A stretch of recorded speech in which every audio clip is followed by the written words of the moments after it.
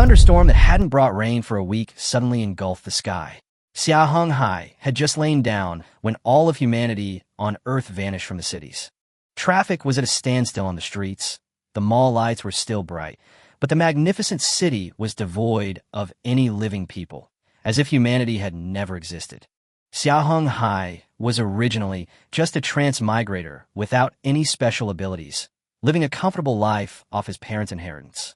He never expected that disaster would come faster than any opportunity. When the 8 planets of the solar system mysteriously aligned, time seemed to be paused, and the next second, everyone's soul was thrown into an unfamiliar space. Countless people gathered together by country and region. Some cried out to go home, while others searched for their relatives in fear. But a dignified voice rang out above them, brooking no resistance. They were told they were entering a new world where everyone would have a mobile city to develop, form alliances, plunder, and defend against enemies that might strike at any moment. There is only one way to survive: acquire troops, build cities, and become stronger than others in this game for everyone. Just as everyone was waiting for their fate to be decided, another voice suddenly rang in Xia Heng Hai's mind. The game for all has started, the cheat code has been issued, and the tenfold drop rate has been activated. The standard perks for time travelers that had been waiting for so long finally arrived only after all of humanity was dragged into a survival game. A tenfold drop rate doesn't sound like an insane number, but while others could only draw once, the troop roulette wheel in front of him suddenly went scrambled. The button that originally said 1 draw instantly turned into a glaring 10 draws. Xia Heng Hai stared at the button several times to make sure it wasn't a hallucination before pressing it to draw. 10 cards exploded in front of him. 1 gold for purple, 3 blue, and finally 2 white. The sole gold card prominently displayed the name Tyranids, the most terrifying devourers in the universe, a biological civilization that conquers the stars through consumption and evolution. The 4 purple cards were equally impressive, representing the Terrans, Protoss, Zerg, and the home fleet, which consisted only of warships and fighters. The 3 blue cards represent Night Elves, Blood Elves, and Naga, while the 2 white cards represent DGI and NOD, all unit systems that can be deployed in battle. These names are completely unfamiliar to others, but to Xia Heng Hai, it's like opening a treasure trove, because he knows all about these civilizations and unit types. He knew better than anyone else in the world the terrifying potential of StarCraft, Warcraft, Command Conquer, Homeworld Fleet, and even the Tyranids. After drawing all the units, a new option immediately appeared. Mobile cities could only be selected in either land or air mode. Land is easier to gather supplies, but it's also easier to be targeted by the enemy. The sky, while troublesome, can avoid many threats. More importantly, since he has drawn the homeland fleet, only by making the city fly can he truly utilize the fleet's advantages.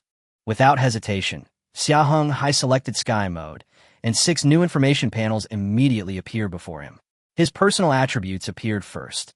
At 17 years old, Xia Heng Hai had a strength of 70, agility of 80, intelligence of 90, and a constitution as high as 120, but luck was only 10 points.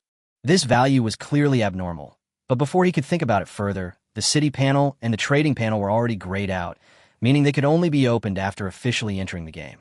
The unit panel only listed the 10 units he had just drawn, but the number of soldiers was 0, and his inventory was completely empty, with only 700 slots. The chat panel was divided into world, regional, and private channels. In the world channel, countless people were frantically discussing this sudden game. Xia Heng Hai discovered that each person could only send 10 messages per day, so he didn't rush to speak. Instead, he focused his attention on the regional chat panel. In the regional channel, a man was showing off his dozen or so attribute points, arrogantly declaring that he was already the strongest. Xia Heng Hai glanced at it and almost burst out laughing. That person's highest attribute was only a dozen points, and most of the others were still struggling in the single digits. More and more people followed suit, showing off their attributes, but the data became more and more pathetic. No one realized that the real monster was quietly lurking in the channel.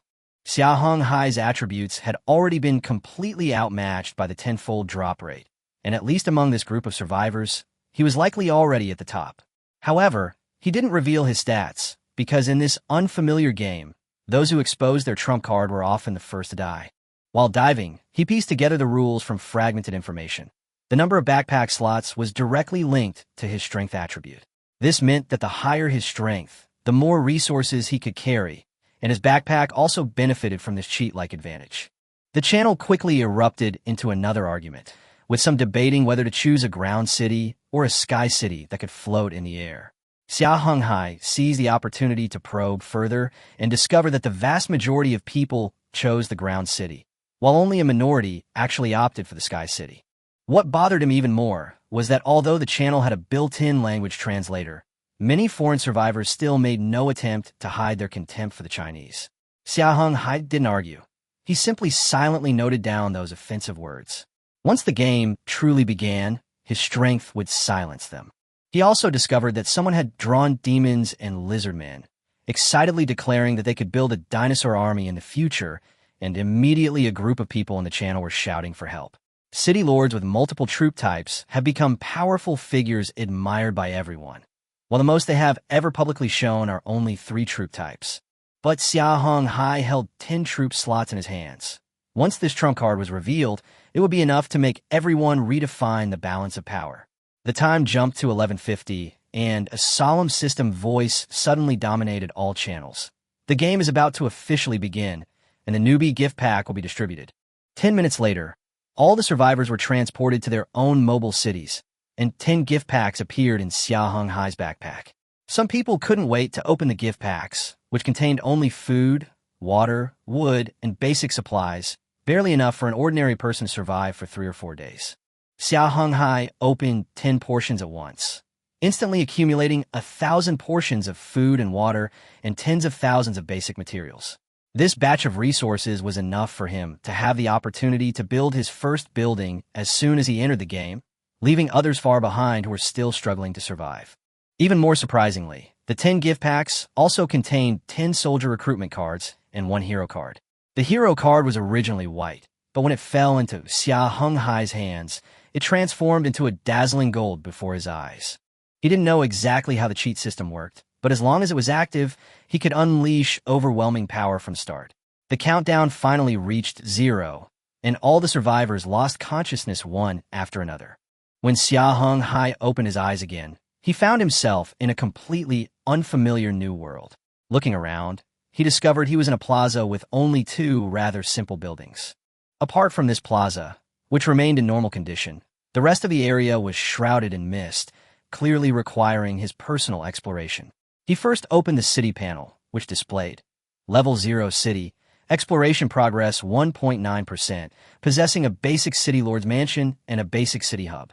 It seemed that the 2 buildings in the square were the City Lord's Mansion and the city's central hub, and to unlock more information, he had to explore the entire city. He then checked the trade panel. Currently, the only items available for exchange were food and water, all other options were grayed out, and the currency was gold coins. The way to obtain gold coins is also very simple. Kill monsters or collect resources yourself. Xia Heng Hai didn't linger and directly took out 11 cards from his backpack.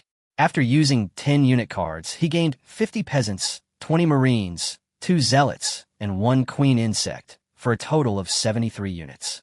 The last hero card summoned a hero. However, Xia Heng Hai felt somewhat embarrassed after seeing the hero's appearance. The hero was actually a little elf girl who looked about 8 or 9 years old, with a delicate, sculpted face, long silver white hair, pointed elf ears, and wearing a bright green dress. Just then, system announcements sounded simultaneously in the sky and on the communication panel. Congratulations to Dragon Kingdom player Xia Heng Hai for being the first to acquire a general and soldiers. Reward: 1 bronze treasure chest. The system then continued to remind players that all units possess loyalty. High enough loyalty will result in loyal soldiers. Low loyalty may lead to them breaking command or even rebelling. Meanwhile, due to the rapid development of players, the leaderboard was officially launched. Xia Heng Hai felt quite helpless upon hearing this. With the leaderboard now open, he was completely exposed to everyone's view, making it difficult to develop in a low-key manner from now on. But with the reward right in front of him, he immediately opened the treasure chest. The original bronze chest had transformed into a silver chest. Clearly, the improvement wasn't in the quantity of rewards, but in their quality. Inside the chest were a blueprint, a template, an attribute pack, skill cards, and a bag of gold coins. Xia Heng Hai first used a skill card to obtain the level 10 skill, Danger Sense. With this ability, it wouldn't be so easy for others to ambush him. His coin bag contained 2,000 gold coins, and the attribute pack provided 150 free attribute points. At this moment, Xia Heng Hai's base attributes were Strength 70, Agility 80, Intelligence 90, Constitution 120, Luck 10, leaving him with 150 attribute points. After thinking for a moment, he increased Strength, Agility, and Intelligence to 100, Constitution to 150, and Luck to 20. He then allocated all remaining attribute points to Danger Sense, raising the skill level from 10 to 15. Afterward, he examined the blueprints and template. The blueprints indicated a high-quality main cannon, a high-energy, single-barreled magnetic heavy light lance cannon, but only one could be built. The template is a quadrupole laser cannon array, a standard close-in weapon system that can be continuously produced as long as resources are sufficient. Both weapons are very tempting, but Xia Heng Hai cannot build them for the time being due to a severe shortage of resources, including materials like chips that he doesn't even know how to obtain. More importantly, producing weapons requires weapons manufacturing plants, and he hasn't even seen a trace of one yet. The city panel shows that currently, the only buildings that can be constructed are residential buildings, barracks, food factories, and raw material processing plants. Weapons manufacturing plants clearly require special prerequisites. Next, Xia Heng Hai inspected his forces. The 50 SCV workers, though not high-level, were equipped with engineering mechs and fusion guns, and were adept at mining and gathering resources. The 20 Marines were equipped with marine armor and C-14 electromagnetic guns, with both attack and defense at 50, and could use stimulants to boost their attack power. The 2 Zealots are level 10 melee units with both attack and defense reaching 500, capable of using whirlwind and psionic slash. The Queen is also level 10, possessing hive will, heavy regenerative armor, corrosive cannon, and a large hatchery. It can hatch a maximum of 240 to main and her main, the former responsible for ranged attacks and the latter for melee combat. All units have a loyalty of 800, making them extremely loyal. Xia Heng Hai was quite satisfied with this initial force and immediately formed an exploration team of Marines and Zealots to begin advancing into the Fog of War area. The Queen was responsible for hatching enough Zerg units to protect the SCVs during resource extraction. After arranging all this, Xia Heng Hai walked up to the little lowly hero. She had pointed elf ears and silver-white hair and looked delicate and well-behaved. Her name was Nahitan, also known as the Grass Goddess, level 10, attack power 1400, defense power 1300, and loyalty was also extremely high. She possesses wood-based magic, nourishment, and leadership skills, enabling her to promote crop production as well as command on the battlefield and manage logistics. Xia Heng Hai had a headache. This was clearly another game character that had intruded. However, having such an adorable little hero by his side didn't seem like a bad thing. Xia Heng Hai ruffled Nahitan's hair, letting her organize the team to explore, while he walked towards the 2 lonely buildings. One was a wooden city lord's mansion, the other a slightly dilapidated city center. Before this, he had some doubts about loyalty, but he quickly understood. Due to the influence of his cheat ability, his subordinates originally had 80 points of loyalty, and now they were all fiercely loyal. Since they are all absolutely reliable people, there's no need to worry too much about their loyalty for now. Xia Heng Hai entered the city's central hub, and the panel immediately displayed. This is one of the core areas of the mobile city. Once the city's central hub is destroyed, the entire mobile city will be shattered, and its original health was only 10,000 points. But as Xia Heng Hai entered, a 0 appeared after his maximum health, making it 100,000 points, and an alarm sounded inside the room at the same time. He was stunned at first, then immediately used resources to repair the city's central hub, and burst out laughing when he saw the 100,000 health. With this level of durability, the city won't be easily destroyed in the short term. Next to the central equipment was a 3D model of the city. Looking at its structure, which resembled a giant pot lid, Xia Heng Hai couldn't help but think of the lighthouse in Ling Cage. The mobile city is divided into 4 layers, and he is currently on the top layer. However, most of the map only shows the outline, with only the central area clearly visible. Obviously, only areas explored by soldiers are displayed. Next to it is a city area and operational status panel. The core area is a normal green, while the rest of the area is mostly gray and unreadable. Only one area is yellow, with many red spots inside. That is the city's energy transmitter. One level below the core area lies the mobile city's most crucial core reactor. Fortunately, the reactor is not currently activated, and the energy channels running throughout the city are not flowing. Otherwise, Xia Heng Hai would likely have been sent away by the reactor the moment he entered the city. Nashidin, come here quickly. Realizing the danger, Xia Heng Hai immediately summoned his first hero. The little girl rushed over and respectfully asked, Lord City Lord, what are your orders? Xia Heng Hai immediately ordered the queen insect to proceed to the reactor area to ensure its absolute safety. He also instructed the exploration team to deploy a portion of their forces to patrol the energy transporter and prevent any hidden threats.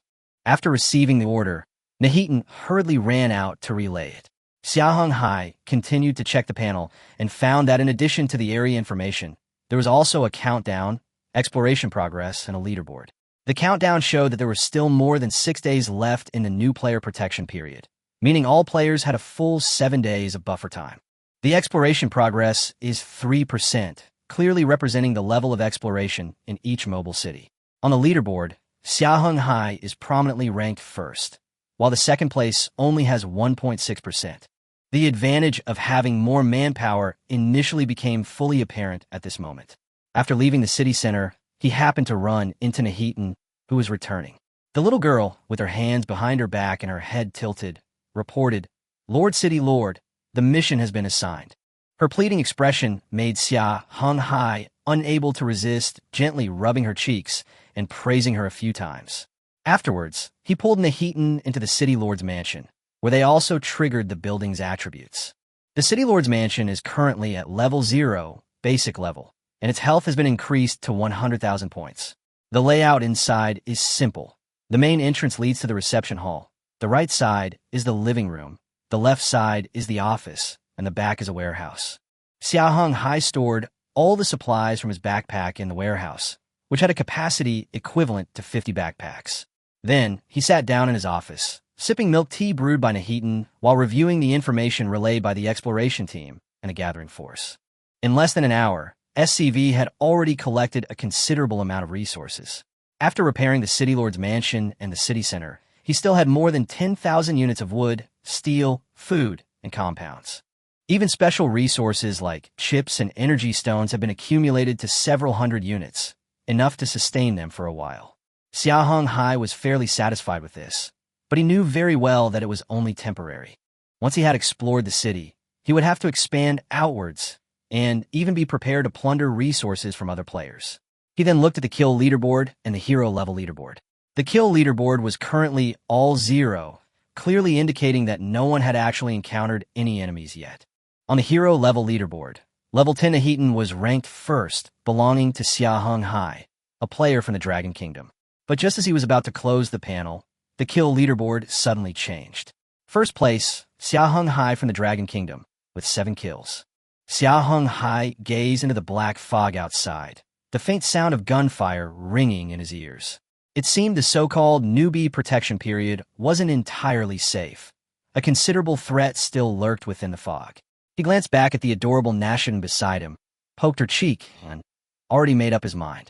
The next step is to accelerate construction, especially of barracks and ammunition production lines, as military strength is the key to survival. Xia Heng Hai then began studying the functions of the buildings to see if he could construct these facilities immediately. Meanwhile, in a mobile city in another valley, a player from the beautiful country was grimly checking the leaderboard. He was only ranked second on the exploration leaderboard, behind Xia Heng Hai, which infuriated him. Damn those Chinese.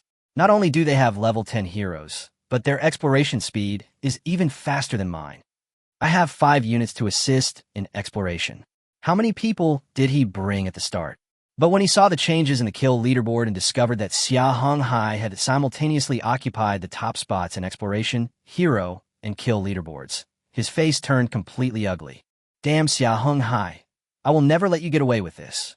With that, he grabbed a large sword and, along with 2 magic knights, a griffin knight, and 2 farmers, began their exploration into the depths of the black mist. In another low-lying area, there also stood a mobile city on the surface, whose lord was a player from the Sakura Kingdom. He had just killed a wolf beast and only received 6 gold coins, but his face was extremely grim. The top spot on the leaderboard had been snatched away by Xia Heng Hai, a player from the Dragon Kingdom. He had fought tooth and nail to kill just one monster, while Xia Heng Hai had slain 7 in one go. This disparity infuriated him. Xia Heng Hai, I swear I will never forgive you. Not only the players from Japan, but also the powerful player from the United States harbored hostility towards Xia Heng Hai. Xia Heng Hai simply sneezed twice for no apparent reason, a warning from his danger sense. However, he didn't pay much attention. Those people hadn't even finished exploring their cities yet, and they wouldn't have the ability to retaliate against him in the short term. Xia Heng Hai re-examined the city lord's mansion. After being guided by his golden finger, the mansion could now accommodate a maximum of 50 people. However, his population requirement had reached 75, leaving him 25 places short. So, he used some wood and steel to build a house between the production area and residential area number 1. The house, which originally could only accommodate 8 people, has had its population limit increased to 80 people after being enhanced by the Golden Finger, a powerful magical ability. From the outside, the house doesn't look much different, but once inside, the space is surprisingly spacious enough for 80 people to live in. Xia Heng Hai then realized that this mobile city seemed to possess some kind of spatial expansion capability. He recalled that there was another door next to the living room of the city lord's mansion, which was most likely the living area for the other 49 people. With the population problem solved, the next most important issues are food and ammunition. He currently has 1,000 units of food stored, enough for the entire city to consume normally for only 4 days, making it imperative to find a food production plant. Fortunately, the search teams often bring back a considerable amount of food, which can sustain them for a while. The Himagan and Temujin, hatched from a mother insect, only exist for 1 day, so they are not included in the food consumption. In contrast, ammunition is a more real concern. The Queen and Zealots don't need ammunition. The real constraint is on the 20 Marines. They only have 20 basic loads of ammunition left, which simply cannot withstand the attrition of large-scale combat. Nashidin, bring your elite troops and come explore the production area with me later, Xia Heng Hai said, then casually poked the little girl's rosy cheek. The so-called elite troops consisted of 2 Zealots and 20 Marines. The core area was guarded by the Tyrannid Queen, and with the 7-day newbie protection period, there was no need to worry for the time being. Meanwhile, 50 SCVs continue to gather resources under the protection of 240 Hemigans and Termagans. Some special units have also been deployed to patrol and explore other areas, albeit at a significantly slower pace. Even so, Xia Heng Hai's exploration progress remained firmly in first place, and the gap between him and the second place continued to widen. Faced with Xia Heng Hai's poke on the cheek, Nahitan glared at him angrily, but didn't actually retaliate. At 2 p.m., Xia Heng Hai led 24 men to the outskirts of the production area. He and Nahitan were in the center of the group. 20 Marines guarded the core, a Zealot led the way in front, and a Zealot brought up the rear.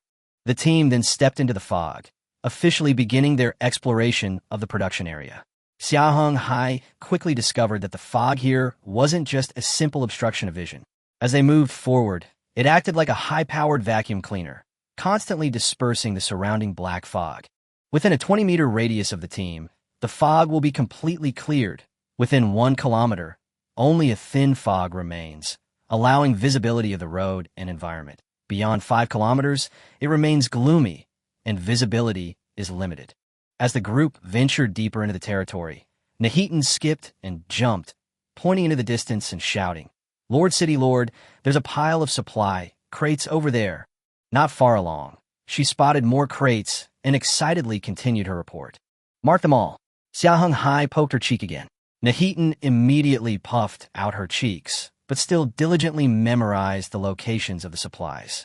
Xia Heng Hai gradually realized that although ordinary soldiers had self-awareness, they still seemed somewhat rigid, more like machines acting on orders. Nahitan, however, is completely different. She's like a real little girl. She gets angry, boasts about her abilities, and craves his praise.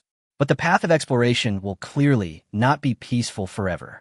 Not long after the group ventured deeper, 19 Minotaurs suddenly appeared ahead, 5 of which were ranged units wielding bows and arrows. Upon spotting Xia Heng Hai and his group, the Minotaurs immediately launched a charge. The zealots at the front swung their solar-powered battle axes, charging head-on into a dozen melee Minotaurs. The zealots covering the rear also instantly launched their own charge, directly entering the front lines and engaging the enemy in close combat. As for the 5 archers, they were handed over to Nahitan. The little girl opened her arms, and a ball of green substance appeared in her palms.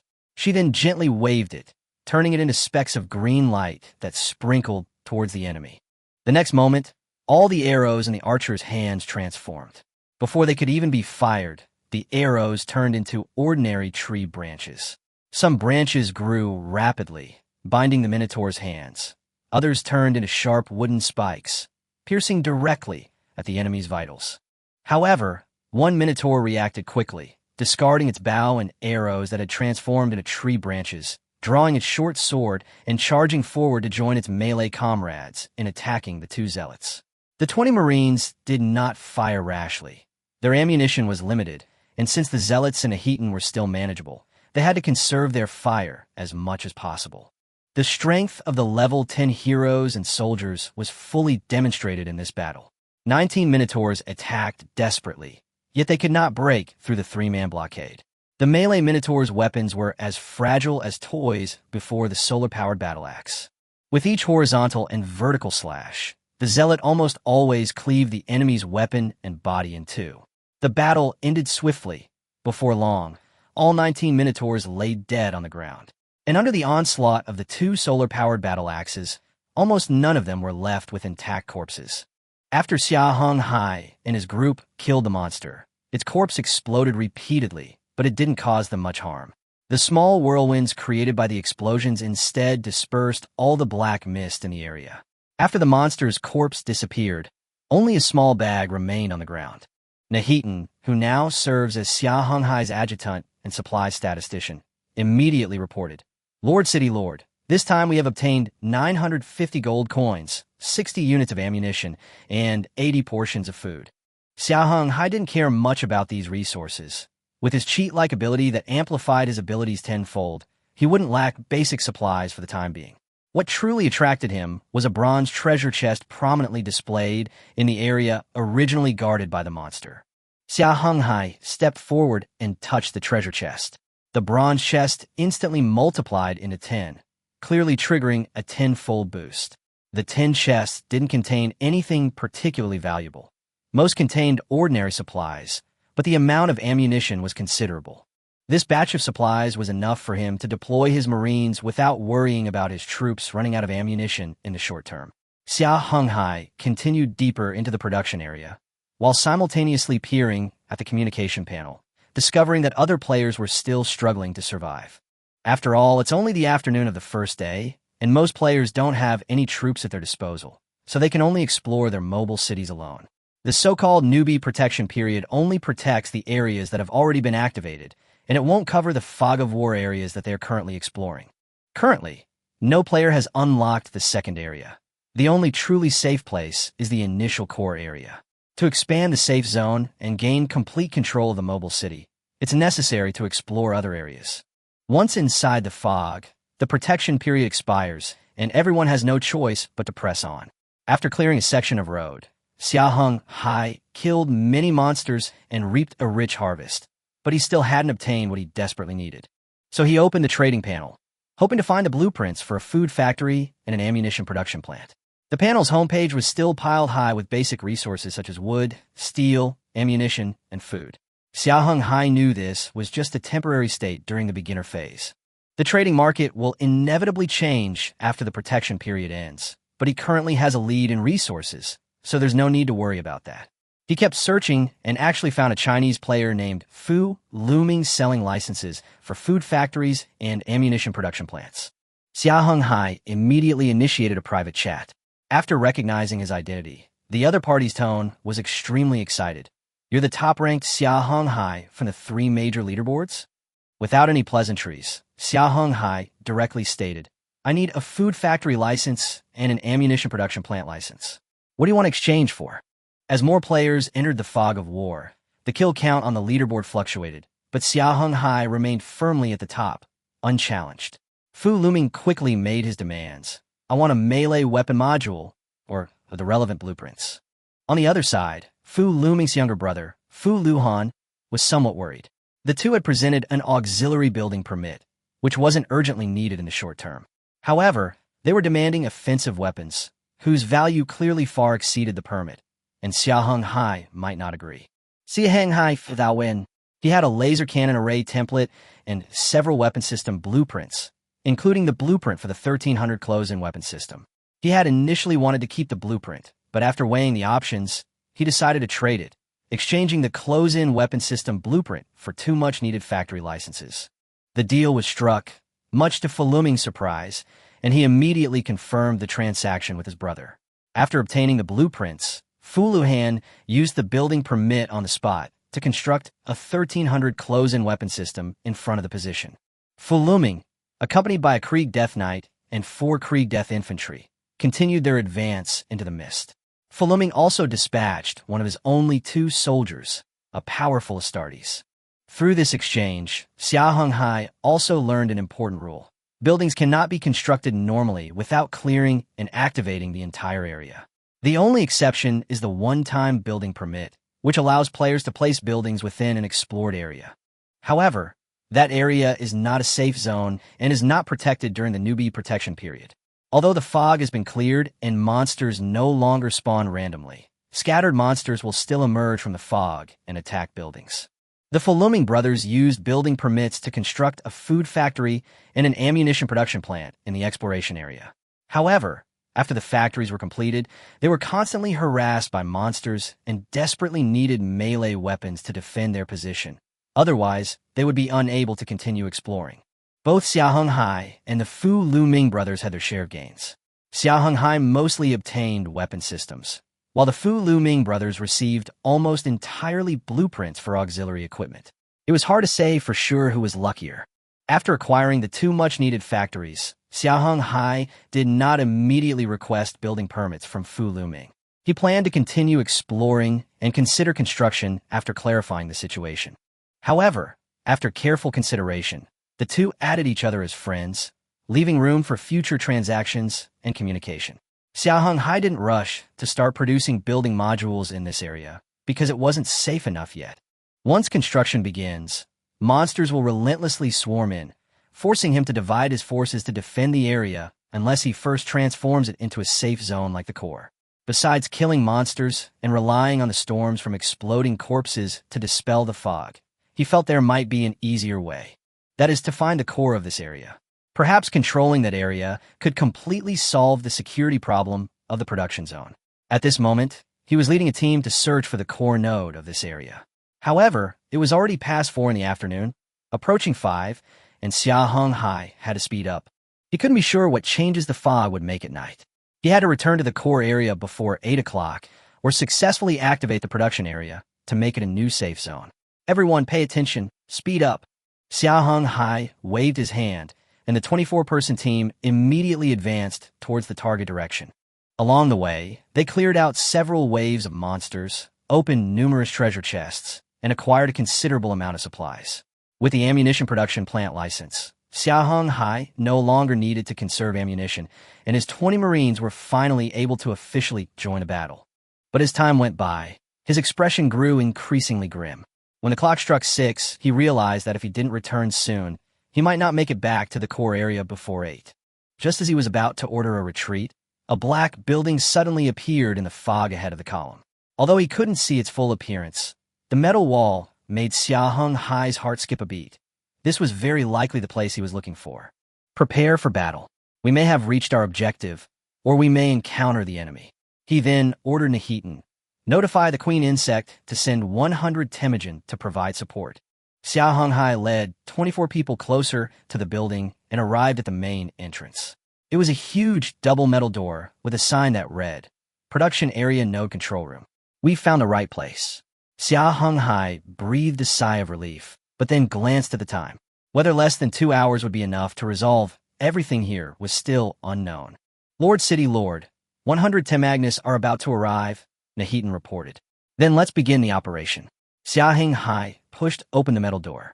Behind the door was not the control room full of equipment he had expected, but a small cave, which surprised Xia Heng Hai slightly. Without hesitation, the 24 soldiers and the 100 Temagans that arrived quickly entered the cave. As the last Temagan stepped inside, the system panel suddenly popped up. Xia Heng Hai of the Dragon Kingdom has entered the central control room of the production area. The battle for the central control room has begun. Attacker, Xia Heng Hai's troops, totaling 124 people. Defender, 34 scattered groups of monsters in the area, totaling 598 monsters. The system indicates that the attackers can continue to send reinforcements. Only by eliminating all monsters can the production area node control room be activated. Furthermore, these monsters represent the total number of remaining monsters in the area. The area is linked to the real world, and loot will be settled uniformly. Xia Heng Hai Wen. This place felt more like a dungeon connected to the outside world. To end the battle quickly, all enemies had to be eliminated before nightfall. Otherwise, the monsters might respawn after nightfall. Another option was to explore the entire area first, then return to attack the node. That way, there would be far fewer enemies to face. Moreover, the fighting here can only rely on the supplies they brought themselves. They cannot obtain supplies from the enemy. But since Xia Heng Hai has already entered, he cannot simply withdraw. He believes that with his current forces, he is capable of handling this battle.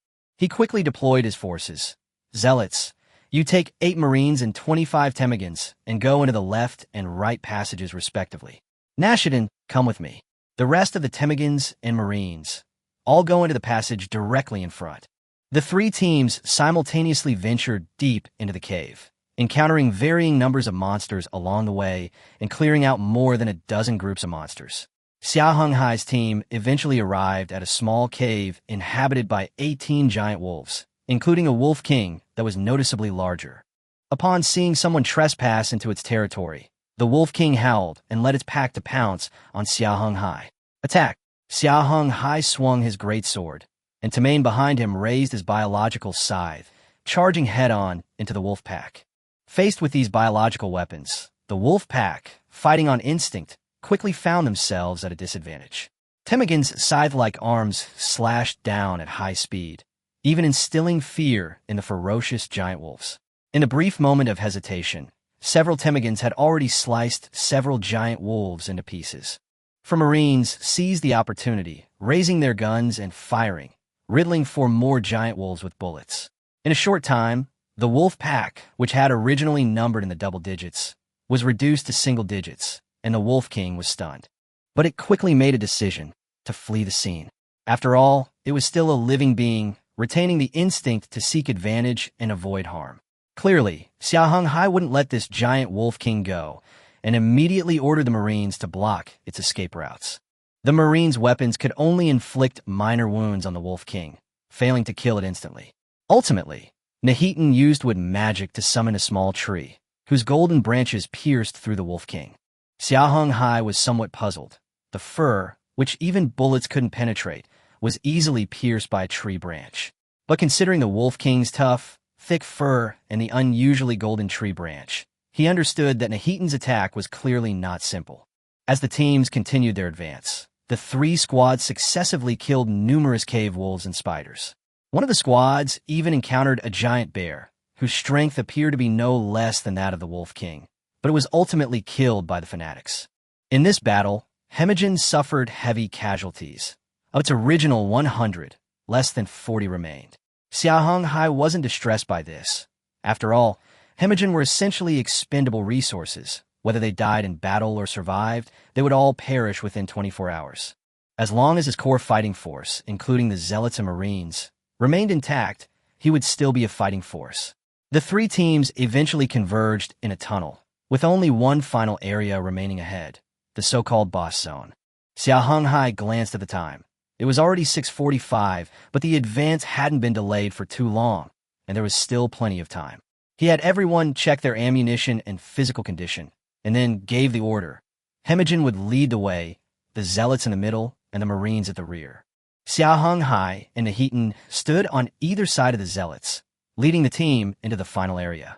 However, The first few Hermogens that rushed in suddenly slowed down, but fortunately, their unique characteristics made the slowing effect not obvious. The group continued forward, but the scene before them made Xia Heng Hai frown. The ground and cave walls were covered in white spider silk, and scattered on the ground were white cocoons of various sizes. As they entered the area covered by the spider silk, some of the larger cocoons began to shake violently, as if something inside was about to hatch. Xia Heng Hai immediately ordered the Marines to smash the cocoons. 20 Marines opened fire simultaneously, their piercing needles shredding the swaying cocoons nearby. However, there were simply too many cocoons. Even with the Marines, Zealots, and Temujin working together, they couldn't keep up. Several cocoons burst open in the chaos, revealing spiders over a meter tall emerging from them. The sudden appearance of these small spiders caught everyone off guard. Xia Heng Hai, however, noticed that the little girl, Nahitan, showed no fear of these arthropod monsters. Clearly, her unique nature meant she had little apprehension towards them. Just as the group finished killing a batch of small spiders, more cocoons burst open one after another, leaving them no chance to continue destroying them. While the group was entangled by the small spiders, a huge black shadow suddenly appeared in the distance. Xia Heng Hai was startled. The real boss had finally arrived. He immediately warned everyone to be careful, and then the dark shadow appeared completely before them. It was also a spider, but its size was terrifying, standing at a height of 30 meters, and its 8 spider legs were as imposing as giant pillars. Xia Heng Hai ordered the Marines to focus fire on the giant spider, while leaving the smaller spiders to Temujin. He then drew the basic longsword he had acquired during system loading and charged towards the giant spider alongside 2 fanatics. Nahitan remained at the rear, arms outstretched, providing support for the entire battlefield. Emerald green patterns appeared beneath everyone's feet, and Xia Heng Hai immediately felt his body amplified, while Temujin's wounds began to heal rapidly. Meanwhile, the makeshift wall of branches blocked most of the small spiders, and more vines sprouted from the ground, entangled the legs of both the small and giant spiders, and restricted their movement. Taking advantage of the opportunity, Xia Heng Hai and 2 fanatics rushed towards the giant spider and launched an attack simultaneously. Xia Heng Hai slashed with his sword, and the 2 fanatics each swung their axes, instantly severing 2 of the giant spider's legs. Although he was surprised by the power of his attack, he had no time to think about it. The giant spider, severely injured, immediately sprayed a large amount of web towards Xia Heng Hai, the fanatic, and Nahitan behind him. 2 fanatics sprinted quickly, circling behind the spider. Xia Heng Hai also leaped, avoiding the web's reach.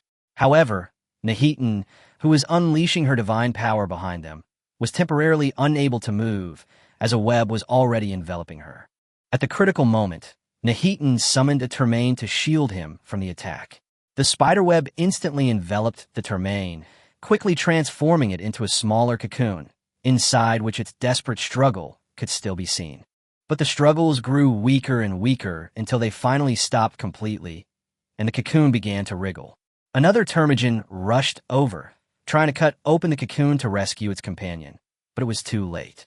When the cocoon was cut open, the Termain inside was already dead, its body even beginning to dissolve. Xia Heng Hai immediately realized the danger of the spider web, and hurriedly warned everyone not to get hit by it. At the same time, he instructed Nahitan to retreat further to avoid becoming a target of the giant spider again. Following Xia Heng Hai's order, Nahitan decisively removed the spells that hindered movement, retreated to a safe position, and resumed his support duties. After confirming Nahitan's safety, Xia Heng Hai led 2 fanatics to continue attacking the giant spider, while the rest cleared out the smaller spiders nearby. Nahitan continued to provide support, preventing the smaller spiders from breaking through the defenses and interfering with Xia Heng Hai and his companion's attack. Facing this enormous creature, Xia Heng Hai showed no fear. Each of the 3 of them struck once, severing 2 legs of the giant spider. No matter how large the spider was, it only had 8 legs. After more than 3 rounds of attacks, all 8 of its legs were severed. The giant spider, having lost its footing, slammed heavily onto the spiderweb-covered ground, its massive body bouncing a few times like a ball of flesh. Xia Heng Hai and his companions gave it no chance to catch its breath, immediately continuing their attack. Xia Heng Hai was initially responsible for attacking the abdomen, while the two fanatics focused on suppressing the spider's head. The dense clusters of compound eyes made Xia Heng Hai uneasy, so he eventually switched places with the fanatic and went to deal with the more accessible abdominal cavity. Faced with two solar-powered battle axes and a long sword, the giant spider finally realized that death was imminent, and the surrounding smaller spiders immediately began to stir. They abandoned their pursuit of Tamain and the Marines, frantically rushing back to the giant spider's location. Seeing this, Nahitan immediately took command. "Everyone, pay attention. Hold those spiders back. Don't let them interfere with the city lord." However, there were simply too many small spiders, and the team of less than 100 people couldn't stop them all. Several of them managed to reach the giant spider, but as soon as they got close, branches suddenly burst out of the ground and pierced through the small spiders. Even if some managed to escape and reach the giant spider, it was too late. They were simply too late. With a piercing scream, the giant spider collapsed to the ground, its only remaining trace being the occasional twitching of its body, a testament to its recent death. Its head had been severed by two solar-powered battle axes, and its massive abdomen had been completely shredded by Xia Heng Hai's longsword. As the giant spider died, all the smaller spiders and cocoons simultaneously lost their life force, and the corpses on site all vanished in a flash of white light. The game system then notified Xia Heng Hai that he had successfully captured the regional node control room, gaining 12,632 gold coins, 8,500 experience points for bronze treasure chests, and 1 gold treasure chest. Because he was the first player to handle the regional node control room and even defeated the powerful boss, the giant spider, the system awarded him an extra special weapon card. Before Xia Heng Hai could even examine the control room closely, a sharp pain shot through his mind, and 4 consecutive upgrade notifications rang out. Driven by the tenfold experience boost, he leveled up 4 times in a row, reaching level 5 directly and gaining 40 attribute points. Only after the leveling up was complete did Xia Heng Hai get a clear look at the layout of the control room. 5 platforms and 1 ordinary box. The box contained several licenses for refining and smelting equipment, indicating that this was a complete production facility, only lacking the crucial equipment manufacturer's license. The 5 platforms corresponded to the 4 sub-area planning platforms and the core control platform for the production area. Xia Heng Hai took the license, and together with the 2 licenses he obtained from trading with Fu Luming, he directly built an ammunition production plant and a food factory near the core area. Originally, these 2 factories could only sustain the ammunition and food consumption of 30 and 100 people respectively, but with the help of the cheat, the efficiency was increased tenfold, enough to supply 301,000 people respectively. After dealing with the production area, Xia Heng Hai led the main force back to the core area. It was already 7:19 p.m. After a moment's thought, he immediately sent a message to Fu Luming, reminding him that the regional node control room was located in the center of the region, and that entering it would turn it into a special battlefield. He also warned Fu Luming that there was not only one big boss in the production area, but also 4 smaller bosses who were likely related to the 4 sub-areas, and that they had to be dealt with before 8 o'clock. When Fu Luming received the message, he was standing in front of the control room of the production area node. It was already 7:20, with only 40 minutes left. After a brief moment of thought, he led his team through the door, only to find that it wasn't a normal control room at all, but a gladiatorial arena. A system notification sounded. Due to special circumstances, this place has become a duel arena. You must kill 5 guardian monsters to gain control of the control room. There's no time limit for this challenge, but once a challenger dies, it's a permanent death. Therefore, the choice of fighter must be made with utmost care. Fu Luming looked at the towering ultra-warrior Astartes Talos beside him and asked in a deep voice, "Are you confident in taking on this challenge?" Taro stepped forward and respectfully replied, "Lord of the city, I guarantee to take all their heads." Although Taros belonged to Fulahan's troops, Fu Luming was the main commander and Fulahan was the assistant commander in the mobile city, so Fu Luming could also command this force. Meanwhile, Xia Heng Hai returned to the city lord's mansion, took out the weapon card rewarded by the system, and with the guidance of his cheat system, increased the card's rarity tenfold. The original special weapon card directly became a truly rare custom weapon card. However, Xia Heng Hai cannot use it yet. He must wait until he obtains the weapons manufacturing plant license before manufacturing it through the plant's personal weapons platform. Xia Heng Hai then checked the leaderboard. His exploration progress had reached 31.5%, still firmly at the top. The kill leaderboard has changed, with Xia Heng Hai still firmly at the top, his kill count about to break 4 digits and still growing. A new boss kill list has been added next to it, and Xia Heng Hai is also ranked first, with a remarkable record of killing 5 bosses in just 8 minutes. On the exploration leaderboard, Fu Luming's name rose to second place with an exploration rate of 26.8%, while he closely followed Xia Heng Hai on the kill and boss leaderboards. After all, Fu Luming was the first friend he made here, so Xia Heng Hai naturally paid more attention to him. He then opened the trading and communication panels to check the changes of the day. The trading range was still normal, but Xia Heng Hai only had a little over 90,000 gold coins left. He had accumulated a lot of gold coins by killing monsters, completing rewards, and with the help of cheat codes, but he had also spent a lot of them. The food factory and ammunition production plant each consumed 15,000 gold coins. He also purchased some ammunition and food from the trading panel. Since his assets exceeded 10,000, new items were unlocked on the trading panel. Troop cards and building permits, each priced at 10,000. Xia Heng Hai immediately purchased 4 troop cards and 1 building permit, ultimately possessing 30 regular troop cards, 1 elite troop card, and 10 building permits. This meant he could recruit over 30 more units and construct weapon systems to handle unforeseen circumstances. However, he plans to leave all these matters for tomorrow. His next targets are the residential and warehouse areas. At the same time, he also needs to find a way to reach the 3rd level and resolve the energy transmission pipe issue. On the chat panel, players were arguing heatedly about the newly appeared leaderboards. Some were amazed that Xia Heng Hai and Fu Luming from the Dragon Kingdom had already killed 5 bosses, especially Xia Heng Hai, who was a super big shot who dominated all 4 leaderboards. Some people even directly asked in the channel if Xia Heng Hai was single, which immediately drew a lot of teasing. But soon, some Japanese players disagreed, concluding that Xia Heng Hai must have been cheating. The Chinese player immediately retorted, "If you're bad, practice more." Xia Heng Hai couldn't help but laugh out loud at this. The other player wasn't wrong. He did indeed have a cheat ability, and it was extremely useful. However, he wouldn't willingly tell anyone about it. Immediately afterwards, some people emphasized that this wasn't a computer game, but another real world. Others insisted that Xia Heng Hai must be a citizen of a free-to-play country, which immediately drew ridicule from the entire chat. Some even claimed that Xia Heng Hai's strength was due to drinking natural Ganges water. Upon seeing this comment, Xia Heng Hai choked on his saliva. Someone in the chat retorted, "1 sip of Ganges water can reveal the periodic table." Amidst the commotion, someone finally noticed Fu Luming's score, stating that he was closely trailing Xia Heng Hai, and the gap between them wasn't significant. But someone immediately said that no matter how great the second place is, it is still just the second place. Who will remember the second place?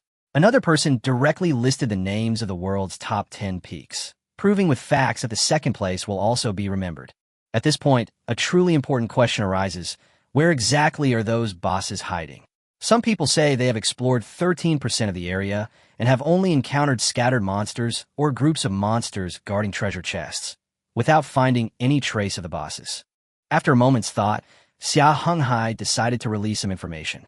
He was confident he could continue to dominate the 4 major leaderboards and hope that players in this world would flourish.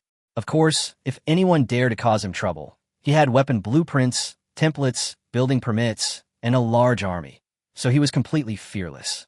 Xia Heng Hai even felt that if another troop size ranking were created, he would most likely top the list again.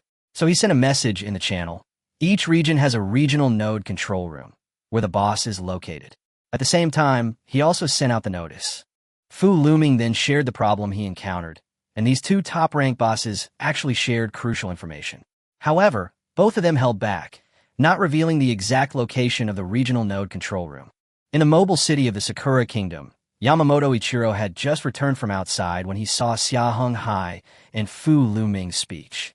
He was immediately stunned, because he had indeed seen a regional node control room in the far distance, which seemed to be located in the residential area. However, time was limited, and he was unaware of the dangers inside, so he didn't go in and hurriedly returned to the safe zone. Yamamoto Ichiro couldn't help but mutter to himself, "If it were me, I would definitely keep this kind of information tightly under my control." On the other side, Xia Heng Hai glanced at the time and said to Nahitan, who was counting supplies in the square, "Notify the SCVs to return to the safe zone before 8 o'clock. "Yes, Lord City Lord." Nahitan hurried over and reported on the afternoon's collection results, while Xia Heng Hai, with the help of his cheat, also reaped a great harvest. As time passed, the two finished packing and returned to the City Lord's mansion to rest. Xia Heng Hai went back to his living quarters, while Nahitan moved into the mansion's residence, which was now only open to elite and hero units. The time finally arrived at 8 p.m. Just before the hour, another name appeared on the boss leaderboard, John Chisika from America. As this American player joined the list, the system's hourly announcement rang out. The last ray of sunlight in this world vanished completely, leaving only cold and desolate darkness. Just before 8 o'clock, John, a player from the United States, defeated the final boss. After letting out a long sigh of relief, he excitedly opened the exploration leaderboard. He shouted that he wanted to take the top spot, but the top spot was still held by Xia Heng Hai from the Dragon Kingdom. John immediately started cursing. If not first, then at least second. But when Fu Luming's name appeared before him, John's vision went black, and he fainted on the spot.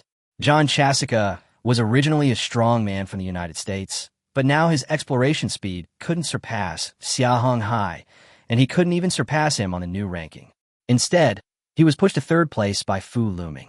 But people usually only remember the first place winner. Who would bother to remember the third? John was so angry that he collapsed to the ground. Fortunately, he had already captured the central control room of the production area node and was in the safe zone. Otherwise, if he had been unconscious outside, even without the fog, he might have encountered wandering monsters. On the other side, Xia Hengguan closed the communication panel and looked towards the still swirling fog on the outskirts of the core area. Several Temujin and Himagan were patrolling the edge of the fog, and Marines were stationed at key positions. The newbie protection period wouldn't last forever. He had to ensure his absolute safety. The black mist echoed with the roars of monsters, as if something was roaming within it, which only fueled Xia Heng Hai's interest in investigating. Meanwhile, new developments emerged in the areas that had already been explored. Although they had been investigated, they were no longer considered safe zones and were not protected by the newbie protection period. Xia Heng Hai witnessed monsters emerging from the black mist, occupying the explored areas, and gradually forming new layers. After some thought, he decided that tomorrow he would first clear the residential area, while the SCVs would go to the production area alone to collect resources. The core exploration team then mobilized all available forces to attack the residential area while simultaneously searching for the regional control room of the weapons platform zone. Xia Heng Hai viewed the weapons platform zone as a crucial safeguard against future dangers. Once the first layer was fully explored, he could use building permits to establish a city defense system there. He then mentally ordered the Queen to send a squad of Termagin and Hemagin to the explored area to test the strength of the monsters. As a city lord, Xia Heng Hai could communicate directly with his troops. The Tyranids relied on the will of the Hive, the Zerg relied on the Hive's mind, the Protoss relied on the Kara network, and the remaining troops used communicators. Just then, the game system's voice echoed through the sky. Player Rama from the Ganges Kingdom has died. Cause of death: monsters in the mist. The system warned all players again. This is both a game and reality. Death here is real death. The night mist is extremely dangerous. The new player protection period has only 6.5 days left. Players must activate their mobile cities as soon as possible. The first place winner will receive a substantial reward, so everyone is encouraged to strive for the top spot. Upon hearing the death report, Xia Heng Hai became even more interested in the black mist, but also more wary. However, time was running out, and he needed to quickly ascertain the situation regarding the black mist. In 6.5 days, the danger will likely erupt. Only by activating the mobile city will players have the resources to resist. However, activating the city requires setting up defenses in advance, which will also reduce exploration time. If players only explore the city but don't have time to build weapon defenses, they will ultimately be putting themselves in danger. Xia Heng Hai recalled the three-dimensional structural diagram of Sky City. The entire city was divided into 4 levels, with the top and second levels mostly connected, making exploration relatively convenient. Therefore, he decided to split his forces into two groups tomorrow. He would personally lead the first group to clear out the first level's residential area, warehouse area, and outer weapons area. The second team, jointly commanded by Nahitan and the Queen, explored the second level, aiming at the regional node control room of the drive zone and the road leading to the third level. Xia Heng Hai stopped worrying. He didn't know how many troops he could summon with his 30 unit cards, but with a large number of Termain and Hermain under the Queen's command, forming two strong teams wouldn't be difficult. Next, he opened the chat panel and lurked to check on the other players. On the panel, everyone was discussing the information about the regional node control room released by Xia Heng Hai and Fu Luming. Many players thanked the two for pointing them in the right direction, while others argued stubbornly. Clearly, everyone had realized from the system announcement that the exploration time was running out. Some people were discussing the black fog at night, with one player thankful that others had probed ahead beforehand. Otherwise, they would have been preparing to explore under cover of darkness, trying to surpass the players from the Sakura Kingdom. Xia Heng Hai glanced at the screen briefly, then closed it, preparing to rest and recharge for tomorrow's intense exploration. Just then, Nahitan came into his living room, carrying bedding, and whispered that she could sleep with him. She said the monster noises outside were frightening her. Xia Heng Hai was immediately speechless. Who could believe that this pitiful little girl had recently dared to confront a giant spider head-on? In the end, Xia Heng Hai patted the bed and let Nahitan sleep with him. And so, Xia Heng Hai and Nahitan slept together. The next morning, Xia Heng Hai woke up slowly and looked down to find Nahitan had somehow snuggled into his arms. If he got up directly, he would inevitably wake the little one, and the situation would be awkward, but he had urgent business to attend to today. In the end, Xia Heng Hai simply continued to pretend to be asleep. Nahitan, however, blushed first, quietly broke free from his embrace, and then ran away in a flash. Only then did Xia Heng Hai open his eyes, watching her retreating figure, and quickly got up and put on his coat. Upon arriving outside the city lord's mansion, he first inspected his troops, finding their overall strength quite satisfactory. 10 additional SCV peasants had appeared in the square, the daily morning replenishment. Then, Xia Heng Hai took out 30 unit cards and 1 elite unit card, and used them all without hesitation. The results of the first few summons were not ideal. He successively obtained 30 SCV workers, 40 Zerglings, for 100 Termagnesians and 200 Hemagnesians, as well as 20 Marines and 20 regular soldiers. New common units have also appeared. Zerglings possess a hive mind and bio-carapace claws, making them melee Zerg units. Soldiers can control androids. Androids are multifunctional units with high attack and defense, and can change their abilities based on their equipment, but they require a construction vehicle for support. The next acquisition finally caught Xia Heng Hai's eye. He summoned 2 level 10 zealots, along with the human race's new units, marauders and medics. Marauders are range suppression units, equipped with Punisher grenades, and capable of using stimulants and concussion grenades, their firepower far exceeding that of ordinary Marines. While the medic has virtually no offensive capabilities, he can heal teammates with a medical beam, significantly enhancing sustained combat capability when paired with Marines and Marauders. Furthermore, he received 2 level 10 Marines, who have now been upgraded to Elite Marines, equipped with advanced Mark III armor and C-14 electromagnetic guns. On the Protoss side, Xia Heng Hai acquired 30 Berserkers. Berserkers possess psionic blades, psionic shields, and charge abilities, making them extremely fierce in close combat. Elven units were also present. 20 Night Elf archers excelled at stealth, while 10 Blood Elf archers could fire explosive arrows. Even more surprisingly, he also drew 2 high-level warriors, a level 10 Blood Elf lieutenant and a level 10 Blood Elf archer. The Blood Elf lieutenant possesses both guardian and command skills, and has extremely strong defense.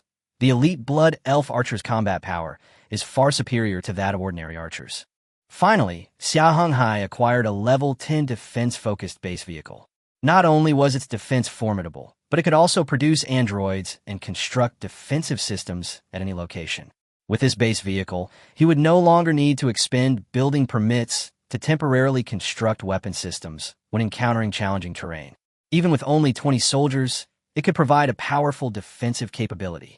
Xia Heng Hai then activated the special unit card. After the light faded, A strangely shaped leaping insect with only one side fang appeared before him. Xia Heng Hai stared at it for a long time, initially unable to recognize it. It wasn't until the panel popped up that he suddenly remembered the creature's origin. It is none other than Broken Tooth, the Zergling that infiltrated Kerrigan's ship after the Rendezvous Point mission in Heart of the Swarm. Broken Tooth is a Tier 10 quasi-hero Zerg unit with an attack power of 842 and a defense power of 926. It possesses abilities such as Hive Mind, Burrow, Charge, Leap, and Aggression. At this point, Xia Heng Hai's combat units had reached 318. In addition to 90 SCVs, there were Marines, Elite Marines, Marauders, Medics, and Defense Group-based vehicles. The Zerg forces consist of 40 Zerglings, 1 Terran Zerg Queen, 40 Termagants, 20 Hemigans, and a newly appeared near-hero Broken Tooth. The Protoss forces comprise 30 Zealots and 4 Zealots, while the Elf forces include Night Elf Archers, Blood Elf Archers, and 2 elite Blood Elf High Warriors. Seeing the ever-growing army, Xia Heng Hai returned to the City Lord's mansion and built 2 more houses in the residential area, raising the population limit to 950 people. He also rearranged the original residential area, turning it into private rooms instead of multi-person dormitories. This area will henceforth be reserved for heroes and aspiring heroes. Broken Tooth, from now on, you'll be in charge of those Zerglings. Go design your own settlement first. Xia Heng Hai rubbed Broken Tooth's broken tooth and sent him away. Broken Tooth quickly returned to the group and stood half a body length behind Nahitan. Xia Heng Hai then assembled all his troops in the square. It was 6:48 a.m. The sky was just beginning to lighten, and the fog in the distance was still churning.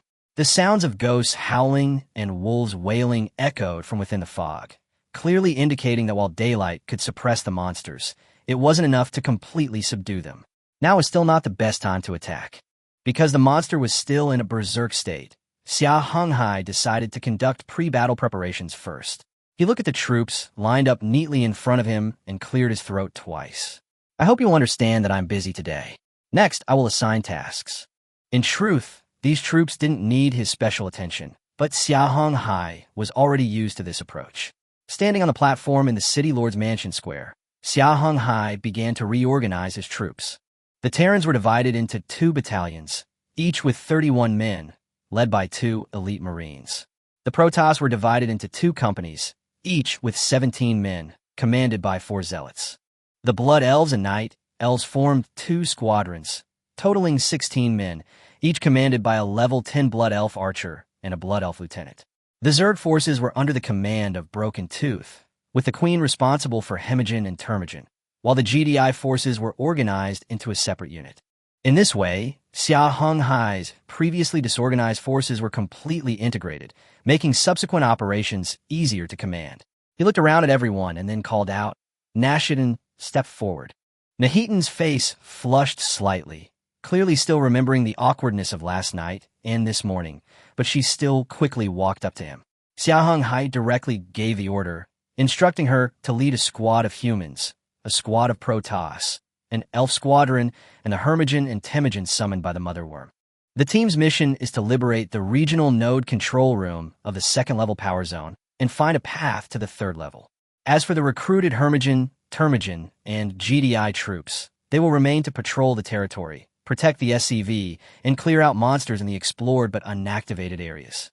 The remaining troops followed Xia Heng Hai, their target being the 1st floor residential area, warehouse area, and weapons control room.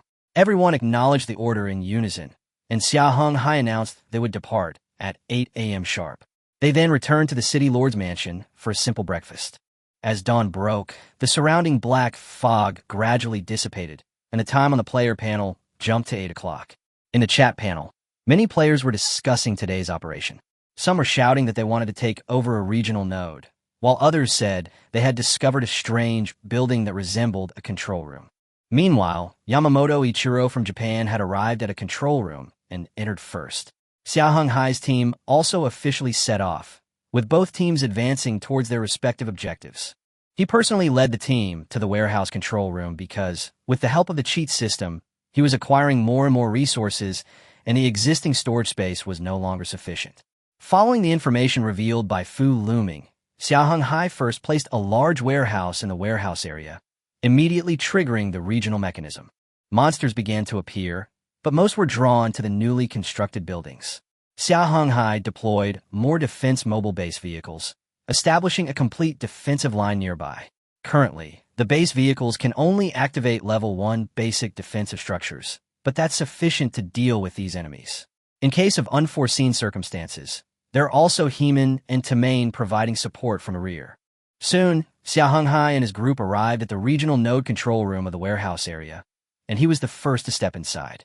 Just as Fu Luming had said, this place had been transformed into a gladiatorial arena, and the ordinary monsters within the area had long been restrained by the surrounding buildings.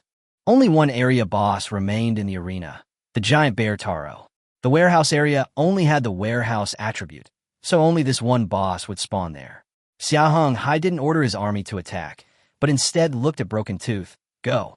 Broken Tooth nodded immediately, leaping into the arena and letting out a low roar at the Toro bear on the platform. The bear was thoroughly enraged, leaping down from the platform to confront Broken Tooth in the arena. The two circled the arena, their growls pressing down on everyone's nerves. Finally, the giant bear launched the first attack, its massive body lunging at Broken Tooth. Broken Tooth, however, easily leaped up and landed directly behind the giant bear, its sharp tail tip tearing a long, bloody gash in its back. The wound ran from his neck down to his tailbone. Though not deep, it looked like a bloody spine slashed across the back of a giant bear. The bear roared in pain and turned to attack, but Broken Tooth didn't fight back at all, instead nimbly circling around it. Despite its immense strength, the giant bear was like a slippery eel, unable to grasp the Broken Tooth no matter how hard it pounced. Instead, the Broken Tooth repeatedly slipped past it, leaving more and more wounds on the giant bear's body. After a brief struggle, Broken Tooth suddenly burrowed into the ground and disappeared from the bear's sight. The bear stared at the mound of earth, full of doubt. Just as it peeked out to investigate, Broken Tooth sprang up from the ground and plunged a claw deep into its eye. The bear, despite its blindness, managed to break free and slit its throat. Losing its sight, the bear went completely berserk, rampaging through the arena with haphazard attacks. This reckless, erratic attack forced Broken Tooth to dodge several times, but also gave it more opportunities to circle behind the giant bear. Finally, Broken Tooth seized an opening, leaped onto the giant bear's back, and delivered a fatal blow to its throat. The Taro bear crashed to the ground, and the warehouse area was completely conquered by Xia Heng Hai, officially incorporated into the safe zone. Not long after, the Protoss reconnaissance team located the regional node control room in the residential area. Xia Heng Hai immediately led his men there and took over the residential area in the same manner. With this, his safe zone expanded again, and he gained 2 more new territories. Xia Heng Hai has completed the exploration of the production area, residential area, warehouse area, and the first 2 floors of the core area. His exploration rate jumped directly from 31.5% to 80%, firmly occupying the first place on the leaderboard. It was just past noon. Everyone, rest where you are. Notify the rear to replenish ammunition and rations, Xia Heng Hai ordered via communicator. He knew the upcoming operations in the weapons area would likely be challenging. Even during his meal, he wondered how things were progressing on the 2nd floor with Nahitan. Meanwhile, John from the American Nation had just captured the control room of the residential area node. He was now accompanied by 2 squads of ferocious Avengers and a squad of howling Banshees. These Eldar soldiers included 17 in total, some of whom were lucky enough to obtain unit card from treasure chests, while others were acquired by him after spending 10,000 gold coins to purchase cards. John was quite satisfied with this new unit. For only 30,000 gold coins, he had acquired nearly 20 powerful soldiers. He immediately led his team to the warehouse district with only one objective: to reclaim the top spot on the exploration leaderboard. The twins, Fu Luming and Fu Luhan, split up and entered the residential and production areas respectively, leading their troops to clear out the monsters in the node control rooms, and their progress was equally smooth. Yamamoto Ichiro from the Sakura Kingdom had also just emerged from control room, completing the area clearing. Players in the game were frantically competing for exploration points, preparing for what was to come, and the rankings were constantly fluctuating. But no matter how hard others tried, Xia Heng Hai's name remained at the top. Fu Luming, John, Yamamoto, Ichiro, Asanti, Nekatov, Gabriel, and Isabel, among others, also remained firmly in the top 10, their strength not to be underestimated. Xia Heng Hai glanced at the list briefly, finished his meal, and led his team to continue searching for the regional node control room of the weapons zone. Meanwhile, on the second level of the mobile city, Nahitan was leading his troops to search the drive zone while simultaneously looking for a passage to the third level. As the search progressed, she discovered 2 routes leading to the third level and immediately ordered the mother insect to enter the third level, clear out the enemies near the energy pipes, and bring that area into Xia Heng Hai's safe zone. Nahitan deduced that there should also be passages leading to the third level from the warehouse and residential areas.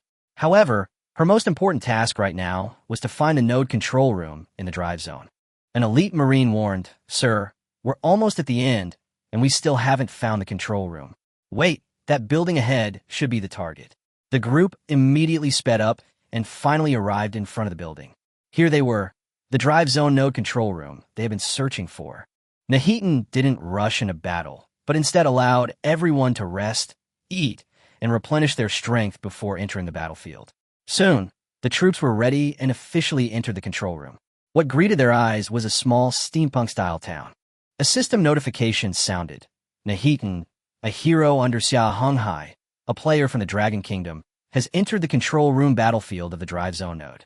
Due to natural influences, the machines here have developed biological forms. Only by eliminating these mechanical life forms and obtaining the core components of the drive zone can the mobility of the mobile city be restored. At the same time, the 5 bosses must be dealt with as soon as possible. Otherwise, they will merge into a giant superboss soon. Nahitan immediately understood.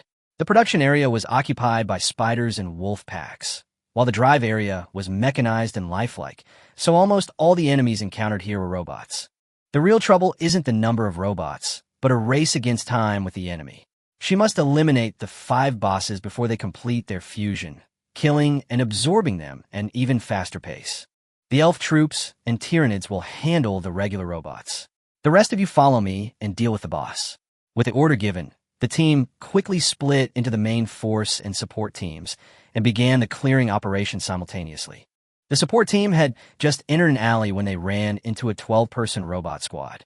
Without exchanging words, the elven archers and blood elf archers were the first to draw their bows and fire. Hermogen also raised his corrosion cannon and continued firing at the robot.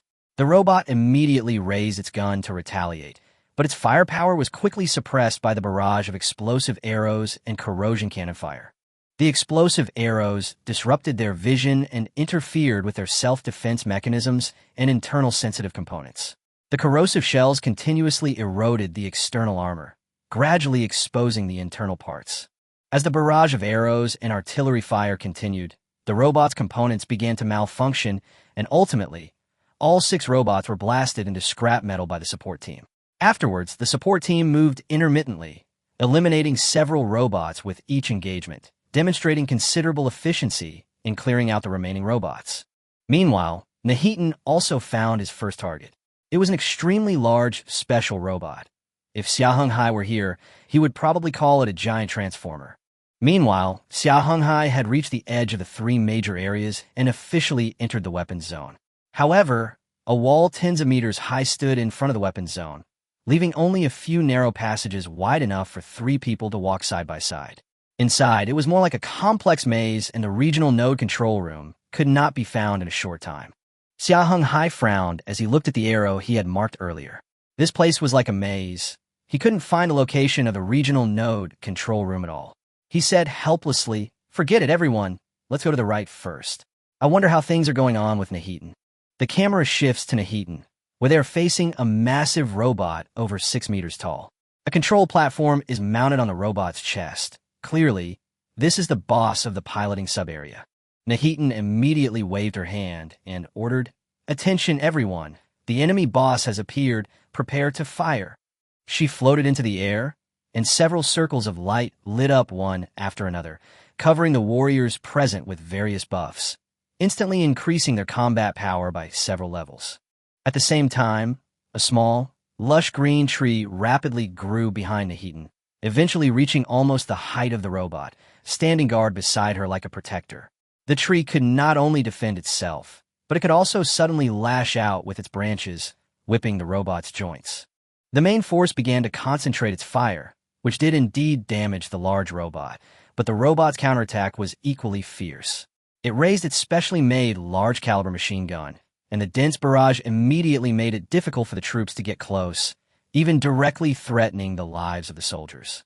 A high-speed projectile blasted into the group of Marines, but fortunately, several berserkers intervened in time, causing the robot to lose its balance and the projectile to deviate from its original trajectory.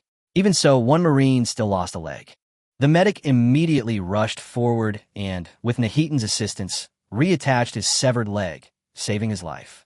However, for the time being, he was unable to charge into the front lines and could only remain in the rear to provide fire support. The robots clearly noticed Nahitan's special abilities, and most of their firepower began to rain down on her. But Nahitan showed no fear in the face of the attack, unlike any ordinary little girl. She manipulated her vine whips to relentlessly lash the robot's joints, while the saplings shielded her from the projectiles. The leaves, once unfurled, could shield Nahitan and some nearby Marines, but the coverage area was only 20 meters, far from enough to protect the entire combat zone. Nahitan quickly assessed the situation. The only ones truly capable of severely damaging the robot were herself, the two fanatics, and the elite Marine. The 20 Marines recruited yesterday could also inflict some damage, but as for the others, they would have to concentrate their firepower to take down this behemoth. Just as everyone continued their attack, several small robots suddenly entered the battlefield. Instead of attacking Nahitan, they ran straight towards the large robot. The large robot grabbed the smaller robots and stuffed them directly into its mouth. As it finished devouring them, its wounds healed at a visible speed. Nahitan immediately ordered, "Don't let any more small robots in. Berserkers, seal off the battlefield. Don't let a single one get through." The berserkers, who were initially of little use, immediately formed a blockade to intercept the large robots that came to provide support. Just as Nahitan gave the order, a vine whip she casually lashed out struck the robot's equipment area below its chest. A deep gash had been blasted open there, and deep within it, something glowing was visible. Nahitan instantly realized the problem and shouted, "All range fire, focus on the lower left corner of the wound. That's likely its core."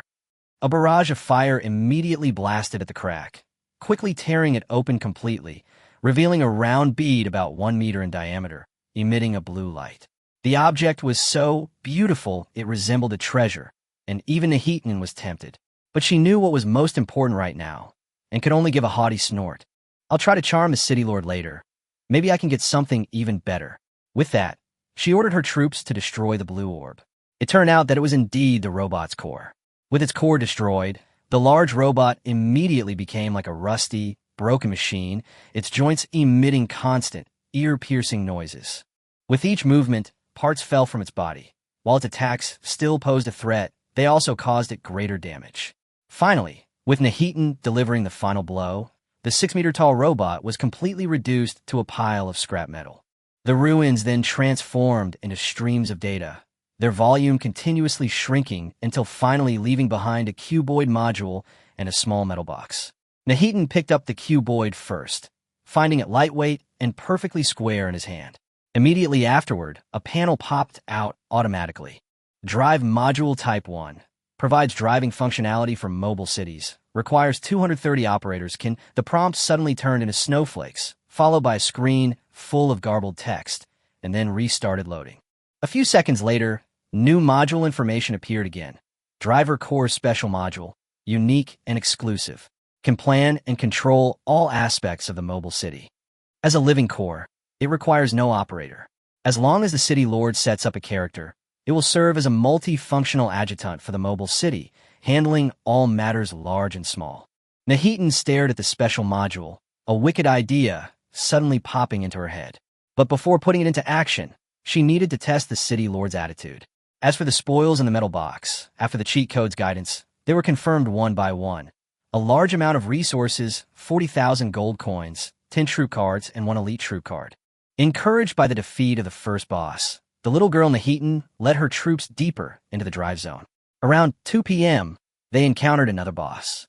What had initially resembled a small thruster had now been magnified into a colossal behemoth. Nahitan continued with its previous tactics, attempting to expose its drive core. Berserkers and zealots were tasked with blocking the incoming reinforcements, while the remaining ranged units opened fire simultaneously, focusing their fire on the core. Soon, the boss was completely destroyed, turning into a box of loot and a drive module. After Nahitan touched the module, the original single module instantly multiplied into 10. These were standard auxiliary thruster modules, each providing the moving city with 1.5% directional flexibility to evade enemy attacks. Nahitan put the module away, but this time the loot was rather ordinary, consisting of only a large amount of basic supplies and 90,000 gold coins, with no unit cards, let alone hero cards or elite unit cards. Afterwards, they used the same method to defeat 2 more mini-bosses, obtaining 10 anti-gravity generators and a silver-class main thruster. The anti-gravity generator allows the Sky City to generate 6,000 kilometers of lift and maintain a mass of 10,000 tons at high altitudes. The silver-class main thrusters, on the other hand, enable the mobile city to move at a normal speed of 120 kilometers per hour. If they unleash their full power, their speed can even reach 180 kilometers per hour, but this can only be maintained for 2 hours, after which a major overhaul is necessary. Nahitan accepted the 11 modules and also obtained many special items, including 40 unit cards. Next, they will finally face the final boss of the drive zone. But when Nahitan actually saw the target, he found that it was completely different from what he had imagined. It was just a large robot 5 or 6 meters tall, and it didn't even look as strong as those mini-bosses. Of course, this is only relative. If one could check the information, it would be discovered that it is not a complete entity at all. The fusion progress is only 8%, less than 10%. Nahitan quickly realized the problem as well. This robot clearly needs to fuse with the other 4 bosses to unleash its true combat power. As for taking shortcuts like Fuluming, that simply won't work here. While they can construct buildings, the resources needed for construction must be obtained by defeating the local bosses. Therefore, they can only clear out the robots step by step, and then take down these 5 powerful robot bosses one by one. Faced with this so-called big boss, Nahitan personally launched a fierce attack, leading his troops to completely destroy it. The next second, the surrounding environment began to change, returning to the appearance of an ordinary room. This place is very similar to the regional node control room in the production area, but after looking around, Nahitan did not find any basic building permits, which made her vaguely feel that something was wrong. Everyone, pay attention and search thoroughly. Nahitan immediately ordered. After a careful search, they found only a building permit and a special module, a silver-grade energy stone production plant and a power module. The energy stone factory consumes 15,000 watts of electricity daily and can produce 1,600 energy stones, providing the necessary energy for the mobile city's core system. Aside from that, there was nothing else to be gained. Nahitan shook her head and immediately ordered the troops to retreat.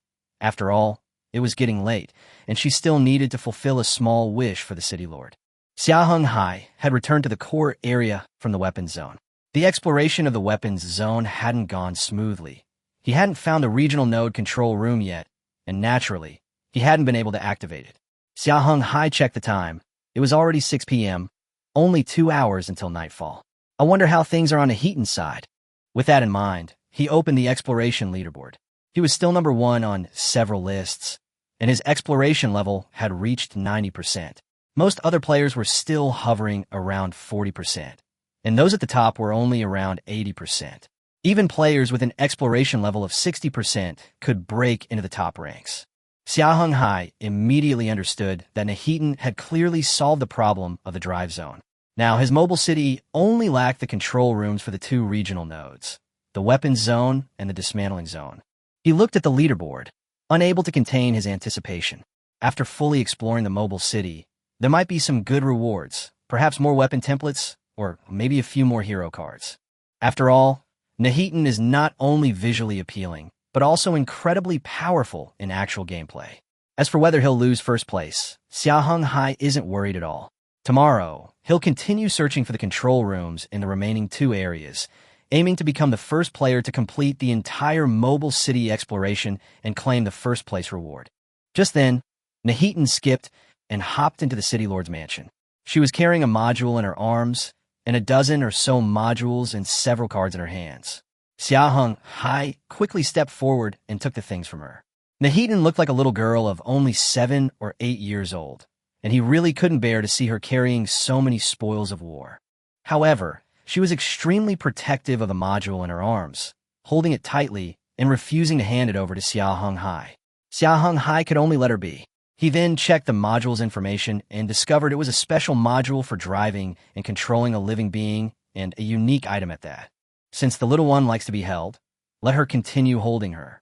As for the other gains, there are 50 unit cards, 10 anti-gravity generator modules, a silver-level main thruster, 10 auxiliary thruster modules, a power module, and a building permit for an energy stone production plant.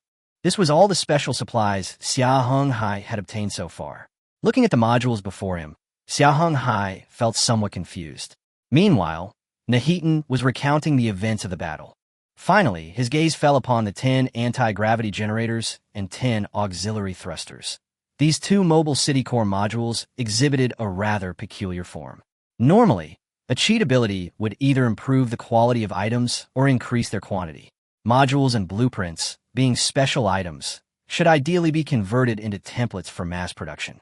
This time, however, the cheat code only increased the number of core modules but didn't generate any templates. Xia Heng Hai became increasingly uneasy and finally could only suppress his thoughts, hoping that he was just overthinking things. If these modules cannot be mass-produced and can only be obtained by defeating so-called bosses, then this game becomes far too dangerous for players. To expand their mobile cities, players might fight each other, stealing the cities and core modules of the losers as resources for their own. Suddenly, Xia Heng Hai sepupin kunjat sapi. He remembered the line from the very beginning of the game. Develop your own city, defend against enemies, or unite with others, and even plunder them. Mobile cities, plundering, he repeated in a low voice, his face growing increasingly grim. No, as long as players want to continue developing, they will inevitably turn against other players. He only hoped that there were enough native inhabitants in this world besides the players from Earth. Otherwise, the struggle between players would inevitably erupt sooner or later. Seeing that he was in a bad mood, Nahitan asked worriedly, "Lord City Lord, are you all right?" Xia Heng Hai quickly waved his hand, saying that he was fine. But Nahitan hesitated for a moment and still asked the question that had been on his mind all the way. If we do something wrong, will the City Lord punish us or abandon us? Xia Heng Hai patted her head and told her that as long as it didn't affect the city's development, he wouldn't interfere too much. This is everyone's home. Just treat him like family. He was still pondering the possibility of player rating, unaware of the mischievous glint in Nahitan's eyes. Since the city lord had spoken, her little scheme could now be put into action. Nahitan immediately raised the driving core module in his arms and asked in a low voice, "Lord City Lord, can I design this living core?" Little Sal seemed to be warning from the side. Xia Heng Hai, don't agree. You will regret it. Xia Heng Hai didn't think much of it and readily agreed, even patting Nahitan's head before letting her leave. Then, he looked at the unit card he had just received, his brows furrowing. A single unit card could provide a maximum of 100 ordinary soldiers, 10 advanced soldiers, or 1 quasi-hero unit. Based on current estimates, an average player exploring the beginner area should obtain approximately 20 unit cards and 100,000 gold coins. This means that by the end of the beginner protection period, players will have at least 20 combat units. These are called combat units because the unit cards do not summon individual units. For example, Zerglings are grouped in pairs, while Hermogen and Termogen are grouped in sets of 10. The unit cards provide complete combat formations. After Nahitan left, Xia Heng Hai suddenly felt his eyelids twitching, as if something bad was about to happen. Although it wasn't life-threatening, it made him very uncomfortable. He could only attribute it to his exhaustion, so he called out to the door, "Nahitan, bring me dinner later. I need to rest."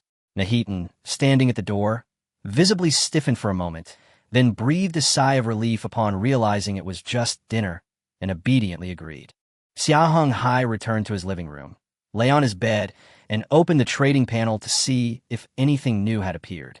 Troop cards, costing 10,000 gold coins each, were still seeing increasing demand, indicating that players were very focused on troop development. As time went on, everyone accumulated more and more gold coins. Fewer people were buying food and ammunition, indicating that many players were gradually getting back on track. However, Xia Heng Hai still couldn't find the core modules he cared about most. The trading panel only had one new type of energy stone, which was very expensive, almost 20 times the price of food and ammunition combined, but Xia Heng Hai ignored it for the time being. The fact that the core module didn't enter the market further confirmed his suspicions and made him even more wary of this game world. I must be cautious when dealing with players in the future. But what about Fu Luming? Xia Heng Hai pondered as he opened the communication panel. Fu Luming was considered a friend of his in this world. Ultimately, he decided to warn him first and see how they would react. With his current strength, he could at least secure a place here. Other players who wanted to mess with him would have to consider whether they had the ability first. After Xia Heng Hai sent the reminder, Fu Luming quickly replied, "Thanks for the reminder. I'll be careful. I happen to have some extra blueprints here." The message was followed by a wry smiley face and several blueprints. This was clearly a choice and a test made by Fu Luming and his sister. After reviewing the blueprints, Xia Heng Hai reciprocated with 10 true cards. He then ate dinner while continuing to check the communication panel. Dinner was delivered by Broken Tooth. It seemed the Heaton was busy researching the living core. But every time he thought about it, Xia Heng Hai's eyelids couldn't help but twitch. In another sky city, Fu Luming and Fu Luhan were equally concerned about Xia Heng Hai's reminder and understood the meaning behind his words. Sending out the blueprints was, in fact, a test of Xia Heng Hai's intentions. Just as the two were anxiously waiting, Xia Heng Hai's return gift finally arrived. This shows that Xia Heng Hai approves of them and is willing to establish a friendly relationship with them. Fu Luming was stunned when he saw the 10 true cards. "Xiaohan, Boss Xia returned the favor with a full 10 true cards. You should know that the value of 10 true cards now far exceeds the few blueprints they gave away." Fu Luhan stroked his chin and said to his brother, "Boss Xia is clearly genuinely trying to communicate with us. Now that we have 10 unit cards, we might be able to try and break through the control room of the Drive Zone's regional node." He also asked his brother to give his contact information to Xia Heng Hai. Fu Luming saw through his brother's thoughts and immediately sent a message and communication number through the communication panel. Xia Heng Hai was somewhat puzzled when he received the private message.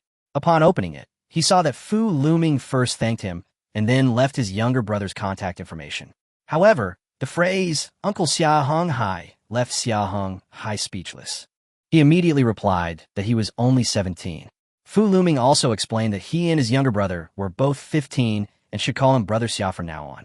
Xia Heng Hai then realized that the two brothers were much younger than he had expected. Thinking of this, he directly asked on the regional chat panel, "Does anyone here have a minor?" As soon as he sent the message, he noticed his comment had a gold border and was pinned to the top. It turned out he had gained special privileges by consistently ranking first on 4 leaderboards. As soon as Xia Heng Hai spoke, the entire regional channel buzzed with excitement, everyone starting to discuss ages. Fu Luming's message, also framed with a diamond border, followed closely below his. Xia Heng Hai went to the world chat panel and posted the same question again, with the same result. He even had Fu Luming post it, and the latter also received the pin status. This confirmed to Xia Heng Hai that the leaderboard was not just a regional ranking, but a global ranking. He then reviewed a large amount of information and began to deduce the player allocation rules. While many may not reveal their real age, the general situation is clear. Those aged 16 to 55 mostly control a mobile city alone. Children under 12 usually stay with their parents and families. Teenagers aged 12 to 16 may live with their families or, like the Fu Luming brothers, jointly govern a city. As for seniors over 55, they're also mostly tied to their families. In other words, this game has truly involved everyone, including children and the elderly. This is a game truly for everyone, but it's clearly very unfriendly to families with young children and the elderly. Children under 5 and seniors over 70, in particular, would likely find it difficult to survive here. However, Xia Heng Hai didn't need to worry about these things for the time being. He had no family around, a typical case of one person eats their fill, the whole family isn't hungry. But gazing at the roof of the City Lord's mansion, he still thought of a friend, Li Bingchun. Since everyone had come to this world, then Li Bingchun's family must be here too. Li Bingchun was only 11 years old, and his younger sister was even younger. They simply couldn't manage the city on their own. Thinking of the siblings' original family, Xia Heng Hai frowned. Once he was settled, perhaps he could take them in and free the siblings from that family. But he didn't know if it was possible, and now wasn't the best time. Xia Heng Hai then contacted the system, asking if he could obtain 2 people from someone else. The system initially replied that natives were commodities and could be traded directly on the trading panel. However, Xia Heng Hai wasn't referring to natives, but rather 2-player children. The system then explained that only non-mainstream players could make such adjustments, and both parties must agree, and a series of conditions must be met. Xia Heng Hai understood. The natives were objects, while the players were people. To add someone to one's group, both the individual and their existing group had to agree. He immediately submitted an application to add players, targeting Li Bingxin and her brother. After a series of qualification tests, the application was posted in the talent market, a new area specifically for handling personnel transfers. It was quickly past 8 o'clock, and night fell the following day, shrouding the sky in darkness once more. This time, no one dared to linger in the black fog. Meanwhile, in a mobile city on the ground, an 8-year-old girl with pigtails anxiously awaited her brother's return. Players under 12 years old did not have directly assigned units. They were more like high-ranking commanders awaiting their development. Not long after, an 11-year-old boy who had lost his right arm entered the room. It was Li Bingxun, and the little girl inside was his younger sister, Li Huahua. Li Huahua nervously pointed to the job market, saying that someone was planning to exchange them and wondered if their parents would sell them. Li Bingxun glanced at the message, stroked his chin, and calmly told his sister, "It's okay." "Why, brother?" Li Huahua asked curiously. After all, Li Bingxun's arm had been taken by a monster during a special incident. Li Bingxun didn't answer directly, but instead asked her, "Do you remember brother Xia Heng Hai?" "I remember. He's the second best brother." Li Huahua immediately smiled. "The best one is of course you, brother." Li Bingxun rubbed his sister's head and told her that the person who issued the talent exchange request was Xia Heng Hai. He reminded Li Huahua that it was already late, and her parents were probably asleep. They hadn't seen the trading panel yet, so they should be extra careful tomorrow. That night, the players gradually went to rest, and Xia Heng Hai also returned to his room. But he felt a sense of emptiness in his heart. After thinking about it, he realized that Nahitan hadn't come over tonight. He had no choice but to hug his old pillow and fall asleep. In his hazy state, he felt someone slip into the covers, take the pillow, and tuck something softer into his arms. Xia Heng Hai instinctively hugged it and slept even more soundly. But when he woke up the next day, there was nothing there. He knew without a doubt that it was Nahitan who had snuck into bed last night.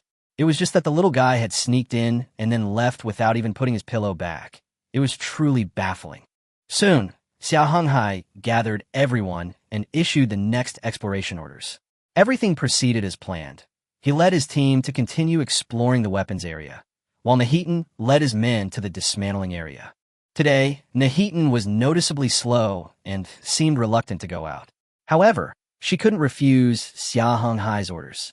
Xia Heng Hai walked to her side and poked her cheek. "I know you care a lot about the living core, but the exploration work is equally important."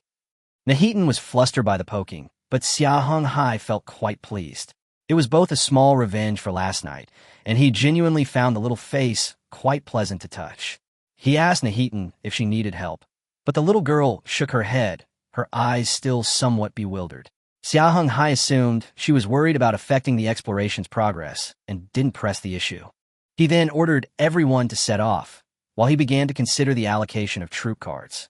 Meanwhile, in the mobile city where Li Bingxin and her siblings were located, their parents had also gotten up. Li Huahua was preparing breakfast, while Li Bingxin was organizing the troops, preparing for the upcoming battle. In the living room of the city lord's mansion, the couple saw the talent exchange request sent by Xia Heng Hai. At first, they frowned, but when they saw that the exchange item was an elite soldier card, their faces immediately lit up with smiles. In fact, they had no affection for Li Bingxin and her siblings whatsoever.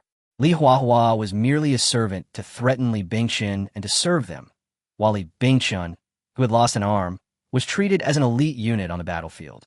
Now that someone is willing to trade elite unit cards for the siblings, it's undoubtedly a worthwhile deal for them. Moreover, Li Bingxin's strength has declined since her injury, and the siblings are becoming increasingly difficult to control. But the couple was clearly insatiable. Even knowing the elite troop cards were extremely valuable, they still felt one wasn't enough and wanted more. Just then, the game system's voice rang out in all 5 people's minds simultaneously. All relevant personnel have been confirmed. The online meeting has now begun. Xia Heng Hai, Li Bingchen and her brother, along with their parents, were led into a small conference room. At the square table, Xia Heng Hai sat opposite the couple, while Li Bingchen and her brother sat to his right. To the left sat a humanoid figure shrouded in light and shadow, seemingly the avatar of the game system. The system began its routine questioning, but the questions were only directed at Li Bingchen and Li Huahua. Xia Heng Hai and the couple could only watch and listen, completely unable to speak. Faced with the system's questions, the brother and sister answered them one by one. Finally, the system asked the most crucial question: who do you choose to continue the game with? Without the slightest hesitation, Li Bingchen and Li Huahua simultaneously pointed to Xia Heng Hai. After the system confirmed the selection, the brother and sister left the meeting first. Next, it was Xia Heng Hai's turn to negotiate compensation with the couple. After all, he had taken key personnel from them, so they naturally wanted to raise the price. After some discussion, Xia Heng Hai ultimately paid 2 more troop cards, successfully exchanging them for Li Bingchen and her brother.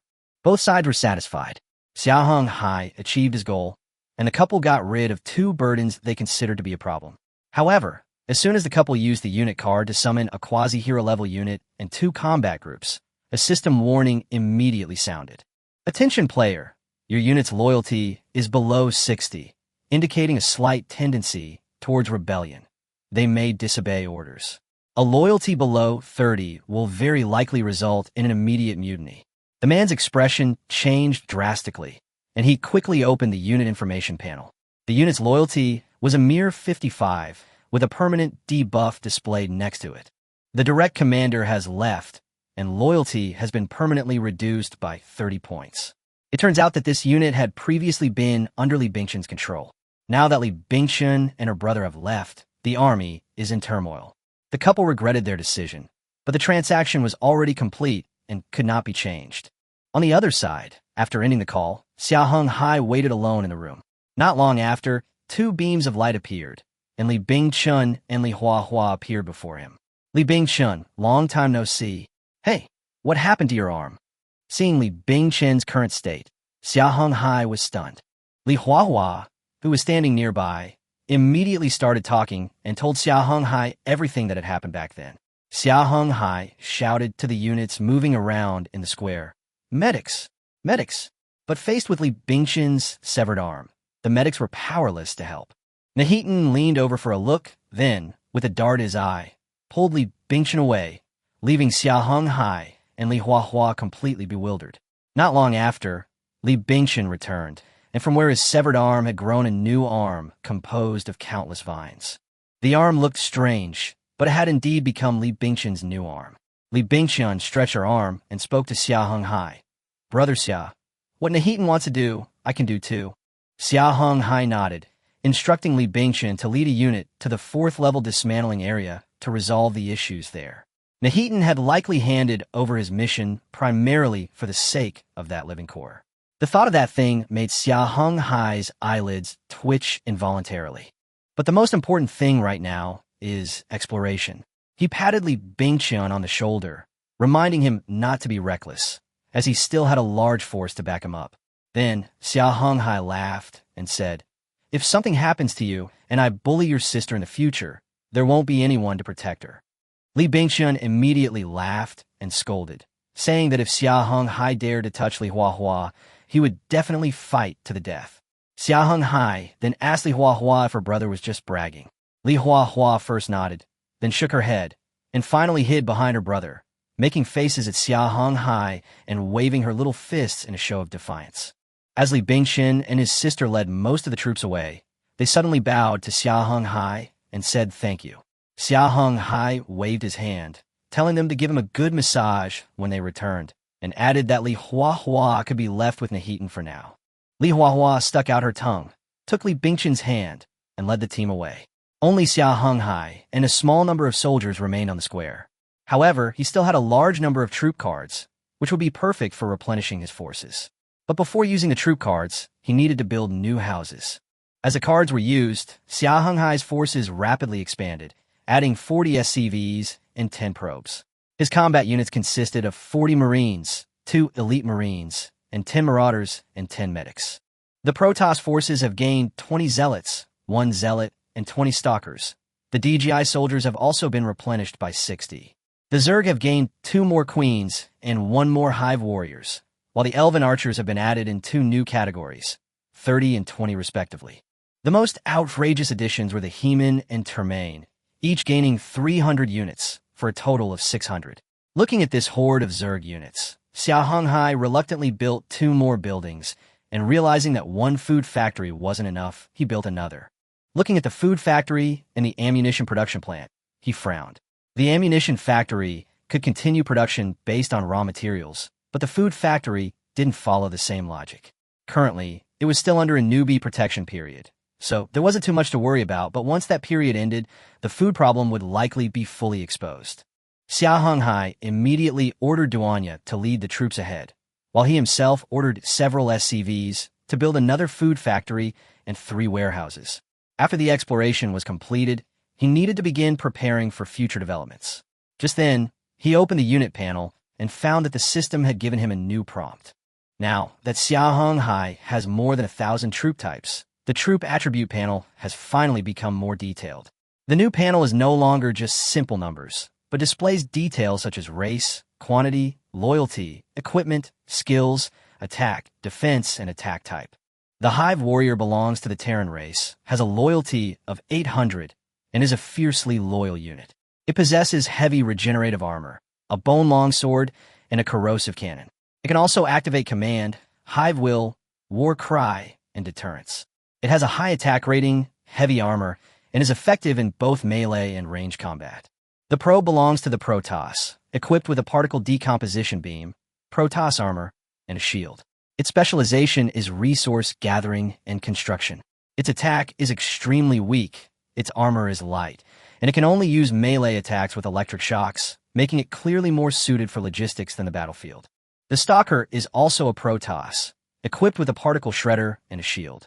It possesses the blink ability and can perform long-range penetrating attacks. Its attack is rated medium, but its defense is only light armor, making it agile but not suitable for easy frontline combat. Xia Heng Hai was speechless after reading it.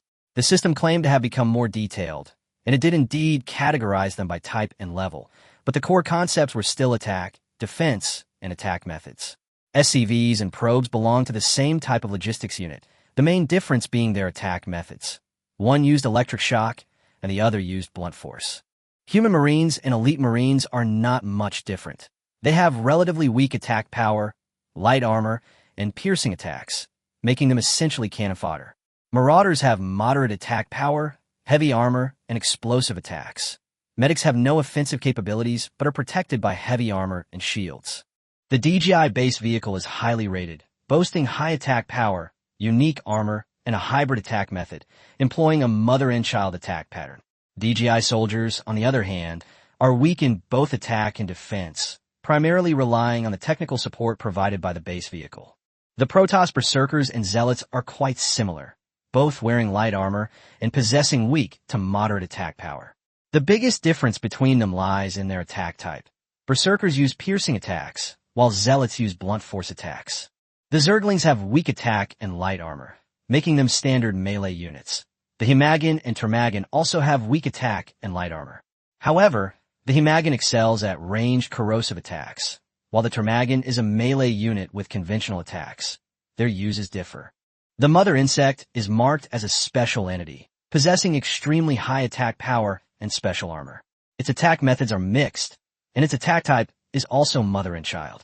Both types of Elven Archers are weak in attack and range combat, but the Night Elf Archers are piercing and lightly armored.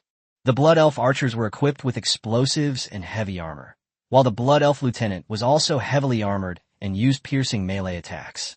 After reviewing these updated stats, Xia Heng Hai finally had a clearer understanding of his troops. He then led his newly replenished troops toward the weapons district on the city's outskirts.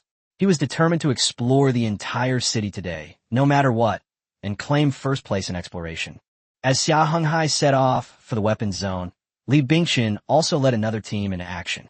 They first placed Li Huahua in the regional node control room of the drive zone, entrusting her to Nahitan's care, and then led their troops straight to the 4th floor. Moving from the 3rd to the 4th level, they officially entered one of the most important areas of Sky City, the dismantling zone. Xia Heng Hai and Li Bingchun were not yet clear on the specific operation of the dismantling zone, but Xia Heng Hai had already deduced that it was like the mouth of the city, from which all resources would be produced. Li Bingchun had reviewed the information about the dismantling area beforehand. It was divided into a preparation area, a temporary warehouse, a descent area, a weapon preparation area, and a dismantling core area, which meant that there were at least 5 plus 1 boss to deal with. But once you actually enter the 4th level, the environment in front of you is like a dark and damp cave, making it impossible to figure out what kind of enemies are hiding inside. As the troops advanced deeper into the territory, the first monster soon appeared, a slippery, soft-bodied snake. Li Bingchun immediately ordered the soldiers to open fire. Despite the creature's exceptional agility, it was still killed by the concentrated firepower. Without pausing, he immediately ordered, "Speed up! Unlock the entire dismantling area today." Having witnessed the combat units under Xia Heng Hai's command, Li Bingchun knew very well that the size and overall strength of Xia Heng Hai's forces were simply beyond the reach of ordinary players. He may not know the details of each branch of the military, but that doesn't prevent him from commanding the entire force from a strategic perspective. The troops made frequent stops along the way, clearing out many monsters and discovering treasure chests and resource points. Around 10 a.m., Li Bingchun finally located the regional node control room, thanks to her keen observation skills. Moreover, he discovered that the monsters in this dismantling area were extremely homogeneous, almost all of them being snakes, and the final 6 bosses would most likely also be of this type.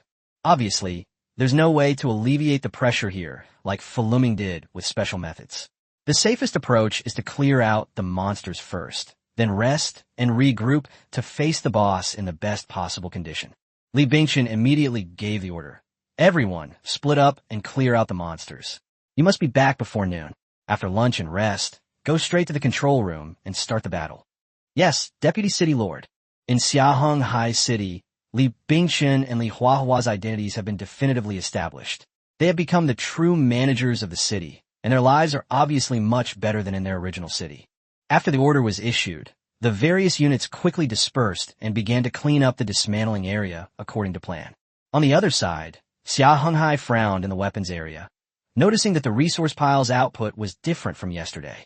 The proportion of basic resources has increased significantly, while the proportion of advanced materials such as steel, compounds, and chips has decreased considerably.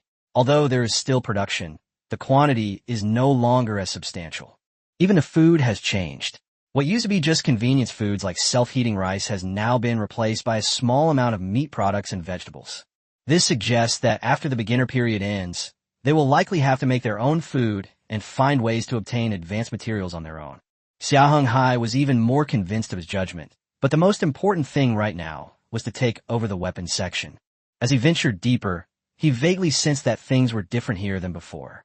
He hadn't yet found the specific reason, but he was certain of one thing. There were a great many monsters here, and they seemed to have poured in from outside. On the 4th level, Li Bingchun led his team deeper into the cave. Looking at the smooth floor inside, he became even more certain of his hypothesis. This place is basically a snake den. Those marks are clearly left by a large number of snakes crawling on the ground for a long time. Soon, they encountered their first boss, a gigantic python of astonishing size, but judging from its aura, it should only be a mini-boss. Li Bingchun immediately ordered, "Go all out. One team will lure it from the front, while the other team will circle around to the side and attack its vital spot." The force quickly split into 2. Li Bingchun led one team to continue attacking near the snake's head, drawing the giant python's attention. The other team circled around to the side of the giant snake and launched a fierce attack specifically targeting its vital spot. It was only then that Li Bingchun realized more deeply that Xia Heng Hai's troops had already formed a complete combat system. He no longer needed to command operations while meticulously planning the actions of each soldier, as he had done in the past. After all, he used to have only a dozen or so men under his command, but now he had hundreds of soldiers at his disposal. An elite marine shouted, "All personnel, focus fire." The true composition of the two teams was already quite reasonable, with the team responsible for containment mainly consisting of ranged units, supplemented by a small number of melee units. The team attacking the snake's vital point mainly consists of melee units, specifically targeting the snake's weaknesses that it cannot easily defend. Ultimately, the giant snake was killed by the combined forces of the troops, and Li Bingxin's side suffered almost no losses. However, as the battle progressed, the team began to suffer casualties, with most of the losses being to Hermogen and Termogen, while the main damage dealers were not significantly reduced. Even so, Li Bingxin still felt somewhat guilty. Troop cards are precious to any player, and Xia Heng Hai had many troops, but they couldn't just be wasted like this. He recalled participating in the battle for the regional node control room with his parents, during which he lost an arm and 2 soldiers. His parents simply bandaged him up and then let him and his siblings go hungry for a meal. Although he was concerned about the losses suffered by the troops, he could not stop because he still had a mission to complete. He could only explain the situation to Xia Heng Hai after he had taken over the control room. As time passed, at 4 o'clock in the afternoon, Li Bingxin and her group finally entered the room where the big boss was. This should be the last monster, a huge python with a diameter of 4 meters coiled up inside. Faced with such a terrifying monster, Li Bingxin and a large number of soldiers were not afraid. On the contrary, it was the giant python that felt threatened first. However, Li Bingxin did not let the giant python go and eventually led her troops to kill it there. With the regional node control room completely captured by Li Bingxin, it means that Xia Heng Hai Sky City now only has the weapon zone left to be conquered. Despite this good news, Li Bingxin couldn't feel happy at all. Under his command, the battle for the control room had resulted in significant losses. All 240 Hermogen and Termogen were killed in battle. 8 Zerglings perished, and 3 Night Elf archers and 4 Blood Elf archers did not return. These are all real military cards, and Li Bingxin's biggest headache is how to explain them to Xia Heng Hai. He stroked his chin, thinking that if all else failed, he could just let Xia Heng Hai pinch Li Huahua's cheeks to calm her down, since that girl and Brother Xia had a good relationship anyway. With the idea of dealing with problems as they arise, Li Bingxin led his troops back to the first core area. It was around 6 o'clock in the afternoon when Xia Heng Hai also returned with his team. Upon seeing the massive, dark army behind Xia Heng Hai, Li Bingxin felt a jolt in her heart and couldn't help but ask if the army numbered over 1,000. With such a large force, he felt somewhat relieved about the previous losses, but he still couldn't help feeling uneasy about losing nearly 15% of his troops. Xia Heng Hai glanced at Li Bingxin, then at the wounded troops behind him, and immediately guessed the situation. War inevitably results in death, so Xia Heng Hai was naturally uncomfortable. But he didn't care too much, since most of the dead were Hermogen and Termogen created by the mother worm. He simply looked at Li Bingxin seriously and said he was going to announce his punishment. Li Bingxin knew he was wrong and immediately lowered his head. As soon as Xia Heng Hai uttered the words, "I'll punish you," Li Huahua ran over, grabbed his sleeve with a little hand, and looked at him pitifully. Xia Heng Hai, however, remained stern and announced that Li Bingxin would stay at the city lord's mansion the next day to copy down all the current troop information until she had memorized it completely. Li Bingxin was taken aback at first, then understood. What seemed like a punishment was actually a way for him to quickly familiarize himself with all the different types of soldiers. But for a student, copying is a considerable ordeal in itself. Li Bingxin obediently agreed and immediately ran into the city lord's mansion to look up information. Li Huahua was left standing there by him. Xia Heng Hai picked up the little girl and rubbed her face vigorously for a while. Only after rubbing Li Huahua awake did she make a face at Xia Heng Hai and run away. Afterwards, Xia Heng Hai lay down on the wooden deck chair that SCV had just made, eating the fruit that Nahitan had peeled while recalling the anomalies in the weapons section. Logically, even without finding the regional control room, 2 days should be enough to complete the exploration of the weapons area. However, his exploration progress remained stuck at 99%, and he couldn't break through it no matter what he did. What's even stranger is that monsters appear there almost every moment, but they always stay in the weapon area and never venture into other areas. The words constantly entering monsters, restricted range of movement, and sky and ground swirled in Xia Heng Hai's mind. Suddenly, as if he had thought of something, he sat up abruptly.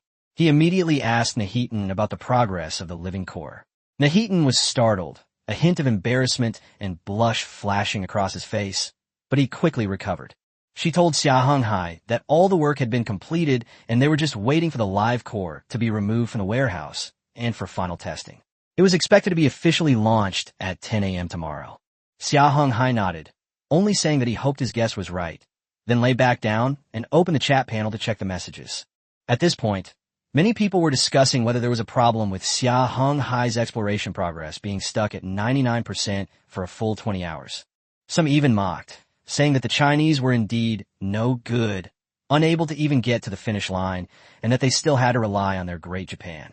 Xia Heng Hai ignored these words and instead noticed a crucial piece of information. Someone had opened the supply boxes and found food that could not be eaten directly. Below, someone posted a picture of a plate of fried chicken, saying that after flipping over the chicken, they had already turned it into fried chicken. Seeing this, Xia Heng Hai became even more certain of his guess. Before closing the chat panel, he sent his guess to his friend Fu Luming. After the newbie protection period ends, the prices of finished food and processing materials in the trading panel are likely to rise or even be completely cut off, and food may have to be processed by oneself. With a large army under his command, food was of paramount importance. He immediately began purchasing large quantities of ready-made food and processing materials on the trading platform to prepare for the end of the protection period. In another sky city, Fu Luming and Fu Luhan frowned upon receiving the news. Fu Luhan reminded her brother that Xia Heng Hai had already begun his operation. However, on the chat panel, some people mocked those who bought food ingredients as idiots, saying that there were food factories that could continuously produce food, and there was no need to waste gold coins hoarding goods. The two brothers exchanged a glance, both knowing that the other was mocking Xia Heng Hai, and also understanding that they might soon become the same kind of person. In the end, Fu Luming made a decision.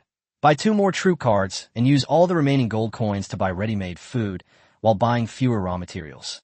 Thus, Fu Luming and Fu Luhan became the new big idiots. Xia Heng Hai finished his final round of purchases, focusing on buying a large quantity of finished food products, but not stockpiling too many other supplies.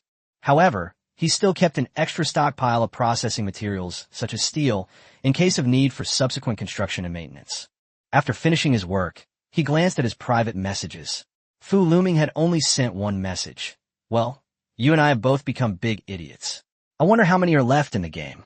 Xia Heng Hai's lips twitched, and he replied with a frying pan-smashing emoji. It seems there aren't many people who can spot the system's little tricks.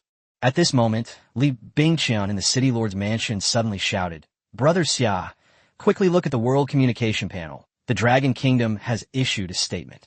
Xia Heng Hai immediately opened the panel, where 2 white messages pinned to the top with gold coins were prominently displayed. King Bo of Dragon Kingdom.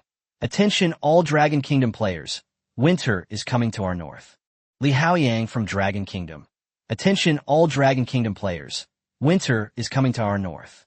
The message was accompanied by identification, indicating that the 2 men were clearly from the military and held high ranks, both being lieutenant generals. An ordinary foreigner might just take this as a joke, but people from China understand the implication. Even some players from Russia could guess what was going on. It seems that China has established a decent system in the game and has noticed something amiss. On the chat panel, some people mocked, saying that the weather here was normal. So how could it be winter? They also said that this was a game, not the Dragon Kingdom. Xia Heng Hai didn't pay any more attention and turned to ask Nahitan where he would be staying that night. He, Nahitan, Li Bingqian, and her brother, and Duanya were all staying at the City Lord's mansion. The person with the broken tooth has a separate room. The remaining 4 people can either share a room in pairs or live separately. There are 2 men and 2 women, so we need to make that clear beforehand. Nahitan immediately replied, "Since the 2 deputy city lords live together, I will naturally live with the city lord." Xia Heng Hai was speechless. Clearly, this little girl was determined to stick with him. He was too lazy to dwell on it, so after tidying up, he went back to his living room to eat dinner and go to bed, while Nahitan skipped and hopped along behind him. The next morning, when Xia Heng Hai woke up, Nahitan was gone, leaving only a pillow. He didn't pay much attention, guessing that Nashidin had probably gone to the drive zone again to do the final adjustments to the living core. Today is a crucial day. Once the living core is online, things will probably get busy. But before that, he still has to take Li Bingqian on patrol of the weapons area. As the 2 walked through the weapons section, Xia Heng Hai suddenly asked, "Do you know about your mistake?" Li Bingchen glanced at the mother insect and couldn't help but swallow hard. I don't know enough about the different types of soldiers. Who would have thought that monsters like Hermogen and Termogen were actually hatched from this giant creature in front of us? Xia Heng Hai waved his hand. That's one thing. Li Bingchen looked at him with a puzzled expression, waiting for him to continue. Xia Heng Hai told him that war inevitably involved casualties, and as the highest-ranking commander on the battlefield, it was not wrong for him to estimate the casualties. But the commander's more important responsibility is to do everything possible to reduce casualties among his own troops while achieving the objective. Li Bingchen fell silent, seriously considering the statement. Xia Heng Hai was very satisfied with this. He had been grooming Li Bingchen to be a commander. As mobile cities develop in the future, they will need combat forces similar to the Hunter Squad, and Li Bingchen is the most suitable candidate. After the patrol, the two returned to the core area, and the task of clearing monsters in the weapons area was temporarily handed over to Broken Tooth. It was already past 10 o'clock, and the living core should have finished debugging. Xia Heng Hai continued to ask Li Bingchen about the various troop types while drinking tea. Not long after, Li Huahua and the Heaton entered the main hall of the city lord's mansion one after the other. Li Huahua covered her mouth and chuckled, while Nashiden's cheeks flushed red. Xia Heng Hai's eyelids twitched at the sight. He always felt that this little girl must have done something to trick him again. Sure enough, as the two mentioned the living core, the new core also entered the hall. Xia Heng Hai's face darkened on the spot, while Li Bingchen next to him threw her head back and burst into laughter. Appearing before everyone was a little boy, about 6 or 7 years old, dressed in a maid outfit. The clothes weren't the point. The point was that the child looked like Xia Heng Hai when he was a child. It turns out that when the Heaton designed the living core, he actually incorporated the city lord's childhood appearance into the design. Xia Heng Hai, his face dark, beckoned to Nashiden, "Come here." As a loyal follower, Nahitan could not disobey the city lord's orders, but the little boy stepped in front of her. Li Huahua also sensed that something was wrong and immediately grabbed Nashiden's hand. After all, the command level of a living core is, to some extent, on par with that of a city lord. It is an extension of the city lord and also possesses independent consciousness. Just as Li Bingchen was holding her teacup and finally managed to stop smiling, the living core suddenly spoke. "Dad, don't bully Mom." Li Bingchen spat out a mouthful of tea, and Nashiden's face turned bright red instantly. Even she herself began to regret it. Xia Heng Hai covered his head and said helplessly, "Don't call me that." Before the living core could explain further, Xia Heng Hai quickly interrupted. "Stop. You still have a lot to learn. Just call me City Lord from now on." Then, he named this living core. "From now on, your name is Xia Heng Hai." Xia Heng Hai nodded obediently. "Okay, City Lord, my name is Xia Heng Hai now." Taking advantage of the opportunity, Xia Heng Hai flashed Nahitan side and poked her rosy cheeks. "Do you know you were wrong?" Nahitan nodded, blushing, but still felt a strange excitement inside. Xia Heng Hai then looked at Xia Heng Hai, his expression returning to seriousness. "Report on the status of this sky city." Upon receiving the order, Xia Heng Hai immediately began reporting, his pupils gradually disappearing and transforming into constantly flowing data. The sky city is unnamed and is currently still on the ground. The equipment has not been fully established, so it is not possible to carry out takeoff operations. The reactor is working normally, 76 areas have been activated, the weapons area is not open, and the weapons system is not online. The city's warehouses account for 48% of the total, and the living space can accommodate 1,810 people, with 1,756 people currently living there. Xia Heng Hai stroked his chin and led a group of senior executives to the drive zone, where he wanted to verify his ideas. Upon arriving at the drive zone, he installed all the drive modules he had on the city at once. This includes 1 silver-class main thruster, 10 bronze-class auxiliary thrusters, and 10 bronze-class anti-gravity generators. Xia Heng Hai continued processing the data and then issued a notification. Driver module detected. Integration in progress. A moment later, the integration results appeared. Sky City was equipped with 1 silver-class main thruster, 10 bronze-class anti-gravity generators, and 10 bronze-class auxiliary thrusters. The aircraft can reach a normal speed of 120 kilometers per hour in the city and a burst speed of 180 kilometers per hour, but this speed can only be sustained for 2 hours.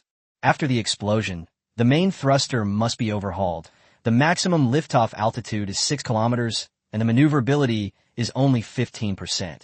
The reactor, along with the power module, can provide a total of 60,000 kilowatts of power, with 26,444 kilowatts of power currently available. The Sky City has a maximum lift capacity of 100,000 tons, with a remaining capacity of approximately 87,000 tons. The load-bearing capacity must be considered when deploying the buildings.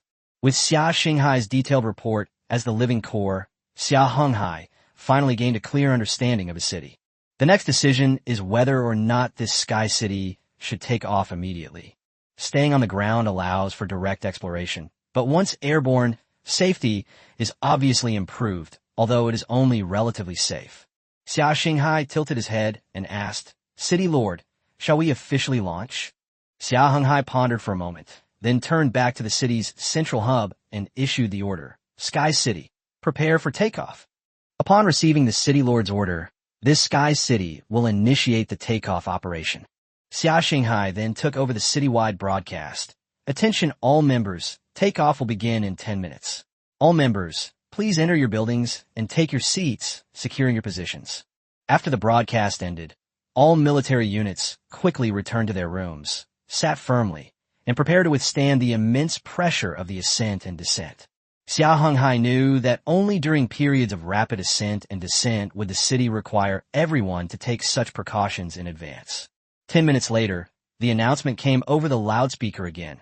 "Attention all units, the anti-gravity generator is about to activate. Please hold on tight and be seated." The announcement was broadcast 3 times in a row, and the entire city suddenly shook violently, with an intensity comparable to at least a magnitude 7 earthquake. Xia Heng Hai's heart sank, worried that the main structure of the city would be damaged in the tremors. Xia Heng Hai reminded him, "City Lord, during the newbie protection period, every mobile city will be protected by the rules, so there's no need to worry about damage to the main body." Xia Heng Hai immediately realized that since there were rules protecting the novice period, Sky City should complete its takeoff within the protection period. He immediately opened his private message and reminded Fuluming, "You are also from Sky City, so you should have activated the drive zone. Be sure to start your city during the newbie protection period." But then he remembered that he had obtained 10 anti-gravity generators at once thanks to his cheat code. An average person might only own one of these, so whether Fuluming Sky City can actually take flight remains to be seen. He then pressed the other party about how many anti-gravity generators they possessed, which caused their defenses to crumble on the spot. Fu Luming actually had 3 anti-gravity generators in his possession, which, according to Xia Heng Hai's cheat-like abilities, should have been able to become 30. Damn game system, is this targeting me? Xia Heng Hai's face darkened, and his mood immediately soured. Just then, he felt a significant pressure on his body, as if the weight of 2 people had been added to his body out of thin air. However, the pressure is not excessive. Obviously, the acceleration of the city during takeoff is weakened by the system, so the impact on the human body is limited.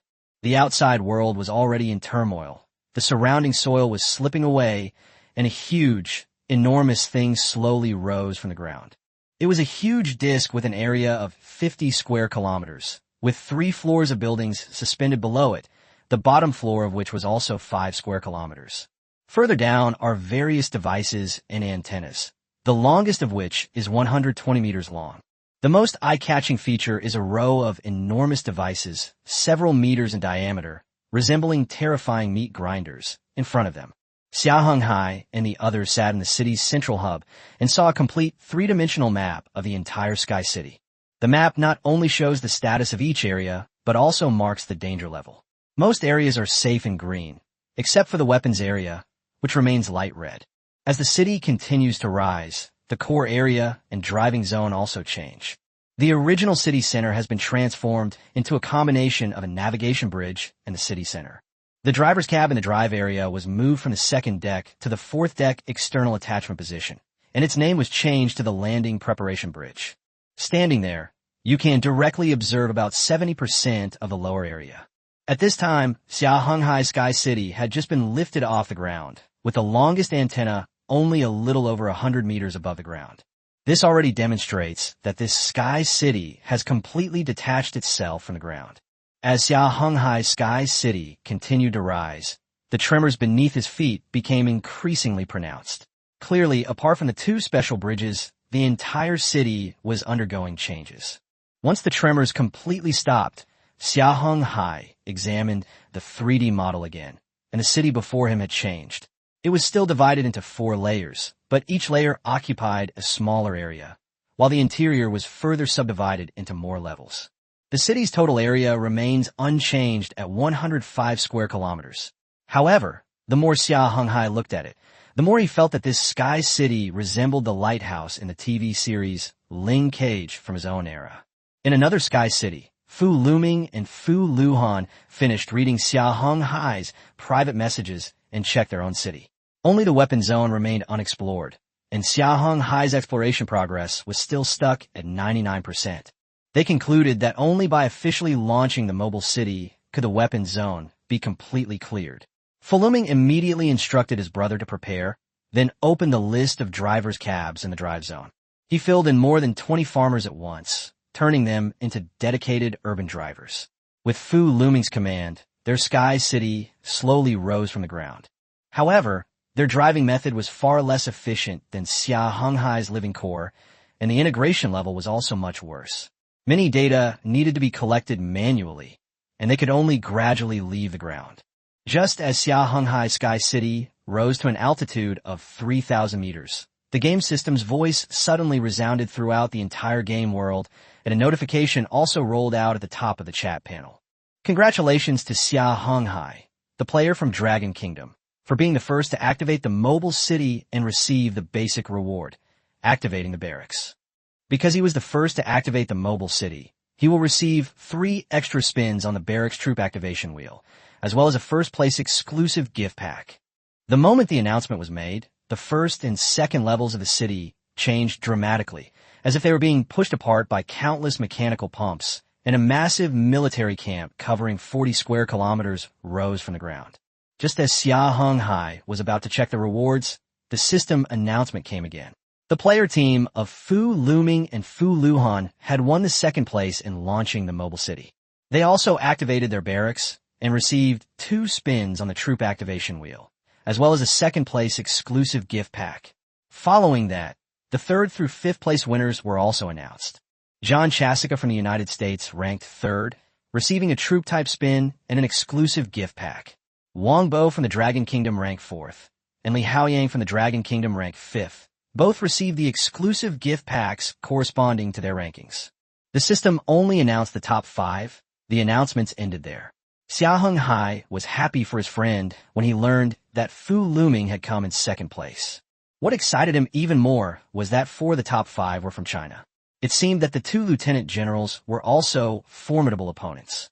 Meanwhile, John was furious inside the central hub of the mobile city on the ground.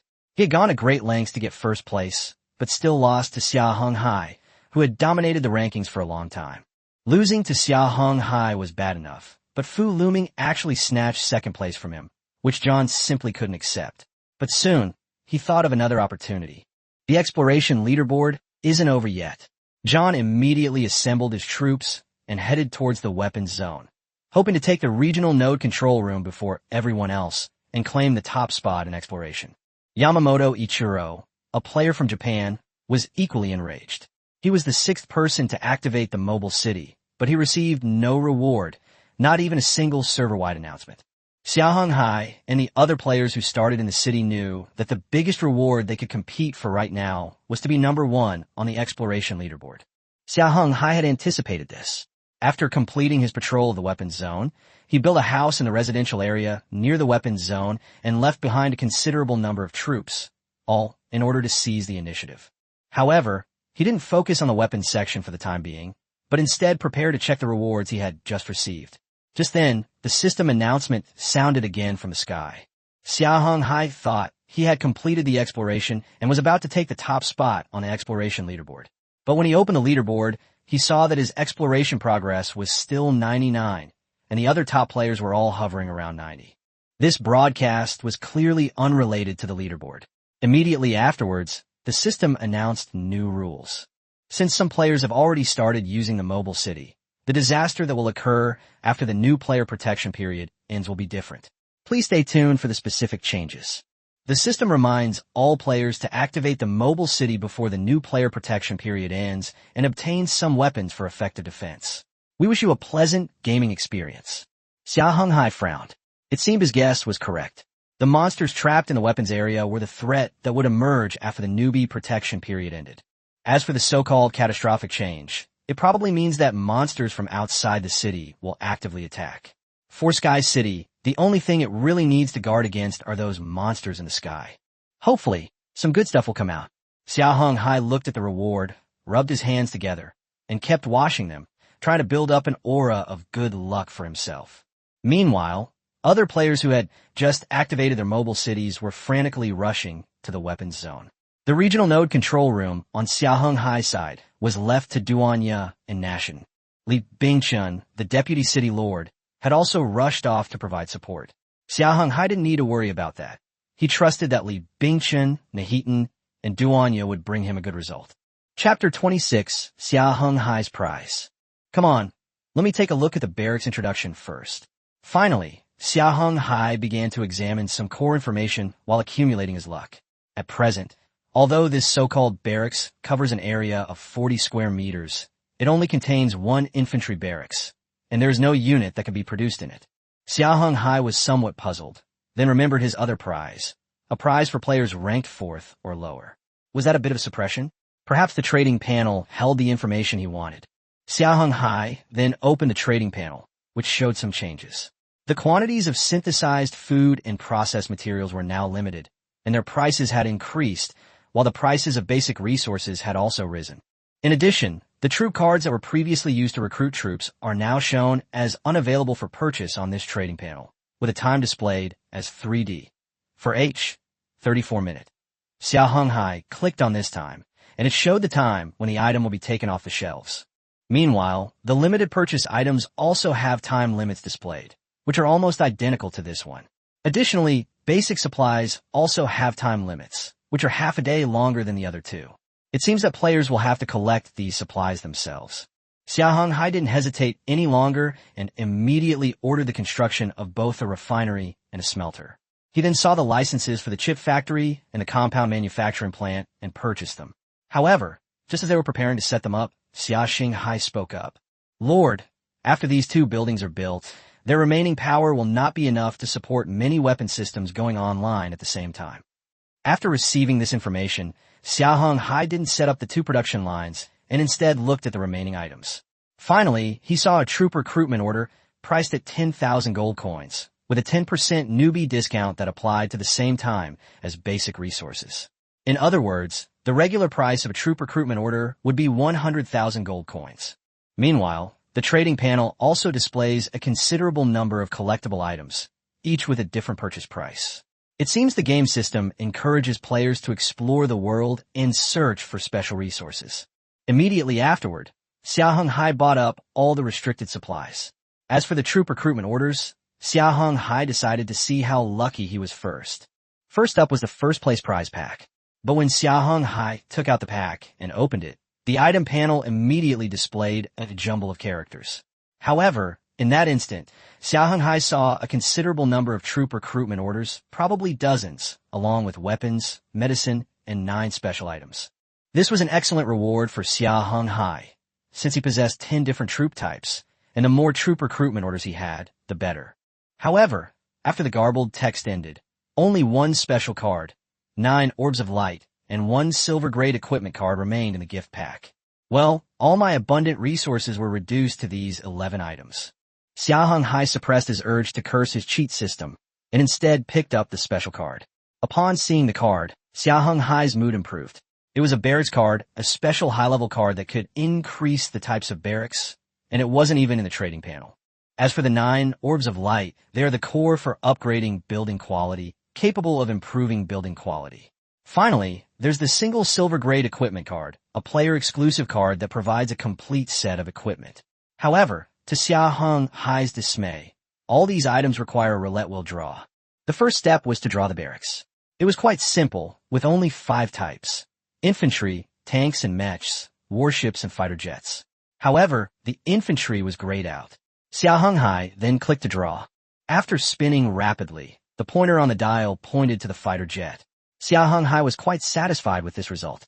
Next, he would see if the true cards were effective, and then he made his decision. After Xia Heng Hai made his selection, he heard a series of soft clicking sounds, like metal rubbing against metal. Once the sound subsided, Xia Heng Hai said to Xia Heng Hai, "City Lord, the hangar and airport are ready." After learning that the new barracks was in place, Xia Heng Hai used the silver-level equipment card, spinning the same wheel for a different type. When it stopped, the pointer finally pointed to a special bodysuit, a unique mask, and a 2-meter-long sniper rifle. Xia Heng Hai recognized it immediately. It was the outfit worn by the Ghost Agent in the Terran faction of StarCraft. Silver Tier Ghost Agent outfit. Protection consists of light armor plus heavy armor, shield, with skills including stealth, psionic amplifier, mana, tactical nuclear bomb dimensional manufacturing facility, consuming some resources and taking 10 hours to manufacture a tactical nuclear bomb, ultra-sensitive capture sensor, portable single-person ultra-miniature multifaceted phase control radar, and portable single-person ion shield generator. Silver Class C, 80 heavy assault sniper rifle, 6 rounds of ammunition, equipped with a bullet manufacturing facility, producing 1 bullet every 10 minutes, a laser-guided generator, nuclear missile positioning device, and a high-definition ultra-long-range auxiliary sight, maximum range 2600 m. Clearly, this set of equipment was already extremely powerful, and for Xia Heng Hai, such equipment was already incredibly powerful in his hands. He was also very satisfied with this set. So, Xia Heng Hai quickly put it on. Then came the 3-troop recruitment roulettes. However, before that, Xia Heng Hai decided to use the 9 light orbs first, since Xia Heng Hai had previously stated that a Sky City's remaining power was somewhat insufficient. Therefore, of these 9 building quality orbs, 1 will be used in the power module, and another in the reactor, bringing Xia Heng Hai's power output to 90,000 kilowatts. Meanwhile, Xia Heng Hai looked at the remaining 7 quality orbs, and after some thought, upgraded the anti-gravity generator, auxiliary thrusters, and main thrusters by 1 level. This also requires upgrading the energy stones. After the upgrades, with the assistance of his cheat-like abilities, he only needs to build 1 energy stone production plant, and there will even be nearly 1,000 left over. The remaining 3 quality orbs were used in smelters, compound manufacturing plants, and chip factories, as these advanced materials are urgently needed. Then the troop recruitment roulette began. After the first turntable appeared, there was a string of garbled text. After the garbled text disappeared, nothing changed, not even the buttons. However, Xia Heng Hai still pressed the button. The pointer quickly stopped at Elite Marine, and wow, the level was instantly boosted. The next one was in the same situation, and what he ultimately received was a fighter jet from the home series, from the production line of the Dragonhawk class fighter jet. The last one is 10, namely SCV, Marine and Marauder, Zergling, Berserker and Stalker, 2 types of soldiers, and finally Termigen and Hermigen. But after Xia Heng Hai confirmed it and opened the barracks, he almost choked. Then, Xia Heng Hai pointed to the sky and gave the game system a passionate and affectionate greeting. Chapter 27, Battle in the Control Room of the Area Node, Tower of Babel Edition. The reason Xia Heng Hai was so angry was because of the number of soldiers produced by the barracks, which he checked after confirming the number. The SCV requires 5 gold coins, and the quantity is 1, which is fine. However, the other combat units are different. The Marine costs 250 gold coins to create a 6-man combat squad, while the Marauder costs 600 gold coins to create a 3-man fire squad. The Zerglings require 500 gold to hatch a swarm of 24. The Terrans Temujin and Himagan require 4,000 gold to hatch a massive swarm of 500. Next are the soldiers of those 2 units, which require 800 gold to recruit 100 combat units. Finally, there are the Protoss units, the Zealot and the Stalker. A Zealot costs 500 gold to recruit a 4-man squad, while a Stalker costs 1,500 gold to create a 3-man attack squad. Of course, there are also 2 elite units here, the Elite Marines and the Dragonhawk class fighter jets. First, there are the Elite Marines, which require 2,800 gold coins to produce a 6-man combat squad. Next are the Dragonhawk class fighter jets, which require 4,200 gold coins to create a 6-aircraft combat formation. Dragon Eagle class fighter jet. Race, Homeland Fiari. Quantity, 6. Price, 4,200. Loyalty, 800 D-Heart. Equipment, Super Fighter, Fighter Upgrade. Beam Cannon, Photon Cannon, Missile Bay. Skill, Rapid Assault. Attack, Medium. Defense, Light Armor. Attack Method, Remote. Attack Type, Energy. These are all the troop units that can currently be produced in the barracks. This number suggests that after using a troop card, a player can recruit at least one such warrior, or at most a basic squad. Take Xia Heng Hai's Marines as an example. After using the troop card, he can summon 1 to 6 Marines. But if Xia Heng Hai's cheat is removed, it means that he can only summon the minimum number of Marines each time. Who wouldn't be angry at such a result? Finally, Xia Heng Hai looked at the beautiful sea of clouds outside and stopped being angry. His sky city had now risen to a height of 6,000 meters above the sea of clouds. The anti-gravity generator, upgraded to silver level, could ascend to a maximum height of 10 kilometers. Phew! Xia Heng Hai arrived at the bridge of the navigation ship and looked at the beautiful environment outside. The azure sky was unobstructed, and below was a soft, milky white sea of clouds. This made Xia Heng Hai feel liberated. I wonder how things are going with Li Bingxian. Xia Heng Hai walked out of the bridge and returned to the city lord's mansion, where he pondered the matter. However, when Xia Heng Hai looked at the leaderboard again, his exploration level had already reached 100, while the other players' exploration levels were only in the 90s. Ahead of Xia Heng Hai was a gold medal in first place, though it was still grayed out. However, it is currently mostly in a grayed out state, which puzzles Xia Heng Hai. Meanwhile, in the regional node control room of the weapons zone, Li Bingxian led the team, officially entering the control room. What came into view was a towering tower reaching into the clouds, estimated to be at least 100 or 80 stories high. As Li Bingxian stepped into the first level, a notification sound rang out. Welcome to the weapon platform trial tower. All things related to weapons will appear here. Currently on the first level, challenge a 10-player duel. The reward is 3 auxiliary weapon platforms. Note that there will be a reward every 10 levels. As for the 10 wolf-like beasts on the stage, Li Bingxian didn't pay much attention to them. Instead, she dispatched a team of 10 Marines to fight them. This team quickly killed the 10 wolf-like beasts. As time passed, Li Bingxian led her troops upwards, eventually reaching the 10th level. Of course, the journey wasn't smooth sailing. They suffered considerable losses. However, all the fallen soldiers escaped this space, except for one unit, which remained weakened for several days. Meanwhile, the control room of this regional node was no longer accessible. Congratulations to player Li Bingxian for representing player Xia Heng Hai in reaching the 10th floor and defeating the boss here. You will receive the final reward, a main gun blueprint. You may also choose to withdraw from the trial. According to Li Bingxian's calculations, once she passes this test, Xia Heng Hai's mobile city will have a basic defense system. This includes 6 auxiliary weapon platforms, more than 10 close-in weapon platforms, 3 secondary weapon platforms, and 1 main weapon platform.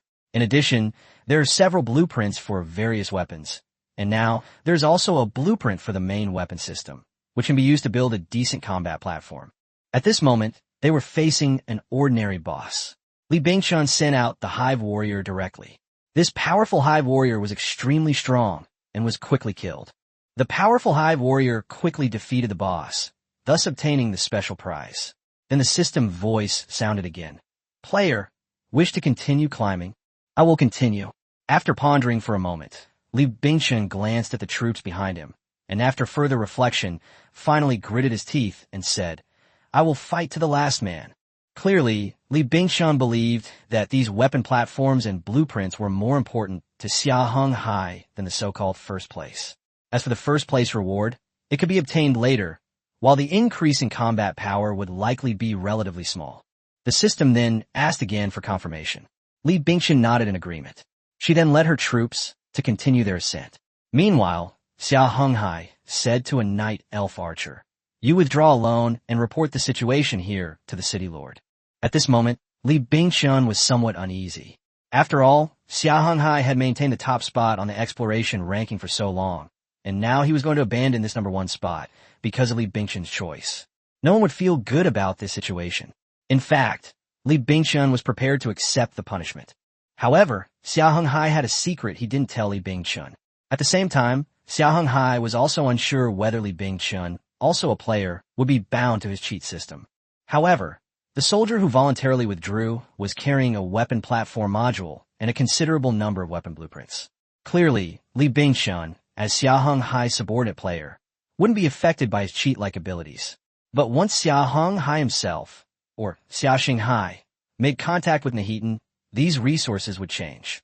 When Xia Heng Hai learned of Li Bingchun's decision, he waved his hand dismissively, showing even greater appreciation for her.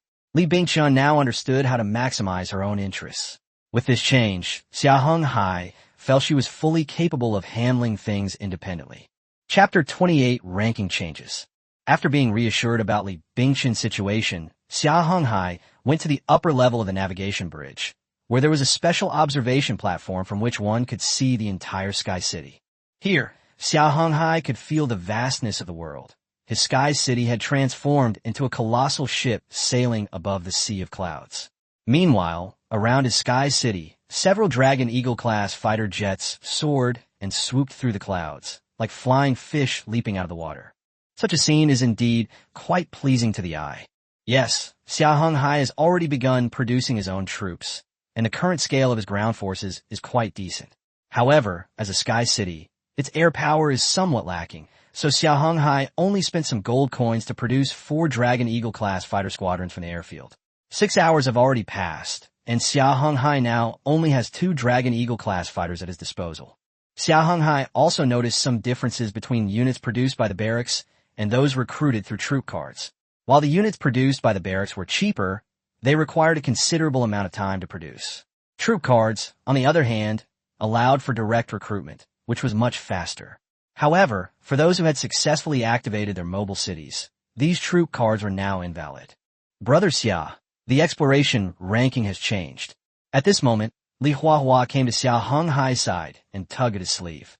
After hearing this, Xia Heng Hai withdrew his gaze from the boundless sea of clouds and opened the ranking panel. He was at the top of several rankings, except for the exploration progress. Xia Heng Hai's name remained at the top of the list, though it was still gray, next to a gold medal representing first place. Below Xia Heng Hai was John Chasika from the United States, whose exploration level had also reached 100, and next to his name was a silver medal representing second place. His medal, however, was currently the normal color. Not long after, Fu Luming's name appeared behind this beautiful country, along with a bronze medal representing third place. However, Fu Luming's medal was the same as Xia Heng Hai's. Xia Heng Hai then considered a problem. The regional control room of the weapon zone was different from the other node control rooms. It was merely an exploration point, providing players with a weapon zone and its basic combat weapon system. To obtain higher-level weapon systems, players needed to climb higher levels of the trial tower. Finally, Xia Heng Hai's gaze fell upon a small protrusion at the 12 o'clock position, where a pavilion-like structure stood, making the entire weapons area somewhat odd. However, Xia Heng Hai knew that Li Bingchun was still there, striving to secure greater benefits for herself. Meanwhile, in a mobile city churning across the ground, John, the American player, was watching the energy stones being consumed with a pained expression from his propulsion room. He wasn't paying much attention to the changes in the exploration rankings, only checking if he was on the list. His current focus was on the energy stone consumption. After all, although John's city was a mobile city on the ground, it still possessed its own propulsion system. The anti-gravity generator had been replaced with load-bearing tracks. The auxiliary thrusters had become rapid steering drive devices, and the main thrusters had been transformed into main propulsion drive devices. Everything else was the same as in the Sky City. Damn it, one energy stone production plant is not enough. We need to add 2 more. Fortunately, the load-bearing tracks don't consume energy stones. John frowned at it. Also, the regional node control room in the weapons area can no longer be accessed.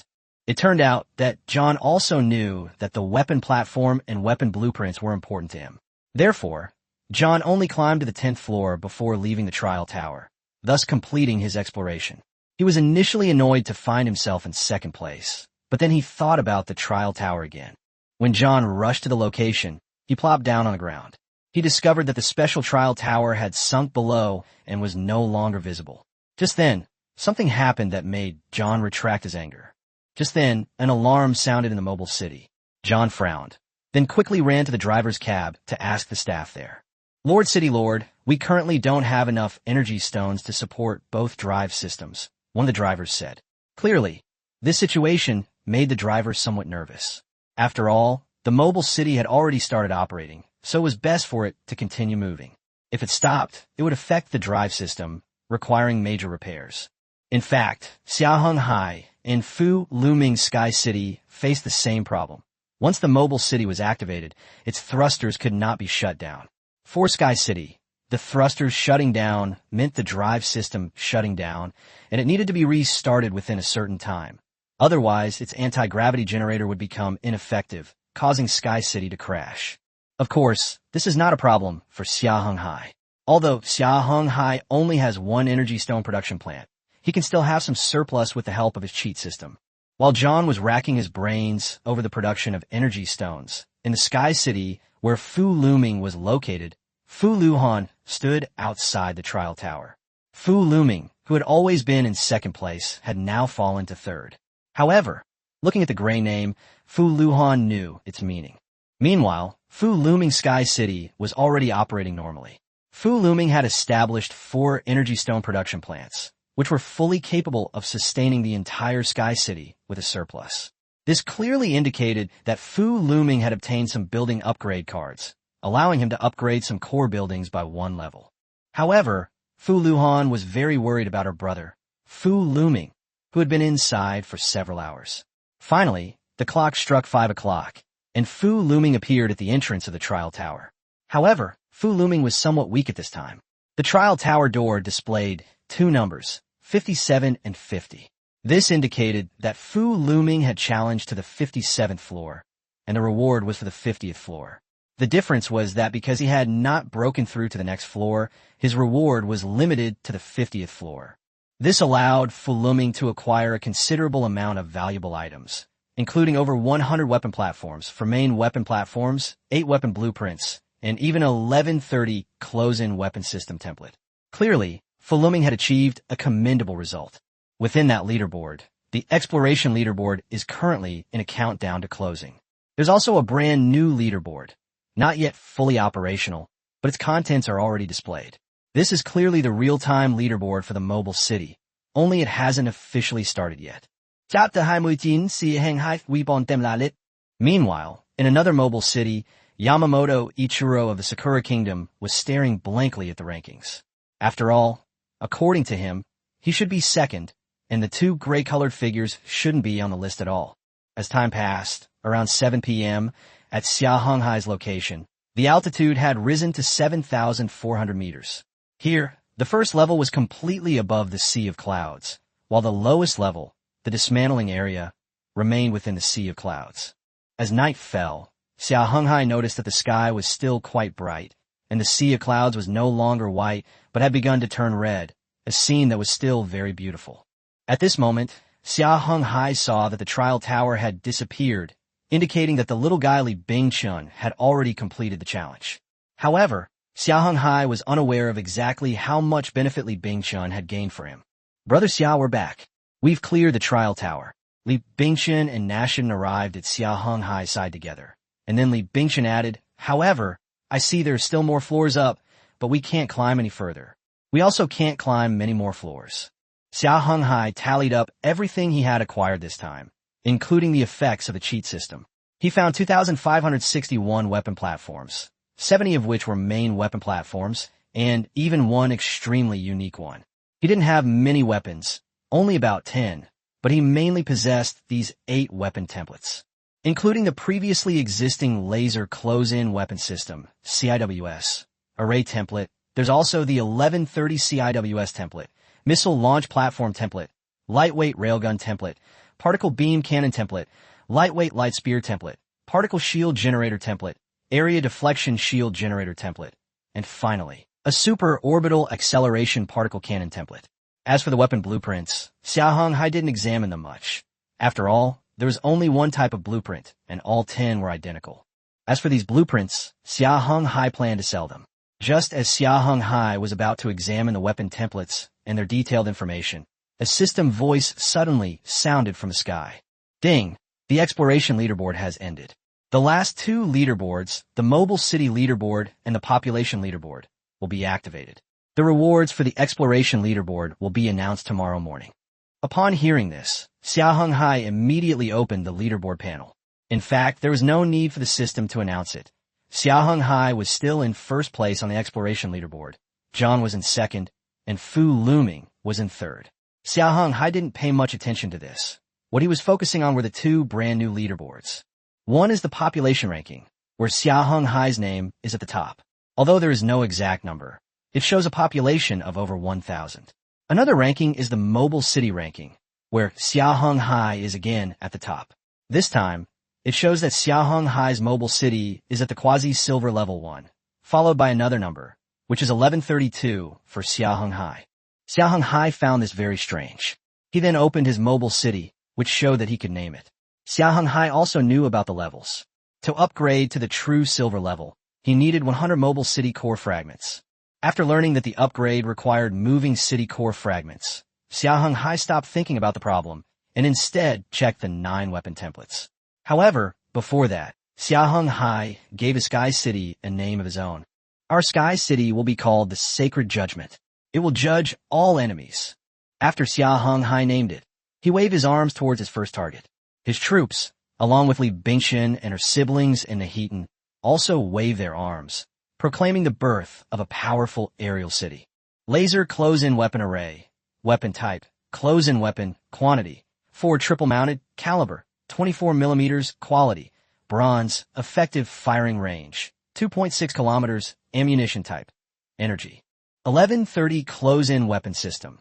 Weapon type, close-in weapon system, quantity, 11 cell single unit, caliber, 30 millimeters, quality, bronze, effective firing range, 1.2 kilometers, ammunition capacity, 42,000 rounds, ammunition type, tungsten core armor-piercing rounds. Missile launch platform, weapon type, active attack multifunctional auxiliary weapon, quantity, 2 units with 8 launchers, caliber, 180 millimeters to 1,245 millimeters, quality, bronze, effective firing range, 60 to 450 kilometers, ammunition capacity, 2,400 rounds, ammunition types, air defense, anti-missile, anti-ship, and land attack. Light railgun, weapon type, secondary weapon, quantity, single unit, 4 tube, caliber, 450 millimeters, quality, bronze, effective firing range, 45 kilometers, ammunition capacity, 5,400 rounds, ammunition types, explosive, armor-piercing, and incendiary. Particle beam cannon, weapon type, main weapon, quantity, single-mounted twin-mounted, caliber, 520 millimeters, quality, bronze, effective firing range, 86 kilometers, ammunition type, energy. Light lance, weapon type, main weapon, quantity, single-mount triple-mount, caliber, 1,268 millimeters, quality, bronze, effective firing range, 108 kilometers, ammunition type, energy. Area deflection shield generator, weapon type, no defense, range, 28 specific locations required within the city, defense strength, 480,000 tons. Particle shield generator, weapon type, area defense, range 10 kilometers, defense strength 1.8, 4 million tons. Super orbital accelerated particle cannon, weapon type, super main weapon, quantity, single unit, single leg, caliber, 3.6 m, quality, silver, effective range, 450 kilometers, ammunition, 16 rounds, ammunition type, super tactical rounds. Note, it must be mounted on a super weapon platform. Xia Heng Hai felt a strong urge to try it after seeing the introduction. He knew his city was completely unarmed and undefended. If it weren't for the newbie protection period, he probably would have been killed by the unknown creature shortly after taking off. However, now that these weapon templates are available, Xia Heng Hai can arm his Sky City even without a weapons manufacturing plant. After all, Xia Heng Hai's Holy Judgment City possesses a super weapon platform, as well as 70 main weapons and 2,580 other weapon platforms. Such a large number of weapon platforms are enough to arm this Sky City to the teeth. However, after Xia Heng Hai opened the trading panel, he saw the building permit. He had not purchased it before, and now he noticed that there was a quantity limit. Each player could only buy 10. In Xia Heng Hai's case, with the existing building permits, he could construct 110 weapon systems, which would constitute a basic urban infrastructure. However, Xia Heng Hai also needed to consider the power supply for his Sky City, making the planning of his weapon systems a challenging task. After some deliberation and calculation, Xia Heng Hai did not purchase any new building permits. Instead, he constructed 2 mobile particle shield generators, a missile launch platform, 2 lightweight light lances, 2 lightweight railguns, 2 laser close-in weapon arrays, and a Type 1130 close-in weapon system. Chapter 30 Rewards. Xia Heng Hai was quite satisfied with this arrangement. After all, his city's power supply could not support him to build a large number of weapon systems, and this weapon configuration was reasonable. Of course, Xia Heng Hai was only planning at this point. The final construction would be left for tomorrow. After all, it was already late, and it was time to go to sleep. Xia Heng Hai then returned to the city lord's mansion to sleep, with little Nashin following behind him. On the morning of the second day, which was the 4th day since we arrived, the voice rang out again from the sky. It was the voice of the game system. First of all, congratulations to the 127 players who successfully launched their mobile cities and completed their exploration yesterday. They are hereby awarded module manufacturing licenses. We hope more players will successfully launch their mobile cities and complete their explorations. The game voice in the sky paused briefly before continuing to address all players. At the same time, since many players have reclaimed their mobile cities, the upgrade of building levels and quality has now officially begun. We hope all players will pay attention to the proper planning of their mobile cities' basic attributes. It's clear that this module manufacturing plant will only be released after a player's mobile city has been transformed into a real city. It's used to create the various modules needed to strengthen the player's mobile city. At the same time, mobile cities that have upgraded their building levels and quality can unleash even greater power. Meanwhile, Xia Heng Hai discovered that the 2 newly opened leaderboards currently only included their group of about 100 people.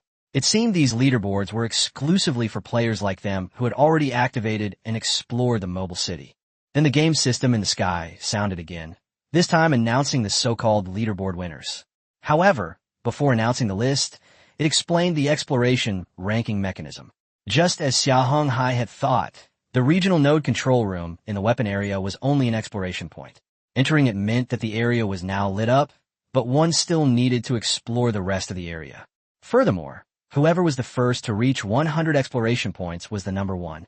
Congratulations to Xia Heng Hai, a player from the Dragon Kingdom, for winning first place on the exploration ranking. You will receive 3 item draws, a first-place gift pack, and the title of King of Newbies. Congratulations to American player John Chasica for ranking 2nd on the exploration leaderboard, receiving 2 item draws and a second-place gift pack. Congratulations to the Dragon Kingdom players Fu Luming and Fu Luhan for ranking 3rd on the exploration leaderboard, receiving 1 item draw and a 3rd-place gift pack. These 3 rankings were announced 3 times consecutively from the sky. Faced with such a ranking, John sent a message on the World Chat panel. Xia Heng Hai of the Dragon Kingdom. When I see you, I will destroy your holy punishment ship. Xia Heng Hai ignored John's threat, glancing at the template of his superweapon before shaking his head. Now, with this super orbital acceleration particle cannon, a terrifying weapon of mass destruction, the so-called city was no match for such an attack. In addition, Xia Heng Hai also discovered that he is currently unable to produce or deploy this superweapon. After all, Xia Heng Hai's mobile city is currently only a near silver level city, while the superweapon is a silver level existence. It is currently impossible to deploy it, and its power consumption is also extremely large. Although it cannot be placed there now, its Sacred Judgment Sky City will soon be able to truly live up to its name, unleashing its powerful firepower against both ground and airborne mobile cities. Ignoring John's rant on the chat panel, Xia Heng Hai checked his prizes, the rewards given to him by the game system as the top prize on the exploration leaderboard. They were the 3 kinds. As for these 3 prizes, the King of Newbies is a unique player title. Wearing it grants Xia Heng Hai several privileges. Firstly, access to newbie discount prices in the trading panel, 85% off, Secondly, a 15% increase in the native's basic friendliness towards the player. And thirdly, a 20-point increase in luck. Clearly, the first one wasn't that important to Xia Heng Hai, but the other two were quite good. However, this also led Xia Heng Hai to discover that there were indeed native inhabitants here. Next was the first prize package. After Xia Heng Hai opened it, there was a series of random characters, and what remained were 10 upgrade cards, 3 quality upgrade orbs, and 30 resource reserve cards. After acquiring these supplies, Xia Heng Hai used 10 upgrade cards to upgrade the anti-gravity generator and auxiliary thruster, as well as the power module and reactor, the energy stone production plant and ordinary houses, the warehouse and ammunition production plant, and finally the food factory and refinery, making them level 2 buildings. Xia Heng Hai then placed the 3 quality upgraded light orbs into the energy stone production plant and the reactor of the power module. This was clearly to provide energy for the super weapon. Now, only the city itself needs to be upgraded to silver level, after which Xia Heng Hai can place the super weapon, allowing it to unleash extremely powerful forces. Finally, Xia Heng Hai clicked on the item draw, and after the cheat codes guidance, it became a high-level draw. The final 3 item draws yielded a mobile city quality upgrade ball, 10 hero upgrade packs, and a super weapon platform. Among them, the mobile city quality upgrade sphere is exactly the item Xia Heng Hai urgently needs. With it, Xia Heng Hai can complete the upgrade of his city to silver level, and then he can deploy the super weapon. At that time, the Holy Judgment will possess a decisive weapon of war, but it will only have 1 super weapon platform. Xia Heng Hai is unsure whether to deploy it on the platform or at the central axis of Sky City. Currently, there are only 2 deployment locations for this super weapon platform, and for Xia Heng Hai, these locations are only suitable for either dealing with the sky or engaging the ground. However, when Xia Heng Hai drew his second item, he no longer needed to worry about this because this time he drew a super weapon platform. This way, Xia Heng Hai could establish one on the upper level, while the ground-based system could be placed along the central axis, thus achieving 1 air-to-air and 1 ground-to-air capability. Xia Heng Hai would also need to redesign the entire city's weapon system. His luck wasn't great when he drew the last item, though it wasn't bad either. It was a pack of 10 hero upgrade packs. Xia Heng Hai immediately used it on Nahitan, instantly raising his level from 13 to 21, significantly boosting his strength. Afterwards, Xia Heng Hai surveyed the situation. He didn't have much to do, as the SCVs were still clearing out the resource piles. Xia Heng Hai, along with Nahitan and Li Bingshun, then proceeded with the comprehensive deployment of the weapon systems on the Holy Judgment. Chapter 31, Trading Weapons Module. After careful planning by the group, Xia Heng Hai completed the deployment of the weapon system, which will include 29 weapon systems. 2 of the super orbital acceleration particle cannons are located, one at the central core of the Sky City, responsible for ground attacks. The other is situated in the mezzanine of the first major layer, with its muzzle pointed towards the bow of the ship, its aiming dependent on the self-adjustment of the moving city. In addition, Xia Heng Hai entrusted the city's defense to 6 particle shield generators. These particle shield generators were mobile weapon platforms, and although they could not completely protect the entire city within a shield, they could serve as an emergency response defense system. There were also 2 missile launch platforms on either side of the bridge of the naval vessel, serving as an auxiliary defense system. Finally, there are its main offensive weapon systems, consisting of 3 primary weapons, 1 light lance, and 2 particle beam cannons, positioned at the front. Next are 6 secondary weapons, all of which are light railguns, located around the perimeter. As for its close-in weapon system, there are a total of 10 units. For 1130 close-in weapon systems and 6 laser close-in weapon arrays, mostly positioned at the edges. Of course, Xia Heng Hai also knew that the construction time for those 29 weapon system modules would be rather long, but he was certain that he would have them all completed by the end of the newbie protection period. He might even be able to provide a small number of weapon systems for other players. Xia Heng Hai immediately thought of Fu Luming. After a conversation with him, Xia Heng Hai sold a small number of close-in weapon systems, CWS, and even a missile turret to Fu Luming. After all, Fu Luming was a friend, and giving him some weapons for self-defense was a good idea. After some thought, Xia Heng Hai then listed several CIWS modules on the trading panel. Of course, only melee weapons were listed here. Xia Heng Hai didn't even include defensive or other large weapons. However, even so, for players ranked lower, these were still extremely tempting defensive weapons. After all, an average player, or even some of the top 10 players, wouldn't possess weapon system templates, and even weapon system blueprints were rare. As soon as Xia Heng Hai posted the deal, his private messages kept ringing. He then set up another module manufacturing plant to specifically handle the deal. As time went on, Xia Heng Hai discovered a problem. His development was incredibly fast. This conclusion was reached after consulting with Fu Lu Ming and comparing his own rankings. For example, the second-ranked John's population was only around 100, while Xia Heng Hai's had reached over 1,000. And that's not even considering other factors. Of course, aside from the players who have completed the tutorial, the other players find these weapon systems, although they are close-in weapon systems, just right for them at this point. Although what they offered was basically nothing special, upon closer inspection, there really wasn't anything of value. After all, they hadn't yet outgrown the novice phase. However, Xia Heng Hai did find something decent, or rather, the other party sent him a private message. Boss Xia Heng Hai, on behalf of the nation, I hope you will join us and unconditionally provide our country with weapon modules. The other party appeared to be just an ordinary member, initially displaying friendliness and admiration, but later becoming incredibly forceful. His tone was extremely domineering, conveying an unquestionable authority. What Xia Heng Hai was after was the alliance token. As for Xia Heng Hai, he very much wanted to help his country, but he also needed to offer some compensation. There was no such thing as unconditional conscription. Moreover, Xia Heng Hai was not a soldier, and therefore was not required to unconditionally obey his superiors. Xia Heng Hai frowned at him, then relaxed, took a screenshot, and blocked him.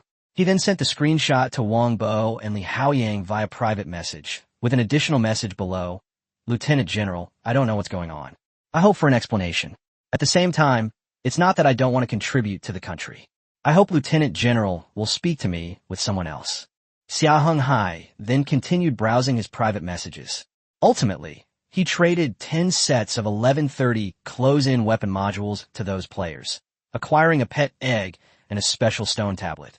Clearly, Xia Heng Hai didn't need the basic supplies.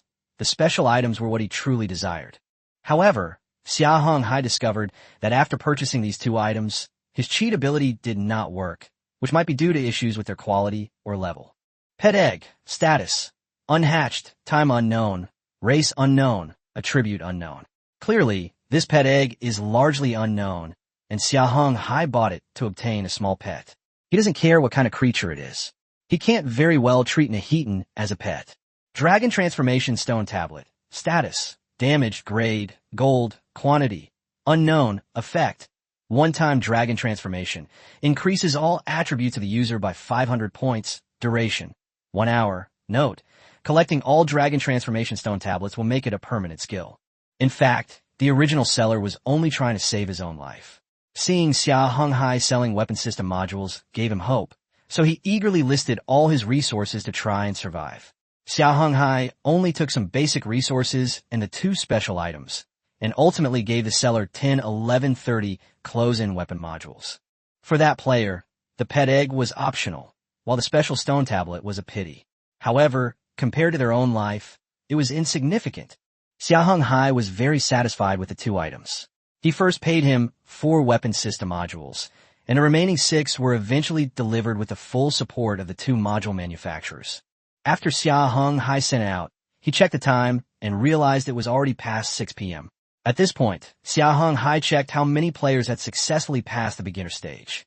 There were 218 people there, and they had already been integrated into a new area, or rather, the game system had provided these players with a separate communication panel. In addition, Xia Heng Hai also checked the current rankings. Xia Heng Hai was still at the top, while Fu Lu Ming was in 3rd place, and John, the American player, was in 2nd place. As for the 2 lieutenant generals from the Dragon Kingdom, they were ranked 10th and 11th respectively. Just then, a new ranking appeared, prominently featuring Dragon Kingdom's Earth Dragon City and Flying Dragon City, with a special federation following behind them. It seemed these players had united, and they appeared to be mostly military personnel, perhaps with a few ordinary players among them. I wonder if those 2 lieutenant generals noticed the message I sent. Xia Heng Hai stroked his chin, then tidied up and went to eat and rest with the others. Chapter 32, Preparing to Log In. They arrived at a massive sky city, Li Haoyang's flying dragon city, or rather, a united city-state. This was a vast sky city built around Li Haoyang's sky city as its core, with several other sky cities forming the foundation. Meanwhile, the final integration work had been completed here. At this time, in a city lord's mansion at the core, Li Haoyang also finished his meeting. In addition to Li Haoyang, there were 3 major generals and 6 brigadier generals here. They were the core of this city federation. Just as Li Haoyang opened his private messages to see if any other players had contacted him while he was busy, he calmly said, "Someone, call Wang Dong here." His tone was extremely calm, as if he were recounting a trivial matter. However, when it came to the major generals and brigadier generals, they all trembled because they were very familiar with their old commander. It was clear that Colonel Wang Dong, the logistics officer, was in trouble, and it was no small matter. A communications officer hurriedly opened the communication panel and contacted Colonel Wang Dong. A moment later, Colonel Wang Dong rushed over. "Tell me about it." Li Haoyang simply handed the screenshot Xia Heng Hai sent to Wang Dong, and then said nothing more, not even glancing at Wang Dong. Wang Dong broke out in a cold sweat after seeing the screenshot. However, after seeing the screenshot, he immediately understood the reason for the old commander's anger. But as a soldier, he couldn't offer any explanation. In the end, Wang Dong could only lower his head, then raise it again and said to Li Haoyang, "Reporting to the commander, I will definitely give you a satisfactory report on this matter." Li Haoyang waved to him, then checked the time and typed a message to Xia Heng Hai. Meanwhile, Xia Heng Hai was sound asleep, hugging an Nahitan-themed body pillow. The next morning, the 5th day of the newbie protection period, Nahitan's gaze seemed a little strange. Xia Heng Hai simply scratched his head and stopped thinking about it, instead checking his private messages, where Li Haoyang's information was prominently displayed. As I expected, I just don't know how that quartermaster will deal with his nephew, and what the outcome will be. Xia Heng Hai took out a special item from it and replied, "I've accepted the item. You need a few weapon modules. Just provide 75% of the resources." 75%? Haha. After Xia Heng Hai's intervention, it directly became 750%, which is obviously an expansion of his resource reserves. Wah! Keep an eye on Li Haoyang's information on the private message panel in the city center. Xia Heng Hai waved his hand, weighed the items in his hand, and then left the restaurant. Alliance order. Used for forming alliances between players, allowing them to support each other with resources such as troops and manpower. The maximum number of allies is 50, a cheat code. Furthermore, the token holder has the right to rescind the alliance. As for potential allies, Fu Luming is one of the candidates. However, Xia Heng Hai is only considering it at the moment, and he is not yet ready to establish an alliance with him. However, after looking around, Xia Heng Hai arrived at his barracks. Since activating the barracks, Xia Heng Hai had been expanding his troop numbers, though the overall number was still small. At the same time, Xia Heng Hai also discovered a problem. The troops spawned from the barracks were not affected by Xia Heng Hai's cheat system. Currently, Xia Heng Hai's forces consist of 210 SCVs and 10 probes, 104 Marines and 28 elite Marines, 29 Marauders, and 20 medics. The defense team is also fully staffed, with 80 reserve members available. Next came 152 Zerglings and 48 Dragonhawk-class fighters. Following them were the Protoss forces, including 62 Zealots, 5 Zealots, and 32 Stalkers. Next came the Tyranids, consisting of 3 Queens, 1 Hive Warrior, 1,200 Termagons, and 1,000 Hemagen. Finally, there was the Elven Fighting Force, consisting of 47 Elven Archers and 26 Blood Elf Archers, followed by a high-ranking Blood Elf Lieutenant and 1 high-ranking Blood Elf Archer. Despite the large number of troops, Xia Heng Hai still felt a sense of inadequacy, constantly worrying that his forces were insufficient. Damn, we should go up to the ground and take a look, otherwise we're still shorthanded here. Xia Heng Hai stroked his chin, looked at the busy SCV, and frowned. Just then, Li Bingchen arrived at the barracks, and, upon seeing Xia Heng Hai, quickly ran over. "Brother Xia, what's going on?" Xia Heng Hai waved his hand, then beckoned to her again, and together they arrived at the landing bridge. There, Xia Heng Hai and Li Bingchen discussed the landing preparations. The landing bridge was bustling with activity, mostly with SCVs conducting reconnaissance of the ground in preparation for the landing.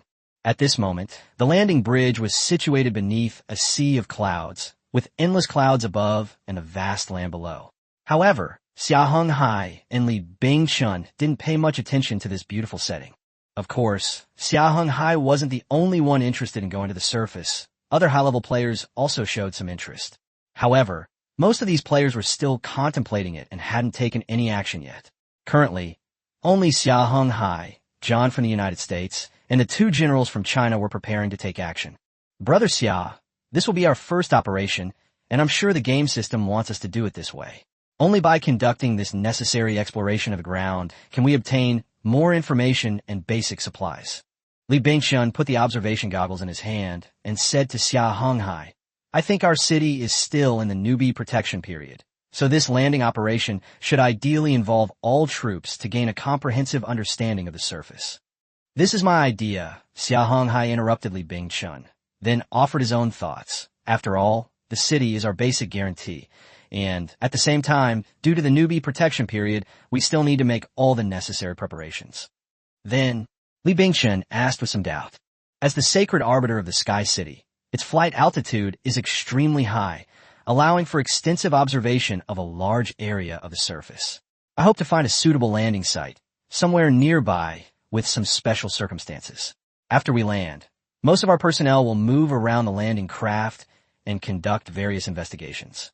I will lead an elite team to explore the surrounding area, Xia Heng Hai said, pointing to the 3D map in the center of the landing craft's bridge.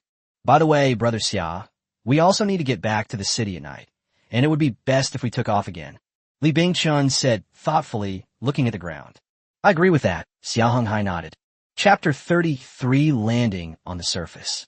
As night fell, Xia Heng Hai and Li Bingchun still hadn't found a suitable area to land. Xia Heng Hai wasn't sure why, but it was possible that they were still in the novice stage. No, we must conduct a comprehensive survey on the ground tomorrow. Xia Heng Hai looked at the increasingly dark surroundings and then frowned as he spoke. What if this is just a separate space? Li Bingchun asked. No, even if this is an independent space, the ground below and the real world should be the same environment. Xia Heng Hai shook his head and said, then pointed to a grassland. Land there first thing tomorrow morning. Yes, Lord City Lord, the busy SCV replied to Xia Heng Hai. Nothing eventful happened that night. The next morning, the sacred judgment was anchored above the target, ready for the landing operation. Xia Heng Hai was once again on the landing bridge, directing the operation. However, this time, Xia Heng Hai felt somewhat embarrassed. He had underestimated the operation the day before. Begin the login process. With Xia Heng Hai's command, everyone present began to get to work. It should be noted that the core of Xia Heng Hai Sky City is a living core, which has absolute control. However, it is more inclined to navigation, and it plays a supporting role in landing. Its orders are still issued by the staff in the landing bridge. Notify the navigation bridge that we will descend to below 800 meters to conduct landing operations. After careful consideration by the members present, this order was finally issued. As soon as the order was given, the entire Sky City trembled slightly and then descended, like a whale leaping out of the sea. However, the sea was an inverted sea of clouds, and the so-called whale was Xia Heng Hai's Sky City. As this Sky City continued to descend, the entire city has now fallen below the sea of clouds, finally stopping at about 800 meters above the ground, which is the height of a building nearly 300 stories high. Lord, if we are only conducting reconnaissance, it would be best not to send out too many troops, a staff member said. Xia Heng Hai stroked his chin and then nodded. He then went to the preparation room to begin preparation for the landing. This operation involved only one elite force, including Xia Heng Hai, an Ahetan, Broken Tooth, and a 25-man elite Marine battalion, a 4-man Protoss Zealot escort squad, and a 5-man SCV exploration team, totaling 32 people. After the group prepared, they were ready to receive the deployment order. The two types of mobile cities, the Sky City and the Ground City, offered different exploration methods. The Sky City was an airdrop deployment, its disadvantages being a higher risk factor and difficulty in retrieval, while its advantages being flexible and rapid response, and more effective concealment. The Ground City, on the other hand, was a rapid deployment, its disadvantages being its bulkiness and slow response, while its advantages being rapid deployment and greater ease of movement. In other words, while the preliminary preparations for exploration operations in Sky Cities are tedious, Once deployed, they become extremely easy. Surface mobile cities, on the other hand, can quickly release exploration forces from themselves, but if they encounter danger, it will inevitably affect the mobile city itself. Of course, Sky City requires the deployment of landing pods, while Surface City requires the deployment of temporary bases, both of which incur costs. Xia Heng Hai was unclear about what the temporary bases for Surface City would look like, but he knew what his landing pods would be like. Its current landing craft is a basic model, only capable of landing and deployment. Xia Heng Hai also saw the subsequent upgrade plans. Both the shield generator and weapon systems require corresponding technological support. Only then did Xia Heng Hai realize that this game had just begun. As Xia Heng Hai and his team completed their preparations, they entered the two prepared landing pods. These were the basic landing pods, spindle-shaped and grayish-brown, consisting of a small landing pod and a medium-sized landing pod. The small landing pod had a crew of 6 and could only carry infantry, while the medium-sized one had a crew of 30 and could also carry conventional vehicles. The large one had a crew of 100 and could also directly deploy large vehicles. Ultimately, Xia Heng Hai and Nahitan each occupied a small landing pod, while the remaining 30 people used the medium-sized landing pod. After Xia Heng Hai had secured the weapons and sat down in the safety chair with Nahitan and taken protective measures, the broadcast sounded again. Airdrop preparation, all indicators calibrated, crew ready to drop. After the broadcast, Xia Heng Hai clearly felt his body drop a bit. Then came a shout of deploy. Xia Heng Hai then felt a slight, yet not insignificant, gravitational acceleration, followed by a rapid impact. It seemed he had officially landed. He then watched as the indicator light above the hatch changed from red to green. Xia Heng Hai unfastened the safety latch, removed his weapon, and walked to the hatch with Nahitan. He then opened it and stepped out. Now, Xia Heng Hai and his group have regrouped on the surface. On the ground, Xia Heng Hai first looked up to see his Sky City, a colossal structure that stood majestically in mid-air, like a moving steel mountain. Its body pierced the clouds, its massive metal structure gleaming with a cold, hard luster in the sunlight, like an invincible aerial fortress of human civilization, overlooking this desolate land with unparalleled power. The auxiliary thrusters at the bottom of the Holy Judgment occasionally spewed out scorching air, accompanied by a deep rumble that caused the ground to tremble slightly. Layers upon layers of decks and pipes formed its complex body, and countless windows let in faint light, like the eyes of this steel behemoth, vigilantly watching its surroundings. At the same time, every detail exuded its weight and power, as if it could withstand any unknown danger. When Xia Heng Hai stood on the ground and looked up, he could only see its enormous body piercing the sky, making him feel incredibly small. The visual shock and the sense of oppression instilled a sense of awe in him. This Sky City would bear the weight of Xia Heng Hai's ambitions and his desire for dominance. Who? Xia Heng Hai withdrew his gaze from the Sky City, letting out a long sigh. This magnificent megacity was a colossal entity to Xia Heng Hai, providing him with an incredibly strong support system. He then began making arrangements, as this was primarily an exploration mission, with no other tasks in mind. Meanwhile, the game system's voice echoed once again in the sky. Congratulations to Xia Heng Hai from the Dragon Kingdom for being the first player to land on the ground. You were awarded 10 city points and an explorer's badge. Xia Heng Hai didn't pay attention to those words. Instead, he focused all his attention on the surface conditions. Chapter 34, Current Status on the Ground. Xia Heng Hai stood on the ground, looking around at the surroundings.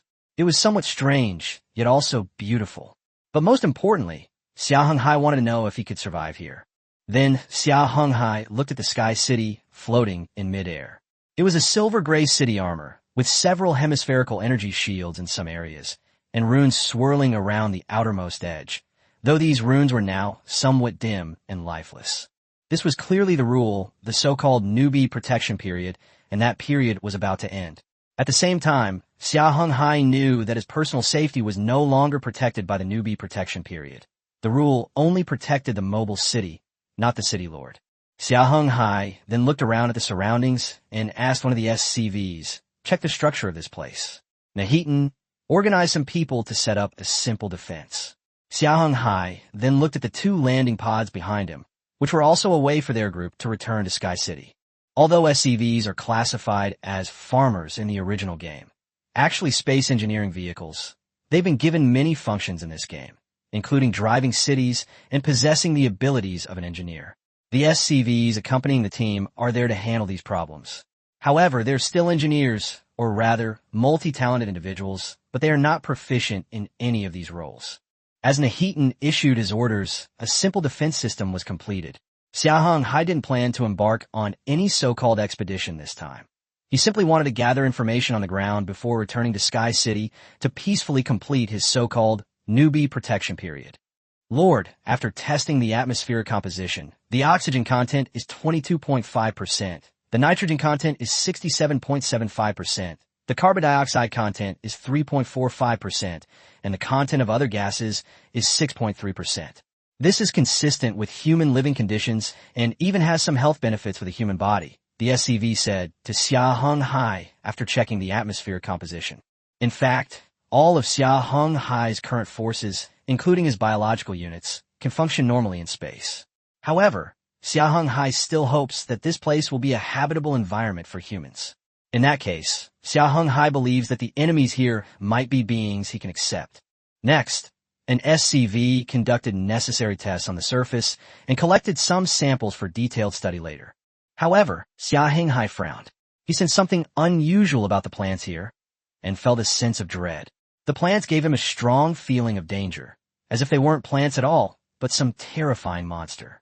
Gnash it in, narrow the defensive perimeter, collect samples as quickly as possible, order the soldiers to stay away from all plants, and be ready to retreat to Sky City at any time.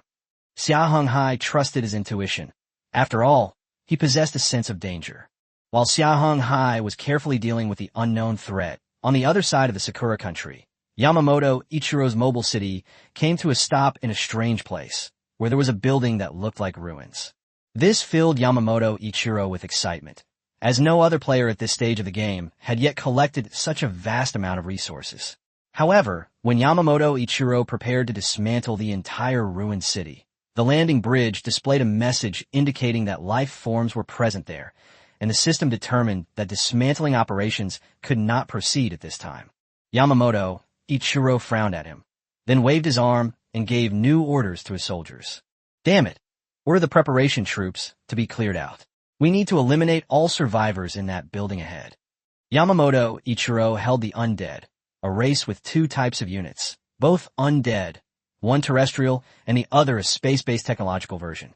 The terrestrial version was called the undead, while the space version had another name, which should be called space necromancers. Currently, this player from the Sakura Kingdom possesses 37 ghouls, 18 cave demons, 12 space necromancers, and 4 heavy armor destroyers. Among them, ghouls. Race, undead. Quantity, 6 people. Price, 6,000. Loyalty, 87. Equipment, biological claw. Skill, health recovery. Attack low. Defense, heavy armor. Attack method, melee. Attack type, conventional. Cave demon. Race, undead. Quantity, 2. Price, 4,200. Loyalty, 87. Equipment, claws and silk sling. Skill, health recovery. Attack, medium. Defense, heavy armor. Attack method, remote. Attack type, slowing down and radiation. Space necromancer. Race, space necromancer. Quantity, 5. Price, 8,500. Loyalty, 78. Equipment, Gauss assault rifle. Skills, tactical planning, area warp, dimensional concealment. Attack high. Defense, heavy armor. Attack method, remote. Attack type, piercing. Heavy armor destroyer. Race, space necromancer. Quantity, 2. Price, 3,800. Loyalty, 76. Equipment, heavy Gauss cannon. Skills, tactical planning, area warp, dimensional concealment. Attack high. Defense, heavy armor. Attack method, remote. Attack type, explosive. In other words, Yamamoto Ichiro had 71 soldiers and 28 farmers. These were the troops he used in the war. As a mobile city on the ground, its landing was an extremely rapid deployment, and Yamamoto Ichiro quickly made the next operational requirements. His first order was to the landing bridge. I request the deployment of the attack outpost. I want to kill every single living being there. Nowadays, players in this cherry blossom country have forgotten the dangers here, and they're also unaware that this is because their mobile city is in the newbie protection period. Like Xia Heng Hai, once they leave their mobile city, they will lose the so-called newbie protection period. With Yamamoto Ichiro's order, a special building was successfully constructed next to this mobile city on the ground. Then, Yamamoto Ichiro led his troops to officially enter the so-called attack outpost. However, after arriving at the attack outpost, Yamamoto Ichiro immediately headed towards the ruins. There he found life, 1.2-meter-tall rats, which disgusted him. However, this did not deter Yamamoto Ichiro's fighting spirit, because at this moment, the game system in the sky had already announced something. Congratulations to player Yamamoto Ichiro from Sakura Country for officially making contact with the natives. You are awarded 10 city points and the title of Native Contact Observer. Meanwhile, Yamamoto Ichiro was wondering, since Xia Heng Hai, a player from the Dragon Kingdom, had received the login reward first, while he had only encountered the natives and already received a prize, would he be able to obtain other prizes if he eliminated these natives? As for this so-called Native Contact Observer, they're only there to make initial observations of the so-called natives. Right now, Yamamoto Ichiro simply wants to obtain more game system rewards. Chapter 35 Firefight and Attack. As Yamamoto Ichiro drew closer, the ratmen in the abandoned city reacted. One after another, emerald green weapons were brought out and mounted on the somewhat dilapidated city walls, their fire aimed at the attacking enemy, Yamamoto Ichiro. Ghouls, prepare to defend against enemy attacks. Cave demons, slow down enemies and provide range support attacks. Space necromancers, suppress enemy fire. Yamamoto Ichiro was very excited at this moment, as he was about to obtain even more important points. However, the ratmen had already launched an attack. As they pulled the triggers, eerie green lightning bolts shot from their guns, striking the undead. The powerful and terrifying firepower instilled a sense of fear in Yamamoto Ichiro. In that very round, the enemy had unleashed over 100 green lightning bolts, and their own ghouls and cave demons had been completely obliterated by the barrage. Even their regenerative abilities and immense power were useless, as they had been reduced to blood and gore. Even the space undead behind them had suffered some losses. Upon seeing the squad of over 100 ratmen, Yamamoto Ichiro realized he was utterly incapable of dealing with them, especially with an unknown number of reinforcements behind him. This filled Yamamoto Ichiro with trepidation. Without a second thought, he ordered his soldiers to retreat and then sprinted toward the attack outpost. Ultimately, pursued by about 300 ratmen, the combat squad fled back to the outpost. The outpost then slowly turned, heading towards the landing pod of the mobile city on the surface.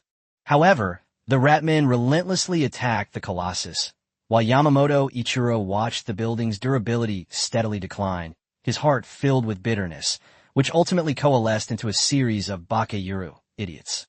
The returning force consisted of only a few space necromancers and 4 heavy destroyers. Next, I would need a large amount of gold for production, and the attack outpost would require major repairs, which would be another large project and a huge drain on resources. In the end, I spent 60% of the building's durability to return to my mobile city. Seeing the deployment area surrounded by those ratmen, Yamamoto Ichiro gritted his teeth at the sight of these ratman troops. Order, firepower. However, the farmer who was controlling the weapon system this time looked at Yamamoto Ichiro. At the same time, a system warning appeared in front of Yamamoto Ichiro. Since player Yamamoto Ichiro from the Sakura Country just issued an attack order, please confirm again. Note that if an attack is launched now, his newbie protection period will end prematurely. Upon hearing that the newbie protection period was over, Yamamoto Ichiro shuddered, especially upon seeing those powerful ratmen.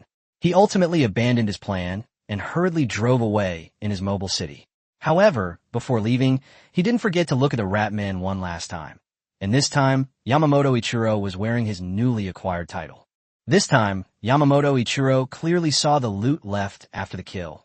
The terrifying dimensional rifle, with a drop rate of 4.2%, and some other scattered supplies. It turned out that the title was clearly just a display of the opponent's drop rate. It didn't even include the opponent's name. Not long after Yamamoto Ichiro left, the game system's voice echoed in the sky. Congratulations to player Yamamoto Ichiro of the Sakura Kingdom for making official military contact with the natives. The natives are granted a threat, title, and 10 city points. Note that due to Yamamoto Ichiro's attack on the natives have a 10% hostility towards all players, with the Destruction faction having a 20% hostility towards the player. The Destruction faction has a 40% hostility towards player Yamamoto Ichiro of the Sakura Kingdom, and the Ratman Wasteland Empire has a 75% hostility towards this player. Upon hearing this message, all the players present were speechless with dismay, launching a barrage of criticism against the Japanese players. They hadn't even interacted with the local inhabitants, yet the inhabitants were already hostile towards them because of Yamamoto Ichiro's decision. However, for Xia Heng Hai, such a punishment was practically negligible. After all, the title of King of Newbies already provided him with a 20% increase in friendliness. Therefore, this 20% increase in hostility meant that it made no difference to Xia Heng Hai. However, after hearing this report, Xia Heng Hai became even more worried about his current situation.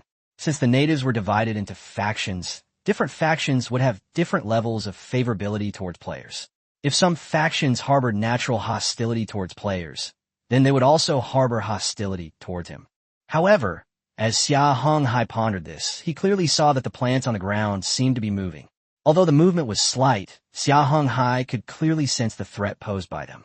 This time, Xia Heng Hai subconsciously activated the long-range observation device on his suit, and indeed detected something unusual. Those are not simple plants. They're actually fungi, and extremely large ones at that. Clearly, they are not simple plants. Seeing the situation, Xia Heng Hai hurriedly issued an order. Attention everyone, we need to evacuate completely, immediately. Notify the city to provide troop support. As Xia Heng Hai gave the order, a medium-sized landing pod was quickly dropped from the landing zone of Sky City. This was a discarded object, carrying the Hermogen and Termogen hatched by the mother insect. After Hermogen and Termogen completed their deployment, Xia Heng Hai and his team boarded the landing craft and initiated takeoff mode. Simultaneously, the 3 landing craft ignited and the conical special devices at their base detached. Ultimately, the 3 landing pods returned to Sky City, leaving only the 30 Hermogen and Termogen on the ground. The rest of the core units were all withdrawn back to Sky City. At this time, Xia Heng Hai also received his new title. Xia Heng Hai looked at the ground, where the fungi had stood up, transforming into humanoid monsters. A panel popped up before him, displaying information about these creatures. Name, War Boy. Race, green-skinned orc. Faction, destruction. Relationship, 15% hostile. Xia Heng Hai frowned, finally understanding why he had such an ominous premonition. Originally, due to his title as the King of Novices, the Destruction faction maintained a neutral to friendly stance towards him. Therefore, even within their green-skinned orc territory, Xia Heng Hai hadn't shown any hostility after arriving on the surface. However, after Yamamoto Ichiro's recent disruption, the King of Novices buff became ineffective. As a result, the green-skinned orcs here launched an attack on Xia Heng Hai. These Japanese players are really troublesome. Xia Heng Hai complained and turned his gaze away from the ground, where the battle was already clear. Xia Heng Hai's 30 Hermogen and Termogen were quickly killed there. Chapter 36, End of Protection Period. However, at that moment, the game system in the sky sounded again. Congratulations to Xia Heng Hai, player from Dragon Kingdom, for achieving First Blood and obtaining the Destruction faction killer title. Due to engaging in combat with the Destruction faction and killing its members, the Destruction faction will have a 25% hostility towards the player from Xia Heng Hai in the Dragon Kingdom, and the Greenskin Orcs will have a 50% hostility towards the player. The Neutral faction will have a 10% friendliness towards the player. The Order faction will have a 25% favorability towards the player, and the Chaos faction will have a 15% malice towards the player. Then, on Xia Heng Hai's panel, the following message appeared. Because the green-skinned orc's hostility towards you exceeds 60%, a war will definitely break out after you encounter this creature. Xia Heng Hai was very worried about the situation tomorrow, and about this suddenly appearing enemy. Once the newbie protection period ended, his holy judgment Sky City was likely to suffer an unexpected disaster, or even be directly attacked by green-skinned orcs. Originally, Xia Heng Hai planned to rely on the benefits brought by the newbie king title to build good relations with the local natives after the start. However, Yamamoto Ichiro's actions rendered him unable to do anything, and he even created an enemy group. However, the title of Destruction Faction Assassin grants Xia Heng Hai a 20% increase in loot and kill intensity when eliminating members of the Destruction Faction. Therefore, it's hard to say whether this is ultimately good or bad. However, one thing is certain. The factional divisions here have been preliminarily confirmed. Order and destruction are antagonistic. Neutrality neither takes sides, but leans towards order, while chaos leans towards destruction. However, Xia Heng Hai is undecided about their relationship, but the first three have already been determined. Let's not dwell on these issues anymore.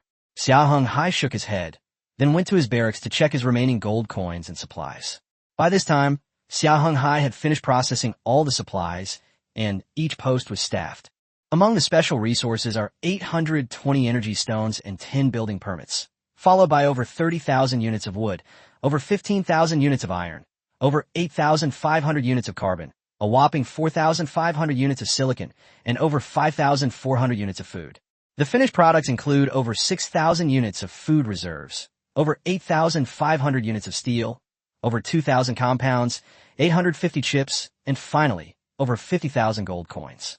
After some deliberation, Xia Heng Hai sold the building permits, ultimately earning 40,000 gold coins, a golden finger.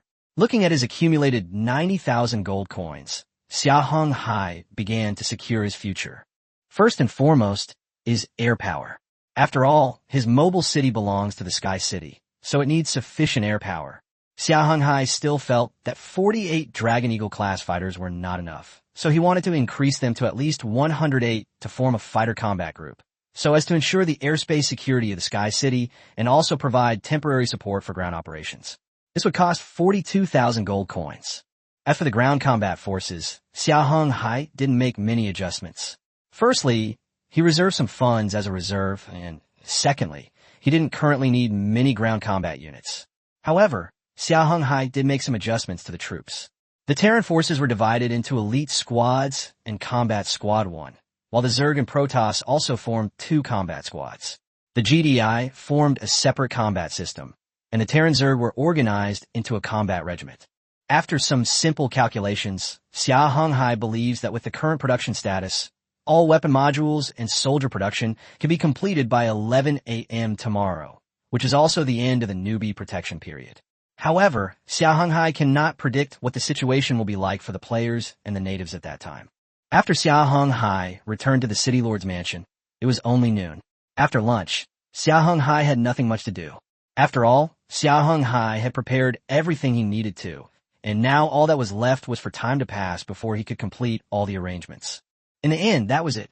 Xia Heng Hai tapped the pet egg, then poked the cheeks of the 2 little girls next to him, and chatted with Li Bingchun, appearing extremely relaxed.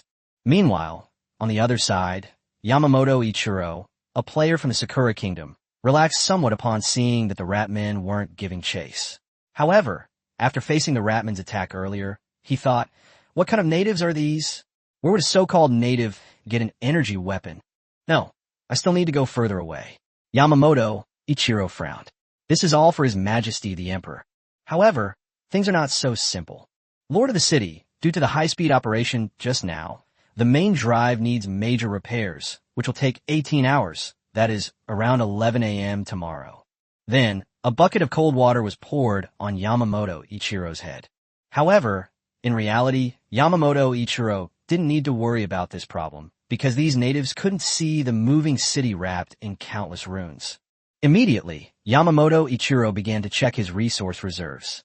Fortunately, the reserves he had prepared were sufficient for repairs.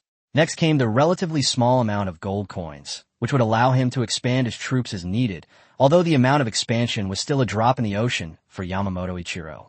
As for Fu Luming, after hearing the game system announcement from the sky, he felt a sense of fear towards the ground. After all, none of the players who had descended so far had fared well.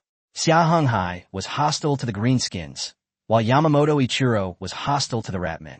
Moreover, Fu Luming was in a sense still a child. So, at this moment, Fu Luming was simply staying in his Sky City, looking at the azure sky and the white sea of clouds, without thinking about the situation on the ground. However, Fuluming made a different decision, to use the gold earned during the newbie protection period to fully expand his army and ensure his safety in the later stages of the game. After all, Fuluming knew his situation, and with a bit of luck, he might even acquire a near-hero unit. This would give Fuluming the ability to set foot on the surface. Meanwhile, John, the American player, after listening to the game system announcement from the sky, ultimately canceled the login preparations. John then glanced at the troops behind him. He knew his forces couldn't withstand such a dangerous expedition. He deduced that Xia Heng Hai and Yamamoto Ichiro must have suffered heavy losses. They could afford to expend resources like this, but he couldn't. And so, everyone spent the 6th day. At 6 a.m. on the 7th day, the game system's voice echoed in the sky once again. First of all, congratulations to the vast majority of players who have officially reclaimed their mobile cities. The remaining 10 million players have 6 hours to prepare, so please pay attention. Chapter 37 Game Mechanics Changes. Also, the new player protection period will end at 12 o'clock noon today. There will be a test this afternoon, and we don't know how many people will pass. Players, please note that your mobile city is your protection, and you players are also its protection. The new game rules will be announced to all players after the new player protection period ends. Xia Heng Hai didn't pay much attention to it. After all, he had already made all the preparations and was now just waiting to face what the future held. This morning, Xia Heng Hai would occasionally go to the navigation bridge to look at the beautiful sky and the milky white sea of clouds, a truly comfortable experience. Then he would go to the landing bridge to check the surface below, which was mostly inhabited by green-skinned orcs. Brother Xia, do you think our final enemy might be this? Li Bingchun looked around at the warriors who had transformed into fungi and then reverted to their orcish forms, and then asked Xia Heng Hai. Possibly. However, it should be relatively easy for us, since the enemy probably has very little air power. After seeing this, Xia Heng Hai reassured Li Bingchun. Moreover, the size of our forces should not be underestimated. Putting aside their worries, Xia Heng Hai and Li Bingchun returned to the City Lord's mansion to await the end of the newbie protection period. Xia Heng Hai then checked the communication panel. Both the regional and world interfaces were in disarray, reflecting a great deal of tension. What do you all think? Will those natives join the so-called test? How many troops do we have? How many enemies are coming this time? Are we, as mere soldiers, enough to kill them? Can anyone tell me where the regional node control room of the weapons area is? We just missed finding this place. I suggest that once you activate the mobile city, the regional node control room of that weapon zone will appear. Could any expert provide me with some weapon modules? After observing the area, Xia Heng Hai noticed that the players were all somewhat panicked. Many hadn't even activated their mobile cities. Xia Heng Hai shook his head. Clearly, these players were on the verge of death. If it hadn't been until noon, they still had a chance to survive. However, within this area, Xia Heng Hai also saw players who hadn't reclaimed much territory. He shook his head at them. For them, the situation was a test, and the changes were becoming increasingly dangerous and terrifying. Nashidin, have you checked if our weapon systems are set up? Xia Heng Hai asked the little girl beside him after glancing at the players' chat, suddenly remembering something. Lord City Lord, all the weapon systems we need are now online, and all units have confirmed that their equipment is complete and ready to be deployed to the battlefield at any time. When Xia Heng Hai inquired about military information, the little guy Nahitan quickly answered, perfectly demonstrating the demeanor of an adjutant. Keep both module production plants running.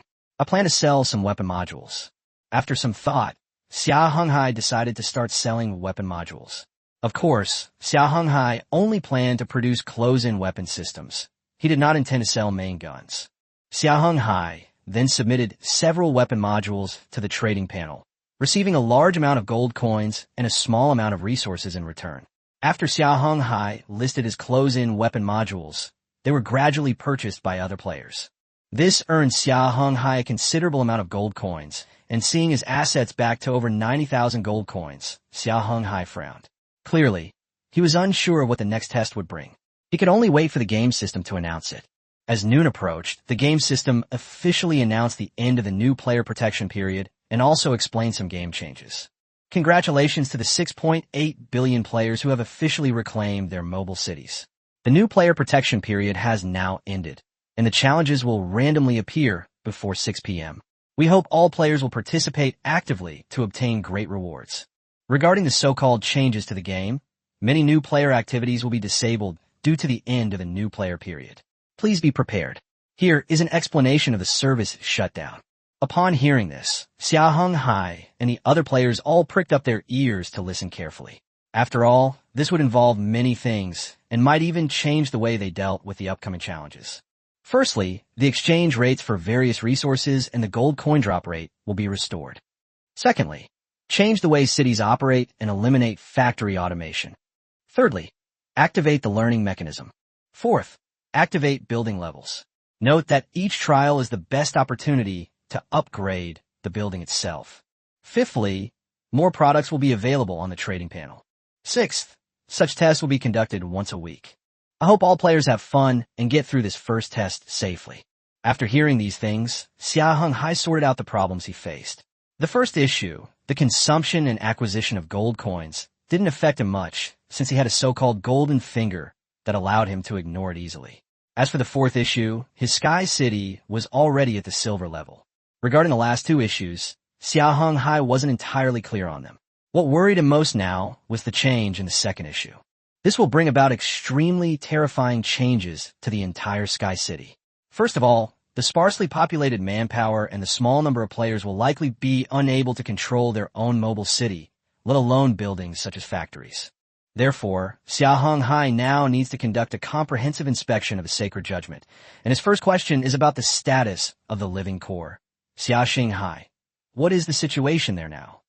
Lord City Lord, navigation here is normal, weapon systems are normal, and the city's basic infrastructure is in good condition, Xia Heng Hai quickly reported. Clearly, as a unique and special module, its role within the entire city is extremely important. Brother Xia, all the factories have stopped operating, and we need to reassign personnel. Just then, Li Huahua approached Xia Heng Hai and said this. Clearly, the manpower shortage was still affecting Xia Heng Hai. The energy stone production plant, the power module plant, the ammunition production plant, and the food plant. These plants cannot be shut down. Dispatch SCVs and probes to begin production operations. Xia Heng Hai ordered hastily upon hearing this. Although Xia Heng Hai possessed considerable reserves of supplies, these were strategic materials for emergency response, crucial resources that should ideally be avoided if possible. After all, the first two are the core of Sky City's operation, while the latter two are the supply of ammunition for the city and troops, and the livelihood of themselves, respectively. Neither of them can be shut down for a long time. As soon as Xia Heng Hai issued the order, he quickly realized the thorny problem brought about by the change in the third clause. Impact of Chapter 38 changes on players. Soon, Xia Heng Hai received a brand new question, which concerned the change in the third rule. Li Huahua, the little girl, came to Xia Heng Hai again and said, Brother Xia, the major factories have started to resume operations. The SCVs and probes are in place, but they cannot make all the factories operate efficiently. Upon hearing this, Xia Heng Hai hurriedly ran to the factory to investigate the situation there, where a few SCVs were working busily. Xia Heng Hai then summoned an SCV to check. Due to the third change, a new level appeared next to the SCV, displaying Level 3 worker. Xia Heng Hai also checked the level division. There were a total of 10 levels, including trainee and levels 1 to 9, with different levels providing different levels of bonuses. Currently, the power module only houses 27 SCVs and 10 probes, which is sufficient for the city's normal consumption, with a surplus of around 2,000. As for the other factory buildings, Xia Heng Hai is currently unable to put them into normal operation. After some allocation, energy stones are not currently needed, since Xia Heng Hai's Sacred Judgment Sky City doesn't require relocation at the moment, so the energy stone production plant can be put on hold. Xia Heng Hai is about to face a test, which requires combat, and people also need food supplies, although stored resources can be used temporarily. Therefore, after some deliberation, Xia Heng Hai recruited another 60 SCVs and then placed the vast majority of them in the ammunition production plant to ensure that it could at least maintain normal consumption, while the remaining small number of SCVs would be deployed in the food factory. However, Xia Heng Hai also knew that this change had caught him and the other players completely off guard. At that time, the the proportion of peasants held by the other players would definitely be very large, and they might even utilize their combat troops as producers. Indeed, this was a major challenge for the other players. Xia Heng Hai had a large workforce and a cheat-like advantage, so he could manage relatively well. The other players, while having fewer unit types and requiring more resources, didn't have a large proportion of farmers, and therefore needed more improvement. For example, in Fuluming, they have a relatively complete operating model, but in the end, they still produce more than 30 farmers to maintain their normal consumption, but they still need storage resources to support them. When they checked the trading panel again, they discovered a problem. The basic resources there were all unprocessed, and their prices had increased about 30% higher than during the beginner period. Seeing this, Fu Luming and Fu Luhan exchanged a glance, then thought of Xia Heng Hai. It was because of him that they had considered stockpiling some common resources. Just as some players noticed the anomaly in advance and made the correct decision, others failed to notice it and made the wrong decision. For example, Yamamoto Ichiro. At this moment, the player from the Sakura Kingdom was pacing back and forth in his room, feeling both frustrated and angry, occasionally glancing at his surroundings.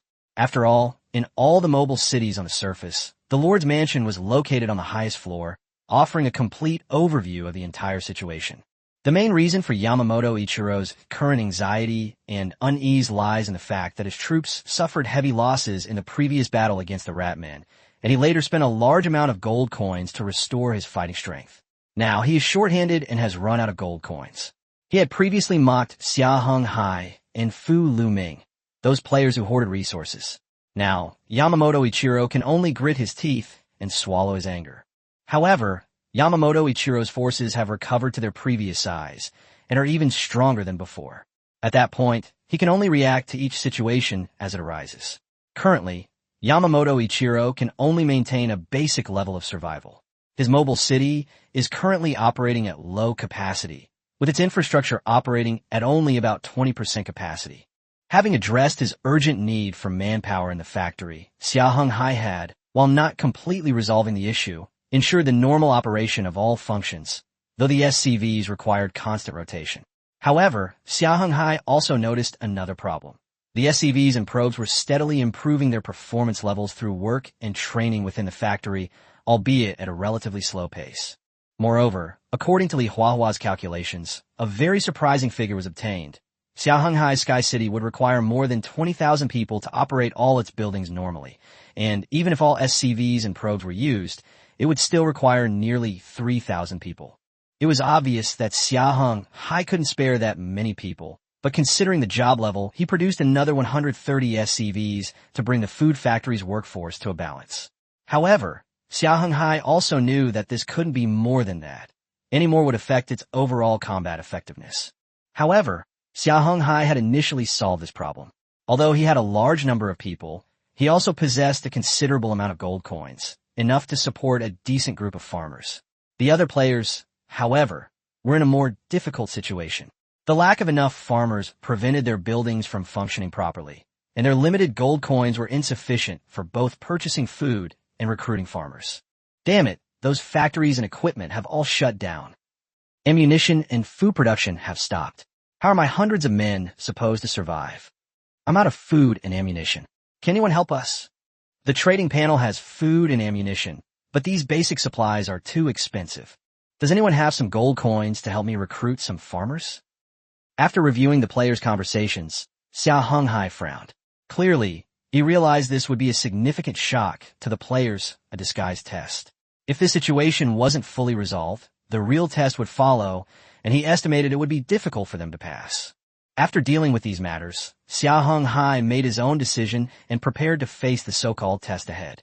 Order: shut down the temporary external armor, shut down all external equipment, and reclaim the city itself. Activate all weapon systems, plan defensive routes, and be ready to set up a defensive fire network at any time. Xia Heng Hai then began issuing a series of orders while simultaneously making tactical deployments.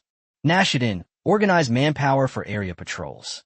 Xia Heng Hai: control the Sky City to rise above the sea of clouds. Finally, Xia Heng Hai looked at the ground, where the dark mass of green-skinned orcs that had appeared when the newbie protection period ended had disappeared. Chapter 39 Enemy Attack. As Xia Heng Hai gave the order, the Sky City began a series of operations. First, all the scattered antennas and external equipment were retracted inside, and a layer of armor, neither too thick nor too thin, was placed on the outside. In addition, the entire Sky City, which had transformed into a giant mushroom, continuously increased its levitation height, eventually disappearing completely into the sea of clouds, including the dismantling area at the bottom. Reporting to the city lord, all tasks have been completed. However, due to the shutdown of all detection equipment and sensor antennas, the city's ability to sense and react to the outside world is currently quite slow, Xia Heng Hai said. All functions have been reduced to 48%.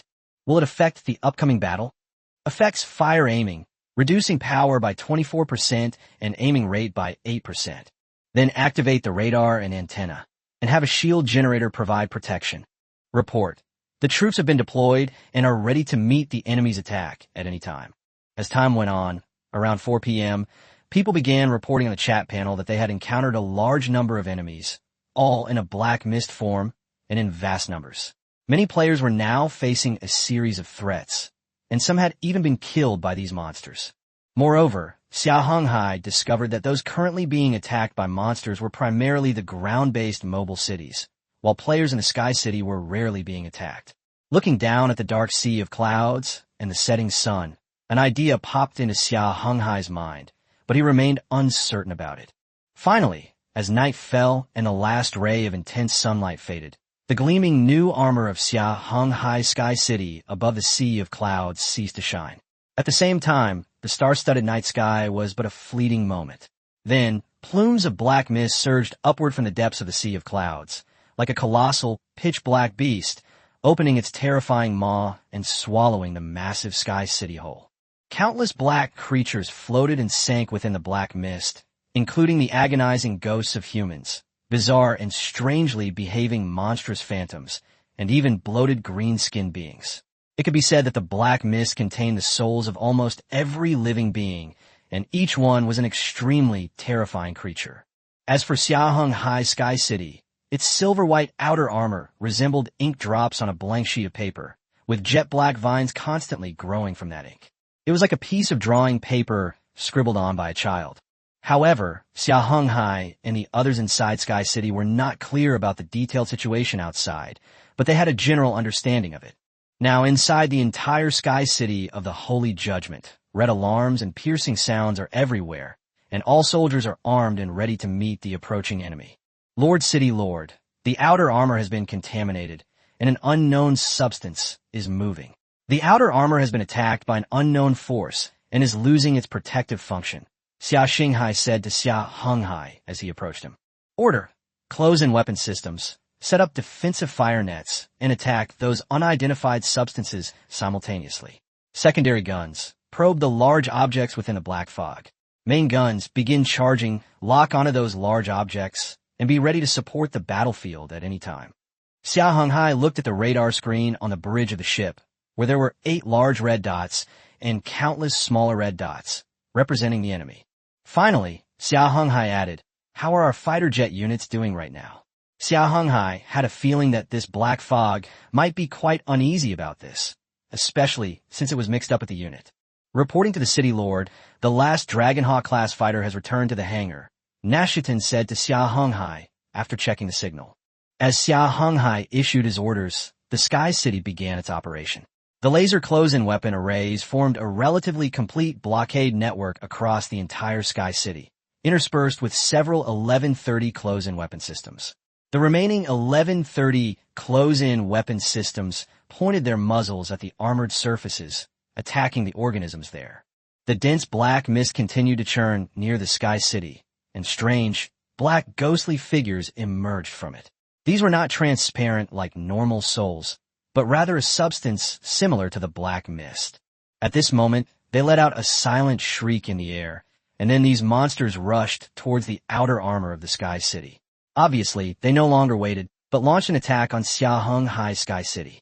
However, they still had not found a so-called crack to seep into its interior. Meanwhile, after being attacked, the jet-black vines spread wildly along the gaps in the ship's hull.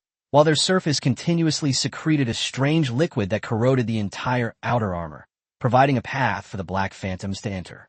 Faced with such a terrifying threat, the weapon systems above Sky City also reacted accordingly. One close-in weapon system after another, on their weapon platforms, moved to their defensive positions via precise tracks, setting up a tight firepower blockade. Boom! Boom! As a Type 1130 close-in weapon system arrived at its designated position, it used its 30mm rotary cannon and thousands of rounds per second to create a highly efficient and tight firepower network. In the end, the approaching ghosts were shredded into dark clouds and eventually returned to the black mist. A Type 1130 close-in weapon system arrived at its position and immediately turned its muzzle to aim at a track where vines were located. Then, as the barrel spun at high speed, it eventually emitted a dark red halo. Then, a flash of fire appeared at the muzzle, and wherever the barrage swept, the vines exploded into dark green sap. At the same time, several laser close-in defense arrays suddenly lit up, piercing through a small amount of black mist and hitting the ghosts hidden beneath it. The powerful beam attack instantly evaporated a small patch of black mist along its path, and simultaneously vaporized several ghosts within it in this space. As the 1130 close-in weapon system, CIWS, and laser CIWS array traversed their orbits, the metallic storm and energy beams intertwined around Sky City, forming a terrifying web of death. The black mist was torn apart by the artillery fire, leaving fleeting streaks of light, while the laser beams evaporated, creating streaks of vacuum light. However, the areas free of black mist quickly merged and filled in. Meanwhile, as these artillery attacks continued, more ghosts continued to emerge from the fog, and vines continued to grow from those ink-like objects, corroding the entire outer armor. Meanwhile, the close-in weapon system of Sky City, with its radar alarms and the clicking of the autoloader, eventually intertwined into a piercing symphony, playing out a horrifying and bloody spectacle in the terrifying sky. Chapter 40: Destroying the Enemy Core. However, this meticulously prepared performance had not yet reached its climax. Its prelude was drawing to a close, and the main event was about to begin. This was because the secondary guns of the Divine Judgment Sky City were adjusting their muzzles, and the light railguns were gathering power. As the 6 lightweight railguns adjusted their muzzles, arcs of eerie blue electricity pulsed within their barrels, like tiny sprites preparing for a spectacular performance. Once the muzzle adjustments were complete, they unleashed a burst of powerful energy, launching a railgun projectile directly into the air. The entire process of the projectile leaving the barrel was lightning fast, yet it carried devastating power, making one marvel at the immense power of technology. Faint scorch marks remained on the cannon barrel, and a peculiar smell of ozone mixed with metal still lingered in the air. The 6 orbital projectiles, with terrifying power, traversed the normal sky and plunged into the black mist, tearing 6 straight gashes through it. Although the black mist quickly closed these gashes, the targets the projectiles were about to hit were already visible.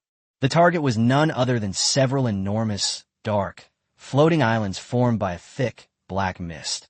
Numerous ghosts floated and sank within the chaotic, almost viscous fog on their surfaces. Furthermore, at the center of each island was a peculiar substance, presumably the core of these strange islands. As they rotated, clumps of black, ink-like matter were ejected, and they also periodically absorbed the surrounding black mist, as if breathing. However, the powerful orbital projectile struck a single, strangely floating island. But even with such immense power, the explosive force only managed to tear a small gash in the island. Next came another powerful shell, but because of the blast wave from the previous shell, it didn't hit the shell itself. Instead, it made close contact with the strange substance at the center, causing it to scatter slightly on the surface.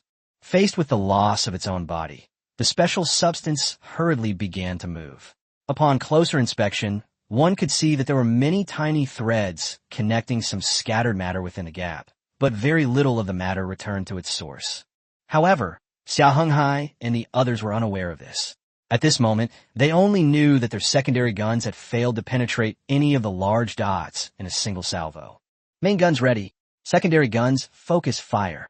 Xia Heng Hai immediately and decisively used the main guns to attack, but he was still somewhat dissatisfied with the previous salvo and ordered the secondary guns to continue attacking. At the outset, the first to erupt were the 6 secondary guns. After adjusting their positions and muzzles, the powerful light railguns fired their railgun projectiles.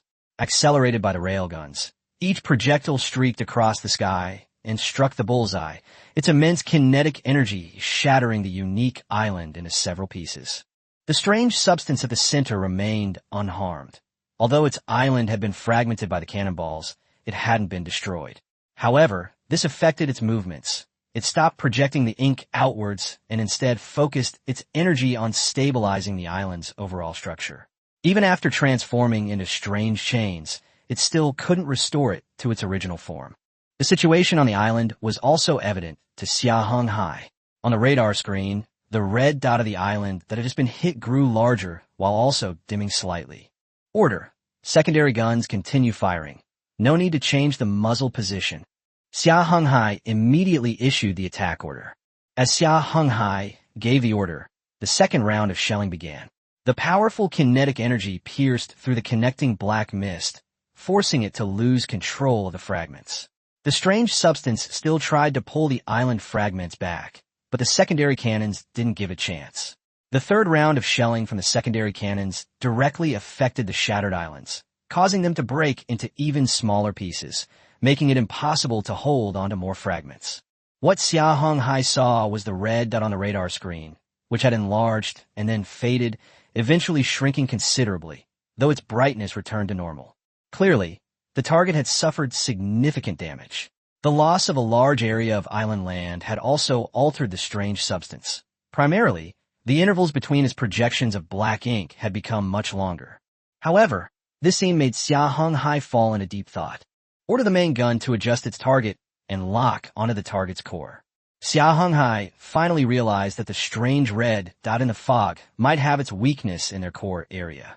As Xia Heng Hai gave the order, the 2 particle beam cannons and the light spear also turned their muzzles, adjusted their positions, and fired a powerful attack into the mist. Due to the different operating modes of the 2 main cannons, the particle beam cannon was the first to launch an attack. A thick, incredibly dense beam of light shot out from the muzzle, and everything in its path had to give way to it. In the end, it crashed into the mist, forcing open one cloud of mist after another, and finally shone on the special island. The powerful particle beam was like an incredibly hot steel needle, piercing straight into a block of millennia-old ice. The entire strange island, like boiling water, gradually simmered where the beam passed, turning into wisps of mist, which were then evaporated by the intense heat until nothing remained. Ultimately, it pierced straight through the island, shooting diagonally out from the center, the thick beam of light striking the strange substance directly. The intense heat, upon contact, stirred up bursts of mist, which were none other than black mist. At the same time, even beneath layers of armor, Xia Heng Hai could faintly hear a wail, as if it were echoing directly in his mind. The crimson beam of light pierced through the strange substance in a short time, eventually turning it into black vapor that mixed with the black mist.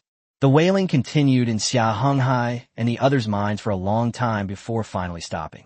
As for the lightweight light spear, amidst the hum of its mechanical structure, it finally completed its final adjustments. After 3 seconds of silence, a beam of blazing white light traversed the normal sky, ultimately tearing a large gash in the black mist. It did not advance at a constant speed, but rather like a javelin suddenly thrown out, leaving a trail of eerie blue plasma behind it. In an instant it struck the island in the black mist. The next second, the island hidden in the mist seemed to have been hit by a massive attack, shattering it into countless fragments. Even if the strange substance remained, it couldn't gather enough matter to launch another attack. Moreover, the spear of light was aimed precisely at the island at its center. Chapter 41: The Ghost Counterattack. It was obvious that the strange substance was annihilated by the powerful light spear from the very beginning. Yes, physically annihilated. With the addition of its main gun, the island-type enemies were quickly destroyed. Eventually, those large red dots disappeared one by one from the radar screen, indicating that they had been destroyed. It's actually quite simple. It just caught me off guard at the beginning. It's not as terrifying as the communication panel described. Li Bingchen looked at the radar screen, where several large red dots had already gone out one by one. Don't underestimate them. And those islands weren't mentioned in the communication panel, Xia Heng Hai said, glancing at the radar screens still covered in red dots. Our target is them. As Xia Heng Hai finished speaking, the black mist began to churn. Without those strange substances and the bio-vibrations it could detect, Xia Heng Hai had no idea what the creatures were doing within the black mist. However, the enemy didn't give Xia Heng Hai much time to think. One by one, black stones shot out from the black mist.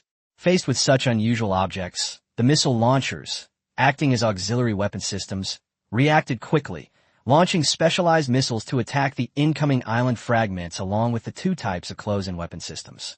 However, for Xia Heng Hai's Divine Judgment Sky City, the area it needs to defend is still extremely vast, and a dozen or so close-in weapon systems are simply unable to form a true firepower blockade. Although it has destroyed many such island fragments, quite a few large pieces of island debris still broke through the firepower blockade and ultimately made close contact with its external armor. However, this intelligence was presented to Xia Heng Hai in a different way. The outer armor of Area 8 has been breached. The outer armor of Area 13 has been breached. Xia Heng Hai continuously reported the damage to Sky City to Xia Heng Hai, ultimately providing him with an overall picture. A total of 184 island fragments were intercepted, with 167 successfully intercepted. 17 island fragments breached the close-range fire defenses, causing significant damage to Sky City's outer armor. Furthermore, not all of the 167 island fragments were directly destroyed. Many small and medium-sized fragments remained, leaving varying degrees of damage on the outer armor. Ultimately, those special island fragments caused a total of 108 damaged locations on the outer armor of Xia Heng Hai's Divine Judgment, with only 6 large-scale damages and the rest being medium-sized or small-scale damages. In fact, just moments ago, those special island fragments propelled by the ghosts rammed towards Xia Heng Hai Sky City. However, they were intercepted by a firepower blockade formed by close-in weapon systems and missiles. Nevertheless, some ghosts, carrying fragments, broke through the blockade and ultimately created several large breaches in the outer armor of the Holy Judgment Sky City, allowing the ghosts to enter the Sky City's interior one by one. If someone were observing from outside, they could clearly see that the island fragments, at the point of impact, struck the outer armor of the Sky City like a lump of mud. However, this is precisely what that strange substance was doing from the very beginning. The entire island was a unique source of corrosion. It's just unclear why it didn't simply collide with the island from the start. It's highly possible that this island was a siege unit, and it's also possible that they were cooperating with the ghosts. However, Xia Heng Hai was unaware of the underlying reason, and he didn't care about it. At this moment, Xia Heng Hai simply wanted to get rid of this troublesome problem. Upon hearing this information, Xia Heng Hai frowned again, insisting this time on further increasing firepower and formally constructing his 2 major shield defense systems.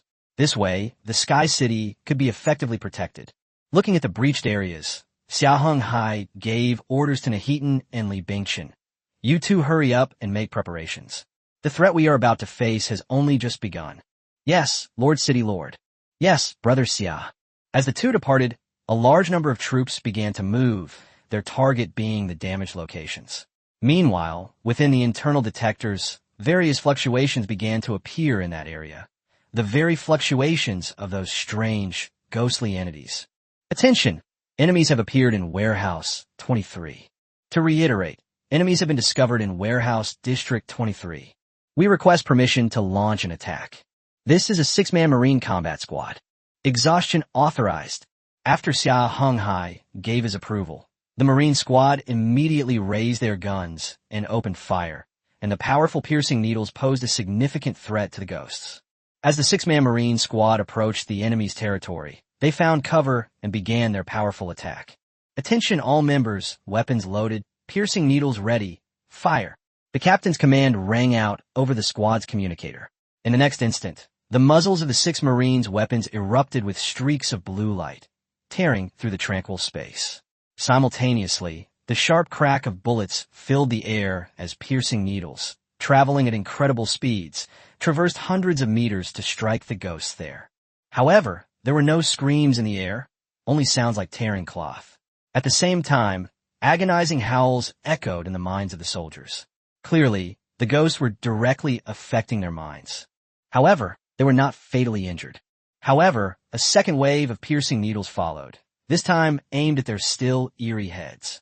These powerful kinetic needles caught the ghosts completely off guard. As each piercing needle penetrated their remaining torso, these ghosts finally succumbed, being torn apart piece by piece in mid-air by the needles, while large amounts of smoke drifted from their shattered bodies. In the end, these fragmented ghosts were all pierced by needles, turning into wisps of black mist. As the Marines wiped out each ghost, the screams in their minds finally vanished without a trace. At this moment, only the sound of the black mist stirred up by the breeze and the dripping of corrosive liquid remained in this area, which clearly had a terrifying element to it. Sir, the enemy attack in Residential Area 7 has been dealt with. Please give instructions for the next step. The Marine Combat Squad leader reported to Nahitan by activating the communication module. Next, head to the factory area in District 17, where many ghosts have appeared. Deal with them. Yes, sir. The Marine Combat Squad leader hung up the communication and casually directed his soldiers to the next position. Chapter 42, Overcoming the Trial. As the fighting continued, Nahitan and Li Bingchun were constantly busy on the battlefield, directing the troops stationed in the city to ensure its safety. However, Xia Heng Hai's unit was constantly busy, sometimes heading to Sector 8 to intercept the ghosts. Even the Marines, who were the least combat effective among them, were more than capable of dealing with these monsters, not to mention the more powerful berserkers, fanatics, raiders, and hive warriors. Meanwhile, throughout the entire Sky City, countless combat squads were conducting clearing operations in the passageways. Thanks to Xia Heng Hai's significant investment of military resources and manpower, the Holy Judgment Sky City possessed extremely powerful firepower and manpower, allowing it to eliminate many ghosts even before making contact. Indeed, even after those strange islands were destroyed by the main and secondary guns, the close-in weapon systems and missiles continued to fire at the incoming enemy. The three main guns even continued to bombard the black mist, dispersing it, severely damaging the ghosts within and reducing their numbers. In fact, very few could break through such a barrage of fire. The vast majority of the ghosts were intercepted by the fire network. Later, a shield generator and an 1130 close-in weapon system were installed at those large holes. Of course, the gaps had widened further, and the number of shield generators and close-in weapon systems was limited, making it impossible to protect all the damaged areas. However, the battle seemed to be drawing to a close, because the mist in the air outside was beginning to thin. Xia Heng Hai's Holy Judgment Sky City was now faintly visible through the mist. This indicated that the monster's remaining strength was being relentlessly depleted. However, Xia Heng Hai was unaware of all this. As the radar screen in front of him showed no changes, it remained filled with numerous small red dots. The overall battlefield situation was relatively stable, with all fronts and the external firepower network functioning normally. The ghosts were being eliminated one by one, without significantly impacting the battle lines. The only exception was that the Sky City's outer armor was riddled with holes, rendering it ineffective even without further attacks. Looks like this is going to be another major drain on resources. Xia Heng Hai, on the bridge of the ship, directed the turret's attacks while pondering the damage to the external armor. Clearly, a major overhaul was imminent. At this moment, a weapon system monitor displayed flashes of red light. Xia Heng Hai quickly checked the cause.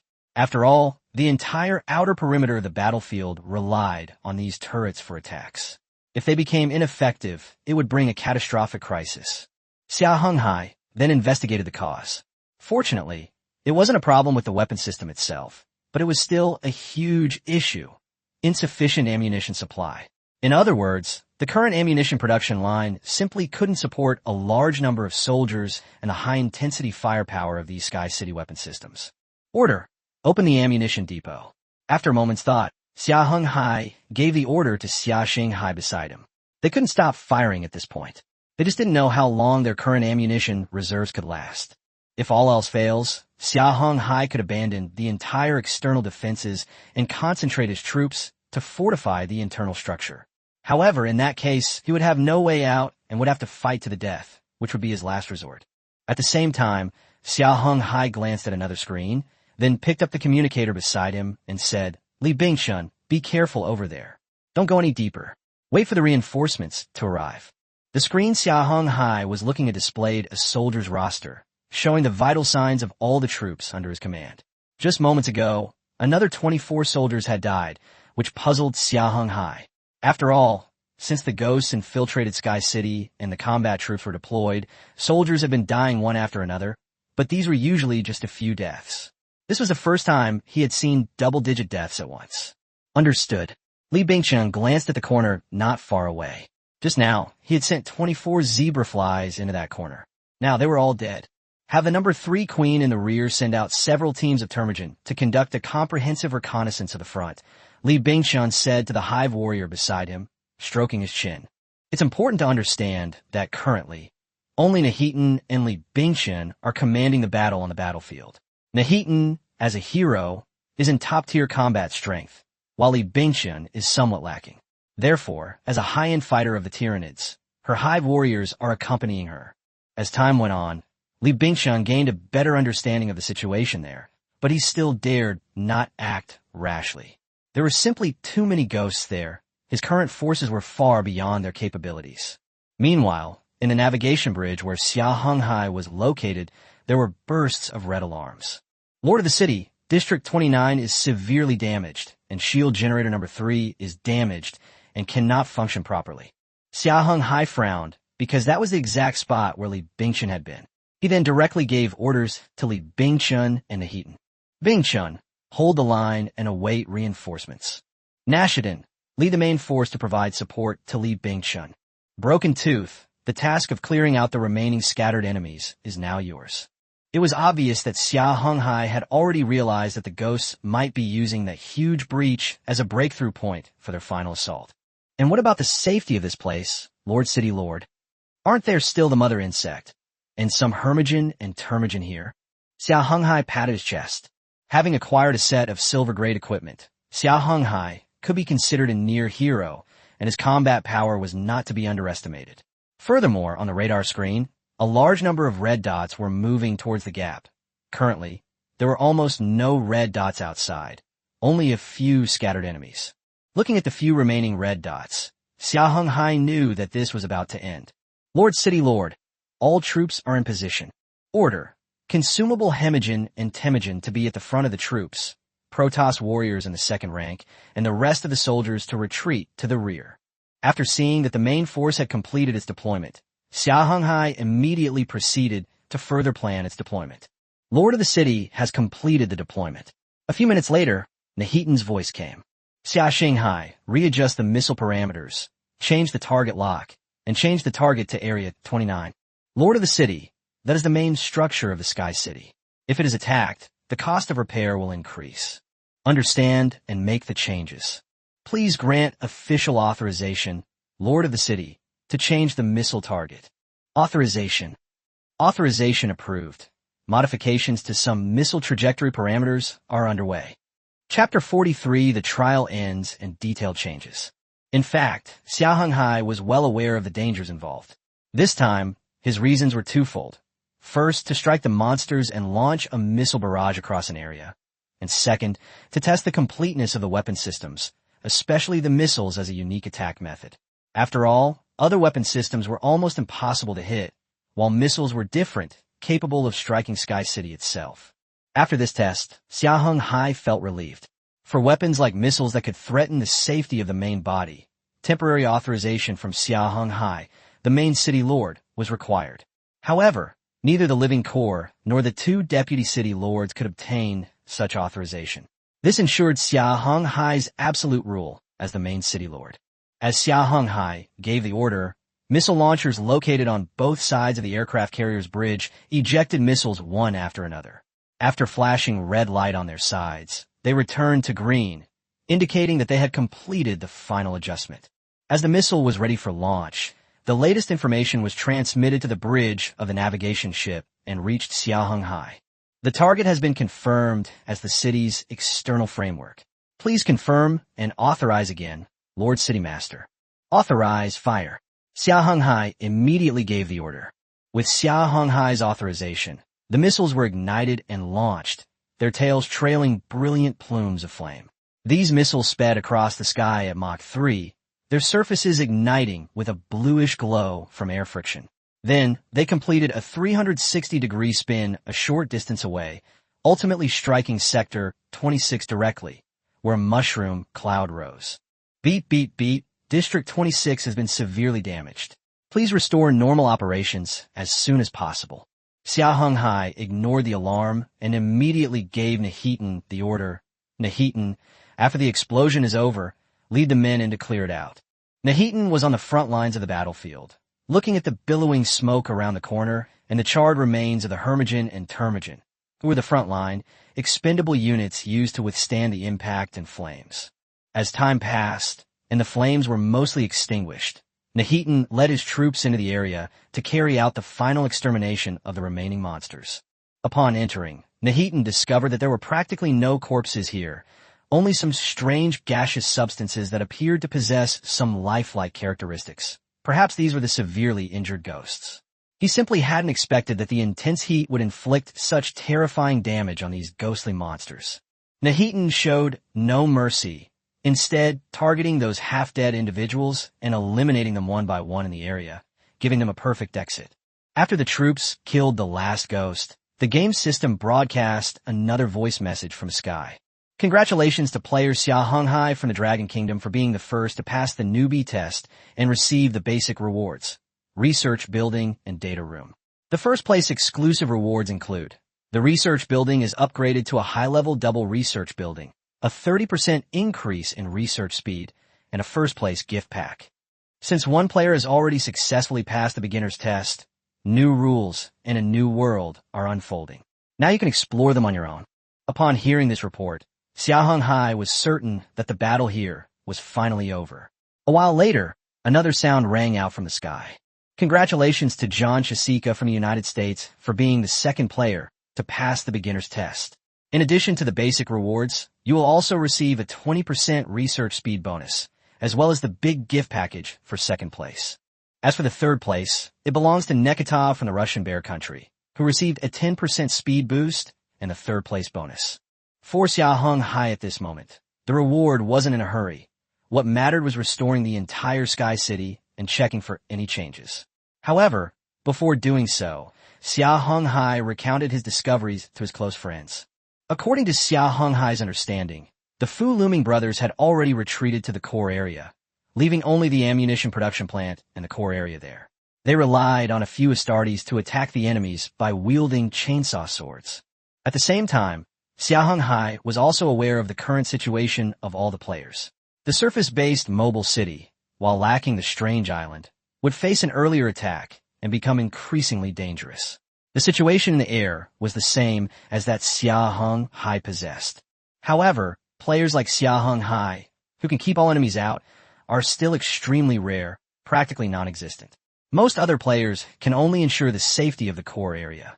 The most egregious of these actions was by Yamamoto Ichiro of the Sakura Kingdom, who merely protected his own castle lord's mansion, ammunition production plant, and naval bridge, 3 key, albeit unauthorized, buildings. Upon receiving Xia Heng Hai's message, Fu Looming and Fu Luhan were overjoyed. They immediately changed their tactics, using their high-temperature weapons to launch a counterattack against the monsters. They quickly and successfully suppressed the ghosts, though it would take some time to completely eradicate all the enemies. As for Li Haoyang and Wang Bo, their joint mobile city is in an even more terrifying situation. They have more or less noticed this problem, but haven't made a decision yet. However, after Xia Heng Hai confirmed it and his handling of the situation, he gave them a good suggestion, although they will need some time to eliminate it. After seeing that his friend was all right, Xia Heng Hai was immediately relieved. Now, all Xia Heng Hai needs to do is restore Sky City to normal operation. The first step was to repair the external armor, which cost a considerable amount of resources, but this was nothing to Xia Heng Hai. What surprised Xia Heng Hai was that these buildings, which could have been restored directly, now required manpower to assist. Alright, it seems the game system is normalizing the players' mobile cities, allowing them to integrate more smoothly into this world. If that's the case, what other changes might occur? Xia Heng Hai then began to examine numerous issues, discovering many problems, the the most significant being the excessive reliance on human intervention. If it weren't for the presence of a living core within him, he estimated that the weapons and other equipment of ordinary players would be largely comprised of human personnel. It seemed that recruiting those natives was a top priority. Xia Heng Hai discovered a problem. The food formula had changed. Currently, the food factory only produced two types of food: nutritional paste and regular meals. To obtain food with a different flavor, a special formula was needed. Fortunately, Xia Heng Hai had previously stockpiled a large amount of food. Next, Xia Heng Hai ordered some SCVs to construct the new buildings. This time, it wouldn't be a simple placement and construction process. The SCVs would have to build them up little by little. Volume 3. The Struggle for Supremacy. Chapter 44, Scientific Research and Learning. Xia Heng Hai then checked the gift package, which, under the guidance of the Golden Finger, ultimately gave him a special food recipe and a data manual, which could be converted into 8,000 technology points. Xia Heng Hai put the information booklet aside and looked at the special food recipe. It was an upgraded recipe that completely improved the regular meal, changing its taste and enhancing its nutritional value. Its biggest change was that it gave it an additional effect of healing injuries. However, after the upgrade, its output in the food factory has also changed. Originally, as one of the two outputs of the food factory, its output was 2,402,000, which was the output after the upgrade and the cheat code. However, if the new recipe is used, its output is only 1,900. After some deliberation, Xia Heng Hai decided to implement the formula. However, this meant food production couldn't keep up with consumption. Therefore, he built a food factory and recruited 50 SCVs. 13 of them worked at the food factory to maintain normal operations, while 11 were placed in the energy stone production plant. One more person was added to the power module to operate at full power. The remaining 25 people were responsible for construction and maintenance. After the research building and laboratories were established, they would begin their work there. After dealing with these matters, Xia Heng Hai comfortably cuddled in the heaton and fell asleep. Meanwhile, 2 new buildings were under construction. Players throughout the world continued to struggle in their trials, and around 3 or 4 a.m., the activity of the ghosts gradually decreased until the following morning. The vast majority of these players eventually survived the test, which took place at 6 a.m. the following day. After the test ended, tens of thousands of players died. Phew! Xia Heng Hai poked the still-sleeping Nashitan in the morning and left satisfied with her rosy little face. At this moment, Xia Heng Hai arrived at the 2 buildings that had been constructed overnight, namely the research room and the scientific research building. Xia Heng Hai first inspected the relatively simple research lab. After observing it, he discovered that this was the basic research module, which consumed research manuals and similar resources to obtain a large number of research points.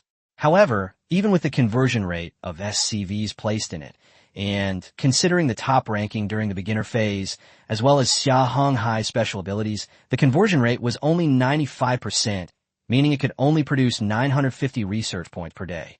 Currently, there are only 20 people in this research lab, and the final daily conversion rate is only 159.6%. It takes more than 50 days to convert 8,000 research points, which is quite inefficient, but the manpower is also insufficient. Next is another special building, the research building. It consists of 2 separate buildings, perhaps allowing for the simultaneous conduct of 2 types of research. Xia Heng Hai's inspection revealed that it consumes converted research points for technological development. However, currently only 5 SCVs are working there, and they can only maintain a processing rate of 46.2. The reason for this slow pace is twofold. Firstly, the SCVs deployed here are only level 2 researchers, and their efficiency is low. Secondly, the research lab's efficiency is low, currently only at 95%, even with the bonus from the end of the novice period. Thirdly, there's the issue of an understaffed research team, and the fact that there are only level 2 researchers also impacts output. Xia Heng Hai frowned deeply, as there was a shortage of manpower everywhere, which was also the main problem facing all players. In addition, Xia Heng Hai had another problem. The power supply had dropped to a dangerous level, already falling below 4 digits. Faced with these 2 problems, Xia Heng Hai also had temporary solutions. As for the power problem, Xia Heng Hai could stop using the main cannon, especially the 2 super weapons, which would save 50,000 kilowatt-hours of electricity. Moreover, they would not be used frequently, and they could be temporarily used in other modules. Regarding the manpower shortage, Xia Heng Hai has two different solutions. One is to increase manpower by recruiting farmers like SCVs or by directly plundering the natives. The other is to improve quality by increasing the professionalism of more members, thereby indirectly improving their efficiency. However, Xia Heng Hai does not yet have a construction permit for such a building. Nevertheless, Xia Heng Hai did see this technology, or rather, research project, within the research building, the Omnipotent Academy. Xia Heng Hai was the first to select it, and this research project required 4,500 research points, which, given the current situation, would take nearly 100 days. However, Xia Heng Hai discovered that his current situation was not suitable for conducting dual-track research at all, as production could not keep up with consumption. Ultimately, these problems boil down to a lack of manpower. The only option now is to go to the surface, conduct reconnaissance, and obtain resources and a large population. After reviewing the remaining research projects, Xia Heng Hai discovered that only the Academy and two other projects were currently active, the other being the Race Research Institute, presumably another building similar to the Academy. However, upon closer inspection, Xia Heng Hai learned that its function was to serve as an external accessory for the research building, enabling research on native organisms. The other is the Military Industry Institute, which, like the Race Research Institute, is an external component of the research building. However, the former focuses on civilian or biological aspects, while the latter is geared towards military applications and should enhance the weaponry of Xia Heng Hai's facility. Currently, besides the three highlighted architectural studies, there are two other research trees with different appearances. One is a gray research branch with a question mark, and the other is still gray, but without a question mark. Xia Heng Hai clicked on one of them, which only said green-skinned orcs and had no other information. At the end, it said that opening this research branch required a racial research institute and at least one corpse of one's own race in order to conduct further research. Xia Heng Hai stroked his chin, then looked at the other research projects. Besides this branch, there was another branch focused on psychological development, which also required prerequisite technology, the Academy building. As for the military branch, there were two sub-branches, city weapon upgrades and barracks upgrades. Both required prerequisite technology, the Military Industry Institute. Furthermore, this wasn't a research project, but rather the beginning of a new research branch. After pondering for a while, Xia Heng Hai then summoned Li Bingchen and Nashidan, two of the city's top officials. The three of them sat down for a small meeting to discuss in detail the problems they would face next. Chapter 45, Returning to the Surface.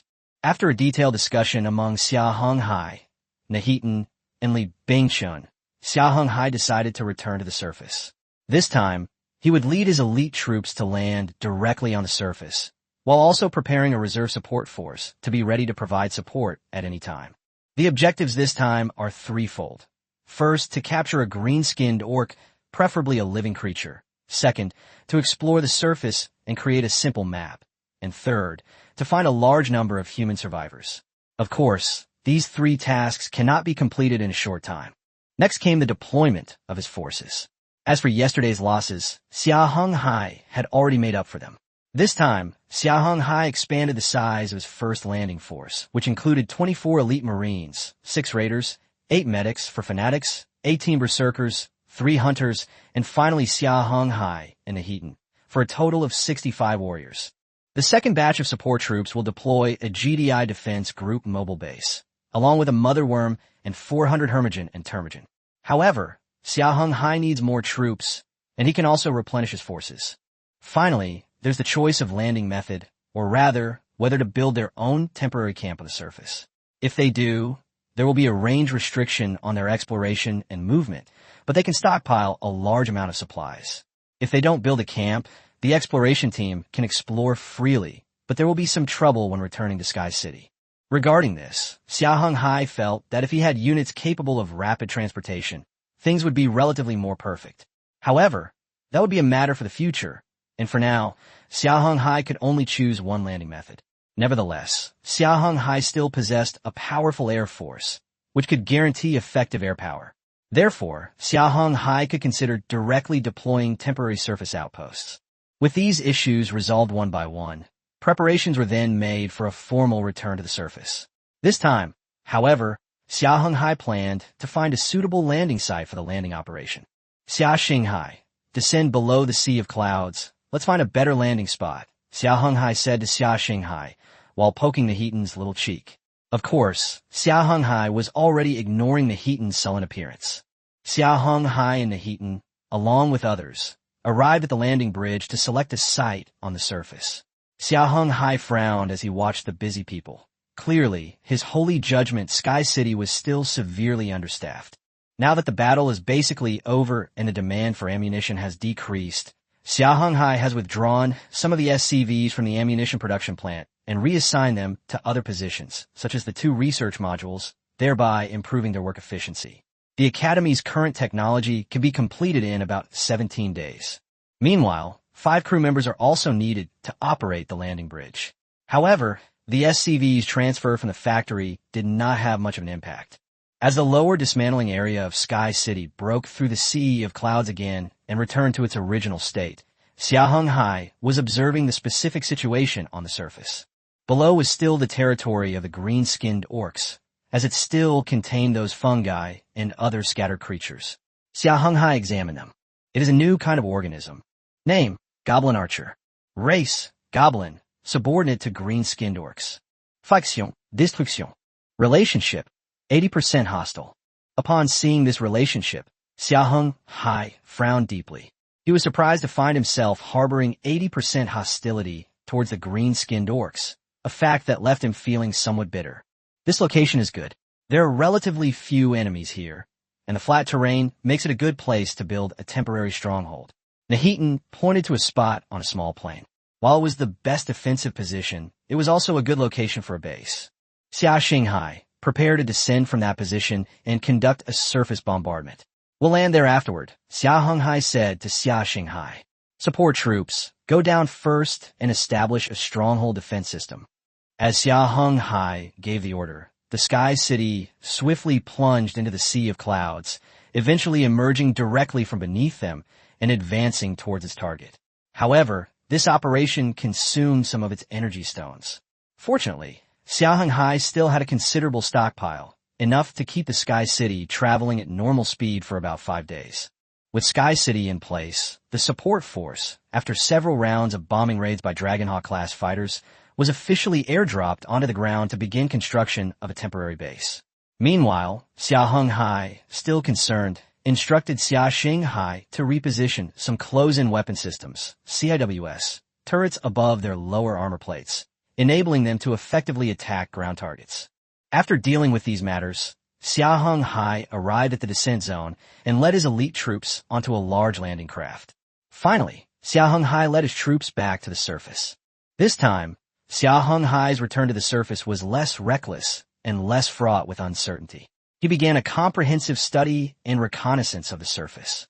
He also brought Xia Heng Hai down with him, but this was merely for testing purposes. However, Xia Heng Hai discovered that Xia Heng Hai could only move around near Sky City and could not move freely as Xia Heng Hai had imagined. If he left the control range of Sky City, his living core would stop, and this stoppage could easily cause the entire Sky City to stop, thus causing it to lose all its functions and eventually fall from the sky. Ultimately, Xia Heng Hai abandoned his idea and sent Xia Heng Hai back. Then, Xia Heng Hai looked around and examined the defense system of this temporary stronghold. Above, the Sky City's close-in weapon system arrayed the skies, escorted by 108 Dragonhawk-class fighters. On the ground, a defensive system constructed by the GDI Defense Group and a continuous stream of Tyranid hives provided protection, making it a decent temporary outpost, even a complete military base.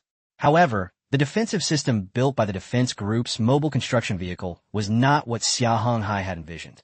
Among them are only those conventional weapon defenses, such as fortresses that can accommodate 3 people and are equipped with a 38mm railgun, or defensive cannons with a 128mm railgun, and finally ordinary missile towers with 8 Patriot missile pods, as well as tunnels that can be used for tactical deployment. These are clearly basic versions of the GDI Defense Group base vehicle, and the various defensive structures they can deploy suggest that this is an important technology to be upgraded in the future. This indicates that both the indigenous population and the materials and technology manuals here are valuable resources. This is also a major reason why players like Xia Heng Hai need to explore the surface. Chapter 46, The Exploration Team, is attacked. After tidying up, Xia Heng Hai handed over the temporary command of the place to the mother insect, while he led his elite troops out of the temporary camp and began to explore the surface. Xia Heng Hai stood in the wilderness, looking around. He realized that this was a desert, an environment not suitable for a normal person to survive in. However, this did not mean that other races could not survive there. Xia Heng Hai then divided his forces into 4 groups, each heading towards a different location for exploration. The Terran combat team was split into 2 exploration teams, while the Protoss team formed a combat team for exploration. Xia Heng Hai and Nahitan, along with 4 zealots, formed a separate unit and headed due east, where a continuous mountain range could be seen at the horizon. However, as Xia Heng Hai walked, he realized that the ancients were right. It really was a case of looking at a mountain and running until the horse dies. Fortunately, both the zealot and Nahitan were able to maintain their peak condition, and Xia Heng Hai's physical abilities were also 10 times that of a normal person. However, as time went by, Xia Heng Hai and his group continued towards the mountains. Actually, Xia Heng Hai wanted to use the Dragon Eagle-class fighter jets to conduct reconnaissance missions. However, they later discovered that the Dragon Eagle-class fighter jets were simply incapable of this reconnaissance task. Being primarily a fighter jet, they were better suited for combat than reconnaissance.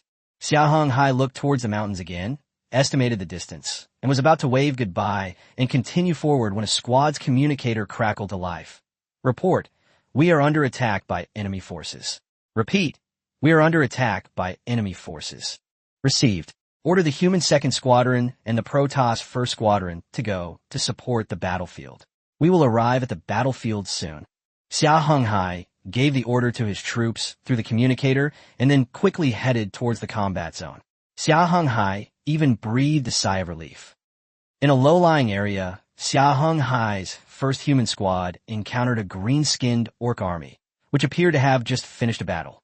They were laughing and joking, and their ranks were laden with spoils and slaves.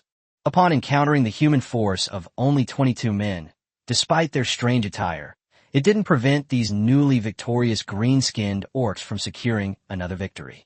After all, they possessed over 80 green-skinned orcs and more than 400 goblin troops, nearly 500 orcs in total. Dealing with a mere 22-man human force was a piece of cake.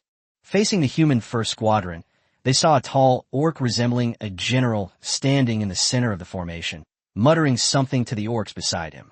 Then, the green-skinned orc unit adjusted its formation, preparing to attack their squad. Order to raise shields to meet the enemy attack. Protect heavy firepower and support units. Await the arrival of support troops. The squadron leader quickly issued the order, preparing to meet the impending series of attacks. What puzzled the squadron leader was that the small creatures on the other side were waiting in full battle array ahead. These should be the same small goblin creatures that Xia Heng Hai had seen on the landing bridge. Some of these goblins were carrying shields and spears, while others were carrying long swords and wearing heavy armor. Still others were carrying longbows. But that's not the main point. The core issue is the more than 80 green-skinned orcs at the center and the green-skinned orc general. At this moment, the green-skinned orc general was standing in the center, performing an unknown dance while muttering unintelligible words. As the general continued his dance, the company commander could clearly sense a strange aura gathering there. All soldiers, open fire. The company commander frowned, for he had seen the green-skinned orcs, each radiating an eerie glow, their forms altered. It seemed this commander might be a wizard or perhaps a high priest. As the company commander gave the order, the 12 elite Marines raised their shields and opened fire, their targets being the goblins. The green-skinned orcs behind them were the heavy weapons squad's problem, the target of the 3 raiders. As for the 3 raiders in the back row, they raised their dark cannons and loaded the judgment grenades.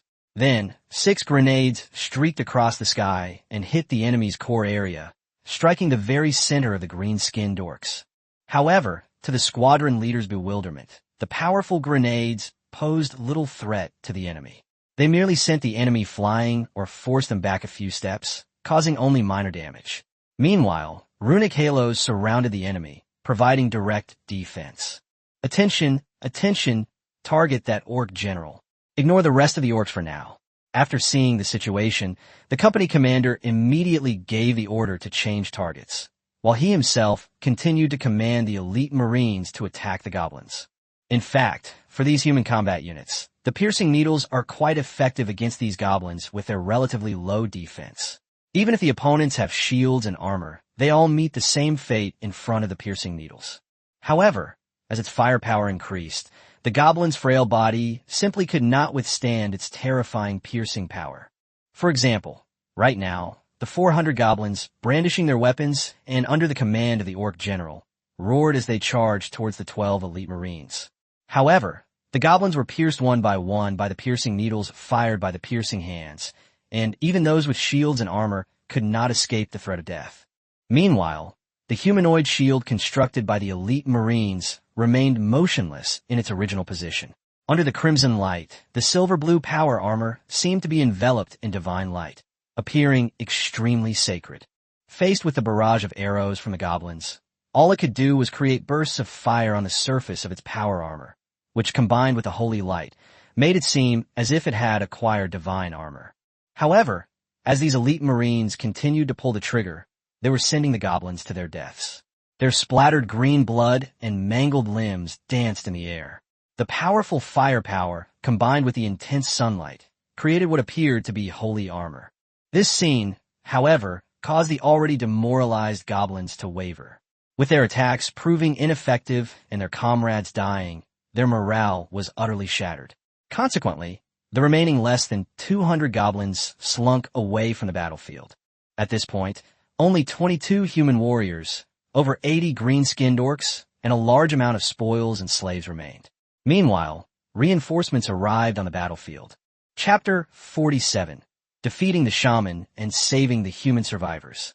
The orc general was enraged by the goblins' deaths and escaped from the battlefield. Immediately, the green-skinned orc archers drew their bows and fired at the exploration team. However, the distance between the two sides was still too great. The elite marines were not within their firing range, so the archers still needed to advance. However, the elite marines had a firing range of 900 meters, while the orc archers' effective attack range was only 600 meters, a difference of one-third. Therefore, they continued to advance until they eventually came within the marines' firing range. Fire! The squadron leader of the human squadron gave the order to attack. At the same time, another Terran squadron arrived on the battlefield and flanked the enemy to provide fire support to the front lines. However, even with the addition of both teams, launching a joint attack on these green-skinned orcs, they still struggled to break through the defensive runes on their bodies. But with a large amount of ammunition piling up, the runic protective shield on their bodies was on the verge of collapse. Upon reaching their firing range, the strange runic shield shattered under the onslaught of the piercing needles. Just as the green-skinned orc tried to rebuild it, the bizarre runic shield was shattered by a barrage of piercing needles and several judgment grenades, which struck the bullseye, felling the unprotected green-skinned orcs. However, those green-skinned orcs were truly tough and thick-skinned, the complete opposite of the goblins. Of the green-skinned orcs that were knocked down, only a small portion were killed on the spot, while the majority were still alive and recovering. It's obvious that he's a general who can provide buffs and healing. If you want to quickly eliminate this attacking green-skinned orc army, you need to take care of this green-skinned orc general as soon as possible. Just then, another support force arrived on the battlefield. 6 eerie blue beams of light streaked through the air from behind, striking 3 heavily armored green-skinned orcs with shields raised. Even with their runic protective shields, the 3 orcs would die instantly from the attack. As the force drew closer, it became clear that it was a Protoss exploration squadron. As the Protoss reconnaissance squad joined the battle, the attack disrupted the orc general's plans and instilled a sense of fear in him. After all, he was a military commander, surrounded by his elite guards, a small number, but none to be underestimated. Yet now, even under the protection of his own runic shield, he still suffered heavy casualties. Moreover, he only had a few personal guards behind him, along with the looted supplies and slaves, all of which were their spoils of war. More importantly, there was a powerful force behind them and 2 other strong forces in front and to the right. This had completely surrounded their green-skinned orc army. Moreover, due to the overwhelming firepower earlier, the goblin troops, who had been used as cannon fodder, had been routed, with some dying and others fleeing. Now, they could only rely on themselves, and their numbers were not even an advantage. In the end, the green-skinned orc could only grit his teeth, look at the spoils behind him, and try to make a decision using the human survivors when he saw the reinforcements that had come to his aid. It was a group of 18 aliens, each with a thick, long braid at the back of their head, no mouth or ears, and 2 exposed nostrils. Most terrifyingly, their pupils contained only 2 dark blue flames. In addition, there were 3 small quadrupedal mechs in the center, their overall armor a bluish-green color, each about 3 meters tall, with their heads in the center and only 2 clusters of eerie blue flames burning around them. The 6 powerful eerie blue beams from before were actually from 2 particle-shattering cannons beneath their massive, sloping armor. Then, the green-skinned orc whispered something to the elite orcs around him, and then they abandoned all the spoils of war, protecting their general among them, and retreated to the left. However, at that moment, a whooshing sound rang out, and a black streak flashed across the sky, striking the green-skinned orc general. He was knocked to the ground, followed by a barrage of artillery fire, while the 3 hunters also pointed their cannons at the fallen orc general. Because the green-skinned orc general had fainted, he lost the buffs and healing effects. The several judicator grenades and the barrage of piercing needles caught the green-skinned orcs off guard, and they could only rely on their armor and defenses to withstand the attack.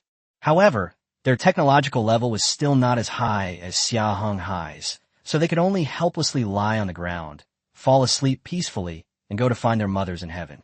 Moreover, the Protoss berserkers and fanatics have already stormed in, fighting fiercely inside, completely ignoring any attempts to stop them, and relentlessly pushing towards the orc general's position.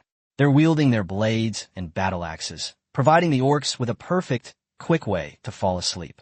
Of course, these peacefully sleeping green-skinned orcs are mostly basic units, including a few shamanic guards whose strength should not be underestimated. They are currently manually waking their commander, who is also directing the retreat. Simultaneously, they are repelling the relentless attacks of the fanatics, while the berserkers are engaged in a friendly sleeping game with the ordinary orcs. Even after such an orcish, ignoring the swollen face, the shaman began chanting a spell, preparing to cast a curse. However, Xia Heng Hai and Nahitan didn't give him the chance. Although they were now out of the Marines' firing range, Xia Heng Hai and Nahitan remained close behind. However, as Xia Heng Hai and Nahitan approached, Xia Heng Hai sensed something was wrong. It seemed the other was about to carry out some extremely dangerous action. Immediately, Xia Heng Hai abandoned his initial plan and pulled the trigger, killing the green-skinned orc general with a single shot, preventing him from carrying out his horrific act. After Xia Heng Hai took down the green-skinned orc general with a single shot, Nahitan, with Xia Heng Hai's permission, unleashed his attack skill, sending several branches protruding from the ground and strangling the remaining 4 elite green-skinned orcs. After cleaning up the mess, Xia Heng Hai took Nahitan back to the main battlefield, where there were still many spoils of war and captured human survivors. Xia Heng Hai needed to process them and clean up the battlefield before leaving and returning to the temporary camp. After a thorough packing, Xia Heng Hai and his group could leave the ground and return to the Holy Judgment Sky City in the sky. Chapter 48, The First Indigenous Peoples. Xia Heng Hai first led these human survivors to his temporary base on the surface to collect the spoils of war from that battlefield. Meanwhile, Xia Heng Hai was engaged in a detailed conversation with the human survivors. As for Nahitan, he began to examine the spoils of war and the small amount of supplies collected by the support troops. After descending to the surface, Xia Heng Hai had largely completed his objectives, and he believed his greatest gain was the discovery of these human survivors. It's worth noting that Xia Heng Hai hadn't held high hopes for finding survivors. Now, he had gathered 213 human survivors. Before Xia Heng Hai ascended to the Sky City of Return, he only gained a basic understanding of these human survivors. They were survivors in an outpost, or rather, a small human settlement. Xia Heng Hai eventually led these survivors and a large amount of supplies to the Sky City floating in the sky. To solve the problem of housing for these survivors, Xia Heng Hai built another ordinary house to provide housing for 600 people. However, when these human survivors officially boarded the Divine Judgment Sky City, Xia Heng Hai and Nahitan conducted a registration process for them. Of the 216 survivors, 32 were minors and 184 were adults. Ultimately, Xia Heng Hai assigned them to the food factory and the energy stone production plant, placing 80 people in each of these positions. In addition, Xia Heng Hai activated the refining plant to provide a large quantity of finished materials and assigned 12 people to work there. Meanwhile, Xia Heng Hai also discovered that these human survivors had a more detailed understanding of documents and books, so he also assigned 12 people to work in the Research Institute.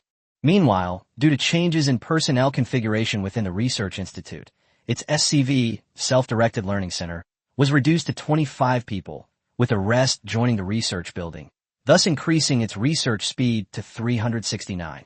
As a result, one of Xia Heng Hai's research projects will be completed in 11 days. However, this still left Xia Heng Hai with a shortage of manpower. He was now even more eager to upgrade the academy building.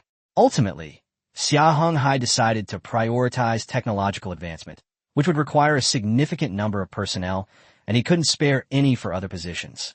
Therefore, Xia Heng Hai decided to draw personnel from the ammunition production plant. Ultimately, 50 people were transferred from the ammunition production plant to join the research module, bringing the research building to its full capacity of 60 people for efficient operation. However, there's only one research project at present, so there can only be a maximum of 60 people. In addition, to ensure the efficient operation of the research building, some adjustments were made to the Research Institute, increasing the number of indigenous human survivors to 24 and the number of SCVs to 40. As for the remaining 15 SCVs, they were assigned to the refinery to find the resources they needed. After arranging these matters, Xia Heng Hai sent Nahitan to tally the resources obtained this time, and then gave Xia Heng Hai the order to take off. Xia Heng Hai then went to his living quarters, where there was a room specifically for the surviving indigenous humans.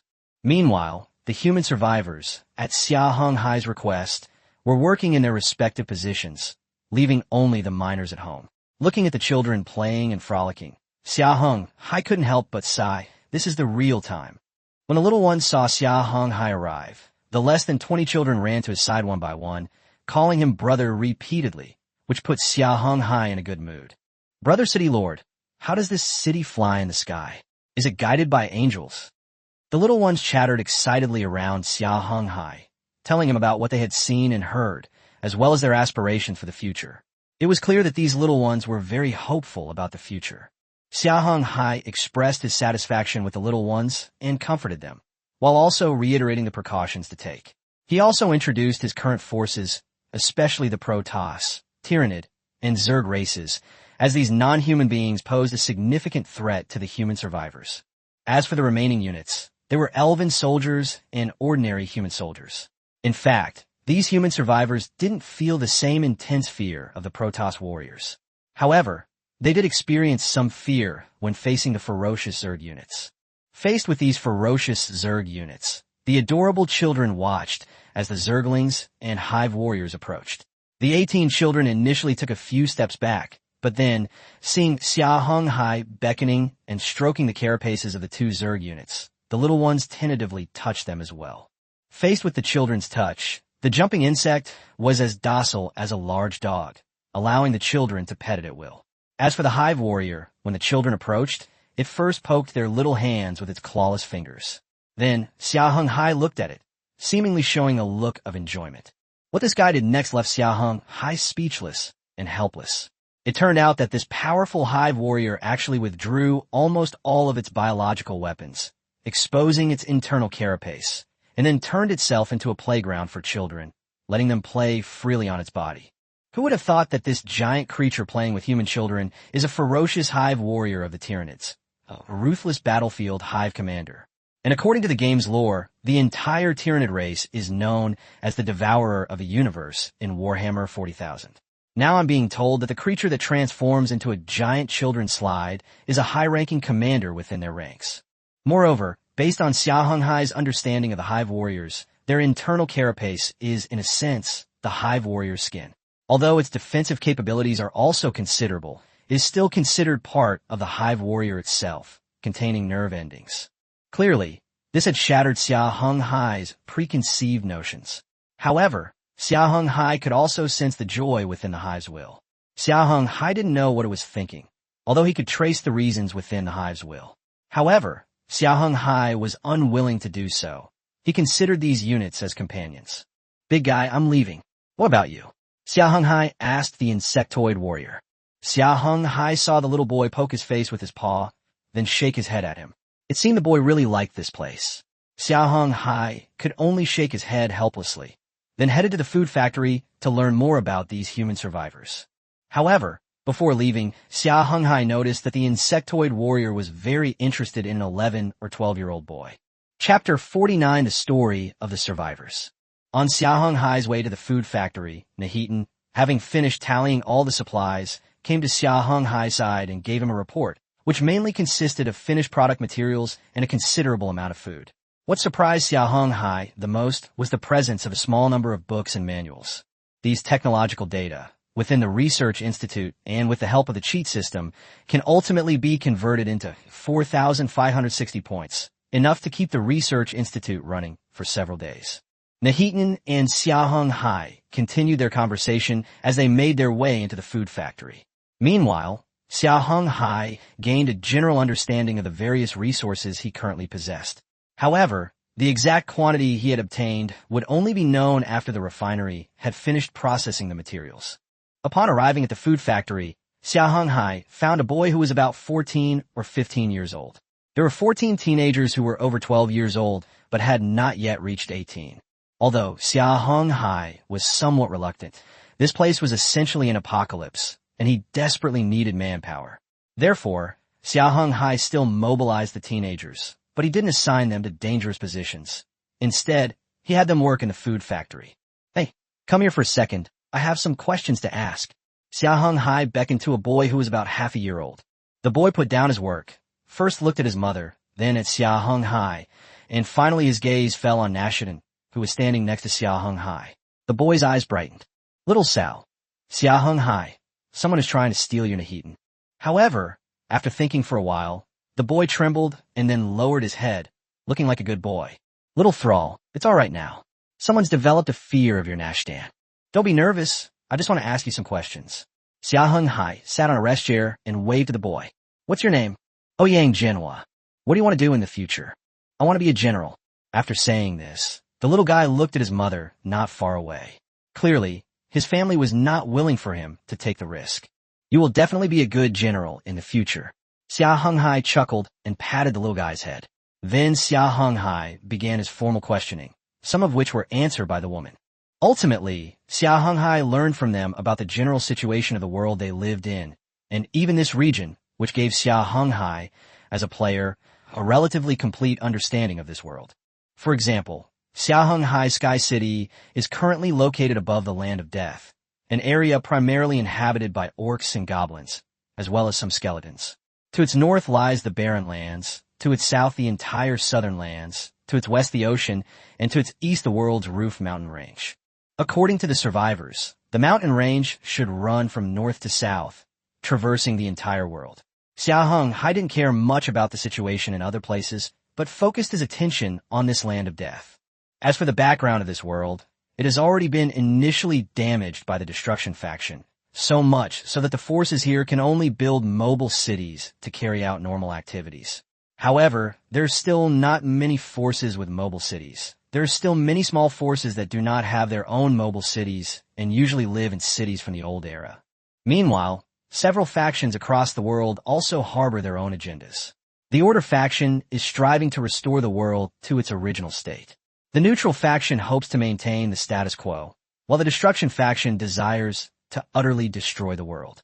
Finally, there is Chaos, a strange, or perhaps even fanatical, faction that seeks to conquer the world, or rather, to make it one of their own. However, it is precisely for this reason that everyone has their own ulterior motives and will engage in their own underhanded actions. Sometimes, Order and Destruction will join forces to deal with neutrality. Or, Destruction, Order, and Neutrality will work together to deal with chaos. Or even Order plus Neutrality, and destruction plus chaos will stand in confrontation with each other. At the same time, these four camps are not monolithic. Even members of the same camp may have some disputes, which may even escalate into war. Therefore, although there are four major factions in the world, there are not four major alliances, and there are various conflicts, large and small, among them. This is the background of this world. However, just after Xia Heng Hai inquired about the general information of this world, the voice of the game system rang out from the sky. Congratulations to Xia Heng Hai from Dragon Kingdom, the first player to open his eyes to the world. You are awarded a troop card pack, the title of Survivor Guardian, and 50 city points. Xia Heng Hai didn't focus on the two gifts first. Instead, he checked on the survivors in his group to see if they could hear the game system's voice from the sky. According to Xia Heng Hai's observation, the voice of the game system in the sky was actually only audible to Xia Heng Hai and other players. Everyone else, including the survivors and even the soldiers and heroes he had recruited, could not hear it. Then, Xia Heng Hai listened to the story told by the boy named Ouyang Jinhua. After gaining an understanding of the area, Xia Heng Hai began to learn about their story, which turned out to be a difficult and arduous one. It turns out they were an exploration team sent by a member state of an order faction to explore the land of death, to investigate the area, but ultimately became trapped here. They were humans who survived by constantly seeking supplies among the green-skinned orcs and other creatures living there.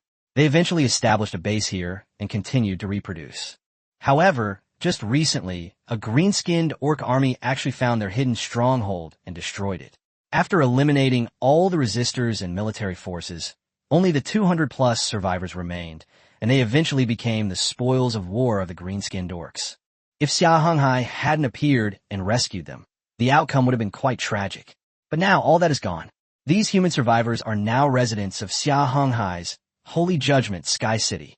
However, even though they have been taken prisoner, they still possess some understanding of the power dynamics in the area. Now, they shared this information with Xia Heng Hai, allowing him to gain a better understanding of the various factions within the region. This region is a land of death, consisting of several large deserts, numerous smaller deserts, and several oases. Chapter 50, The Power of the Land of Death. As for the forces here, they are mainly orcs and goblins. However, not all orcs are members of the Destruction faction.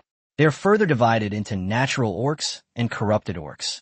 The difference between the two is that the former are naturally evolved, or rather, a demonic race, while the latter are orcs created through special means.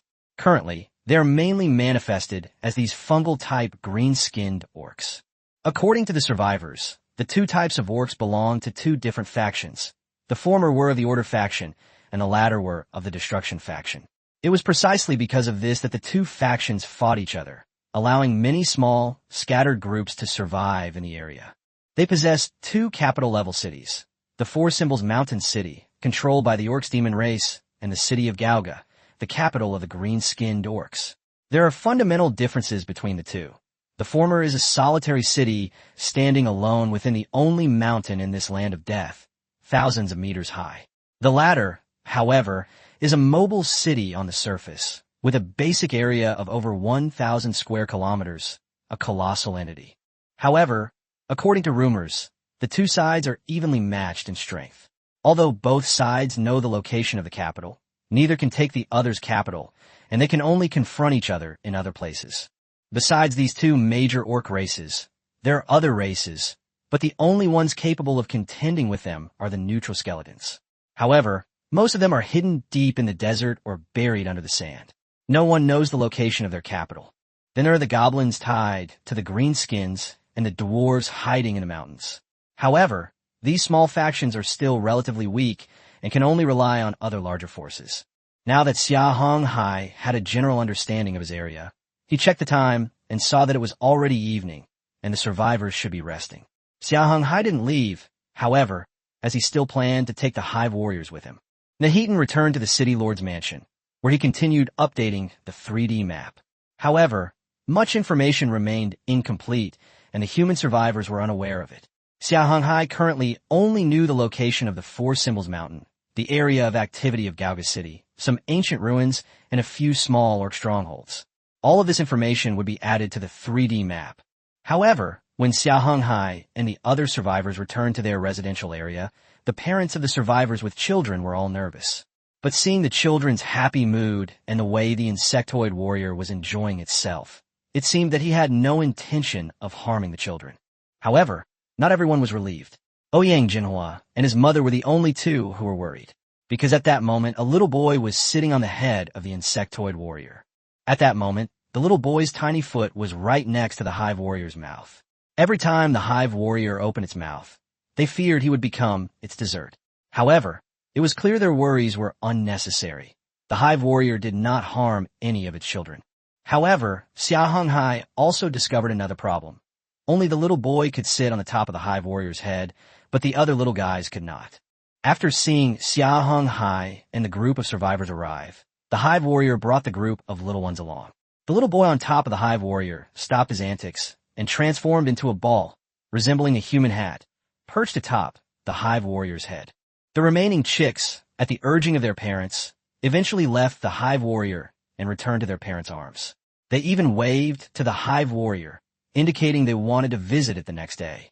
However, the little boy reluctantly climbed down from above under the watchful eyes of his older brother and mother. The hive warrior, however, held him in its arms, hissing softly. Xia Heng Hai could understand what this big guy was saying, but after listening, he was speechless. He had acquired a hive warrior that was already a variant, and it had actually been assimilated by the German Shepherd and actually wanted to raise this little boy. In the end, Xia Heng Hai gave the insectoid warrior a slap, which made it release the little boy, and then sent it back to rest. As for what the big guy had just expressed, Xia Heng Hai didn't respond to it, let alone translate it. The little boy was also scolded by his older brother and mother. He was still somewhat unconvinced and pouted in dissatisfaction. Xia Heng Hai also learned his name, Ouyang Xingchen. After dealing with the incident caused by the hive warriors, Xia Heng Hai returned to his city lord's mansion. While gently rubbing the Heaton's little face, he examined the rewards he had just received. Of course, Xia Heng Hai ignored the sulking Mahitan. Among these top-tier items, Xia Heng Hai was particularly suspicious of the Survivor Protector title. As for the other card pack, Xia Heng Hai could also discern its function. Survivor Guardian title grants the wearer player an 80-point increase in loyalty for all survivors joining their city. It increases the work efficiency of all survivors in all positions they join by 20%. The current survivors are human survivors. Activating the Human Survivor exclusive bonus increases the efficiency of the research facility where they are located by 50%. Rescue some survivors and increase the favorability of the country to which it belongs. Currently, it is the Human Federation Expeditionary Force. Xia Heng Hai clearly understood that this title was meant to elevate the survivors under his command. It's worth noting that Xia Heng Hai had previously reviewed the information of those survivors. Human survivors. Race, human. Quantity, 216. Loyalty, 8 before rescue. Loyalty, 40 after rescue.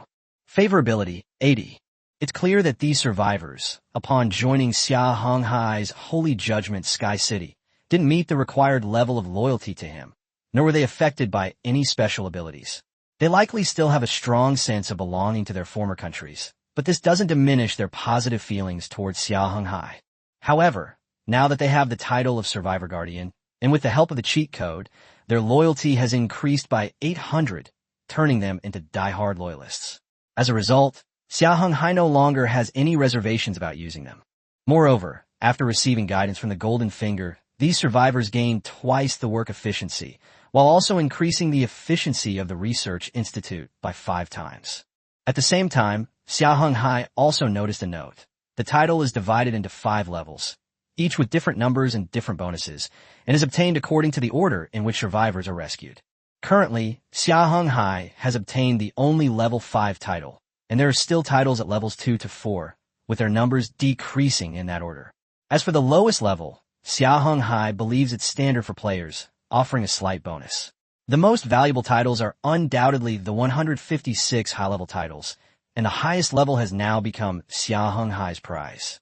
With Xia Heng Hai wearing it, it meant that the survivors had become one of their own. Chapter 51: America's Luck and New Heroes. Just as Xia Heng Hai checked on Heaton, she was nestled in his arms, her little face still puffed up with anger, arms crossed, and head turned away, looking as adorable as ever.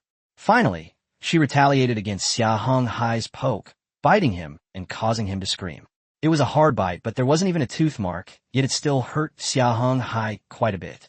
Xia Heng Hai looked at his uninjured fingers and found Nahitan's reaction somewhat amusing.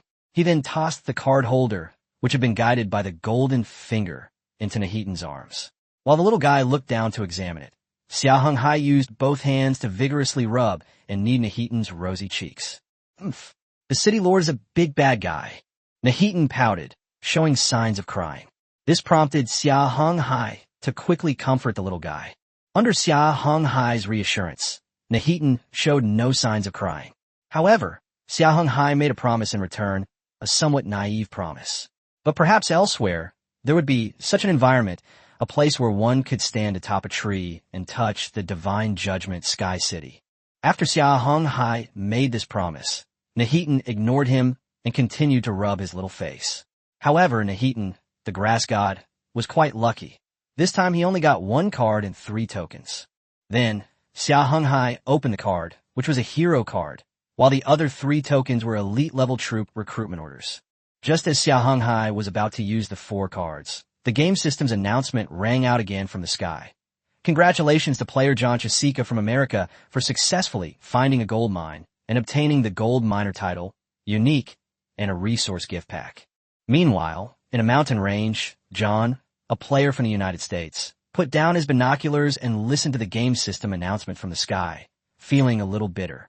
The gold mine the game was reporting was clearly a dwarven mine, and he had just fought against it. It was obvious the two were very different.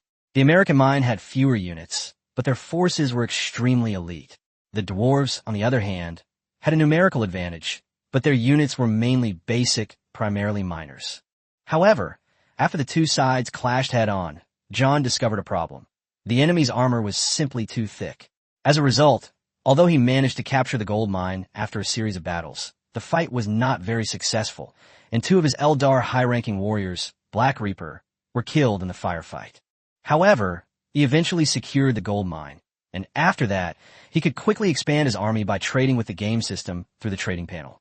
Now, the game system has also given him a reward, a gold prospector and a resource gift pack. John first opened a resource gift pack, which contained various resources, 100,000 of each basic resource, 40,000 of each processed resource, and even 15,000 gold coins, the price of a single troop recruitment order. John then clicked on another prize, the title of Gold Miner. Gold Miner grants the wearer a 5% bonus to gold or in gold coins, an additional 75% bonus to gold or finding, a 210% bonus to gold or mining speed, and a 10% reduction in gold or in gold coin consumption. Clearly, this title is all about gold mines and gold coins. Although it doesn't boost attack power with a mine at home, there's no need to worry about not having money to recruit soldiers. After doing some calculations for himself as a gold prospector, John found it to be a pretty good title. The recruitment order for that troop type normally costs 15,000 gold coins, but if you buy it yourself, it will cost 13,500 gold coins. Since your 100 gold coins are equivalent to 105 actual gold coins, you only need to pay 12,825 gold coins in the end. And this is just exchanging gold coins. However, if it were gold, the figures would be different.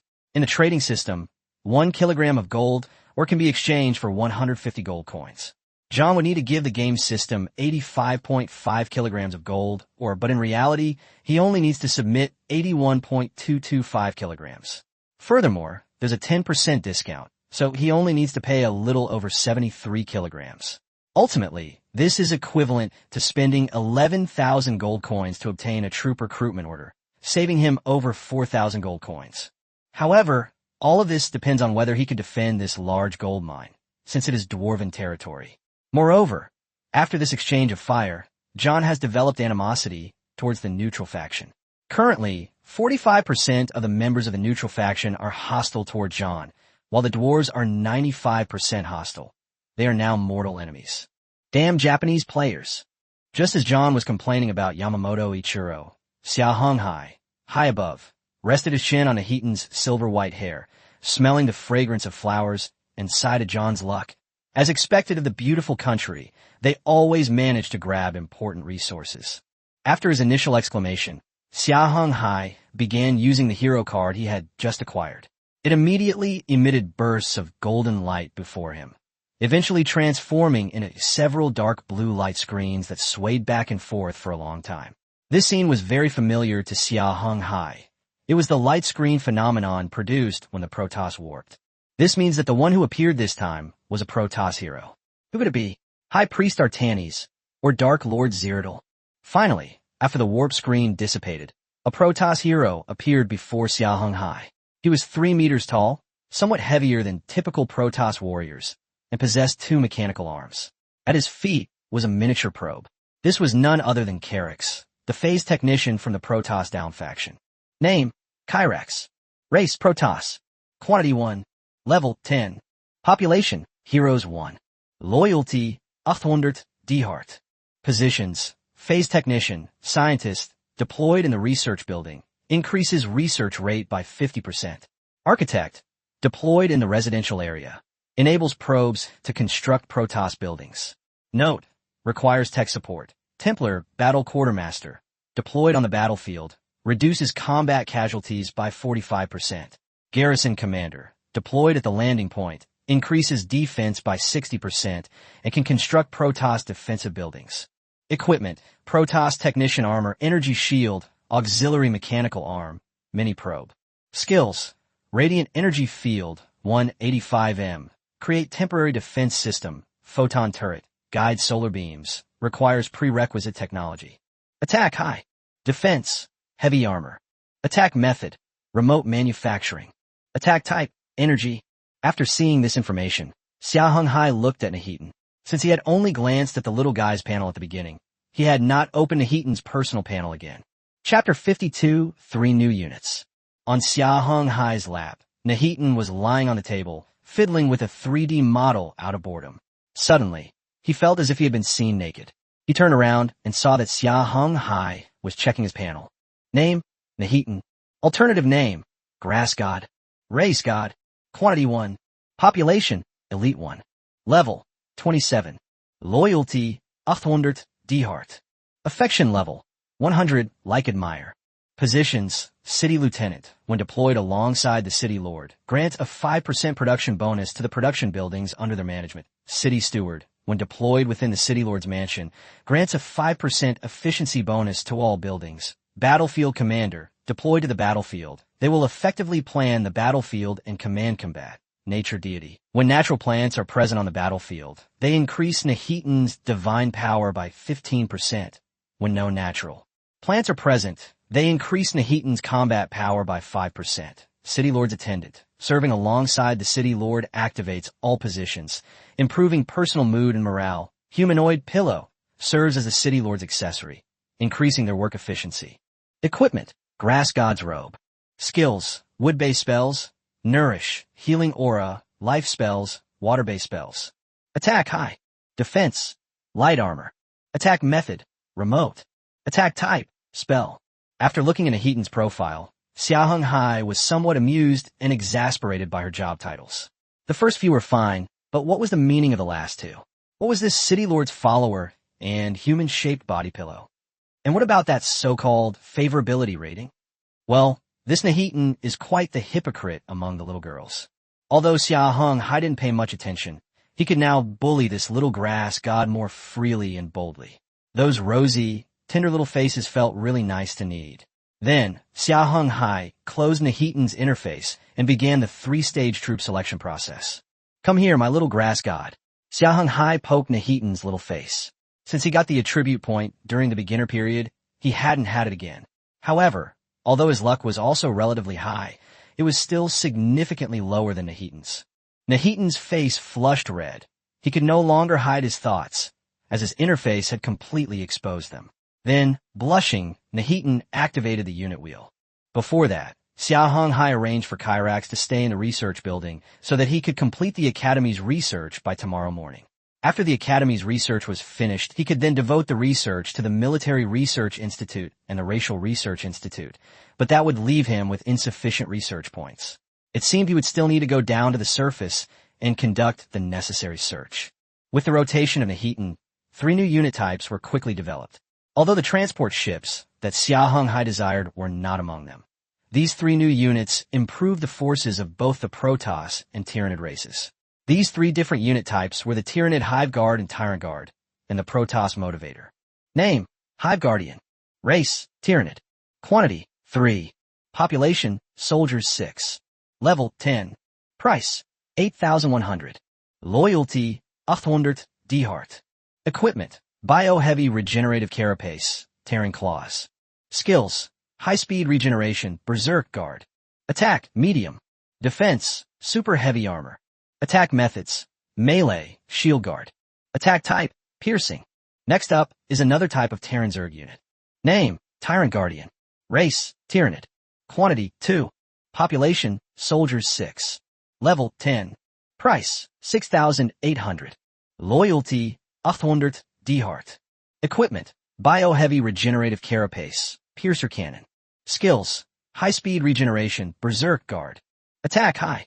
Defense: Super Heavy Armor. Attack method: Remote. Attack type: Piercing Explosive. It's clear that both of these Tyranid units are defensively oriented, and their defensive capabilities are extremely strong. Whether it's their high-speed regeneration or their bio-heavy regenerative carapace, they could be considered super shields. With both long-range and close-range shields, the defense of the core area is enhanced. Xia Heng Hai can then deploy the 3 queens, entrusting their safety to the Hive Guards and Tyrant Guardians. He can also deploy all the Tyranids, keeping them permanently stationed on the surface to provide him with abundant resources, especially technology points. Xia Heng Hai already had a good idea for these 2 units, but it still needed to be discussed with the Hive Warriors and the 3 Queens.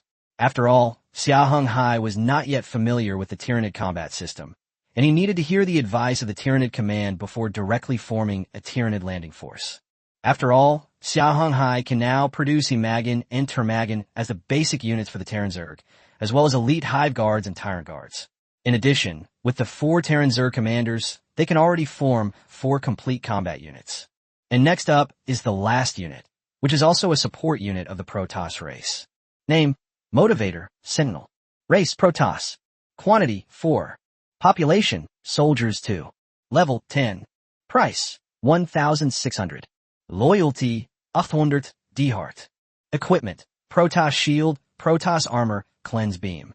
Abilities: Time Acceleration, speeds up friendly units. Phase Mode, incapacitates Protoss warriors, provides an energy field, defensive field, illusion.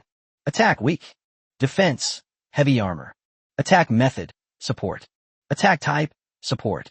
Xia Heng Hai was quite fond of the Sentinel. Even before he transmigrated here, Xia Heng Hai always liked it. The Motivator was used as a mobile force and reconnaissance unit. Once an enemy was discovered, it could directly activate phase mode, thereby allowing troops to warp directly from the base. However, Xia Heng Hai was unclear about what kind of evolution the Protoss Motivators would undergo in this world where reality and games intertwined, especially what the warp would actually look like. If this warp can warp to other units, then the Motivator will become a strategic unit, almost irreplaceable. However, all of this depends on exploring the Motivator, and at present, no effective speculation can be made. Xia Heng Hai carefully put away the 3 recruitment orders for different troop types, preparing to use them at the barracks later. He looked down at Nahitan in his arms. The little guy was already fast asleep on the table, a trickle of water running from the corner of his mouth. He wondered what the little grass god was dreaming about. Then Xia Heng Hai changed his position to make Nahitan more comfortable to sleep in, which also relieved the numbness in his own legs. In fact, Xia Heng Hai had planned to carry Nahitan into the bedroom while he went to the barracks to adjust the new units. However, after seeing the 3-dimensional diagram on the table, Xia Heng Hai completely forgot about it. That was the map information that had evolved from all the information obtained from the survivors. Although it was not complete, Nahitan had marked some important details. Xia Heng Hai, pleased, gave Nahitan a kiss on the cheek as a reward. Just as Xia Heng Hai was about to examine the map more closely, the game system's announcement sounded again from the sky. Chapter 53, The Mighty Yamamoto Ichiro. Congratulations to player Yamamoto Ichiro from the Sakura Kingdom for being the first to officially capture a native stronghold, earning the Conqueror King title, unique, and receiving a special unit card pack as a bonus. Xia Heng Hai shook his head at him, then looked at the map. In another location, on the surface of the moving city, was Yamamoto Ichiro City. At this moment, Yamamoto Ichiro was throwing the last Ratman warrior into a specially made glass prison when he heard the game system's announcement. Not bad. Let me see what the reward is. Yamamoto Ichiro waved to a ghoul beside him, who then carefully left, taking the glass cage with him. Beside Yamamoto Ichiro stood a strange, enormous spider, which was none other than one of Yamamoto Ichiro's new heroes, the Crypt Lord. Moreover, it was this giant spider that played a crucial role in this confrontation. Although this battle only resulted in the capture of a small Ratman stronghold with few soldiers, it was still a significant improvement for Yamamoto Ichiro. Moreover, according to the game system's notification, he was the first player to attack the natives and conquer a piece of their territory. Crypt Lord, send men to turn this Ratman city into our sustenance. Yamamoto Ichiro laughed heartily. Being the first to gather survivors, the first to discover gold mines, it's all much faster to plunder the natives. Sure enough, I received a global notification from the game system, which means I will soon rule the entire world and turn it into my territory, building a brand new sphere of prosperity here. So let's start from this Ratman territory. However, all of this depends on military strength, so Yamamoto Ichiro needs to take a good look at this prize. First was the special unit card pack. When Yamamoto Ichiro opened it, he found a stack of long-discontinued unit cards, 2 unit recruitment orders, and a barracks expansion permit. Yamamoto Ichiro had obtained a stack of unit cards, at least 20 in total, enough to build a decent army. Moreover, there were 2 unit recruitment orders. With luck, he could obtain 2 elite units. Yamamoto Ichiro may even receive a barracks expansion permit, which will allow him to have a completely new recruitment system, making his troops even more complete. As for that title, it is that of the Conqueror King. Conqueror King, unique, grants the wearer a 20% reduction in troop costs and doubles the number of troops that can be recruited. However, the wearer will become a threat to the world, and their hostility will increase as more powers are conquered. However, Yamamoto Ichiro did not show any dislike for the title. He was only a level 1 Conqueror King at the moment. The other natives had a natural hostility of 30 towards Yamamoto Ichiro and his city, while the Ratmen had a natural hostility of 100 towards Yamamoto Ichiro, making him the Ratman's nemesis. After examining what he had acquired, Yamamoto Ichiro sat upright on a large chair in the city lord's mansion, watching his mobile city slowly advance. The huge dismantling wheel in front of the city gradually dismantled and devoured the small stronghold of the Ratman, eventually turning it into nourishment for the mobile city. Just then, a ghoul approached tremblingly and said to him, "Lord City Lord, everything is ready. All right, I'm going to study this new virus properly, starting with the rat people." Yamamoto Ichiro stroked his chin and then led them to a strange chamber filled with rat people, where they began a series of experiments. While Yamamoto Ichiro was conducting scientific research, Xia Heng Hai looked at the 3-dimensional map and frowned. This area contains 2 small outposts of green-skinned orcs, as well as a small mobile city, which functions more like a mobile garrison. Xia Heng Hai still feels some pressure here. He doesn't know the exact number of troops stationed there. After some thought, Xia Heng Hai prepared to attack those 3 locations. After all, he and the green-skinned orcs already harbored considerable animosity. Since they would attack him upon seeing him, why not strike first? Xia Heng Hai glanced at Nahitan, who was still fast asleep, then shook his head. He then personally made a phone call, ordering the hangar crew to conduct preliminary reconnaissance of the 3 targets. Meanwhile, troop adjustments were needed in preparation for another surface landing. Next, Xia Heng Hai placed Nahitan on the bed, and before leaving, he pinched Nahitan's little cheek. Then, Xia Heng Hai went to the barracks and placed the recruitment orders for the 3 different troop types there. However, when Xia Heng Hai arrived at the barracks, he was completely bewildered, because, in the Tyranid colony, they saw a cheerful little boy, a nervous teenager, and a helpless woman. This was none other than Ouyang Xingqian, along with his brother and mother. As for Ouyang Xingqian at this moment, he had even climbed onto the back of the Tyranid queen, ascending onto its strange carapace. Xia Heng Hai had no idea why Ouyang Xingqian was so fond of these ferocious and terrifying Tyranids. Xia Heng Hai didn't disturb them. Instead, he reloaded the barracks, importing the 3 new unit types, and then began adjusting the Protoss forces. Since Xia Heng Hai was quite familiar with them, it was relatively easy for him to get started. The group has 5 fanatics, whom Xia Heng Hai plans to use as the command structure. They will form 5 units, consisting of 4 combat units and 1 core unit, each led by one of the 5 fanatics. The core force will consist of 32 zealots, 18 stalkers, and 12 inspirers, totaling 63 warriors. The remaining 4 regular units will each consist of 18 zealots, 12 stalkers, and 6 inspirers, for a total of 37 warriors. Therefore, this Protoss force will have 5 zealots, 104 zealots, 66 stalkers, and 36 inspirers, for a total of 211 Protoss warriors. Xia Heng Hai considered this Protoss force to be an elite unit. He then produced a team of 4 motivators and began researching their phase patterns. However, Xia Heng Hai later discovered that if he wanted them to directly perform personnel warp-ins, further research was needed, excluding the Protoss. In other words, if Xia Heng Hai wants to enable warp-in to other races, the research building needs to conduct corresponding studies.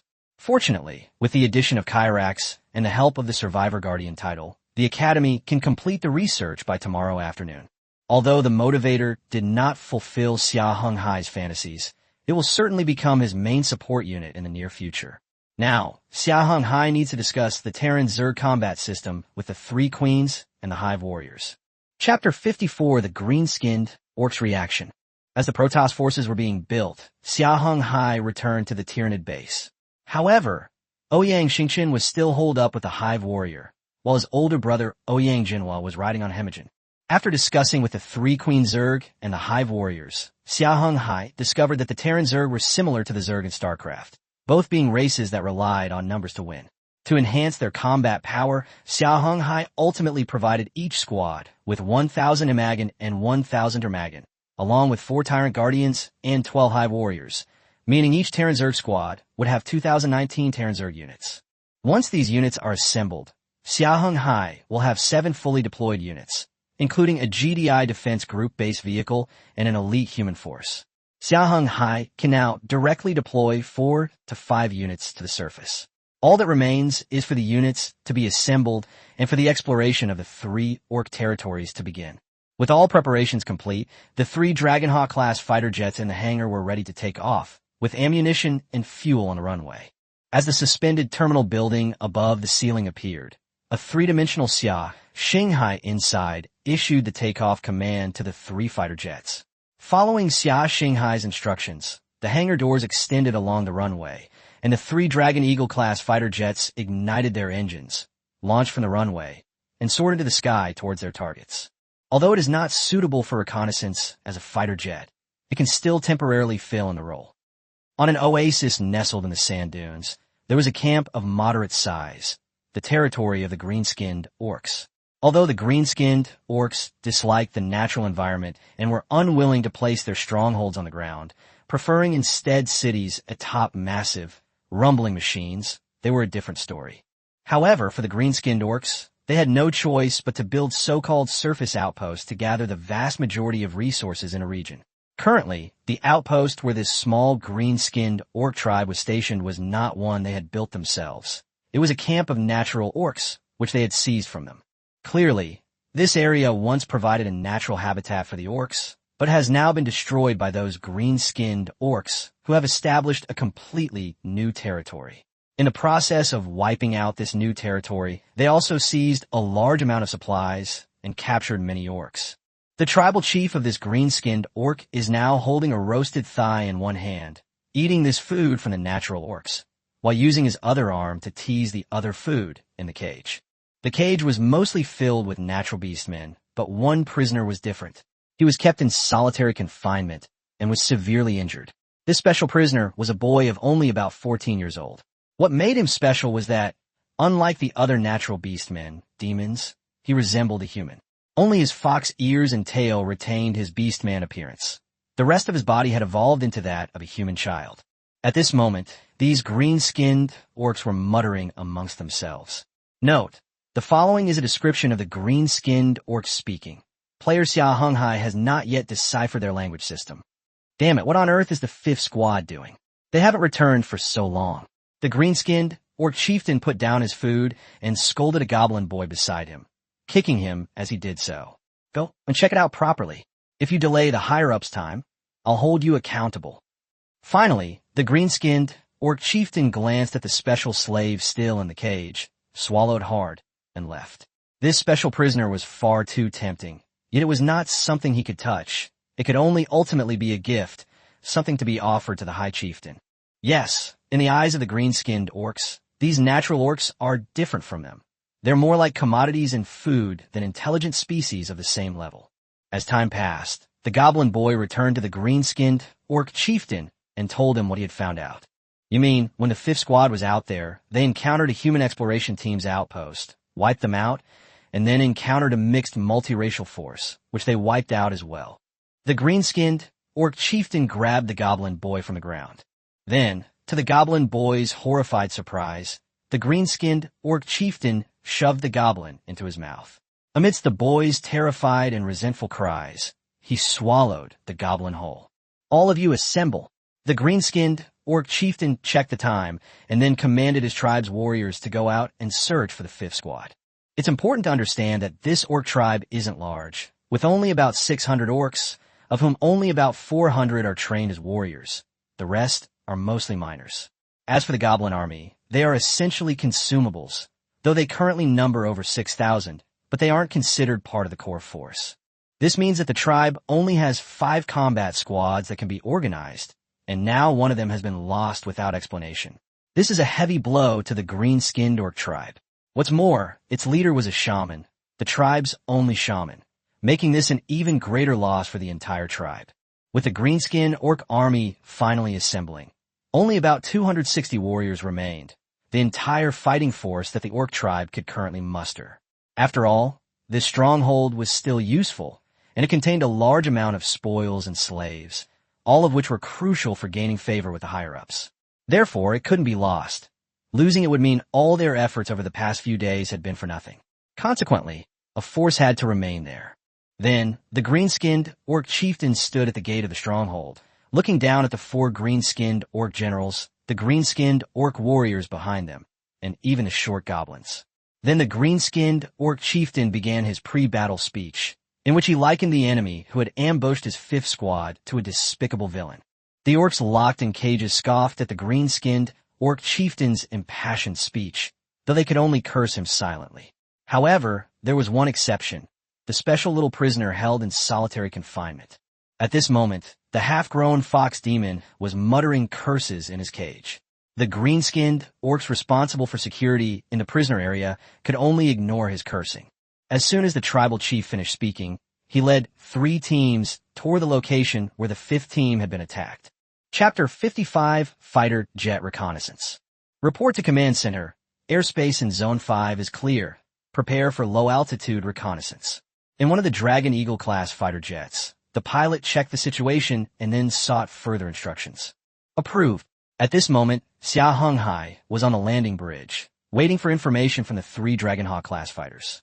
Meanwhile, for Tyranid forces and 1 Protoss force were already preparing in the descent zone. Meanwhile, for Xia Heng Hai, these 5 units were ready to land at any time. However, the 4 Tyranid units had already begun their airdrop operation, and from now on, these 4 Tyranid forces would be completely deployed to the surface. This was because Xia Heng Hai had discovered a problem, the existence of a major bug. That means as long as you have gold coins, you can recruit soldiers directly without worrying about their need for shelter and food. However, as time goes on, they will need to be prepared before eating and sleeping. And once they are deployed to the ground, they will not consume the resources above the Sky City. For example, once these Tyranid swarms are deployed to the surface, they only need to remain on the ground to consume corpses and sustain their basic needs. In other words, once these 4 Tyranid swarms are deployed to the surface, Xia Heng Hai doesn't need to worry about them too much. Meanwhile, among these 4 Terran Zerg teams, there is 1 non-Terran Zerg unit, namely an Inspirer. After Xia Heng Hai's testing, it was discovered that the Motivator can indeed perform unit warp, but currently it can only warp Protoss warriors. Furthermore, it requires 2 Motivators to work together, ultimately warping all Protoss warriors within the energy range of one Motivator to the energy range of the other. In other words, it has become a generator of a spatial warp array. Therefore, Xia Heng Hai recruited 2 more teams, totaling 8 Motivators, as core units. The Tyranids, now serving as surface exploration forces, deployed one motivator in each unit. The Protoss warriors would serve as the elite force. Wherever problems arose, Xia Heng Hai would directly warp into Protoss units. After Xia Heng Hai gave his approval, the pilot of the Dragon Eagle-class fighter jet lightly pressed his fingertip on the control stick. Immediately, the Dragon Eagle-class fighter jet seemed to be pulled by an invisible giant hand, and then the entire nose of the aircraft suddenly dropped, with the wings sweeping away and creating a spiral vortex. At 2,000 meters, the sea of clouds above the fighter jet was shrouded in fluffy cotton-like strands due to the airflow from the wings. At 800 meters, the pilot of this Dragon Eagle-class fighter jet could now survey the sandy ground. As he surveyed the area, he discovered the lingering warmth of an unextinguished campfire, along with a continuous trail of footprints that had left a winding path across the sand. Immediately, the Dragonhawk-class fighter pilot adjusted the flaps, steering the aircraft like a falcon towards the distance to find the final area of the footprints. Soon after, the Dragonhawk-class fighters spotted their target at the edge of the trail. Report to Command Center, low-altitude search complete. A large force of green-skinned orcs has been detected, numbering 260. Should we launch an airstrike? Although the pilot of this Dragonhawk-class fighter jet was not actually targeting this area, Xia Heng Hai's mission for him was to ensure the airspace and ground conditions in this region. Go check out the initial location first, then return here to provide support there, Xia Heng Hai ordered after a moment's thought. However, Xia Heng Hai's orders did not end there. He immediately ordered a Tyranid Zerg force to be deployed to the surface and launch an attack on the Orcish army. At the same time, after some deliberation, Xia Heng Hai also deployed a second Tyranid Zerg force to the surface, awaiting information from the stronghold. After the three orc armies set off, the orcs remaining at the stronghold began to busy themselves with their own tasks. Of course, some orcs also took the opportunity to vent their frustrations on the prisoners. However, at that moment, these green-skinned orcs suddenly heard a strange sound coming from the sky. As the natural orcs and green-skinned orcs looked up, they saw only a golden object rapidly streaking across the sky, seemingly only 800 meters high. Then, the green-skinned orcs began shouting at the Dragonhawk-class fighter jet overhead. Reporting to Command Center, a green-skinned orc stronghold has been located and its location confirmed. However, only about 130 green-skinned orcs have been found, of whom only about 80 are combat-ready. Additionally, some of their prisoners have been discovered within the stronghold, but their race is unknown. Should we initiate fire support? The pilot of the Dragonhawk-class fighter jet reported to Xia Heng Hai after circling the stronghold, and then reiterated the need to initiate fire support. Cancel. The surface forces will be responsible for the battle here. You will return to your original position and be ready to support the battlefield at any time. After learning that there were many prisoners there, Xia Heng Hai abandoned his initial idea and handed the battle over to the insectoid warriors on the surface. After completing its target reconnaissance mission, the Dragonhawk-class fighter jet arrived near the large force of green-skinned orcs, ready to support the ground battlefield at any time. Meanwhile, in the skies above another outpost, a Dragonhawk-class fighter jet arrived and conducted a reconnaissance of the situation. Ultimately, contrary to Xia Heng Hai's plan, the area was not subjected to a carpet bombing. Ultimately, due to the abundance of resources here, Xia Heng Hai handed it over to another Tyranid army for combat. Xia Heng Hai then looked at the last Dragon Eagle-class fighter jet, which was flying towards an area containing a small mobile city. However, the location of a mobile city is uncertain, requiring the fighter jet to conduct thorough exploration. Moreover, it was a mobile city, and its defensive firepower and troop strength were far superior to those of the outposts outside. Eventually, news also came from there. Although they determined the location and size of the green-skinned orcs' mobile city, they couldn't uncover any other information. This was because the Dragonhawk-class fighter was ultimately repelled by the orcs' mobile city's dense anti-aircraft fire. However, even with such an outcome, the Dragonhawk-class fighter still provided Xia Heng Hai with the direction of travel for the green-skinned orcs' mobile surface city. After marking it on the 3D map, Xia Heng Hai discovered that the green-skinned orcs' mobile city was undergoing evacuation operations and leaving the area, which left Xia Heng Hai somewhat puzzled. After all, only one Dragonhawk-class fighter jet attacked, and it didn't put much pressure on them. So why did it rush to leave the area after being forced to retreat? Xia Heng Hai then thought of another problem. The mobile city was short-staffed. However, their withdrawal was also good news. Immediately afterwards, Xia Heng Hai deployed his last Tyranid army to the battlefield against the massive Orcish force. Chapter 56, the first major operation. However, Xia Heng Hai still locked onto it because his divine judgment Sky City still needed the help of that mobile surface city to improve its power supply. At the same time, Xia Heng Hai also needed a large population. However, the deployment of 4 Tyranid units to the surface is temporary, primarily due to power shortages. Xia Heng Hai urgently needs another power system to provide him with surplus energy for constructing more buildings. However, this is not Xia Heng Hai's main objective now. His current objective is to capture the 2 green-skinned orc strongholds and to annihilate the green-skinned orc army. However, the first to clash were the first batch of Tyranid Zerg troops, and their target was none other than the powerful green-skinned orc army. At this moment, the green-skinned orc chieftain looked around. He felt the ground trembling and the sand grains on the sand were jumping, which meant that a large army was approaching them. Gibberish. They formed ranks, ready to meet the enemy. It was clear to the chief that this force was coming with great force, and its target would definitely be his troops. Therefore, the only option left was to build a defensive system here.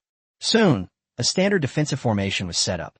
Although there wasn't a perfect spot to construct a defensive system in this vast desert, a circular formation was still established, though it seemed as if a piece had been bitten off. The outer perimeter was still occupied by goblin warriors, while the green-skinned orc warriors were positioned in the center. At the very core, besides the green-skinned orc chieftain and 3 green-skinned orc generals, there were a dozen or so black orc warriors, the elite warriors among the green-skinned orcs. However, upon closer inspection, one could see the sand grains rolling. It was clearly a quicksand area. This green-skinned orc chieftain was quite audacious, daring to deploy his troops here. If they weren't careful, their own soldiers could also get stuck in quicksand, and it was uncertain whether the quicksand would expand further during the battle. Meanwhile, they also had their own ulterior motives. By exposing their backs to the enemy, they had dug a large trap for the attacking force. As the tremors beneath their feet intensified, the green-skinned orc chieftain grew increasingly nervous, glancing back periodically to check the state of the quicksand. Just then, a pale purple-black line appeared before them from the border, advancing at an astonishing speed. As the dark mass of troops appeared, numbering over 2,000, those in front were roughly 2 meters tall, while behind them were a dozen or so enormous creatures, each over 10 meters tall. Faced with such a terrifying existence, the green-skinned orc chieftain swallowed hard. After all, with the addition of the demoralized and weaker goblin troops, he only had about 1,500 warriors, which was no match for the other side. The Tyranid queen, positioned towards the rear of the army, roared to the sky and then led her main force to accelerate its movement. Before her stood a force of green-skinned orcs, their very objective for this operation. Talking about tactics with a race that devours the stars is like casting pearls before swine, especially when they have the advantage in both manpower and strength. They won't even bother with tactical considerations. They'll ultimately win by sheer numbers, so there's no need for them to worry about anything. Charge! As the queen gave the order, the melee Tyranid units like Hemagen led the charge, followed by the ranged Tyranid warriors like Temujin, launching a frontal assault on the front lines of the orcs. Faced with the Tyranids' frontal charge, the orcs and their goblins, especially the ranged units, drew their bows, ready to attack. However, the orcs' firing range was insufficient, and it was Temujin who first brought the enemy into his firing range. As the enemy entered firing range, Temujin stopped his rapid advance, and instead moved forward step by step, eliminating the enemy units one by one, thus continuing to advance. Those corrosive shells sliced through the air, traversed the entire battlefield, and ultimately struck the goblins at the front lines. As the dark green liquid projectiles struck the goblins, the corrosive liquid dripped onto their rudimentary armor, immediately corroding several small holes.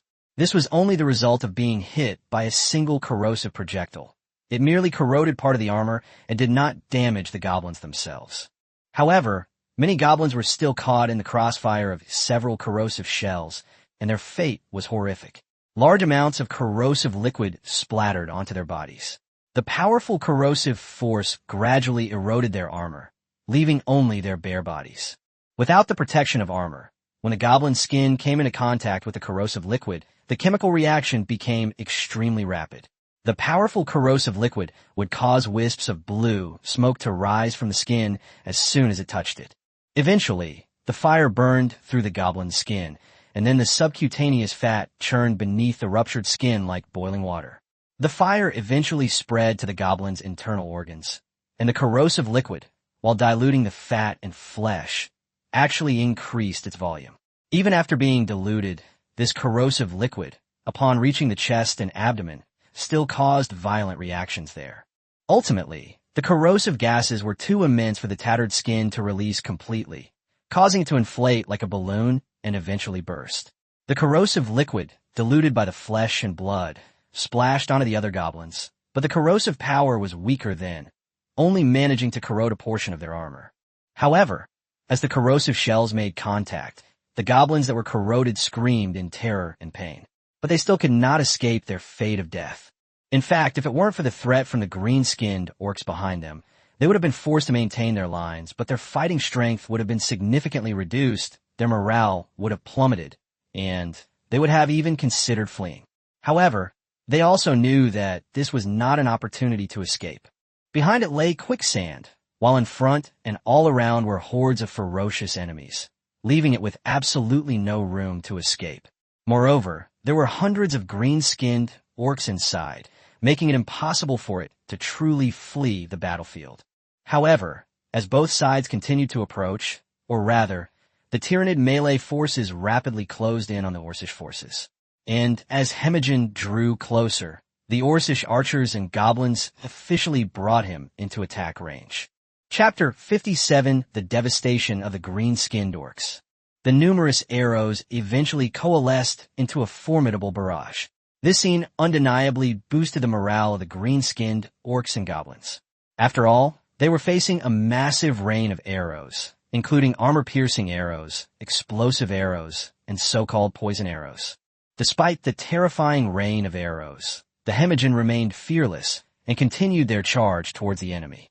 They had made some minor adjustments internally. The 240 at the front now had thicker carapaces and sharper claws. They were the Temujin produced by the mother insect, and they were much stronger than the Temujin and Hermigin that were directly recruited. This was because the recruited Hermigin and Hermigin were only level 1, while the Hermigin and Temujin hatched by the mother insect, although they only had a 24-hour lifespan, possessed the strength of level 10. At the same time, through this incident, Xia Heng Hai also discovered a problem. His units could only level up by killing enemies. These were the heroes and quasi-heroes, namely Nahitan and Carix, as well as the elite Zergling Broken Tooth, who was a quasi-hero. As for the upgrades of the other units, Xia Heng Hai didn't find any. Perhaps they were in the technological field, requiring research in the research building. Xia Heng Hai felt somewhat helpless about this. With his series of enhancements, the entire research module could operate efficiently, but shortcomings soon became apparent. A shortage of materials, namely manuals and other items that could be converted into research points. Now is not the time to discuss unit upgrades. Let's get back to the battlefield. As the rain of arrows descended, the high-ranking Hermigin at the front of the formation brandished their claws to intercept the powerful arrows. However, due to their sheer number, even the Hermigin's double blades were insufficient to block them all. Ultimately, many arrows still struck the Hermigin. When faced with ordinary arrows, the chitinous carapaces of the Hemigin could completely withstand them, resulting only in clanging sounds and at most sparks and scratches. Only special arrows could cause these Hemigin considerable trouble. Yes, trouble. When the arrows with explosive capabilities struck these Hemigin, the explosive force ultimately only caused cracks in the shells of the lower-level Hemigin and forced them back a few steps. That was all the damage the lower-level Hemigin could inflict. The higher-level Hemigin, acting as the front line, were even less affected. As for the arrows with armor-piercing capabilities, they can still threaten the Hemigin's vitality. They can penetrate the chitinous carapace of Hemigin, even high-level Hemigin, and damage the internal flesh. However, wounding them will awaken the Hemigin's true nature, slaughter, endless slaughter. Pain, among the Tyranids, tends to be a stimulant. Finally, there were the poison arrows, which might have yielded unexpected results against soldiers of races other than the undead and the insectoids. However, this time, these green-skinned orcs and goblins used poison attacks against the Tyranids. They were experts in poison. To the Tyranid units, the poison was like a common beverage, and might even excite them.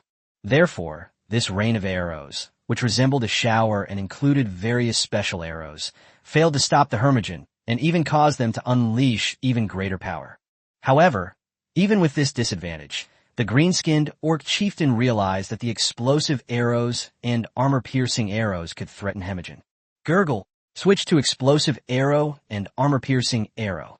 After the green-skinned orcs and goblins switched arrows, Hermogen's advance did slow down under the attack of explosive arrows and armor-piercing arrows, but it was still faster than before. As Hermogen advanced, Temujin, following behind, also continued to advance, relentlessly attacking the enemy. Corrosive shells gradually devoured the goblin warriors in the front lines, turning them into corrosive bombs that posed an even greater threat to the green-skinned orc army. As the goblin warriors fell one by one, the goblin archers followed. The terrifying battlefield and the deaths of their comrades caused a profound upheaval within the entire greenskin orc army. This fear gradually spread among the greenskin orcs. The greenskin orc chieftain can only try to stabilize his troops and prevent a collapse in morale, but all of this depends on his own strength. And on this battlefield, it's clear that the greenskin orcs are at a significant disadvantage. Although the green-skinned orc warriors did not suffer much damage, the goblin army was on the verge of collapse. They had already lost nearly 60% of their forces, and their morale was estimated to have collapsed. Now, they were simply fighting under the dual pressure of the Tyranids and the green-skinned orcs. Meanwhile, the damage inflicted by the green-skinned orc forces was negligible. They killed a few dozen Hermogen, or damaged the carapaces of some, while the Temujin, responsible for firepower, suffered virtually no losses. Moreover, the several colossal creatures behind them were not deployed to the battlefield. At this moment, the greenskin orc chieftain was certain that once his greenskin orc units could not withstand the pressure from the enemy and showed signs of collapse, then the goblin troops would definitely be the first to flee. However, with all the goblin troops in melee combat dead, and Temujin now within range of the goblin archers, the battlefield became even more chaotic. The goblin archers had ceased firing and were simply running for their lives. Faced with the relentless bombardment of 1,000 Termagant, the goblins were already in disarray and were fleeing in panic. With many goblin archers ceasing fire, the ranged attack capabilities of the green-skinned orcs had plummeted to an extremely low level. At that moment, Hermogen, who had been positioned in front of Temujin, accelerated and charged directly into the goblin horde, where he began the bloody slaughter. When those Hermogen killed their enemies, they could often take down a goblin warrior with a single strike, or even sever a part of the opponent's body. It was no longer a battle, but had degenerated into a massacre, a one-sided slaughter of the goblins. As the goblins serving as cannon fodder in the front lines were killed one by the Tyranid units, or abandoned their weapons and fled in panic, the Tyranids Heman and Temujin turned their firepower towards these green-skinned orc warriors. However, during this clash, something unexpected happened. Nearby, another force of similar size appeared, but it was missing a six-legged monster and had an extra two-legged behemoth, with what appeared to be a human figure above its head. What terrified the green-skinned orc chieftain was that this Tyranid army was not supporting this battlefield, but was heading in another direction, the direction of the tribe he led. Chapter 58, Killing the Chief. When the orc chieftain learned that the enemy had dispatched another force, not to reinforce the battlefield but to raid his home base, he realized he was using 3 orc units to hold them off, and the enemy hadn't even deployed any large units. Meanwhile, the enemy stronghold only had 1 orc unit, along with a large amount of loot and many elderly, weak, and disabled orcs. Gibberish. Disengage from the battlefield, regroup, break out, and return to reinforce the stronghold. However, he did not reveal his true thoughts. It was obvious that the Tyranid forces led by the Hive warriors were the second batch of troops Xia Heng Hai had dispatched, and their target was clearly the stronghold of the green-skinned orc tribe. Meanwhile, the green-skinned orc chieftain wanted to break through and return to the stronghold, but that depended on whether the queen insect would let him pass. Gibberish. Follow me on my charge. With a command from the green-skinned orc chieftain, he was the first to mount a huge black-haired boar. This boar was also extremely large, about twice the size of a normal boar, and could easily be used as a giant mount. The other 3 green-skinned orc generals also rode on a giant boar, and they were the core force for the breakout. In addition, there were more than a dozen black orc warriors with them, who would also be the backbone of the breakout. Gibberish, follow me on my charge. After the green-skinned orc chieftain gave another order, and then led the charge, brandishing his long sword and slashing forward, he led his men in a charge. Behind the chieftain were the 3 green-skinned orc generals, followed by a dozen or so black orc warriors, and at the very back were the ordinary green-skinned orc warriors. Those who could become tribal generals or even chieftains were among the strongest, while the black orcs were the tribe's warriors, also among the most powerful units. Now, these were practically the tribe's top fighting force, breaking through the encirclement. After the green-skinned orc chieftain and 3 green-skinned orc generals joined the battle, a serious loophole appeared in the originally well-maintained encirclement. It was a path that the 4 of them had forcibly fought their way out. In the very battle just now, this Tyranid army lost nearly 200 Hemagen. Facing elite-level combat power, it's clear that these ordinary Hemagen, Termagen, and even the Hemagen produced by the queen are not easy to contend with head-on. Sure enough, a Hemagen born from a female insect appeared in front of the green-skinned orc chieftain. Seeing its target fleeing, it immediately swung its arms and claws and attacked the leading green-skinned orc chieftain. As the Hemagen launched its attack, it then dodged and appeared before the green-skinned orc chieftain, brandishing its claws in a horizontal slash. However, the green-skinned orc chieftain didn't even glance at the Hemagen. Instead, he swung his blade and, with a side slash, cut the Hemagen in half at the waist. Even though the Hemagen was cut in half, it still unleashed tremendous fighting power. Its claws scratched the mount of the green-skinned orc chieftain, a giant black-haired boar, which continued forward and trampled the Hemagen into dust with its hoofs. At that moment, the Tyranid queen, located at the rear, quickly noticed the problem and then, through the will of the hive, issued an order to one of the hive guards to attack. Then the hive guard strode forward, causing the sand on the ground to tremble.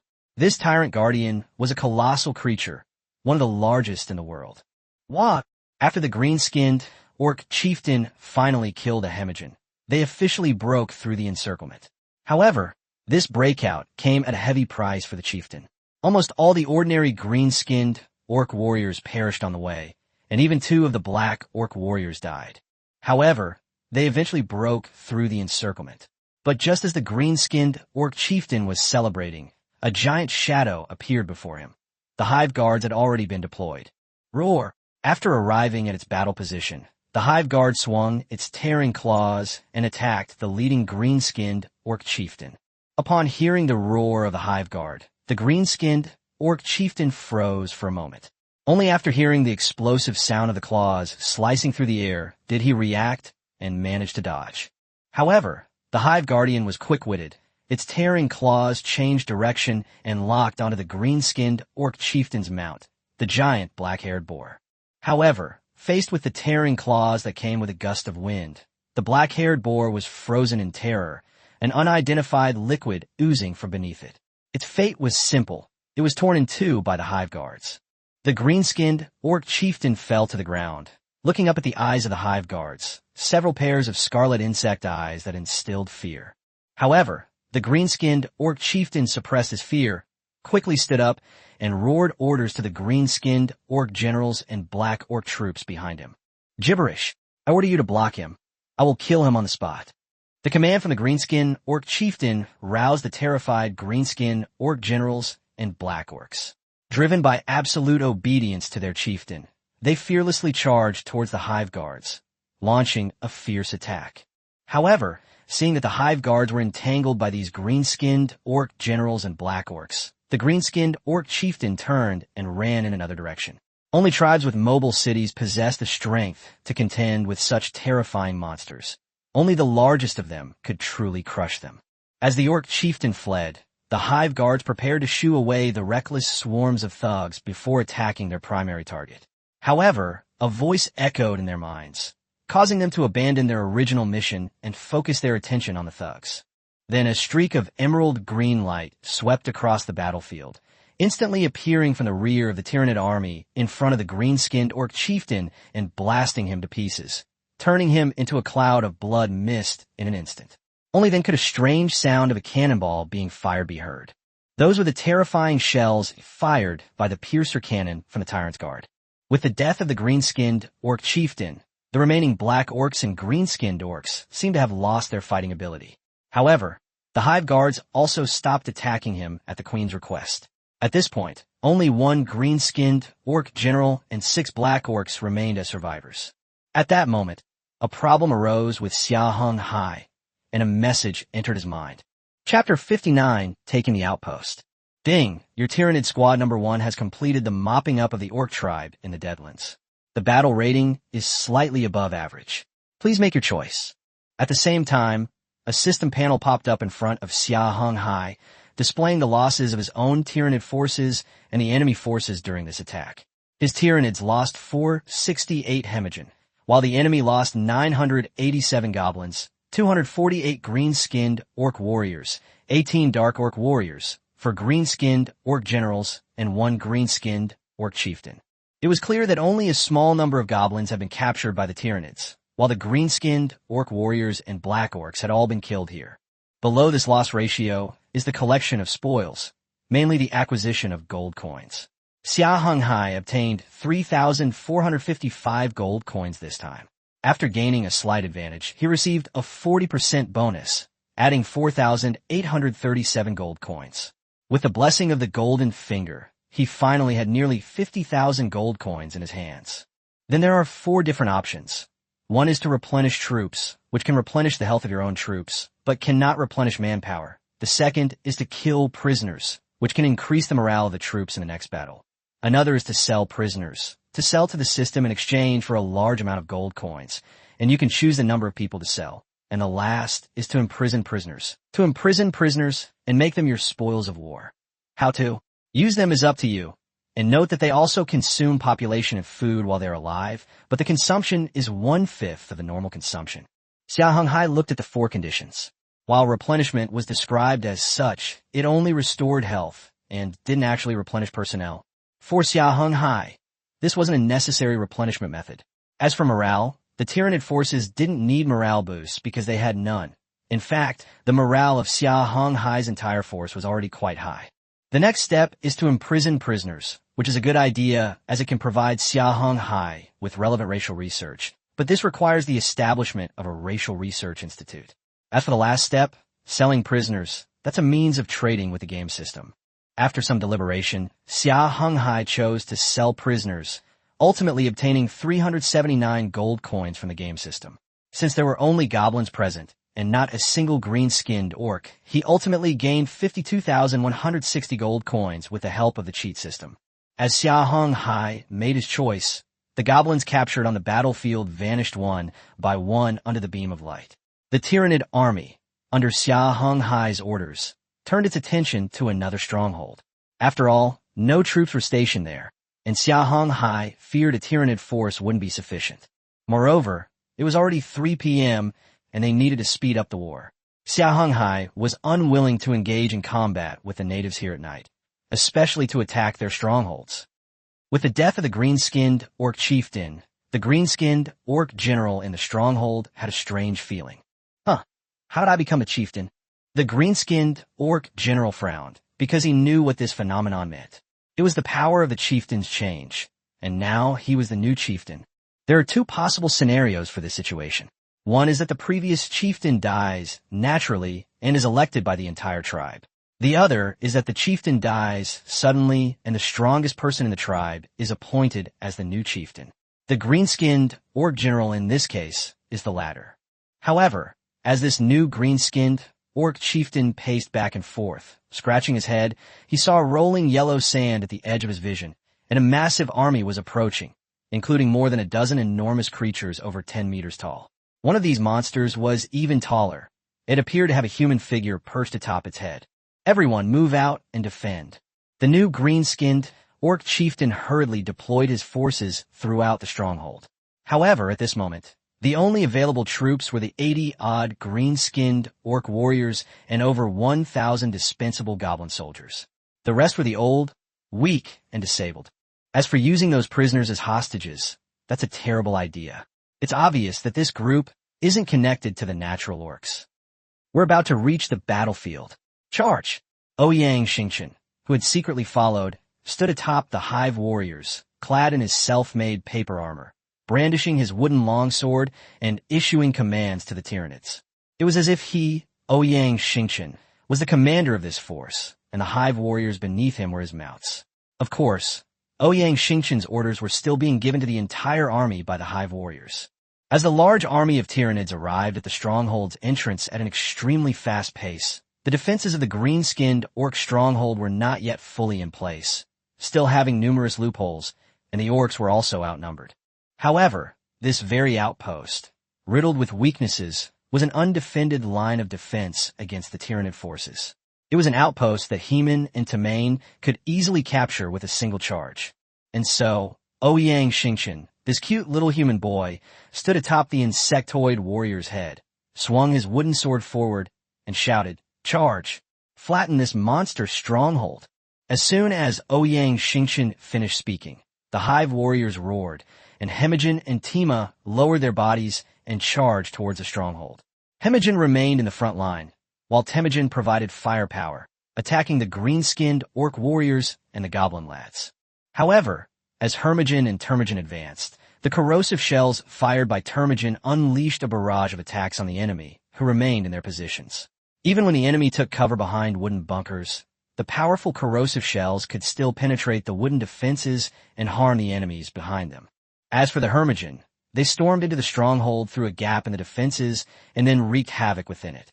However, this simple charge was enough to completely destroy the stronghold. The Hermogans, meanwhile, discreetly protected the prisoner's location in a way that was difficult to detect, without making any obvious moves. Soon, the stronghold was occupied by the Tyranids. Meanwhile, another panel popped up on Xia Heng Hai's screen, showing that this confrontation had earned him another 3,275 gold coins. Following, there were 4 options: occupy, plunder and occupy, loot and destroy. In the end, Xia Heng Hai chose to plunder, obtaining 6,854 gold coins, which brought his total to 114,390 gold coins after using the cheat code. Meanwhile, Ouyang Xingchen commanded this Tyranid army, leaving the area with the spoils of war. Then another stronghold was also captured. Chapter 60, The Fox Demon Elru. In the sky above the Divine Judgment, in a room in its living quarters that was temporarily used as a medical area, the fox demon child slowly woke up. He smelled disinfectant, which made him both nervous and curious, because this shouldn't be the territory of the green-skinned orcs at all. Then the little guy recalled that in his memory, after laughing at the green-skinned orcs' expeditionary force, he was beaten up by them, and then he passed out there. Then came the faint sounds of fighting, the screams of green-skinned orcs and goblins, and a strange howl. The sound carried excitement, the thrill of slaughter, and a thirst for battle, which sent a shiver down the little fellow's spine and instantly snapped him back to reality. In fact, hearing such a sound would instill extreme fear in the enemy. For Terran units, however, such a roar acts as a catalyst. Then he saw the green-skinned orc army, facing those terrifying creatures, only able to flee in terror. Ultimately, their prisoner of war camp was captured by the enemy. In his last memory, a figure clad in paper armor, wielding a wooden longsword in one hand, opened his cage and extended his other hand. Behind this strange human child lay a stronghold, now reduced to ruins, a mere collection of crumbling walls. "We've come to rescue you." The voice, though youthful, possessed an undeniable air of authority. Just as the little fellow was lost in thought, he heard someone push open the door. He instinctively closed his eyes, continuing to feign unconsciousness. However, when the little fox demon heard the voice beside him, he opened his eyes, for it was the strange human child who had saved him. "How to sneak down there? Why did my brother and mother beat me? They even sent me to the hospital." The person who came was Ouyang Xingchen, who had sneaked down to the surface and was brought back by the insect hive warriors. After the little guy was brought back, his older brother and mother gave him a loving lesson, and then he came to this temporary hospital for a longer period of recuperation. "Ouch, that really hurts. Why won't the medic give me a shot?" Ouyang Xingchen adjusted her position to make herself more comfortable lying down. In fact, for Xia Heng Hai, almost all injuries were not a problem with the help of the medics. It It was just a matter of one injection, or two if needed. He only needed to rest in bed if his injuries were severe enough, like the little fox demon beside him, but even then it would only last for a few hours. Meanwhile, the little fox demon was smirking, somewhat regretting his association with the human child. However, for some reason, he felt a surge of curiosity about this force, and ultimately, he could only steel himself and chat with Ouyang Xingchen to learn more about it. Meanwhile, in the city lord's mansion, Xia Heng Hai was combing Nashidan's silver-white hair while listening to the little guy's worries. Lord of the city, can those natural beastmen be trusted? After all, they are not of the same race as us. Isn't it said that those who are not of our kind must have different intentions? Xia Heng Hai simply patted Nahitan's hair without saying anything, and instead opened a panel, which was the city status panel. Name, Divine Judgment. Type, Sky City. Total area, 105 square kilometers. City points, 4382. Combat personnel, 9693. Population, 4800/4689. Troops, 10/7. Special units. Hero units, 3. Elite 1. The city points are enormous, and this time it's the 3 hero units. Apart from the Heaton in Xia Heng Hai's arms, and Carrick's who is still in the research building, the other hero unit is quite obvious, which is the little fox demon in the temporary infirmary. In fact, there is another irrefutable piece of evidence that confirms its loyalty. After taking in fewer than 100 demon prisoners, the game system announced, "Congratulations to player Xia Heng Hai of the Dragon Kingdom for successfully subduing a native hero level unit. Reward, Native Hero Corner Worker, upgradable." This title is ridiculous, and some players will probably laugh out loud. Native Cornerstone. Native heroes have a 10% affinity with the wearer and a 5% chance of joining the wearer's faction. This will affect the affinity between the wearer and the hero's original faction. Currently, there is one native hero. The natural orc's favorability towards Xia Heng Hai's faction increases by 5 points for Xia Heng Hai's rescue of his own people, and the final favorability will be 30%. Meanwhile, another title changed, the Survivor Guardian title, which activated the Natural Beastman demon race ability. Humans focus on scientific research, while the Natural Beastman prioritizes energy efficiency. Their presence increases electricity usage by 5%. With the help of the cheat system, that becomes 50%. In other words, placing it within the power module would allow it to overcome limitations and ultimately generate more electricity, thus alleviating Xia Heng Hai's urgent need for power. However, this is not the main point. The focus now is on the indigenous hero. After system confirmation, Xia Heng Hai indeed possessed as many as 3 hero-level units under his command, and the native hero among them was indeed one of his own. Xia Heng Hai then opened the native hero's information panel. Inside the makeshift infirmary, the little fox demon trembled, as if she had been seen naked. However, she was then captivated by Ouyang Xingchen's narration. Name L. Race, Natural Beastman, Fox Demon. Quantity 1. Population, Heroes 1. Loyalty, 800, D-Heart. Affection level, 90, Admiration. Positions, Battlefield Commander. Deployed to the battlefield, they will conduct effective battlefield planning and command troops in combat. Tactical Advisor. When participating in tactical planning, they can provide tactical insights. Magic Teacher. Deployed to the academy, they can provide magic instruction, although the teaching effect may not be satisfactory. Emotional Comforter. When Elu is in her half-orc form, she will give nearby allies a mood bonus. Pet Fox. When Elu appears in her beast form, she could be the city lord's pet fox, and her recovery rate can be accelerated. Note, 100 affinity is required. Equipment, Flame Blade, Blue Flame Longsword. Skills, Foxfire, Beast Transformation, can recover from severe damage by transforming into a beast, and can also voluntarily transform into a beast. Human Transformation, Half-Beast Transformation, Fire Magic, Superb Swordsmanship. Attack High. Defense, Special Heavy Armor, Magic Shield. Attack Methods, Ranged Melee. Attack Type, Magic. Xia Heng Hai glanced at the panel related to Ailu. He agreed with the first few of her positions. However, what was with the last one, the pet fox? It was like that human-shaped body pillow from Nahitan. He guessed that Nahitan also had a preference requirement, but Xia Heng Hai had already met it, so he didn't show it. However, after thinking it over, Xia Heng Hai felt that this was not bad either. It was not appropriate to keep Nahitan as a pet, but the beast-transformed Ailu would be a good choice as a pet. Chapter 61. Discovery of Japanese players, celebrating National Day, preparing fireworks. When Xia Heng Hai thought of his pet, he remembered that he had a pet egg, but it hadn't reacted much lately, and he had forgotten about it.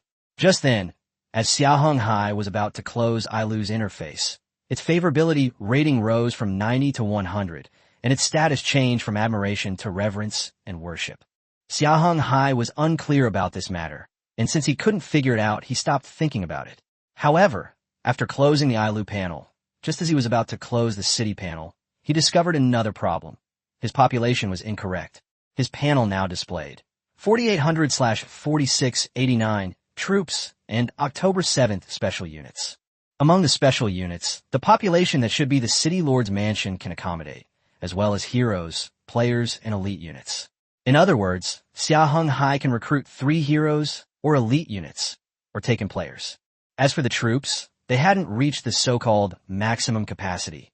There were still over 100 spares. This illustrates another point. The population occupied by each soldier, or even each survivor, was different, or rather, a room could accommodate several people living together. Xia Heng Hai then checked the population ratios of each unit. He first looked at the survivor population, where adults and teenagers each had a population of 0.5, while children had a population of 0.25. Next were the 2 major groups of farmers, namely SCVs and probes, each with a population of 1. Then come all the combat units, with a few special units, including the GDI's Defensive Mobile Construction Vehicle, which does not occupy population and only docks in the landing preparation area. The Terrans Heman and Termain, both of which have a population limit of 0.2, and the Zergling, which has a population limit of 0.5. Next up are units of 1 population, including human marines and elite marines, Protoss berserkers and zealots, followed by night elves and blood elves, archers from these 2 races, and soldiers from DGI and NOD. The remaining units are all units with more than 1 population. The Terran Raiders have 3 population, the Medics have 2 population, then the Protoss Stalkers have 3 population, and the Inspirers have 2 population. Then the Blood Elves Blood Elf Lieutenants have 2 population, and the Homeworld Dragonhawk-class fighter, which is Xia Heng Hai's only air force, requires 3 population. Finally, they're the units that require the most population, all of which are Tyranid units and are currently the largest units Xia Heng Hai possesses. The largest is the 12 population Mother Zerg, followed by the 8 population Hive Warriors and the 6 population Hive Guards and Tyrant Guards. It seems Xia Heng Hai's previous assumptions were wrong. There was no such thing as a game bug. He simply hadn't noticed it. At the same time, Xia Heng Hai also realized that heroes and elite units were all confined to the City Lord's mansion, subject to a population limit. After dealing with these matters, Xia Heng Hai tidied up and prepared to go back to sleep with Nahitan, as it was already past 8 p.m. Just then, the little fox demon, Ailu, arrived at the City Lord's mansion. After finishing her conversation with Ouyang Xingqian, the little fox demon Ailu had gained a slight understanding of the faction she currently belonged to. Ailu had no objection to joining this faction. After all, in a sense, although Ailu was a hero of the 4 Symbols Mountain, she was actually a wandering hero-level unit. Ouyang Xingqian's praise of Xia Heng Hai sparked a strong interest in the leader of this force, making Ailu want to learn more about Xia Heng Hai. Therefore, when the little guy was checking out the hospital, he spoke with a medic there to learn more about Xia Heng Hai. It was through her conversation with Ailu that she gained a better understanding of Xia Heng Hai, and at that moment, Ailu's favorability rating rose to 100 points. She then learned from a medic that her room was located within the City Lord's mansion. Ailu was a little embarrassed to meet Xia Heng Hai, so the little guy dawdled before entering the City Lord mansion, but still bumped into Xia Heng Hai. "Hello, Lord City Lord." Ailu scratched his head somewhat shyly, while the little guy's foxtail stood up and trembled slightly behind him, revealing his inner thoughts. He usually appeared as a half-orc to Ailu. Xia Heng Hai stroked Ailu's little head, enjoying the feel of the little guy's fluffy fox ears. Ailu blushed and lowered his head, not daring to look at Xia Heng Hai's expression, and could only endure his caresses. Xia Heng Hai was somewhat surprised by this, which made him feel like he had misread it. He then opened Ailu's panel again for a closer look.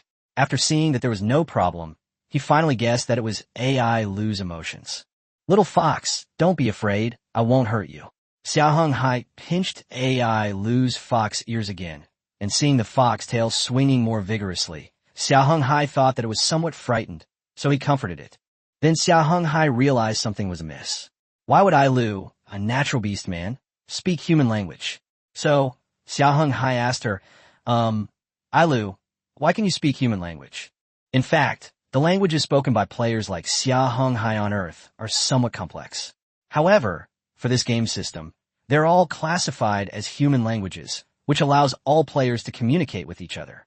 This is because they're all classified as human languages, whether it is English or Chinese, they're all human languages. Well, I lived in human society for a while before. As a human, Lu said softly. Then get some rest tonight. After all, your injury hasn't fully healed. Xia Heng Hai rubbed the little guy's head, then pulled Nahitan back into the living room. After returning to her room, Lu soaked in a medicinal bath to accelerate the recovery of her injuries. While bathing, Lu looked around her room, which was arranged entirely according to her own wishes. At the same time, Lu pondered her relationship with Xia Heng Hai. Perhaps Xia Heng Hai, this human, was a good person after all. And soon it was the morning of the next day. As Xia Heng Hai, Nahitan, Lu, Duanya, and Li Bingxin and her siblings were having breakfast, the game system's voice echoed in the sky. This made Xia Heng Hai prick up his ears, but he didn't do anything else. Congratulations to player Sakura Land Fat 6 for successfully establishing relations with the natives, obtaining a native diplomat, and a drive module component box. After listening, Xia Heng Hai frowned and then quickened his eating pace. He remembered something. Last night, a Dragonhawk-class fighter jet reported that the area where the green-skinned orcs had evacuated from their mobile surface city seemed to have another mobile surface city. Chapter 62, Finding the Target, Fireworks Nearing Completion. Tyrant Shawu, I have some questions to ask. Xia Heng Hai arrived at the Tyranzerd encampment and found the Hive warrior. At this time, only Nahitan was with Xia Heng Hai. As for the others, Lu was familiarizing herself with the entire Sky City, while Kyrax went to the research building to continue accelerating the Academy's research. Li Huahua went to the warehouse to conduct inventory work on the resources there. Her brother, meanwhile, was in the City Lord's mansion, handling some less important documents.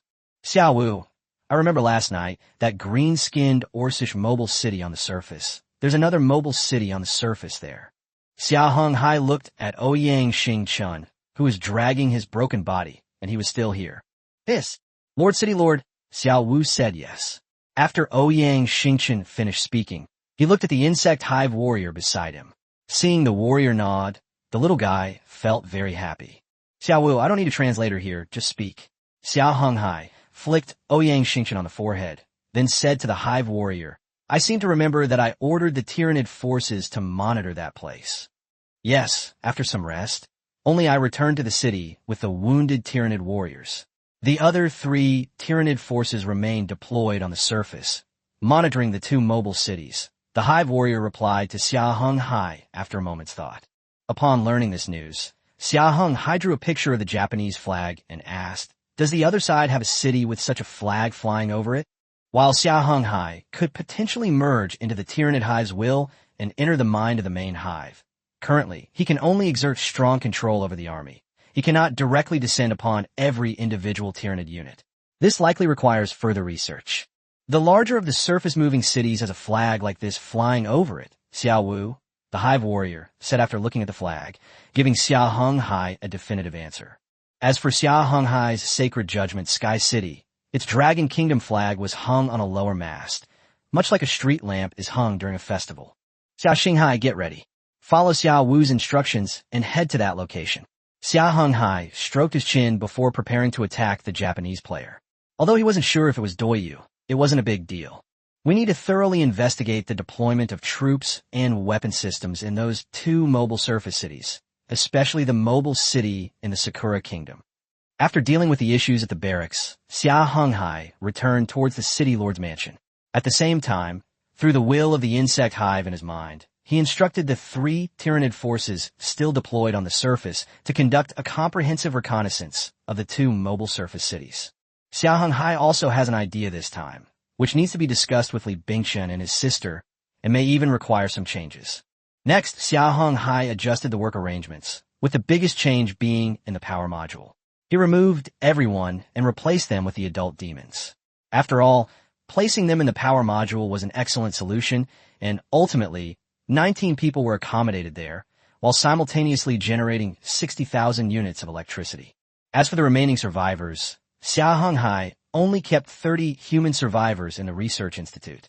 The rest of the survivors, including teenagers, were all placed in the food factory. At the same time, due to the personnel adjustment, SCV had a lot more manpower. In the end, except for the module manufacturing plant, which was closed, all other factories were put into operation. The energy stone production plant had the most manpower, with 90 people. Moreover, Xia Heng Hai saw that he had obtained some more electricity, making his resources more abundant, so he no longer needed to be so restrained. After all, he had previously needed a considerable amount of emergency power due to power shortages, but now he had 60,000 units of electricity. Therefore, Xia Heng Hai directly built another ordinary house to provide for the increased population. Simultaneously, to sustain the ammunition consumption of the larger troops, he constructed 2 more ammunition production plants.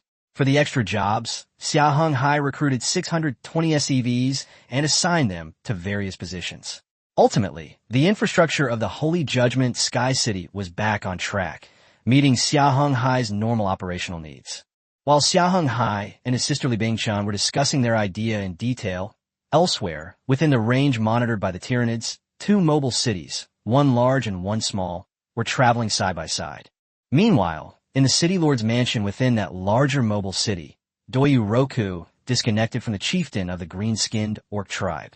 Then, this Japanese player returned to his battle map and waved to the orc warrior beside him. Indeed, the target Xia Heng Hai saw was Tu Fei Yuan Lu's mobile city, and the player from the Sakura Kingdom was playing an orc. It was precisely because of this that Tu Fei Yuan Lu was able to communicate with the green-skinned orc and trick him into joining his side. This is similar to how Xia Heng Hai can understand Elvish, the roars of the Zerg, and even the Protoss's spirit language.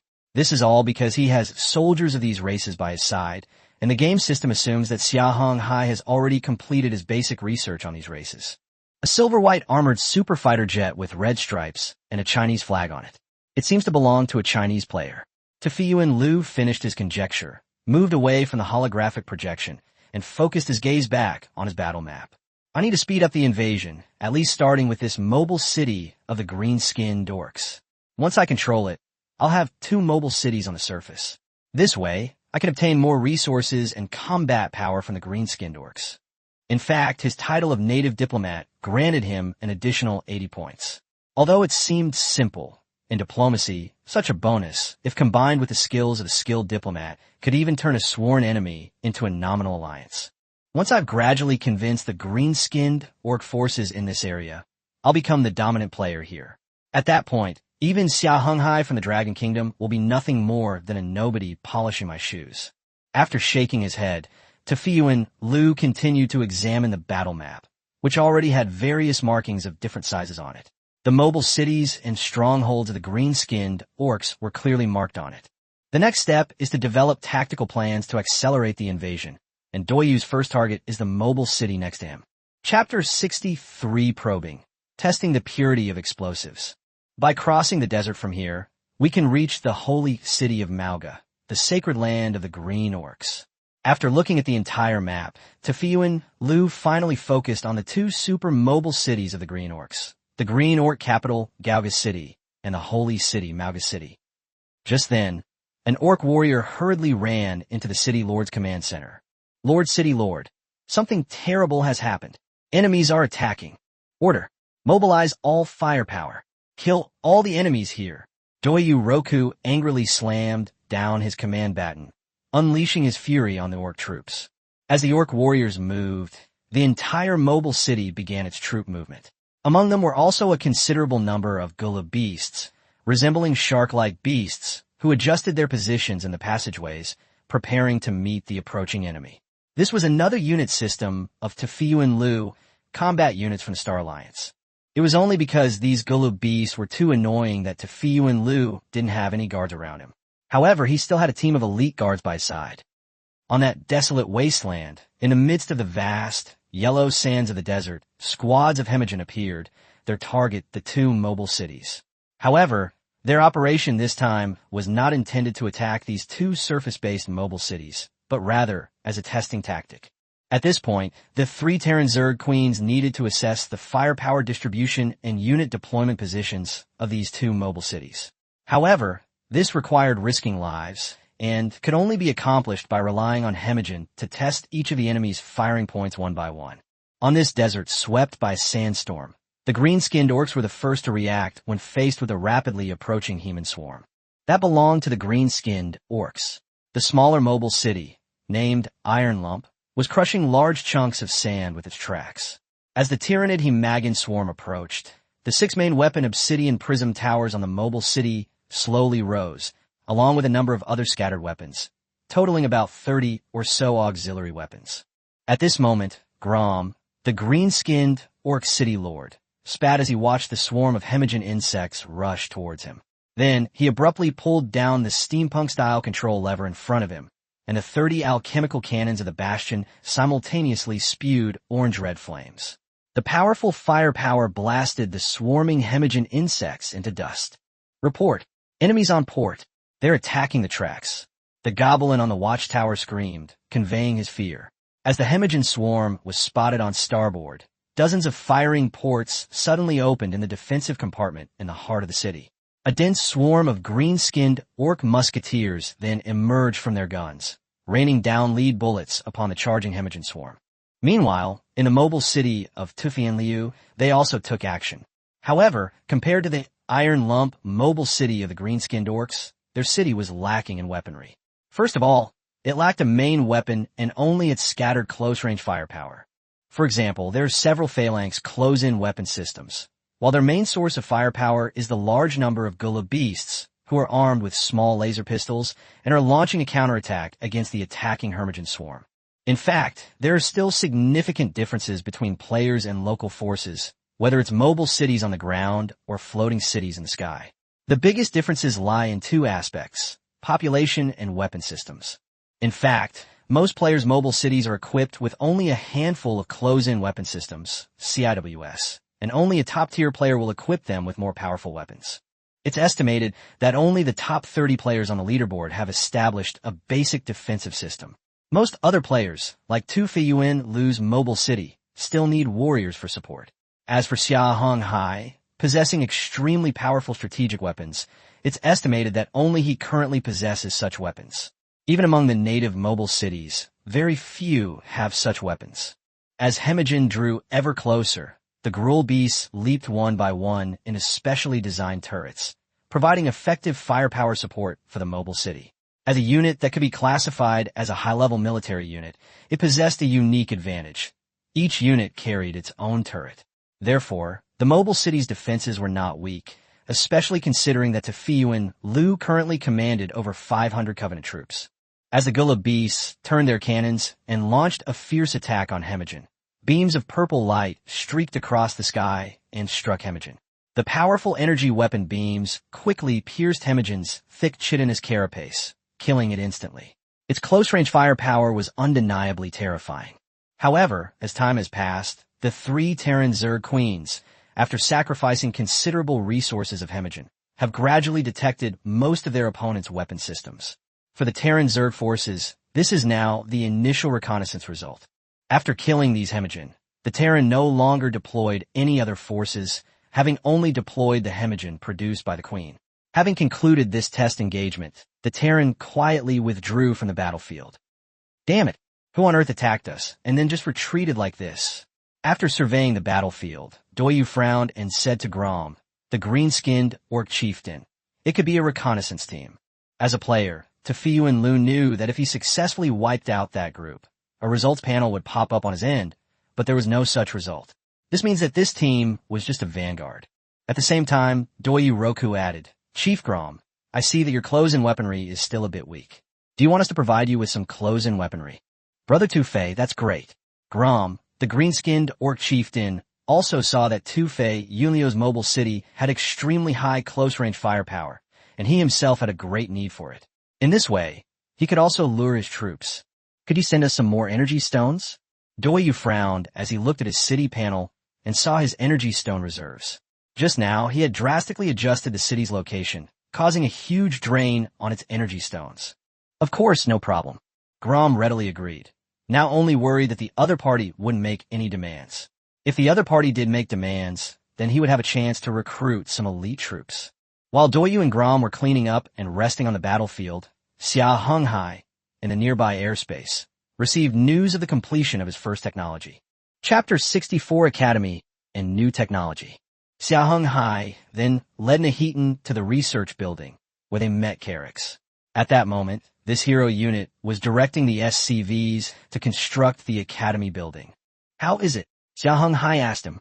At the same time, a small yellow fox ran quickly to Xia Heng Hai, climbed onto him, and then snuggled into his arms, playing with Nashin.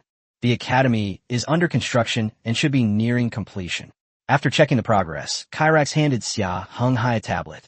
What left Xia Heng Hai speechless was that the tablet was taken away by Ailu after he transformed into a beast, and then the little guy turned into a tablet stand. Once the academy was established, its affiliated science and technology branches were able to begin research, although not all of them have yet. Only a portion of the research projects have commenced. The academy is divided into 3 technology tree frameworks, one of which is the Sky City's core technology tree, and the other 3 are the Resident Society technology tree and a regular technology tree. Xia Heng Hai continued browsing, starting with the Sky City's core technology tree. Currently, for technologies were activated, all related to city buildings. However, there was a special technology relegated to the side without upgrade options. This was the general level housing that Xia Heng Hai urgently needed. General level housing provides living space and population capacity for players, hero-level units, and elite units. It involves special modifications to 3 types of housing to make them suitable for general-level units. However, the population capacity provided to these special units varies, depending on the type of housing after the modifications. Currently, Xia Heng Hai only owns 1 ordinary house. After upgrading, it can support 3 special units to live in. After level 2 and the cheat code, it will support 60 hero units. That is to say, the main population of 10 people will form a special population quota. In addition, there is research on villas and apartment buildings. Villa. This is a meticulously furnished residence that enhances residents' happiness and recovery rate. It can accommodate only 10 people, compared to 5 for special units. Its quality and power consumption are 35 and 50 respectively. Note, it is the best living space for special units. Buildings. These are comprehensive collective living spaces that provide a large population for the city. The maximum population per floor is 40 people, requiring 20 units of electricity and a mass of 50 tons. When converted to a special unit population, it will accommodate 2 people. Note, please pay attention to its height during construction. To increase the number of floors, please research multi-story buildings. The initial floor count is 3. After seeing this, Xia Heng Hai felt that these things weren't urgently needed at the moment. However, he also knew that the ordinary housing was just a transitional structure. The villas were residential areas provided for special members, and the apartment buildings were rest areas provided by ordinary units. They weren't needed now, but later, when his population increased, he would need these things to support him. Then Xia Heng Hai looked at the last major technology in this technology tree, which was the exclusive warehouse. Dedicated warehouse systematically allocates various resources, thereby increasing the storage capacity of individual items. Its storage capacity is 100 T, while the warehouse itself only has 5 T and consumes 35 units of power. Note, further upgrades require researching load-bearing enhancement first. After Xia Heng Hai gained some understanding of these large-scale technologies, there were upgrade options for various buildings nearby, but currently, none of them could be upgraded. The information displayed on these buildings indicated either that the City Lord's mansion's level or quality was insufficient. It seems that simply upgrading the main body of Sky City to silver level is not enough. It also requires a lot of other technological support, especially the level and quality of the City Lord's mansion. This is Xia Heng Hai's current setup, including all his buildings and their upgrade requirements. Next is his separate tech tree, which is connected to several other tech trees to varying degrees. He currently has 3 technologies unlocked, allowing Xia Heng Hai to conduct research. Robotics Technology System. This system enables the establishment of a robot factory, providing a large number of simple robots to assist the entire Sky City. This type of robot has simple logic and is suitable for simple, repetitive tasks, but not for complex or demanding work. Load capacity enhancement. Level 1. This technology enhances the load-bearing capacity of Sky City and is the core technology of the anti-gravity generator. Multi-story buildings. Level 1 allows high-rise buildings to be upgraded to 5 stories, which can accommodate more people and resources. After reviewing these 3 special technologies, Xia Heng Hai then opened the last technology tree, which was the technology for people's livelihood. Currently, only 2 technologies are highlighted: medical infrastructure and psychological therapy. Medical facilities. Residential areas can be converted into medical facilities, utilizing a portion of the residential area to accelerate recovery. Currently, it is a medical station requiring a residential area for 5 people. Psychological counseling. Due to certain special reasons, some residents have developed psychological problems, hence the establishment of this psychological counseling room to alleviate these issues. The required residential area has a population of 5. In response to this issue, Xia Heng Hai made some modifications and planned to place 1 such auxiliary venue at each location. Kylax, we will now focus our efforts on the Racial Research Institute. At the same time, Xia Heng Hai did this because among the outsiders in Xia Heng Hai's area, there is not only one human race, but also another race, namely the natural beastmen represented by Ailu.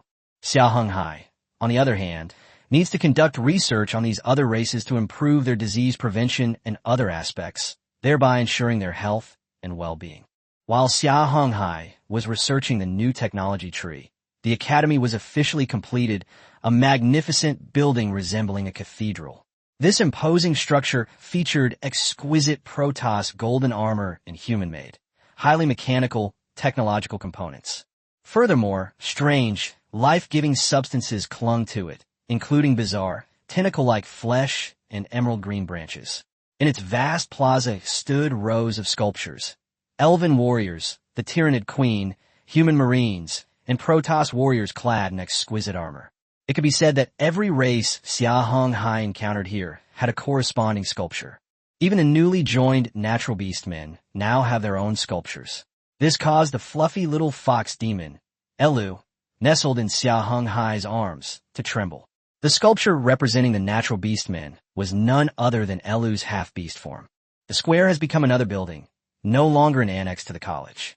The sculptures are posed in various ways, yet the overall effect is one of solemnity and dignity, without any sense of incongruity. As the owner of these military units, Xia Heng Hai was well aware of the purpose of these sculptures. They were clearly expressions of loyalty and submission to one person. And in the direction they faced was an inconspicuous wooden house, Xia Heng Hai's City Lord's Mansion. Chapter 65 Upgrade of a City Lord's Mansion. Upon seeing the incredibly simple and unassuming City Lord's Mansion, Xia Heng Hai's lips twitched. His own mansion, placed before these other buildings, felt strangely out of place. When Xia Heng Hai opened the upgrade panel, he found the upgrade for the City Lord's Mansion, which was the most special building among the several buildings. Currently, the City Lord's Mansion was only at level 0. City Lord's Mansion, level 0 to 1. All required basic buildings have been completed, satisfied. Required prerequisite technology, none. Resource consumption, iron 200, steel 1500, wood 200, chips 5, compounds 100. Xia Heng Hai glanced at the consumption data and realized that it had already met all the requirements. He then added materials and other resources and clicked the upgrade button.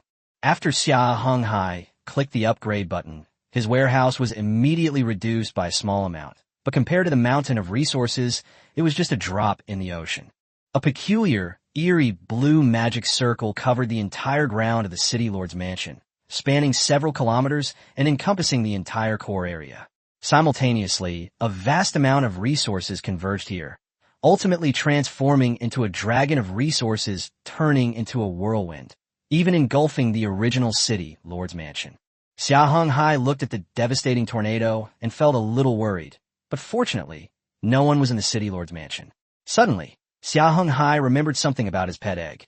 Just as Xia Heng Hai was about to take action after thinking about this, a spherical object rolled over, covered in stains, which made Xia Heng Hai frown.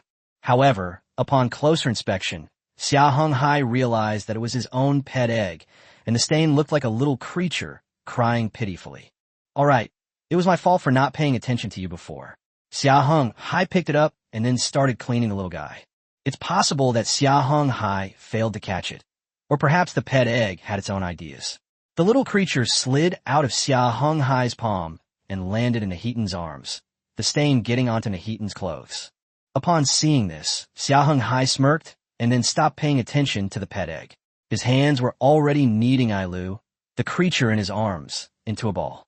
Ailu couldn't make a sound and ultimately had to give up its beast form, reverting to its half-beast appearance. As the materials were absorbed, a new city lord's mansion slowly rose up. No, it should now be called a castle, a stone castle. This castle currently only has one floor, and its overall appearance is almost identical to the academy, with the same human mechanical feel, the exquisite beauty of the Protoss, the crimson flesh of the Zerg, and the vibrant branches of the elves, and even some natural magical elements of the yokai. But that wasn't all. Before the castle lay a plaza, facing the academy square. There, a brand new bronze sculpture was being carved. With the final stroke, the sculpture was revealed to everyone. A sculpture of Xia Heng Hai, dressed in simple white robes. Looking at his own sculpture, though it stood 100 meters tall, Xia Heng Hai still felt something was missing. However, Xia Heng Hai didn't pay attention to it, and instead opened the upgrade panel. Lord's Castle. 1 to 2, bronze level. All required basic buildings are level 1, already satisfied. Special building. The academy is completed, met. Required prerequisite technology. Robotics research, incomplete. Ding, error, living core technology tree detected. Change technology tree. Default robotics technology tree is already at the top level, satisfied. Resource consumption. Iron 400, steel 3000, wood 400, chips 15, compounds 300. After reviewing the upgrade requirements for a level 2 City Lord's mansion, Xia Heng Hai found that he met all the conditions, including the special prerequisite technology. Initially, Xia Heng Hai had thought his City Lord's mansion could only remain at level 1. He hadn't expected that after acquiring the living core module, the game system would automatically grant him a fairly complete robot technology tree.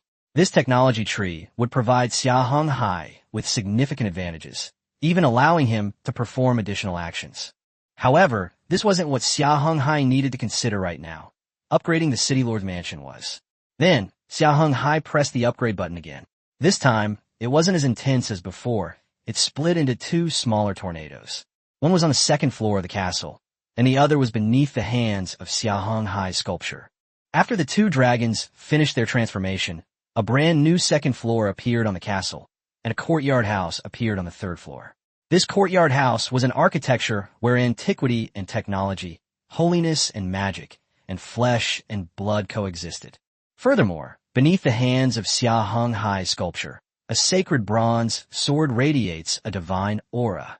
Its magnificent and holy appearance belies its true nature. No one would guess it's a bronze longsword. Currently, Xia Heng Hai's statue is still incomplete, lacking a complete set of armor. Xia Heng Hai stroked his chin, preparing to open the City Lord's mansion upgrade again. Lord's Castle. 2 to 3, bronze level. All required basic buildings are level 2, not met. Special buildings. Armory and Race Research Institute completed, not yet satisfied. Required prerequisite technology. Load-bearing reinforcement research completed, not yet satisfied. Resource consumption. Iron 800, steel 6000, wood 800, chip 50, compound 1000. Xia Heng Hai shook his head, indicating that he could only level up to level 2 at the moment. He then pinched Nahitan's little cheek and Elu's fluffy fox ears. Afterward, Xia Heng Hai said, let's go see our new City Lord's mansion. And this is what Xia Heng Hai's City Lord's mansion panel looks like now. City Lord's Castle, the city's central and military hub, as well as the residential area for high-ranking generals. It can provide 36 special population members with a mass of 280 tons and a power consumption of 600 tons. Xia Heng Hai then led Nahitan and Ailu, and the 3 of them entered the brand new city Lord's castle together. Xia Heng Hai stood at the foot of his own statue, looking at the tall bronze statue, and couldn't help but sigh and prepare to say something. However, Nahitan and Ailu pulled Xia Heng Hai away and went directly into the city lord's castle. Upon entering, 24 robots, without loaded models, stood in 2 rows and then respectfully said in unison, "Lord City Lord, heroes, welcome back to the City Lord's castle." Upon entering, one finds a large hall, a 2-story super hall, where the City Lord holds meetings and conferences. The first floor is primarily used as a workspace, including logistics management, military planning, and personnel control. Also, Xia Heng Hai City Lord office is here, located in the very center of the hall towards the back. Behind the City Lord's office, there's a pillar that runs through both floors. Going up the spiral staircase, you'll find mostly living quarters, with additional rooms at the back of the first floor, places reserved for special units. Xia Heng Hai checked and found only 33 rooms, meaning he had 3 more rooms in the courtyard on the 3rd floor. Xia Heng Hai stroked his chin, realizing that besides himself, 2 other hero units could also live in his courtyard house. However, after testing, Xia Heng Hai discovered that only Ailu and Nashidin could access the 3rd floor. Chapter 66, Reporting on the Enemy's Situation, Preparations Before the Fireworks. Xia Heng Hai glanced at Nashidin and Ailu who had come up with him, and was utterly speechless. He gave the game system a friendly greeting, realizing that the 3 of them only had 1 room, and Ailu had been given a whole nest, as if it were a pet. As Xia Heng Hai complained, the game system seemed to hear something, and then the courtyard house underwent some changes. After what appeared to be a jumble of characters, another room appeared next to the main house, labeled AI Lu. Well, the game system had already assumed that Nahitan and Xia Heng Hai were living together. After inspecting the new City Lord's castle, Xia Heng Hai returned to his City Lord's office to make some preparations. Nahitan went to find Li Bingxian and his sister to reorganize the troops in preparation for the upcoming war. Ailu, still recovering and currently in her beast form, slept soundly in Xia Heng Hai's arms. Xiao Wu then went to the City Lord's mansion to report to Xia Heng Hai. It must be said that the Tyranids are extremely fast and convenient at transmitting information. According to Xiao Wu's account, Xia Heng Hai ultimately obtained a considerable amount of information, including 2 complete 3D maps of mobile surface cities, which were now displayed on his desk. It is clear that after the 3 Tyranid forces have inspected the area, they have completed their reconnaissance work, and have gradually completed their intelligence gathering on the firepower and manpower of the Tyranid forces. This city of the green-skinned orcs actually possesses such a massive firepower output. It's an extremely terrifying fighting force. Xia Heng Hai assessed the basic firepower of the smaller mobile city after examining it. That player's city has relatively few weapons mounted on it, but the player's troops have a lot of weapons. Xia Heng Hai looked at the Japanese player's mobile city again, then frowned. That's just ground firepower. What about air firepower? After all, Xia Heng Hai's Holy Judgment Sky City is located in the sky, and it is somewhat afraid of aerial weapons, so Xia Heng Hai still needs to conduct further firepower tests. Xiao Wu, go and call the captain of the Air Force over. Xia Heng Hai looked at the 2 mobile cities, one large and one small, and then fell into deep thought again. Lord City Lord, Air Force Captain Yu Jiai is reporting to you. After a while, the Air Force captain quickly entered the City Lord's office and came to Xia Heng Hai's side. Xia Heng Hai pointed to the 2 mobile cities on the ground and said to them, "Send out a small fighter jet squadron to hover at an altitude of 6,000 meters above them and launch attacks, as appropriate, to test their air defense capabilities and where their firepower limits are." Yes, Lord City Lord. After Xia Heng Hai finished issuing the orders, Yu Jia prepared to leave the City Lord's mansion to make arrangements for the next task. However, Xia Heng Hai stopped her. "Yu Jia, there's something I need an elite pilot to do." Xia Heng Hai zoomed in on the mobile city of the Sakura Kingdom player, then pointed to the red dot flag high above it, and said, "I demand that you interrupt it under appropriate attack." "Yes, Lord City Lord. I will personally pilot the aircraft to launch the attack." Yu Jia saluted and assured Xia Heng Hai. Watching Yu Jia walk away, Xia Heng Hai's lips curled up. "I'd like to see if you can unleash even more powerful firepower." Following Xia Heng Hai's orders, Yu Jia arrived at the Sky City hangar and summoned 2 experienced captain-level pilots, briefly explaining the upcoming mission. As for the special task assigned by Xia Heng Hai, Yu Jia would personally carry it out. Dragon Eagle, 00, weapons loaded, ammunition replenished, fuel added, ready for takeoff. Dragon Eagle, 10, weapons loaded, ammunition replenished, fuel added, ready for takeoff. Dragon Eagle, 20, weapons loaded, ammunition replenished, fuel added, ready for takeoff. Soon, the 3 pilots of the Dragonhawk-class fighter jets boarded their aircraft and calibrated their parameters. Report to Tower, Dragon Eagle. 00 has completed testing and requests takeoff clearance. The one who first completed all system tests was once again the flight squadron leader, Yu Jia. Approved. You may disembark and prepare for takeoff. In the air traffic control tower above, an SCV quickly coordinated the operation. Runway 1 is ready. Then the voices of the other 2 people rang out from the air traffic control tower. Report to Tower. Longying. 10 has completed testing and requests takeoff clearance. Reporting to Tower. Longying. 20 has completed testing and requests takeoff clearance. Approved. You may exit the aircraft and prepare for takeoff. Runway 2 is ready. Approved. You may exit the cabin and prepare for takeoff. Runway 3 is ready. After 3 warning calls, the 3 Dragonhawk-class fighter jets launched from the runway, flew out of the Holy Judgment Sky City, and appeared in the azure sky outside. Then they streaked across the sky and disappeared beneath the sea of clouds. Report, Chieftain, an unidentified flying object has been spotted at the outpost. Preliminary identification suggests it is the same type of aircraft that attacked earlier. Far beyond another desert, in the control room of the Iron Lump mobile surface city, a green-skinned orc guard came to Grom and reported this to him. Order, adjust the artillery angle and shoot it down. Grom frowned. This guy had just come to harass their city yesterday, but he had some things to deal with at the time, so he didn't engage in combat with him and only forced him to leave. Now that Grom had completed his mission and reunited with a human named Fan Liu, the next step was to reclaim the 2 strongholds belonging to their green-skinned orc race. However, at this very moment, Fan Liu came to harass him again, which greatly annoyed Grom. Chief, the enemy is at a high altitude, and our firepower cannot reach them, the guard said anxiously. Isn't there that strange tribe? Let them help us. Grom slapped his bodyguard away.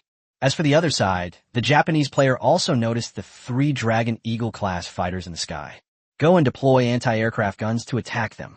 Tafiyu and Liu glanced at the soaring Dragonhawk-class fighters, estimating their altitude at 3,000 meters. He figured the green-skinned orcs lacked firepower and could attack objects there. However, that didn't mean they were without fighting power. After all, in the Star Alliance's military system, every combat unit comes with its own turret. Although the turrets carried by each unit are not the same, the thousands of Star Alliance soldiers still have more than 20 anti-aircraft turrets. As Tafiyu and Liu gave the order, the 20-odd Gula beasts went to the anti-aircraft guns one by one, aimed them at the 3 Dragon Eagle-class fighters, and then pulled the triggers. Chapter 67, Provocation, making the fireworks even more vibrant.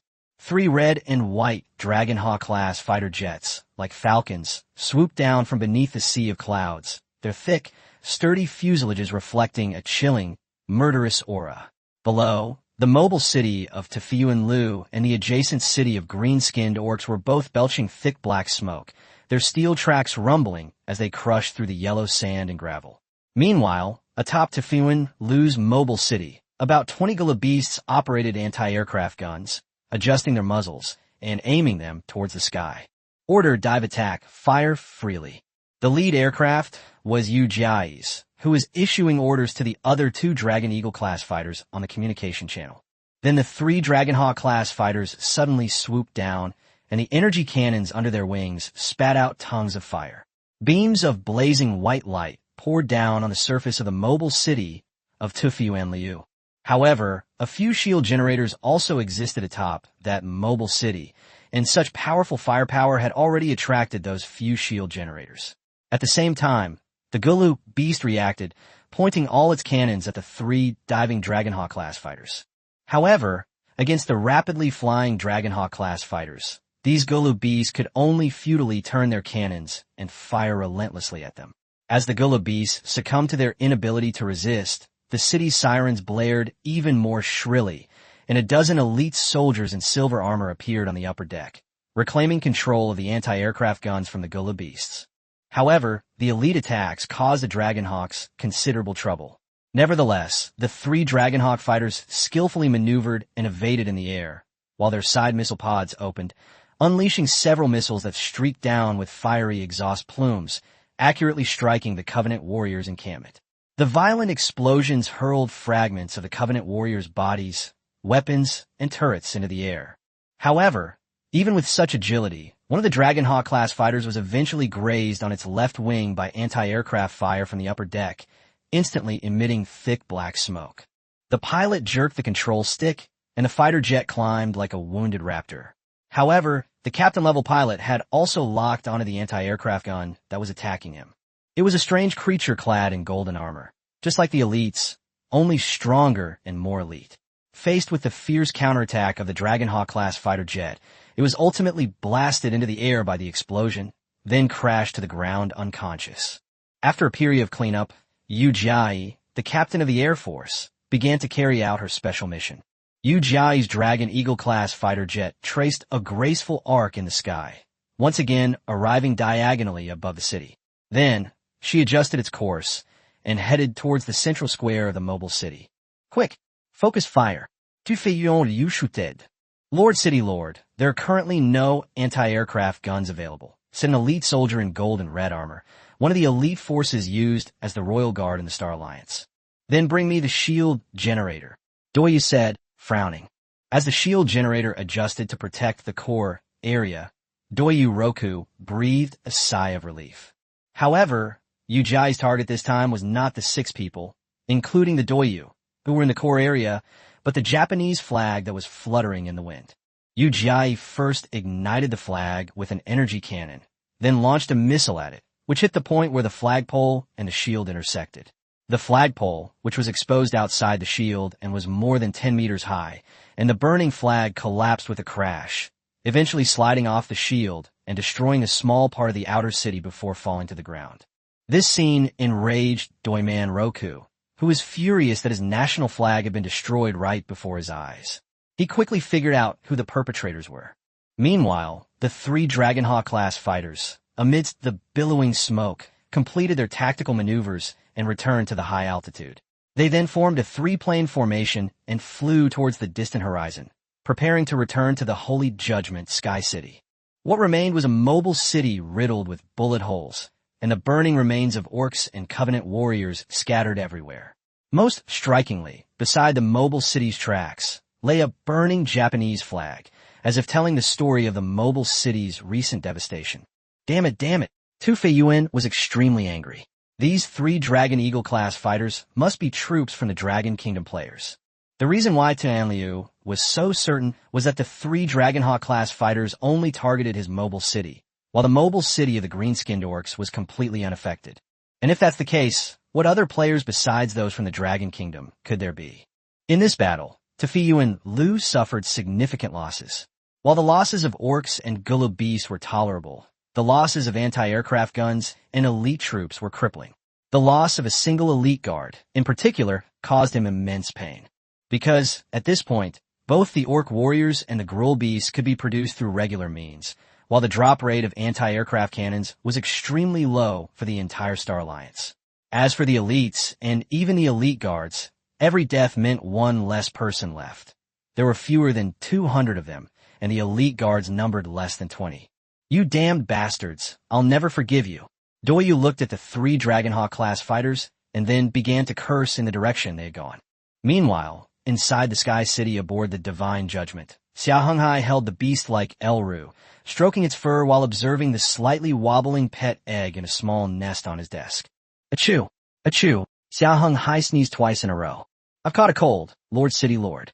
Enjoying Xia Heng Hai's caresses, AI Lu transformed into a half-orc and prepared to get some cold medicine.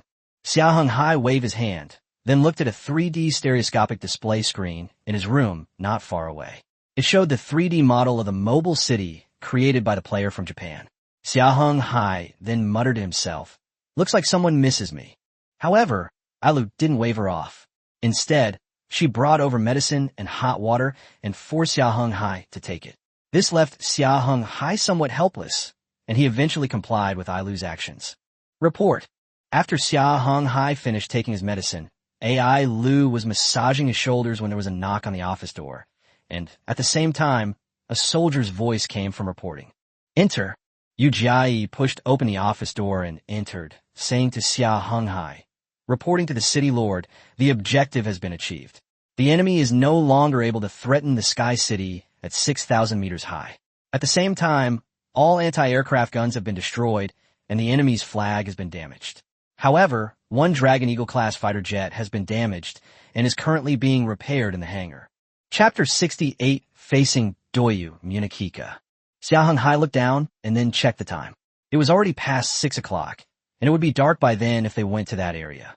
However, Xia Heng Hai still instructed Xia Heng Hai to control Sky City and head towards their destination. Let's go, Ailu. Let's go to the barracks and see what that little lowly Nahitan has to say about tomorrow's battle plans. Xia Heng Hai pulled Ailu along, heading toward the barracks. Although Xia Heng Hai had his own ideas, he was still extremely interested in the battlefield setup and subsequent battle strategies. After all, a landing operation will still be necessary in the end, and ground combat troops will still be required. Xia Heng Hai has currently entrusted the task to Nahitan. It remains to be seen how the young man is doing. Once outside, Xia Heng Hai discovered that another house had been built.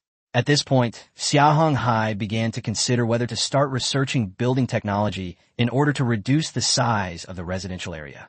Lord City Lord, the 4 Tyranid units have been restored to normal, while the elite Protoss units remain unchanged. Nashidin hopped over to Xia Heng Hai and explained, however, I have adjusted the Terran units, merging them with the Zerglings into one unit, which will consist of 780 combat units. Here is the unit composition. Xia Heng Hai took the troop composition diagram, which was divided into 5 combat squads.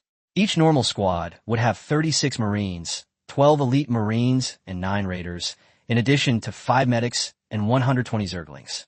Then there's a special operations squad, an elite force designed for special missions, such as protecting the core area. It consists of 8 Marines, 10 elite Marines, 2 Marauders, and finally 32 Zerglings. In other words, Xia Heng Hai will have 512 Zerglings, 152 Marines, 58 elite Marines, 20 medics, and 38 Raiders. This would be a formidable force. Nashidin, why not include the elves? Xia Heng Hai asked, somewhat puzzled. Lord City Lord, the Night Elves, Blood Elves, and even the Naga. Firstly, they don't have recruitment permits, and secondly, they've already clashed with the Tyranids and the mobile bases in combat. Nahitan explained to Xia Heng Hai after some thought. Understood. Now go back and tell me about the battle plan.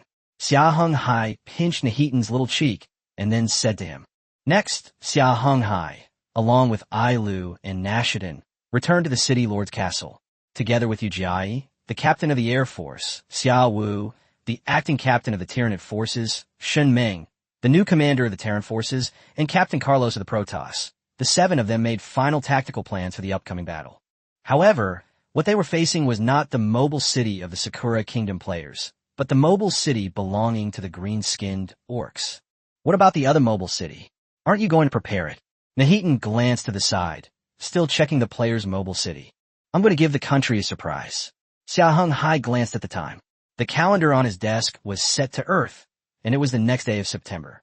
Xia Heng Hai listened casually to Nahitan and Ailu's battle plan for seizing the Iron Lump mobile city.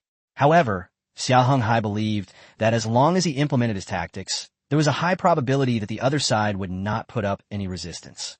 As the 2 generals recounted their experiences, a relatively complete battle plan was quickly formulated, and Xia Heng Hai listened attentively. After dealing with these issues, Xia Heng Hai went to get some rest, knowing that tomorrow would be a good day, but also a rather difficult battle. Above the inky black sky, Xia Heng Hai's holy judgment, the Sky City, continued its voyage. Below, the sea of clouds billowed and rolled, a truly magnificent sight. Its speed was not fast, and it wasn't until the morning of the next day that Xia Heng Hai's sacred judgment, Sky City, met Tu Fei Yuan Lu's mobile city. The so-called meeting was still 180 kilometers away in a straight line. Lord City Lord, we have arrived near our destination. Please give us your instructions. Xia Heng Hai, the living core, reported to Xia Heng Hai, who was eating. Xia Heng Hai waved for him to go down first, while he opened the communication panel and browsed the information of other players. Because Xia Heng Hai had been busy with some special matters these past 2 days, such as leveling up and researching, as well as preparing to launch an attack on the player from the Sakura Kingdom, he clearly hadn't had time to deal with the matters concerning the communication panel. At this moment, Xia Heng Hai opened the panel and began to read through the events of the past 2 days. I'm being relentlessly chased by a swarm of rat men. Damn, Yamamoto, Ichiro. A large number of lizard men have appeared here, and there are also dinosaurs. How can they coexist with the lizard men? This sea is so beautiful. Hey, what's that? It's actually a movable island. Can anyone provide me with some energy stones? My mobile city has lost power, and the energy stone factory can't keep up for much longer. Xia Heng Hai took a general look around and found that some people were asking for help, some were sightseeing, and some were interacting with the locals. And those players who were being chased by the natives were all cursing Yamamoto, Ichiro, to some extent. Meanwhile, the price of energy stones here has skyrocketed, no longer the unremarkable price it once was. Some players are even complaining that they didn't buy enough supplies during the newbie protection period. Currently, although they possess an energy stone production plant, they're severely lacking in manpower, both in combat troops and workers, resulting in a shortage of gold coins, manpower, and energy stones. As for the energy stone production plant, Xia Heng Hai considered hiring more workers to increase profits. Ultimately, however, he shook his head and decided to put the matter aside for now. After all, the Sky City on the Divine Judgment was barely above the poverty line at this point, and it was still somewhat powerless to support the other players. Moreover, Xia Heng Hai was no pushover. Meanwhile, some players were talking about the situation with the natives, having already established some kind of good relationship with them. Others were recounting some magical things, such as the island floating on the water. However, when Xia Heng Hai was about to ask about his friend's situation, he saw a flashing panel that displayed the name of a nearby group. Upon opening the window, there were only 2 people, Xia Heng Hai and a player from the Sakura Kingdom on the surface. At that moment, the Sakura Kingdom player was sending a message to Xia Heng Hai. Who are you? What country are you from? Were those 3 fighter jets yours yesterday?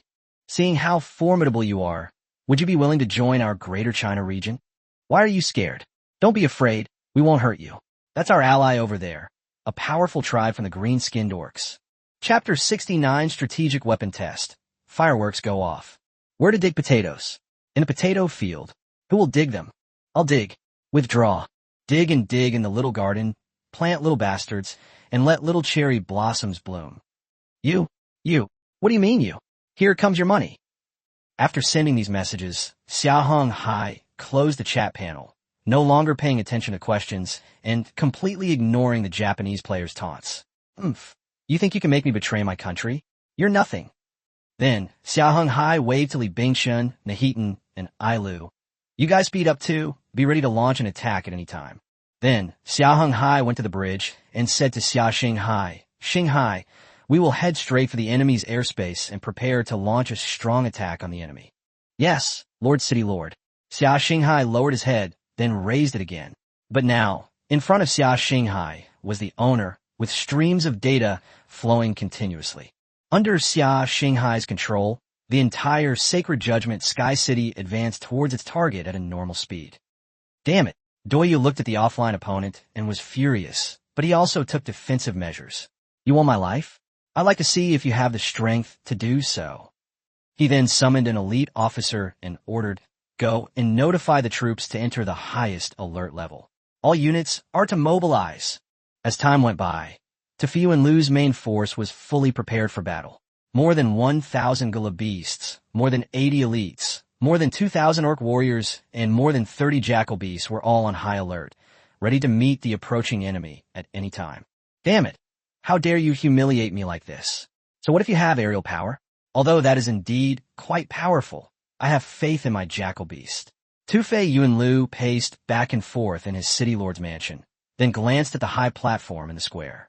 There were 6 werewolf-like warriors there, each wielding a giant weapon almost as tall as themselves. The weapon was a Covenant Standard Energy Javelin, a powerful energy sniper rifle with a range of up to 6,000 meters, which would certainly threaten any of their fighter jets. I will definitely punish you properly after I catch you. I will use all kinds of torture on you, and see how miserable you are. Doyu turned his gaze away and stopped paying attention to what was happening outside. However, at that moment, an unusual phenomenon occurred. Lord City Lord, an unidentified object, is approaching. An orc warrior rushed into the City Lord's mansion to report to Tufi Yuan Lu. Doyuan Lu looked up and his eyes widened in shock. From the depths of the sea of clouds above, a steel structure emerged, its surface covering several square kilometers. It seemed the newcomer was none other than a sky city. Tufi Yuan Lu frowned. Clearly, he was now only able to passively take the beating. However, there was the green-skinned orc's mobile city on the ground beside him. He didn't have the means to take to the air, but that didn't mean the green-skinned orcs didn't. With just a small investment of technology, he could send them to attack the sky city above, and he would still reap the benefits. Watch out for their movements. Once you spot their fighters leaving the aircraft, launch an attack. Tufi Yuan Lu waved his arm and gave the order to the orc warrior in charge of relaying the message. I'll immediately seek help from Chief Grom. However, Xia Heng Hai in the sky did not act according to Doyuan Lu's plan. This was because Xia Heng Hai did not need to send combat troops to launch a battle for Doyuan Lu's mobile city. Xia Heng Hai needed a grand fireworks display to celebrate his motherland's birthday in this world. Clearly, no celebration today could be as magnificent as using the cherry blossom country as the backdrop for fireworks to celebrate the Dragon Kingdom's birthday. Reporting to the City Lord, we have reached the designated airspace and are now above the target. Please give instructions for the next step. Xia Heng Hai stood beside Xia Heng Hai, reporting the current situation of Sky City. Meanwhile, on the other side, several three-dimensional humanoid figures stood, led by Nahitan and Ailu, followed by the remaining generals of Sky City. Order: activate the super orbital acceleration particle cannon and lock onto the target, the large mobile ground city below. Xia Heng Hai waved his hand, ignoring the strong requests for battle from Nahitan, Ailu, and several other military commanders. As Xia Heng Hai gave the order, the sky above the divine judgment trembled. The core reactor of Sky City was now operating at high speed, emitting roars as it gathered destructive power for the impending judgment. Simultaneously, a low hum emanated from the location of the power module, like a divine blessing before the judgment. The resulting impact was a powerful energy. Even Xia Heng Hai, located on the uppermost bridge, felt a powerful energy gathering. Not to mention the combat units and heroes in the preparation area within the dismantling zone, who were ready to attack at any moment. They could feel an even more powerful energy brewing in the heart of this Sky City. At the very bottom of the dismantling area of the Divine Judgment Sky City, an armor plate operation was underway. The antennas and other objects were moved to the sides, exposing a central hemispherical armor belt.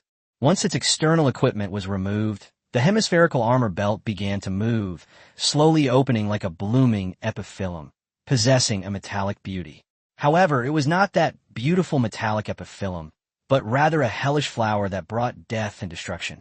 Once fully opened, its interior was revealed, a deep, pitch-black passage. Now, with the reactor and power module operating in tandem, concentric rings within were being illuminated one by one, eventually extending to the very bottom, only about 100 meters from the muzzle. Then, beams of light struck the center of each ring of light, eventually converging into spheres of light at the center of each ring. After the last sphere of light formed, the hundreds of spheres scattered again, eventually forming another ring of light within the halo, this time in a pure energy state. Even in such a bright environment, it was still impossible to fully discern its internal structure and condition. Lord City Lord, the super orbital accelerated particle cannon is ready.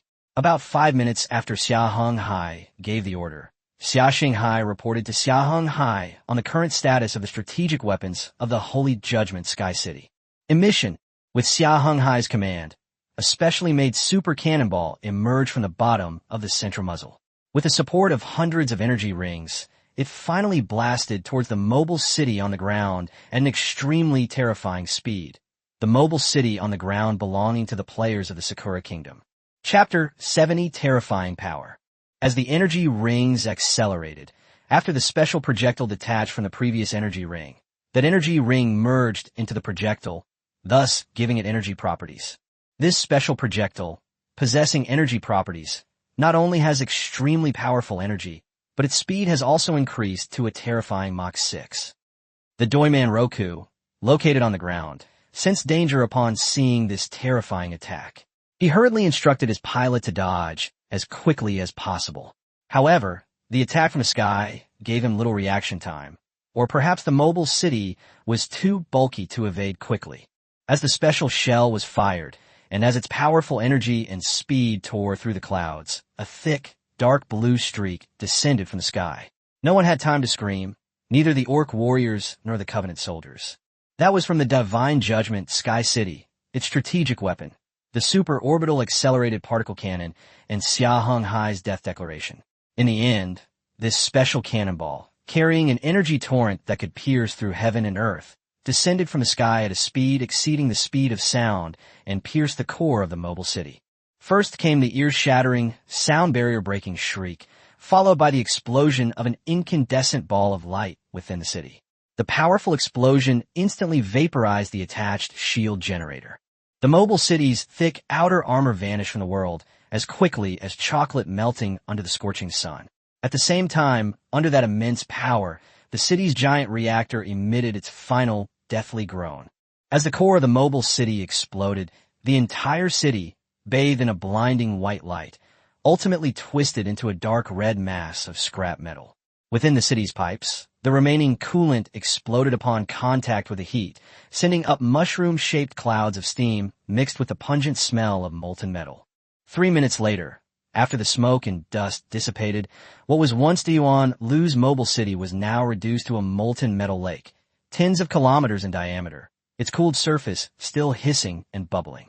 In this ever-flowing lake of metal, half a flagpole is stuck diagonally in the solidified lava, with the flag of the Sakura Kingdom reignited on it, proclaiming the demise of a great city. Meanwhile, on a continuously melting iron plate, a charred, severed hand lay forlornly, a faded alloy ring still on its ring finger, a testament to the horror that had just transpired. And this hand, which appeared to belong to a human, was very likely the severed hand of Doyu Munakika. Meanwhile, in the sky, the ion trail left by the special cannonball with energy attributes was slowly dissipating, like a meticulously prepared painter who had just finished a good painting and had just put away his brush. This, Xia Heng Hai gasped. After all, the power of his attack was indeed extremely strong, even turning the nearby sand into glass. Reporting to the city lord, the main reactor has stopped and is undergoing repairs. The power module is overheating and is being cooled. Currently, the Sky City's power has decreased by 78% and the electricity deficit is 47%. At this moment, Xia Heng Hai was telling Xia Heng Hai about some things, which were about the current situation of the Sacred Judgment Sky City. At the same time, the game system's voice echoed once again in the sky. Congratulations to Xia Heng Hai from Dragon Kingdom for successfully killing another player and gaining first blood. Reward, 50 city points. At the same time, Xia Heng Hai also received another title, the Killer. The Killer title grants the wearer a 10% drop rate within a unit system, potentially resulting in a good outcome, while also instilling a slight sense of fear in the player. For Xia Heng Hai, that 10% drop rate is a 100% chance, meaning he will definitely lose a complete unit system. As expected, the system then announced to Xia Heng Hai, "Congratulations to player Xia Heng Hai for successfully killing 2 Fei Yuan Lu and obtaining the Star Alliance unit system." Xia Heng Hai then opened the Star Alliance unit system. Unit system. Name, Star Alliance. Available unit types, Gulu Beast, Jackal Beast. Special features. Comes with turrets, machine gun turret, energy turret, anti-aircraft gun. Xia Heng Hai was extremely satisfied with this new troop system. However, there were still some issues to resolve before he could complete his next idea. Next, Xia Heng Hai looked at another mobile city, the mobile city of the green-skinned Beastman Grom. I wonder if this guy actually understood my warning? Xia Heng Hai stroked his chin, then said to Xia Heng Hai beside him, "Order the landing force to carry out the landing operation according to the previously planned combat strategy. Kill all resistance forces."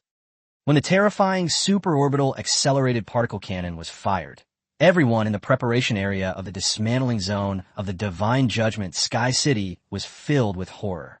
The sheer terror of the attack had truly taken these combat units by surprise. In fact, this scene also astonished Xia Heng Hai. No wonder the city lord didn't require us to make a battle plan for the attack and defense of this city, Nahitan said, patting his chest to the little fox demon Elu beside him. This weapon is incredibly powerful, the little fox demon Elu exclaimed. As Xia Heng Hai gave the order, the two heroes in charge stopped talking and began making final preparations for the landing.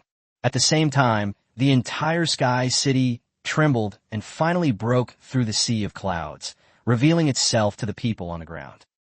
Wong, Grom, the green-skinned orc, was horrified by what he saw. This scene reminded him of their gods, Gogo and Maogo. Meanwhile, throughout the entire mobile city belonging to the green-skinned orcs, the orcs and goblin lads were visibly panicked. This included Grom, the chieftain of the green-skinned orc tribe, who was filled with boundless fear of the sky city above. Then, Grom saw a gigantic, mushroom-shaped sky city emerge from the sea of clouds and finally reveal itself to him. Countless drop pods were then airdropped down from it. As the opposing combat forces were airdropped and deployed, Grom's pupils constricted when he saw one of the units, the same group that had attacked them earlier. After successfully landing, Xia Heng Hai's troops, led by Ai Lu, were positioned at the forefront of the army with the Tyranid forces, while Nahitan was in the center, guarded by Protoss troops, and the Terran forces were behind them. This was clearly a powerful force. Not to mention, there were 4 more Terran Zerg forces nearby. Chapter 71 Grom faces the battle.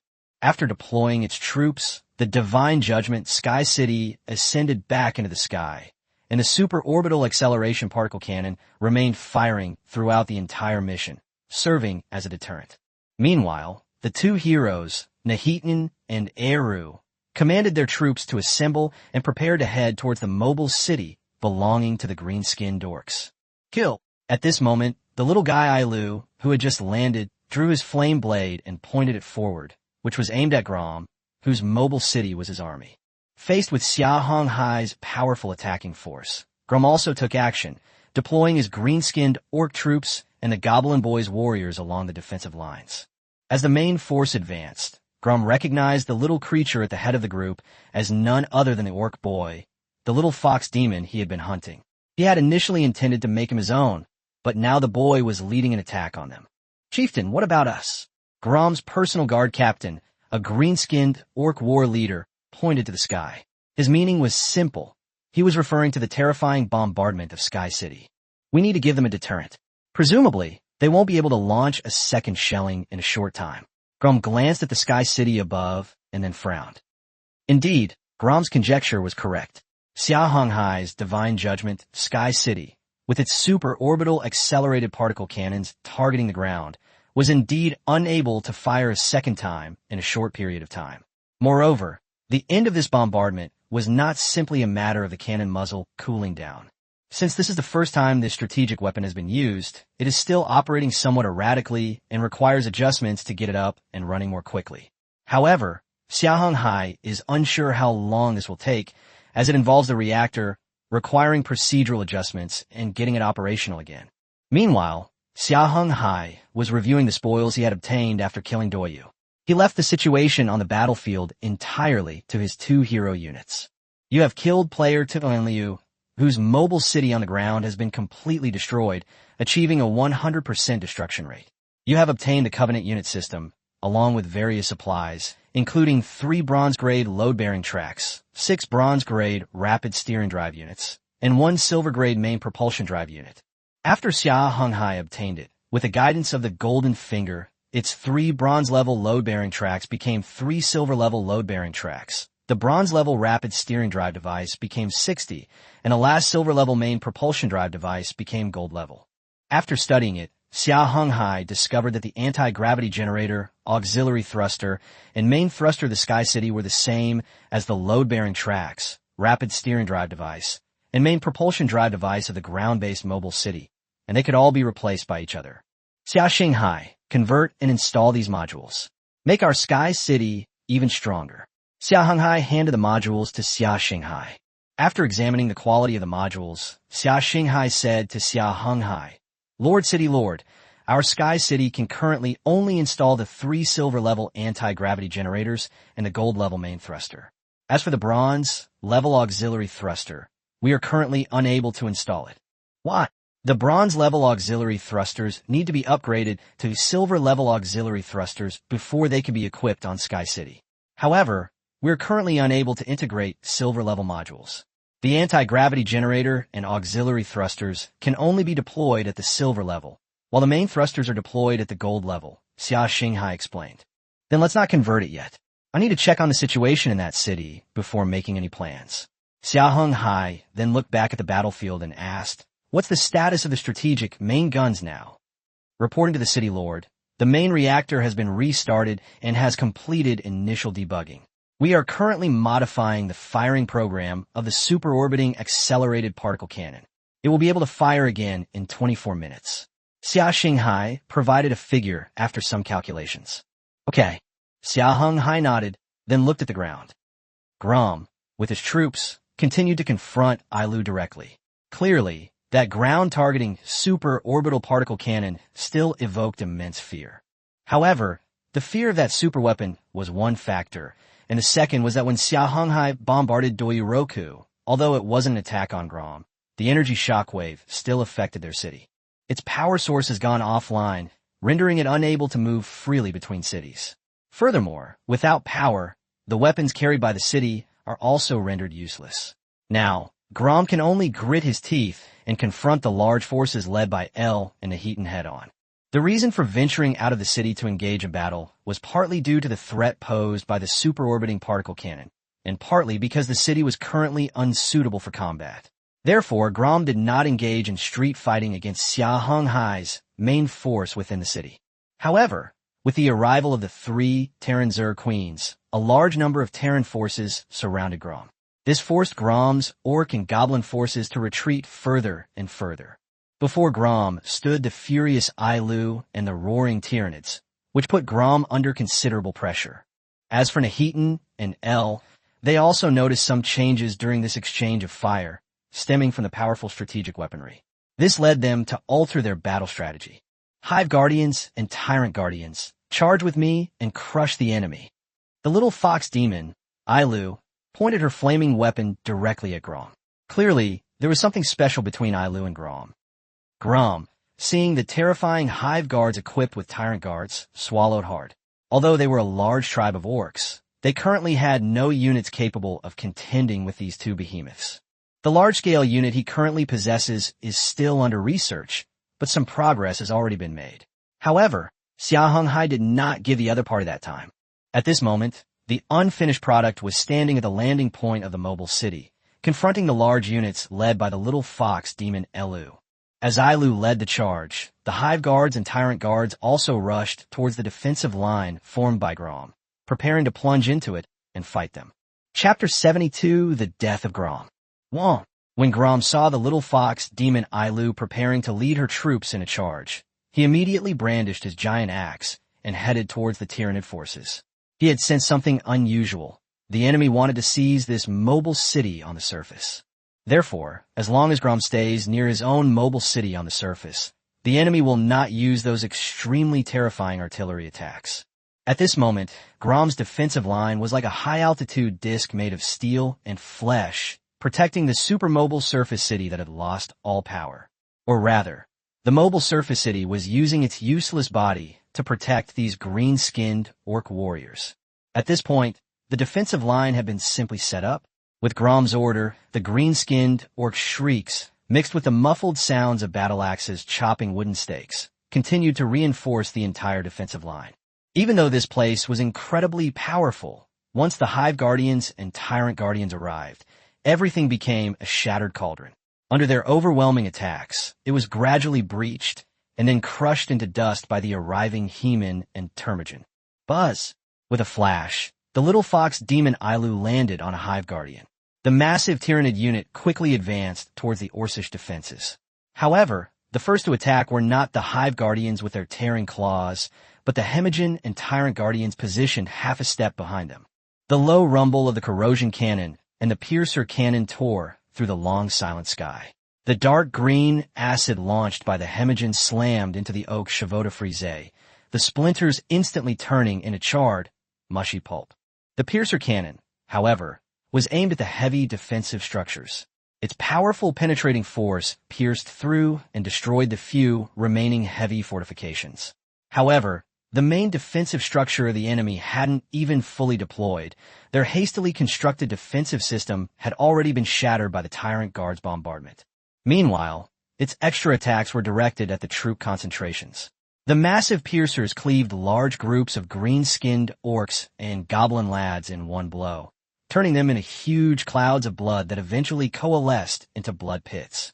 However, as the Tyranids drew closer, both the Hemagon's corrosive cannons and the Tyrant Guard's piercer cannons expanded their firing range to cover more enemies, even engulfing the core. Faced with the relentless onslaught of Hemagon's corrosive cannons, Grom's personal guard at the core command post, led by a green-skinned orc leader, raised his massive axe to deflect the corrosive shells. However, the acid from the broken shells seeped into his armor. With a scream, the orc leader's axe-wielding arm was severed, his armor and flesh turning into bubbling green liquid. As the troops advanced, the Tyrant Guards and Hive Guards arrived at the battle line, charging forward over the carapaces of their comrades and fragments of the defensive line. Their tearing claws, longer than the battle axes of the orcs, gleamed with a cold metallic sheen at the joints. With a single slam of a claw onto the wooden foundation of the defensive system, the entire tower crumbled like a biscuit gripped by a giant, splinters of wood mixed with broken arrows raining down, along with drops of crimson blood, easily slaying them one by one. As these massive creatures entered, the green-skinned orcs roared and unleashed their fury. Countless bullets and attacks were blocked by the Hive Guard's carapaces. When the green-skinned orcs realized that their attacks had no effect, they were instead grabbed by the ankles and slammed against the rock wall. The crisp sound of bones shattering drowned out the orcs' battle cries. The tyrant's cannons continued to roar in the distance, the acid and scarlet blood flowing into streams that overflowed the makeshift trenches built by the green-skinned orcs, melting the green-skinned orcs and goblin boys inside into leaky husks, already beyond dead. Meanwhile, Grom personally oversaw the battle, holding the green-skinned Orcish tribal war banner. He watched as the banners of the tribal wolf-headed troops were cleaved in two by streaks of acid, breaking into pieces one by one. Grom watched helplessly as the last wooden wall collapsed under the onslaught of tearing claws, the shadow of the Hive Guards looming over the depths of his soul. Although it was still some distance from Grom, he could still see his own distorted face reflected in Grom's compound eyes. The defensive line he had built had already collapsed. In the end, the green-skinned orc chieftain Grom looked at the remaining troops around him, which were basically his elite forces, including nearly 30 green-skinned orc leaders. Retreat back into the city, mobilize all your people, and kill all the enemies. Grom gritted his teeth and finally gave this order. As for the threat above him, Grom no longer cared about it. As Grom gave the order, the remaining few hundred green-skinned orc warriors slowly retreated into the mobile city. Outside, only a half-finished giant remained, confronting the Tyranid forces. Meanwhile, in the white mist billowing with corrosive liquid, only a tattered defensive system bubbled and sputtered, occasionally revealing undissolved animal bones that gleamed a ghastly white in the green fog. The sound of the green-skinned orcs' battle axes is no longer heard, nor the enemy's battle cries. Only the rustling sound of the Tyranids' carapaces scraping together remains, like a final lament for the shattered defense. As Grom led his troops back into the city, Hemagon launched powerful corrosive shells, destroying the unfinished Go-Go Titan. Following this, large numbers of Hemagon and Termagon troops, along with a mixed Protoss and Terran Zerg force, led by El and Nashdan, officially penetrated deep into the mobile city. Indeed, Grom's actions avoided the attacks of the Hive Guards and Tyrant Guards, but in return, he brought with him an extremely terrifying force, a much more elite one. Grom led his personal guards in the core of the mobile city, putting up a last stand, which was also his last line of defense. However, as time passed, Grom heard intermittent gunshots, the screams of green-skinned orcs, and approaching footsteps echoing through the corridor.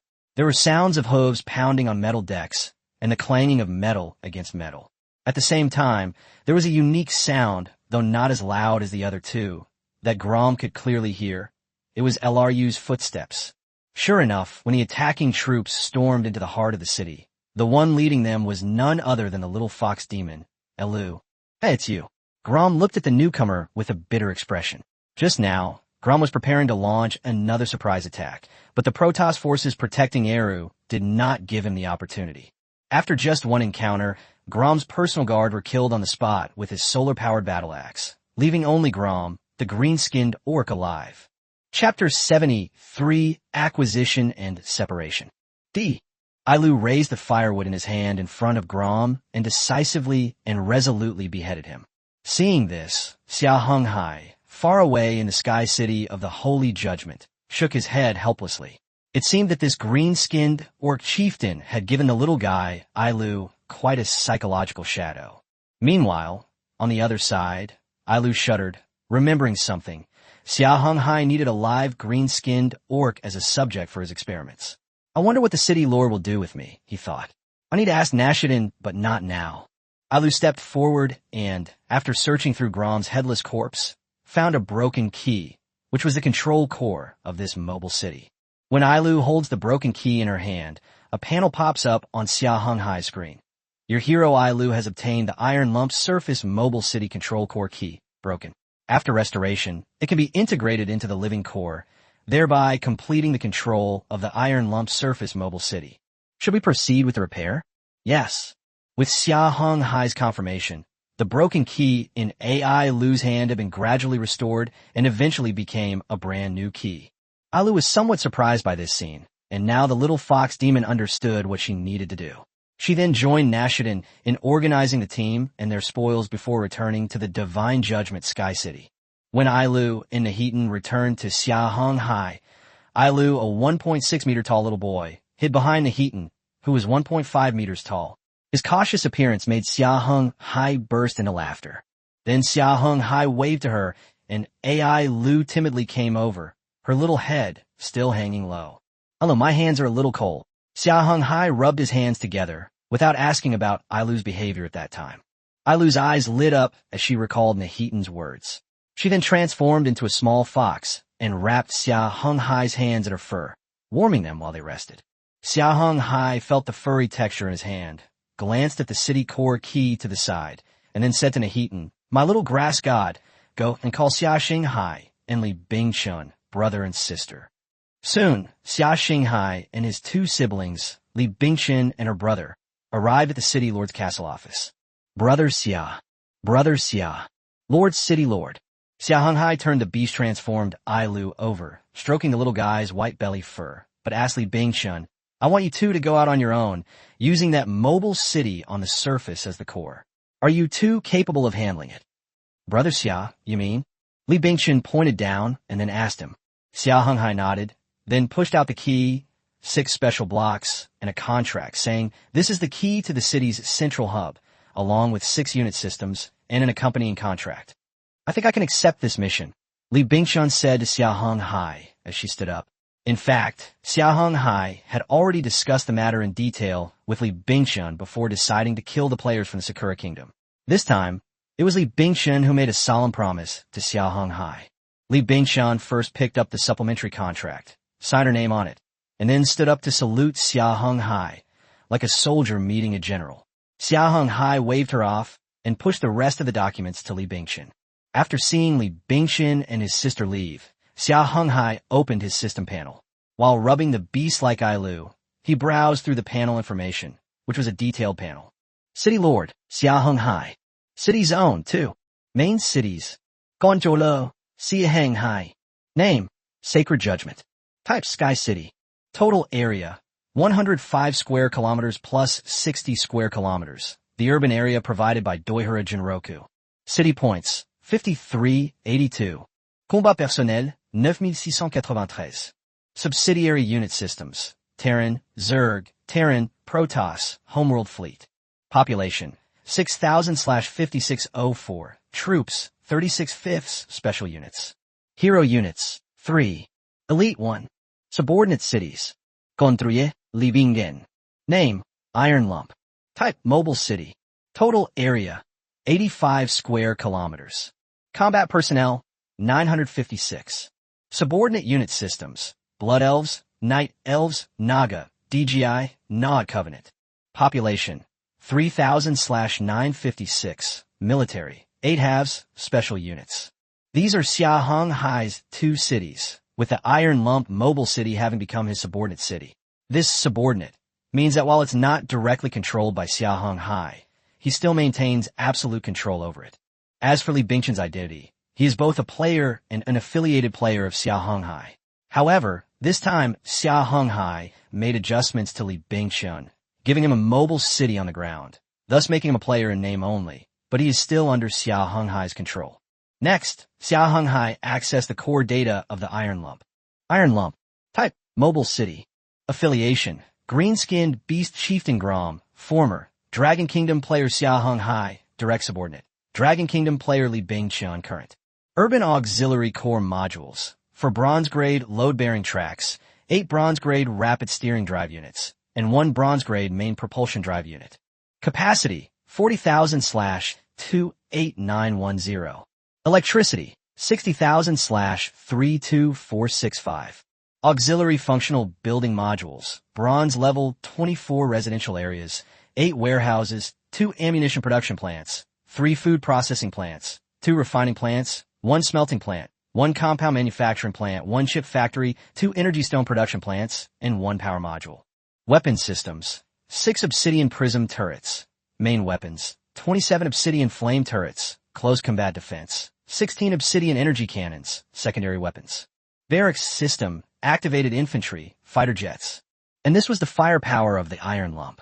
After dealing with these matters, Xia Heng Hai looked at the already sleeping AI Lu, then simply patted the little guy's bottom while saying, "Serves you right for disobeying orders." Lu mumbled in a daze, "He'll do it again next time." Xia Heng Hai, somewhat speechless, picked him up, looked at the little guy's face, and then carried him to the landing bridge to say a final goodbye to Li Bingqian. Li Bingqian had also taken many warriors with her, including the Elven warriors, both Night Elves and Blood Elves, as well as the 880 GDI soldiers. It's worth mentioning that although Xia Heng Hai handed over the Night Elves and Blood Elves, along with his 5 bound unit systems, to Li Bingqian, he can still produce these combat units himself. This includes the Covenant unit system he gave to Li Bingqian, which he can also recruit. However, one thing has changed. The troops that can be produced internally are no longer under Xia Heng Hai's control, but depend on Li Bingqian's luck. Whatever type of troop recruitment Order Li Bingqian can draw, then Xia Heng Hai can recruit that type of troop. Chapter 74, Adjusting Population Deployment. On the surface, at Xia Heng Hai's request, the main propulsion drive of the Iron Lump surface mobile city was upgraded from bronze to silver level.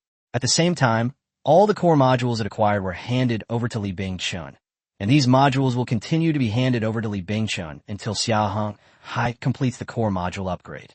This is the difference between a player's mobile city and a native's mobile city. Players can only gradually upgrade their level and quality, while natives don't need to worry about the quality and level of these modules.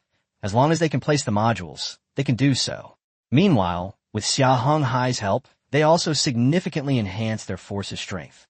With Xia Heng Hai's support, Li Bingqian was able to recruit a considerable number of troops, with the Star Alliance forces forming the core fighting force. These included Gruul Beasts, Jackals, and Elites. Additionally, the forces of DGI and Nod would serve as the basic unit, responsible for the city's internal operations.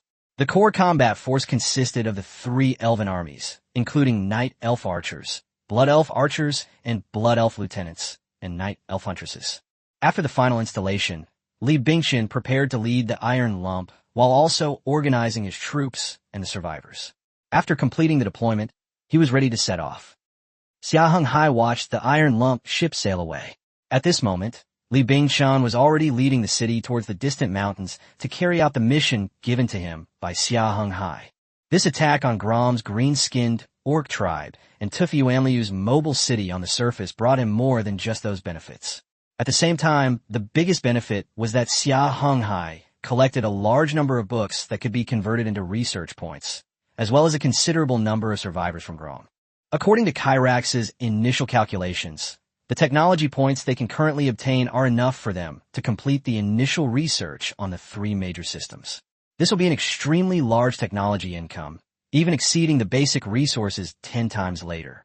As for the survivors, after 2/3 of the people were taken away by the Iron Lump, The number of people who finally came to the Holy Judgment Sky City was more than 1,000. Meanwhile, Li Bingqian's relationship with Xia Heng Hai is one of subordination. She cannot use Xia Heng Hai's special abilities, but she can use all of Xia Heng Hai's titles. Therefore, whether the survivors board Xia Heng Hai's Sacred Judgment Sky City or Li Bingqian's Iron Lump Mobile Surface City, their survivor protection will be effective.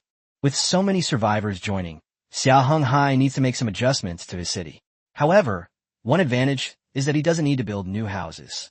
He already has 858 adults, 174 teenagers, and 70 children. This further encourages Xia Heng Hai to use multi-story buildings to reduce the land area occupied by residential areas. With over 1,000 survivors available for production, Xia Heng Hai made some adjustments. The power module and energy stone production plants remained unchanged, while in the food factory, Xia Heng Hai removed all the SCVs and replaced them with production members composed of adults and teenagers. The remaining survivors gathered in the research modules. The Research Institute housed 5 SCVs and 60 adult survivors, still capable of full production. In the research building, Xia Heng Hai deployed 122 SCVs and 30 adult survivors to work together. The reason so many people were needed was that this research building could support 3 research projects simultaneously, and the production of research points in the Research Institute and the consumption of technology points in the research building could be balanced, or even result in a surplus. Xia Heng Hai decisively put the research on the Racial Research Institute, as well as the military factory and the building, on the agenda. The remaining units are all SCVs. 46 are deployed in the city, 60 in the refinery, 36 in the smelter, and 12 each in the compound manufacturing plant and the chip factory. Finally, the module manufacturing plant has 32 SCVs deployed there, allowing it to produce 3 modules every 2 days. Someone has successfully passed the test of the ruins and obtained the rewards from them. Congratulations to player Long Guofu Looming for successfully finding and conquering a ruin, earning the title of Seeker and receiving a special ruin treasure chest as a reward. Just as Xia Heng Hai commanded the Sacred Judgment Sky City back above the sea of clouds, the game system's announcement sounded again. Xia Heng Hai relaxed his brows and then looked at the manual and map in his hand.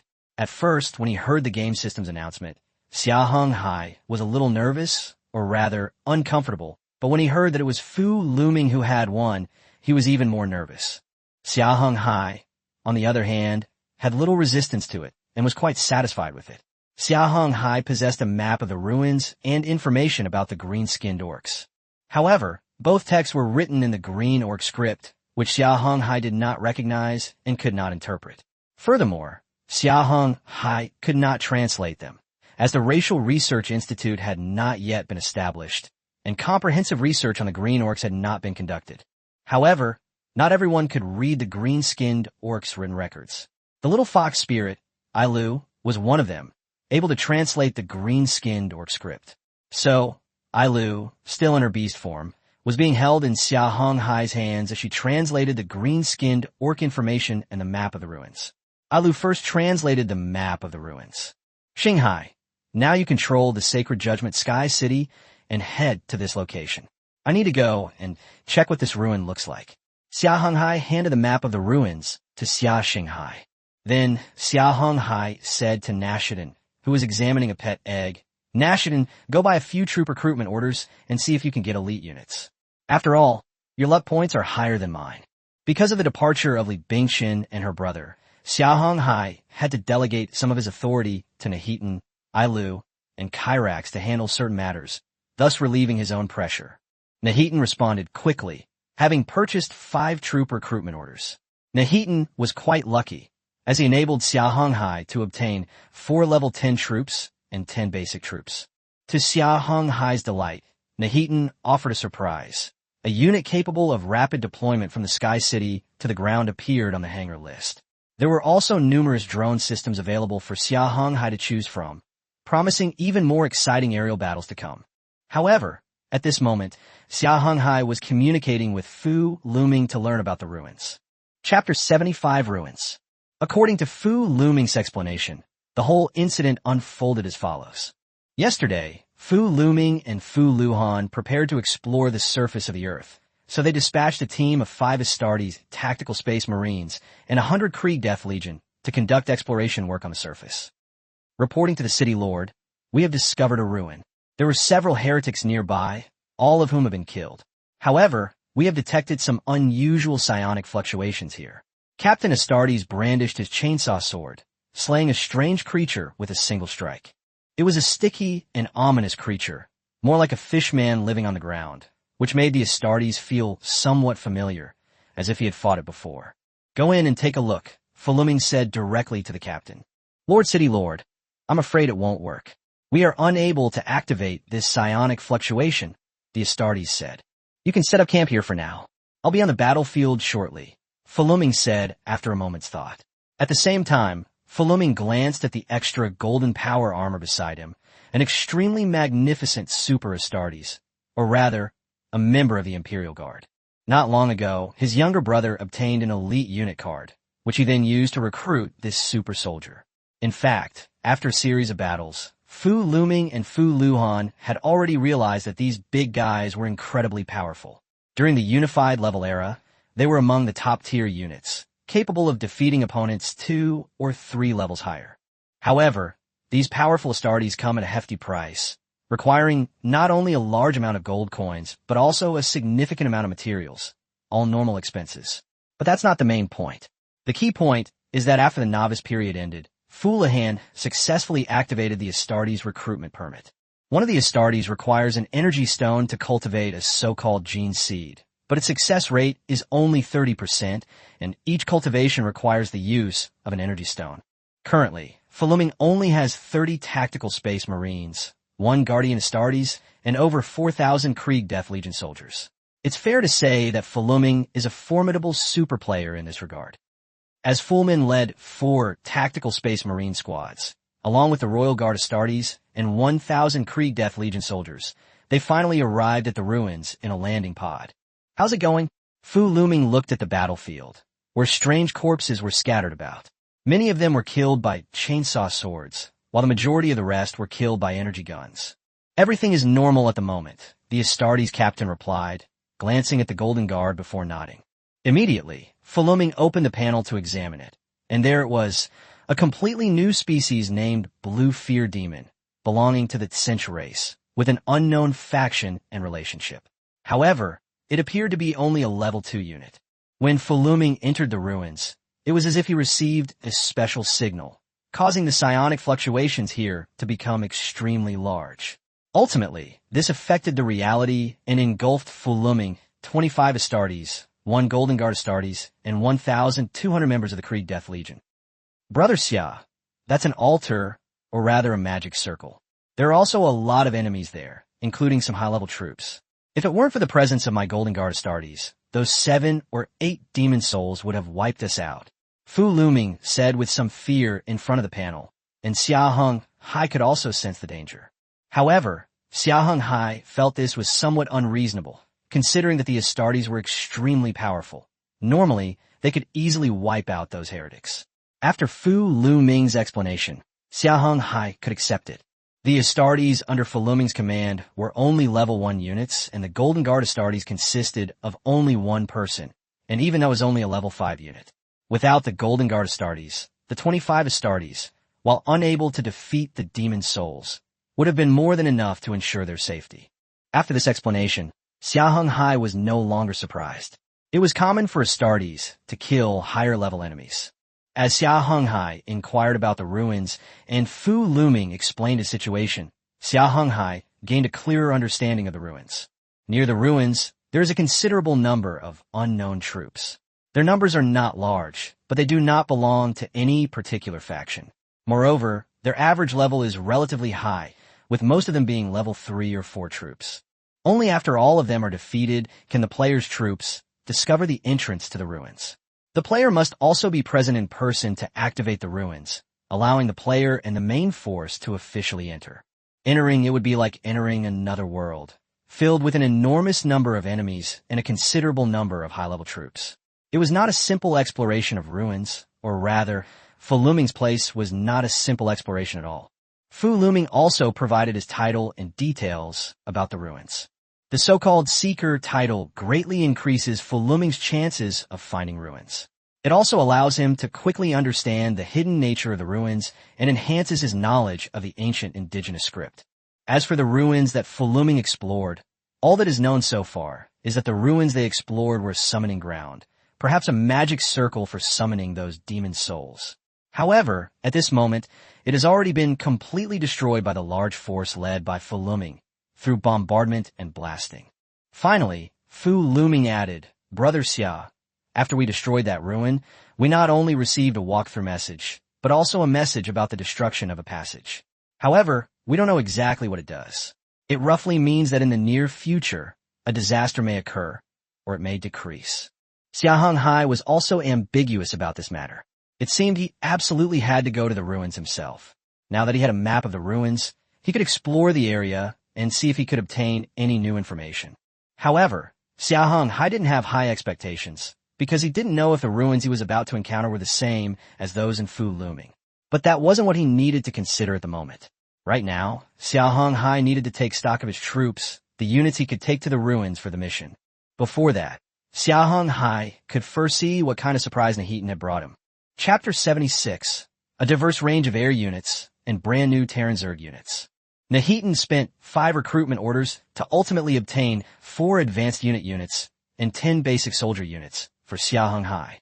However, the vast majority of these recruitment orders were for air power, with only 6 ground units. After reviewing the list, Xia Heng Hai discovered 4 unit types that he already possessed but could now recruit directly. These included high-level Protoss Zealots and Tyranid Hive Warriors. The other 2 were entry-level, Terran Medics and Protoss Probes. Of the remaining troop types, only 2 are land-based, while the rest are air-based. Xia Heng Hai's most desired unit is the Special Medical Transport Aircraft. Name, Medical Transport Aircraft. Race, Human. Quantity, 2. Level, 10. Population, Military 3. Price, 8,000. Loyalty, 800 D-Heart. Equipment, Medical Transport Aircraft. Skills, Medical Beam, Transport, 80 population. Attack, none. Defense, Heavy Armor. Attack Method, Support. Attack Type, none. Clearly, Xia Heng Hai discovered that while this new unit was a decent transport unit, its carrying capacity was somewhat lacking. However, it was still usable, allowing for rapid travel between the surface and the Sky City, as well as quick deployment. Next came 3 Zerg units, 1 regular Zerg unit, and 2 Terran Zerg units. Among them was still 1 high-level Terran Zerg unit. Name, Psionic Brainworm. Race, Tyranid. Quantity, 3. Level, 10. Population, Military 4. Price, 9,200. Loyalty, 800 D-Heart. Equipment, Bio-Heavy Regenerative Carapace, Psionic Brain. Skills, Hive Psionic, Psionic Spells, Psionic Field. Attack High. Defense, Heavy Armor. Attack Method, Spell. Attack Type, Magic. Then came another type of Terran Zerg unit, but the units that followed were all ordinary soldiers. Name, Gargoyle. Race, Tyranid. Quantity, 6. Level 1. Population, Military 1.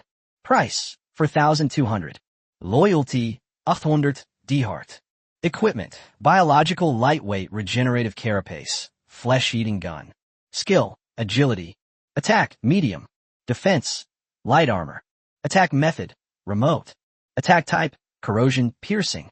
Finally, there are the ordinary Zerg units. Name, Hydralisk. Race, Zerg. Quantity, 8. Level 1. Population, Military 1. Price, 800. Loyalty, 800 D-Heart. Equipment, Insect Armor, Bone Needles. Skills, Burrowing Poison. Attack, Medium. Defense, Light Armor. Attack Method, Remote.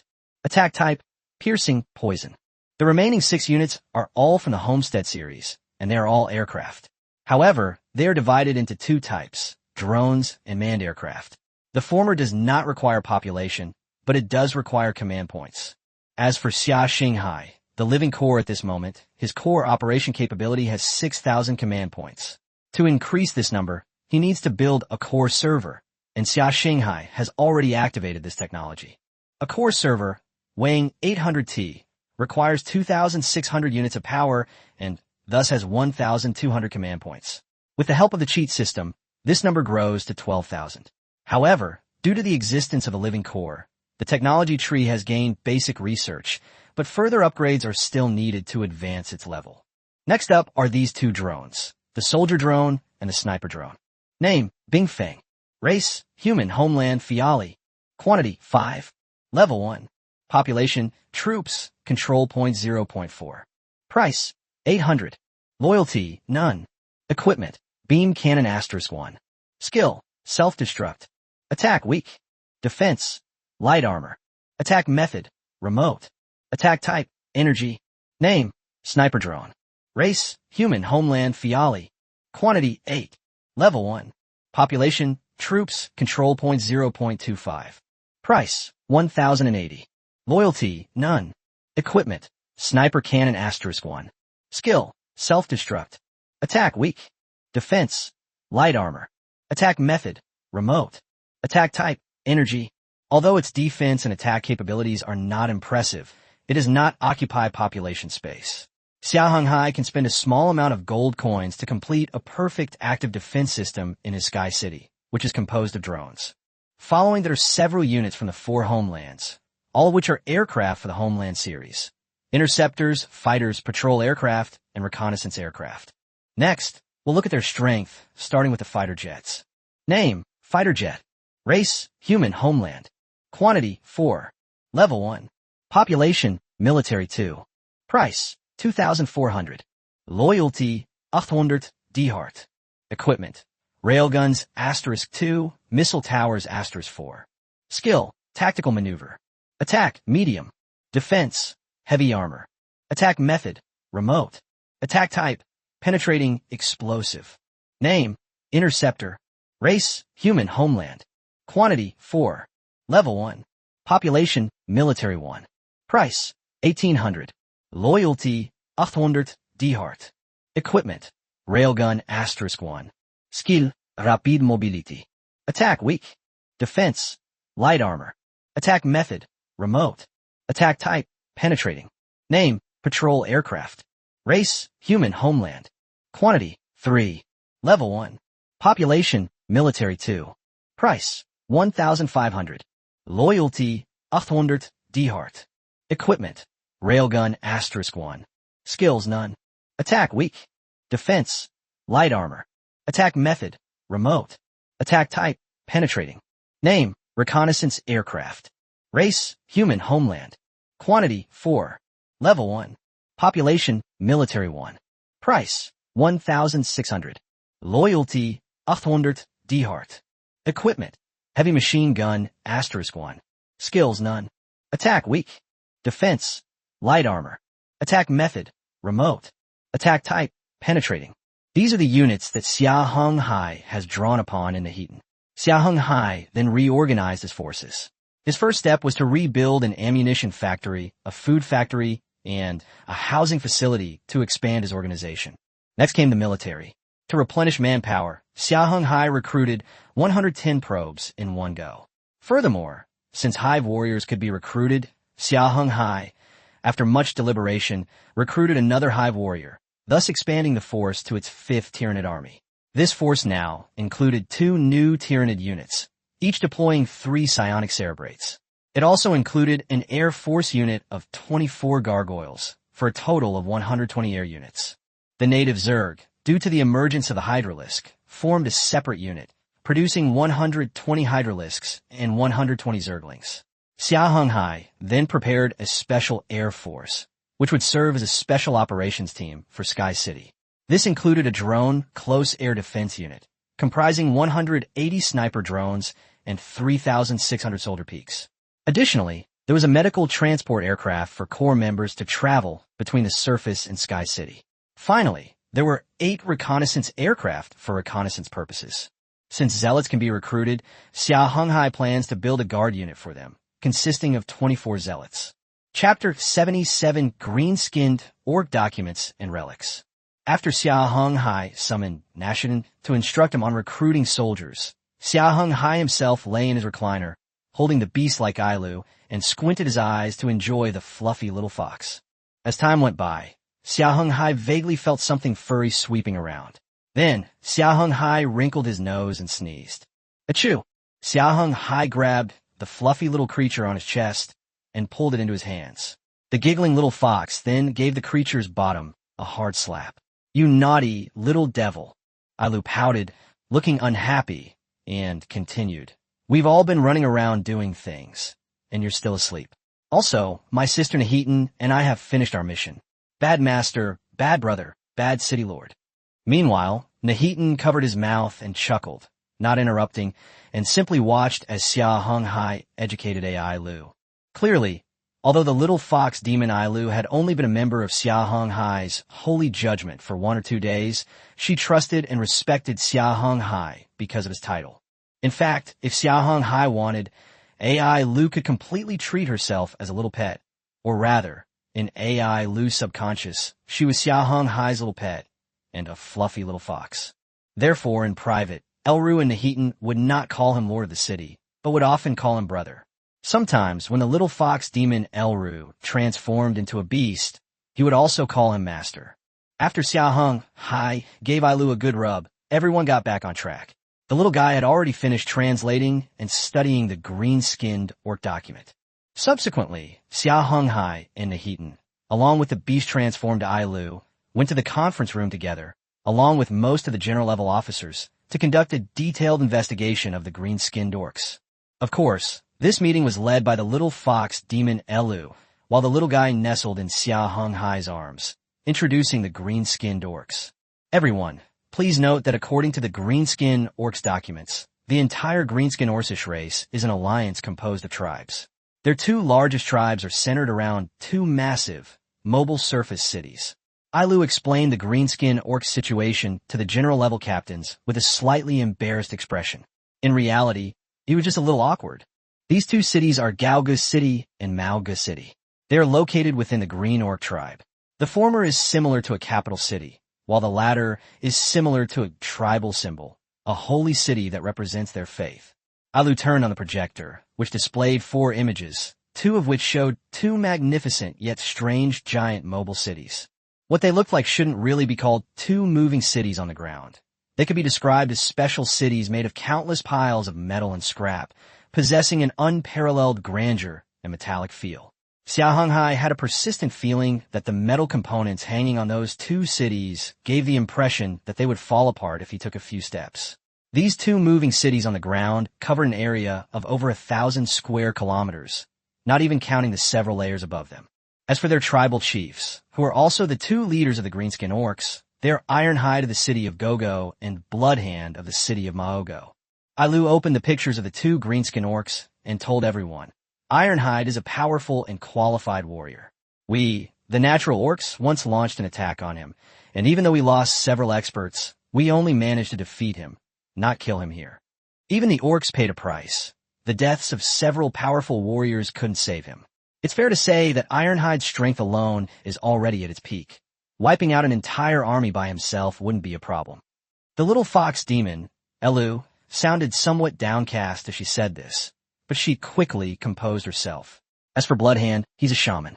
He's not particularly skilled in close combat, but he possesses an extremely complex and numerous array of spells and passive buffs. His presence or absence significantly enhances the Orcish army. Then, Ailu stood up from Xia Heng Hai's arms, walked to the conference table, brought up another panel, and began to explain to everyone. These are the warriors of the green-skinned orcs. The lowest and most numerous warriors are the goblins bound to them. Of course, some tribes are also ruled by goblins, but their numbers are extremely small. Above them are the green-skinned orc warriors, and these green-skinned orc warriors are further divided into 2 types, and they are usually divided by the development of cities. Xia Heng Hai looked at the 2 different types of green-skinned orc warriors. The difference lay in their level of technology. One primarily wore conventional armor, while the other was heavily armored. It was as if one was from ancient times, and the other was a force from the future. These 3 different types of troops are also different for the Greenskin Orc tribe. Ailu then pulled up a list and said to all the general-level captains present, according to current records, the Greenskin Orcs only have 2 super tribe surface mobile cities. They also have 6 large cities, plus 21 medium-sized cities, making a total of 65. No, now it's 64 small surface mobile cities.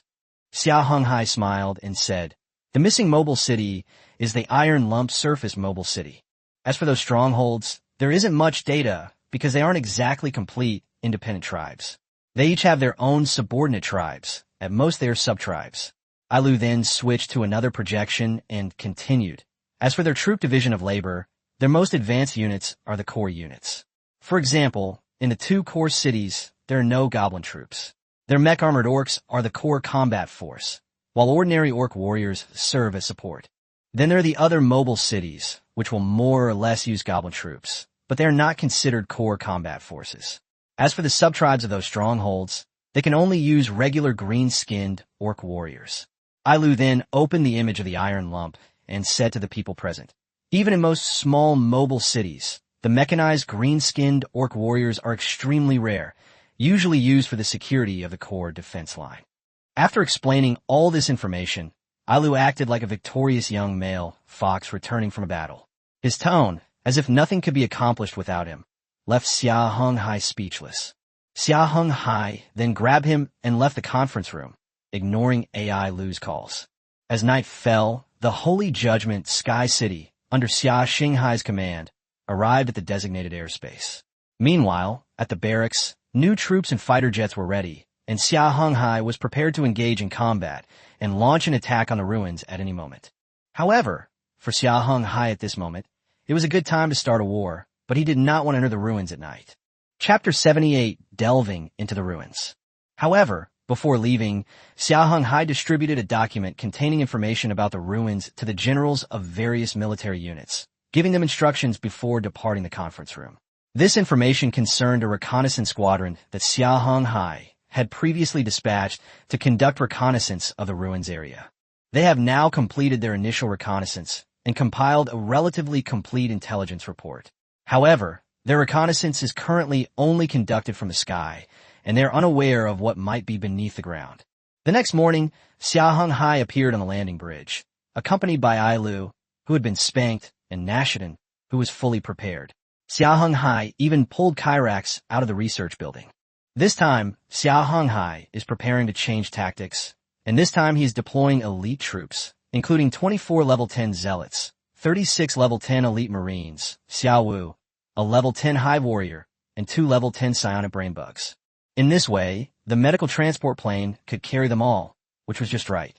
After all, a medical transport plane can only carry 80 people, while the hive warriors and the psionic cerebrates each have a population of 8 and 4 respectively. Report, everything is ready. Nahitan looked up at Xia Heng Hai and said to him, "All combat units have been assembled. Let's go." Xia Heng Hai waved his hand and led a group of people onto the medical transport plane. Inside were rows of safety chairs, and little Ailu, now a half-orc, sat quietly there.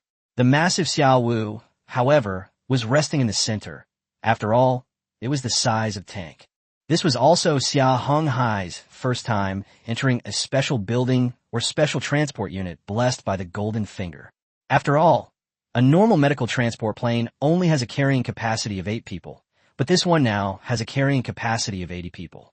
When Xia Heng Hai stepped inside, the environment was not like the outside, which was only a few square meters in size.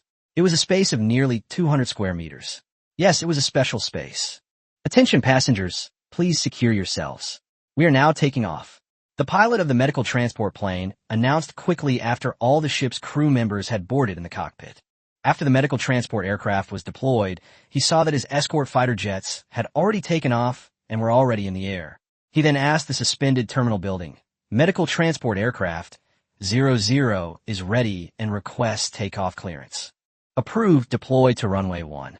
After receiving permission from the terminal, the medical transport plane officially took off and appeared in the outer sky, where it joined 4 Dragonhawk-class fighter jets and a reconnaissance aircraft before heading towards the ruins. On the way to the ruins, all the elite combatants present closed their eyes and recalled the intelligence about the ruins. Its first feature is its defensive force. There are a considerable number of special warriors clad in armor, each appearing to be an elite member of the unit. There are several hundred of them, and they are armed with a variety of weapons, the vast majority of which are longswords. Besides these normal human warriors, There's another type of special warrior. They don't have any real armor. They only have blood-red skin, which could be considered another form of armor, biological armor. Their weapon is a crimson greatsword, and their numbers consist of dozens of warriors. Xia Heng Hai had also observed them and had some understanding of these two types of units. The one clad in blood-red armor is known as the Chaos Warrior, a basic unit of the Khorne faction within the Chaos Order, with a strength level of 1 to 3. The monsters protected by their skin are called Khorne Bloodletters, also part of the Khorne Order within the Chaos Order, and their strength has reached around level 4, making them a top-tier elite force. This ruin was far more fortified than the one Faluming had discovered, though Xia Heng Hai's forces were smaller. Furthermore, the troops Xia Heng Hai led this time were all elite units, all level 10 elite troops. In addition to a level 10 hero, Carix, and a level 21 hero, Nahitan, there was also a level 16 native hero, Elru. Using such a force to deal with warriors who hadn't even reached level 5 was somewhat of an overkill. Lord City Lord, we have arrived at the designated airspace. It would be best to walk the rest of the way. Meanwhile, a Tyranid army has arrived at the landing zone. Just then, the pilot's voice rang out. Prepare for landing. Xia Heng Hai waved to him. The medical transport then landed from the sky among a swarm of Himagan and Termagan Zerg, the hive force led by Xiao Wu, along with some swarms led by the 3 Tyranid queens. However, this force only included Himagan and Termagan. Other Tyranid units were not deployed. Or rather, these nearly 3,000 Hermogen and Temujin are a completely new kind of cannon fodder, prepared for Xia Heng Hai's elite force to allow them to quickly pass through the ruins. As Xia Heng Hai organized his troops and headed towards their destination, he noticed that the ruins guards, who were stationed within a radius of several kilometers around the entrance, did not venture anywhere, but instead patrolled in small teams. As Xia Heng Hai and his group stepped into the area, the two types of soldiers from the Khorne faction seemed to sense that someone had entered their territory and charged towards them, brandishing their weapons. Attention everyone, prepare to meet the enemy, Xia Heng Hai shouted. Next, the Termagants spawned by the Queen were positioned at the front of the column, followed by a large number of regular Tyranid Termagants and then elite Marines and Zealots. The Hive warrior Xiao Wu, along with 2 psionic Cerebrates, remained guarding Xia Heng Hai and the other heroes. As the two sides drew closer, Xia Heng Hai's ranged units, including Hemagen and elite Marines, along with Xia Heng Hai himself, launched a powerful attack, unleashing corrosive shells, enhanced piercing needles, and piercing sniper rounds fired by Xia Heng Hai. These projectiles rained down on the Chaos Warriors and Khorne Bloodletters like a storm. To Xia Heng Hai's surprise, the corrosive shells fired by the low-level Hermogen did not, as he had expected, completely destroy the magnificent armor. At most, they only corroded a small hole in it. Only the enhanced piercing needles fired by those elite Marines, and the piercing sniper rounds they themselves fired, could threaten those Khorne vampires and Chaos Warriors. Chapter 79, Entering the Ruins. Order all low-level Hermogen and Temujin to withdraw from the battlefield. After seeing the situation, Xia Heng Hai quickly made some adjustments. Order Sky City to send all high-level units, including Broken Tooth. After all, their strength was undeniable. Those level 1 Hemagen and Termagant units were simply too powerful for them to penetrate, requiring replacement instead. This reminded Xia Heng Hai that he also needed to upgrade his troop types. Currently, the research projects in the research building were the same 3 as before, and according to Kyrax's prediction, these technological research projects would be completed today, even without Kyrax's presence.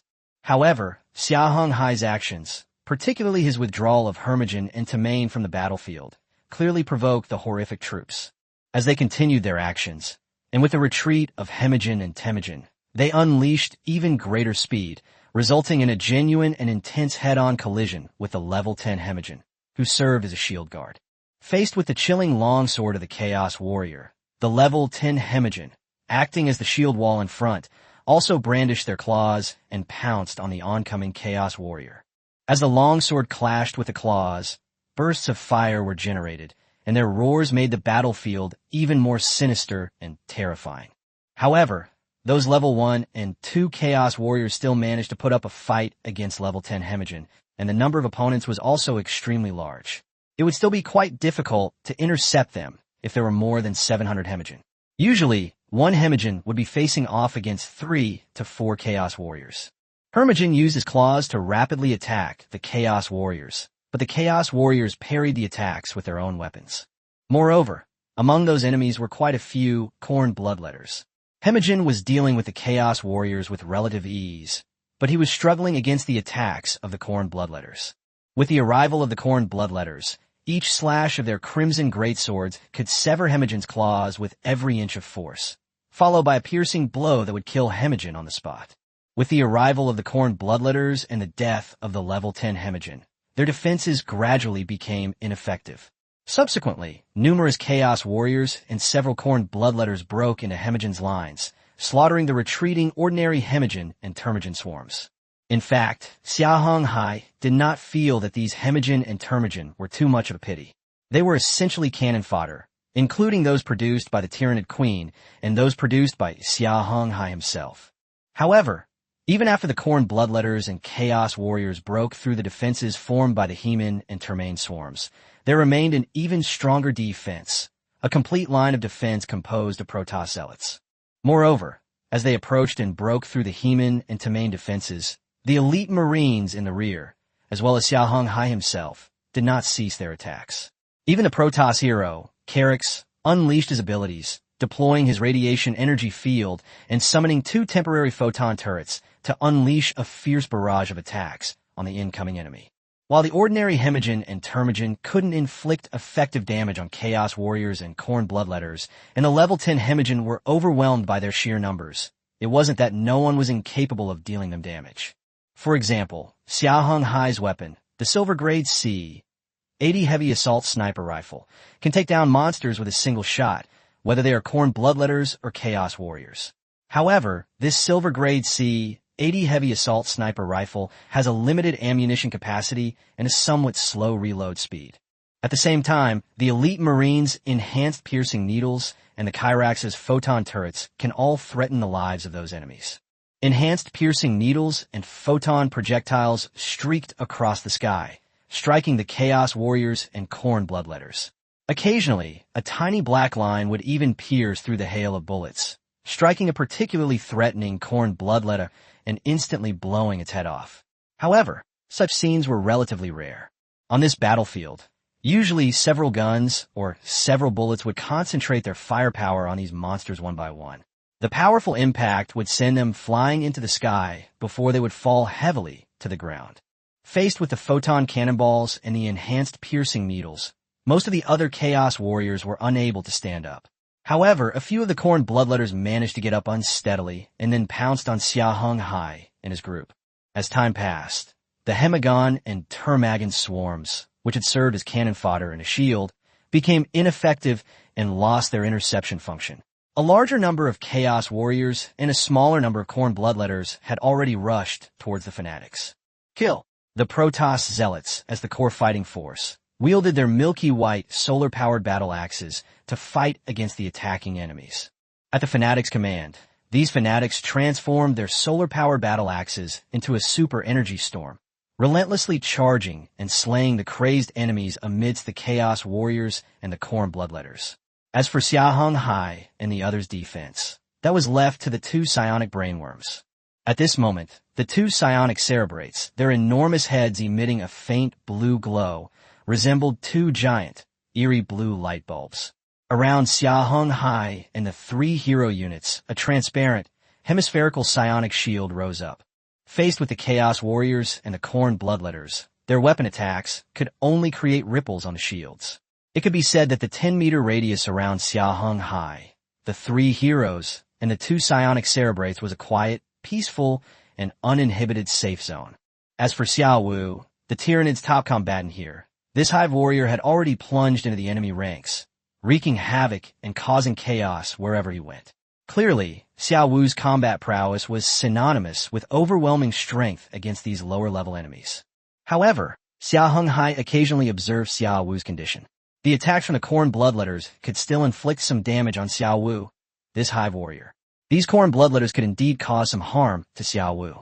However, as time went by, and with the last Khorne bloodletter falling to Xia Heng Hai's gun, it meant that this area belonging to the ruins had been cleared by Xia Heng Hai, and now it was time to officially step into the ruins. Chapter 80, Exploring the Ruins. Ding! You have entered the Corn Ruins. This is an outpost leading to the warp where Corn resides. Do you wish to officially enter and explore? As Xia Heng Hai touched the gate of the ruins, such a panel popped up in front of him. Xia Heng Hai responded with action, directly pushing open the gate to the ruins. However, as Xia Heng Hai and his group stepped inside, they found themselves in a bizarre and surreal environment, surrounded by passageways resembling colorful ribbons. At this moment, Xia Heng Hai wasn't paying much attention to it. Strange sounds were echoing in his mind, including low, painful groans. These sounds, like a curse, reverberated through his mind, constantly tormenting his consciousness. Among those sounds were Xia Heng Hai's agonizing screams as he was dismembered, Ailu's lonely cries as he was used as a pet, Kyrax's helpless sighs as he perished, the low growls of Broken Tooth as he was fixed to the dissection table, and Nashitan's heart-wrenching cries as he was being devoured. All these sounds echoed in Xia Heng Hai's mind. Before Xia Heng Hai was a magnificent and colorful passage.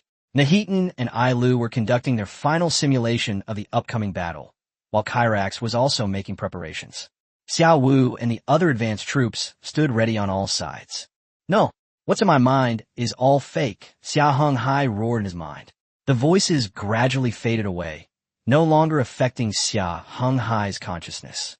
However, upon regaining consciousness, Xia Heng Hai noticed a hint of confusion in the eyes of the elite Marines around him. But one by one, after Xia Heng Hai came to his senses, the Marines also gradually came to their senses. As Xia Heng Hai and his group stepped out of the eerie passage, a panel popped up. Ding! You have passed through the miniature subspace passage and successfully resisted the whispers of the subspace. The entire player faction will gain 1% subspace resistance. At the same time, the unit resistance panel is activated. Xia Heng Hai looked around and found that the place was relatively safe. He then briefly checked the information panel related to resistances. It was divided into two categories: physical resistance, which was affected by one's own armor and attributes, and mental resistance, which was more dependent on one's own attributes. Xia Heng Hai then took the lead in examining their mental resistance, particularly their resistance to subspace. Humans, warp whisper resistance, 10%. Zerg race, warp whisper resistance, 70%. Protoss, warp whispers resistance, 60%. Tyranids, warp whisper resistance, 90%. Elven race, subordinate, warp whispers resistance, 10%. Covenant, warp whispers resistance, 20%. Nature orcs, warp whispers resistance, 15%. Protoss hero, warp whispers resistance, 100%. It seems that Nahitan can completely ignore this mental invasion, while humanity has survived it through its own beliefs. After closing the information panel, Xia Heng Hai looked around again. He was in a mountain hollow, and during this brief rest, no enemies had come. At the same time, the place felt deathly still. The ground was covered in scorched earth, and lava flowed across it like veins. Xia Heng Hai could even faintly feel a burning sensation beneath his feet. Thinking of this, Xia Heng Hai looked at Ailu and Nahitan and saw that the two were fine. Ailu did not feel uncomfortable due to the burning sensation, while Nahitan was floating in the air without touching the ground. Lord City Lord, it's too hot here. I'm afraid I won't be able to unleash my full fighting power, Nahitan explained as soon as he saw Xia Heng Hai looking over. Xia Heng Hai waved his hand, then ruffled Nahitan's fluffy hair. Nahitan's ability to float in midair for such a long time truly surprised Xia Heng Hai. Just use him as an assistant. Ailu, you should be fine, right? Lord City Lord, I possess Foxfire. Ailu proudly showed Xia Heng Hai a ball of ghostly blue flame. Let's go. Xia Heng Hai looked around. Most of his level 10 units were gathered here, except for a few Tyranid units, a few Psychic Cerebrates, 2 Hive Warriors, and the remaining level 10 Hemagen. Then, Xia Heng Hai waved his hand forward and gave the order to advance. As Xia Heng Hai gave the order, the remaining Hermogen swarm scattered to explore the surrounding environment. Xia Heng Hai's main team, on the other hand, advanced cautiously towards the explored area. In a central plaza, there's a massive altar surrounded by numerous Khorne warriors. Chaos warriors are rarely seen here. The lowest ranks are Khorne vampires. There are also a few large machines. However, that wasn't the main point. Near the altar, There were several special cages where slaves were strapped to their seats, their heads exposed. There were natural beastmen, elves and lizard men, as well as slaves of other races, but the majority were human slaves. Now, many slaves have been beheaded here, while some humans, a small number of elves, and natural beastmen are still barely surviving. The blood of these headless slaves gushed out and flowed onto the massive altar, gradually staining the runes on it until they were fully illuminated and burst forth with powerful psionic energy. It seems the current offerings are still insufficient. A considerable number of slaves are needed to fully activate this magic circle. Near the altar, a giant monster resembling a corn vampire looked at the massive altar and saw that some runes remained unstained by blood, thus completing the final activation. Then the monster looked at the few remaining slaves of various races, and finally summoned a monster that was smaller than itself, but still a size larger than the ordinary corn vampires, saying to it, "You will lead a portion of the troops to capture some more slaves of various races. We must be the first to open the warp gate to the corn realm." "Yes, great corn's army." The large corn vampire roared, then led some troops away from the core altar, preparing to find a secluded place to build a simple warp gate. However, as this elite force advanced, it soon encountered Xia Heng Hai and his group, or rather, it encountered Hemigen, who was in charge of the exploration. An alien species has arrived at this temporary corn encampment. This was the thought in the mind of the general-level corn unit at this moment. Upon receiving the information, Xia Heng Hai thought, "Finally, we've encountered the enemy." The large corn vampire waved its hand, growling repeatedly. A corn vampire brandished its long sword and pounced on the Hemigen. Before the Hemigen could react, it severed all 4 of its limbs with 4 swift strikes, the burning flames providing a healing effect to the wounds.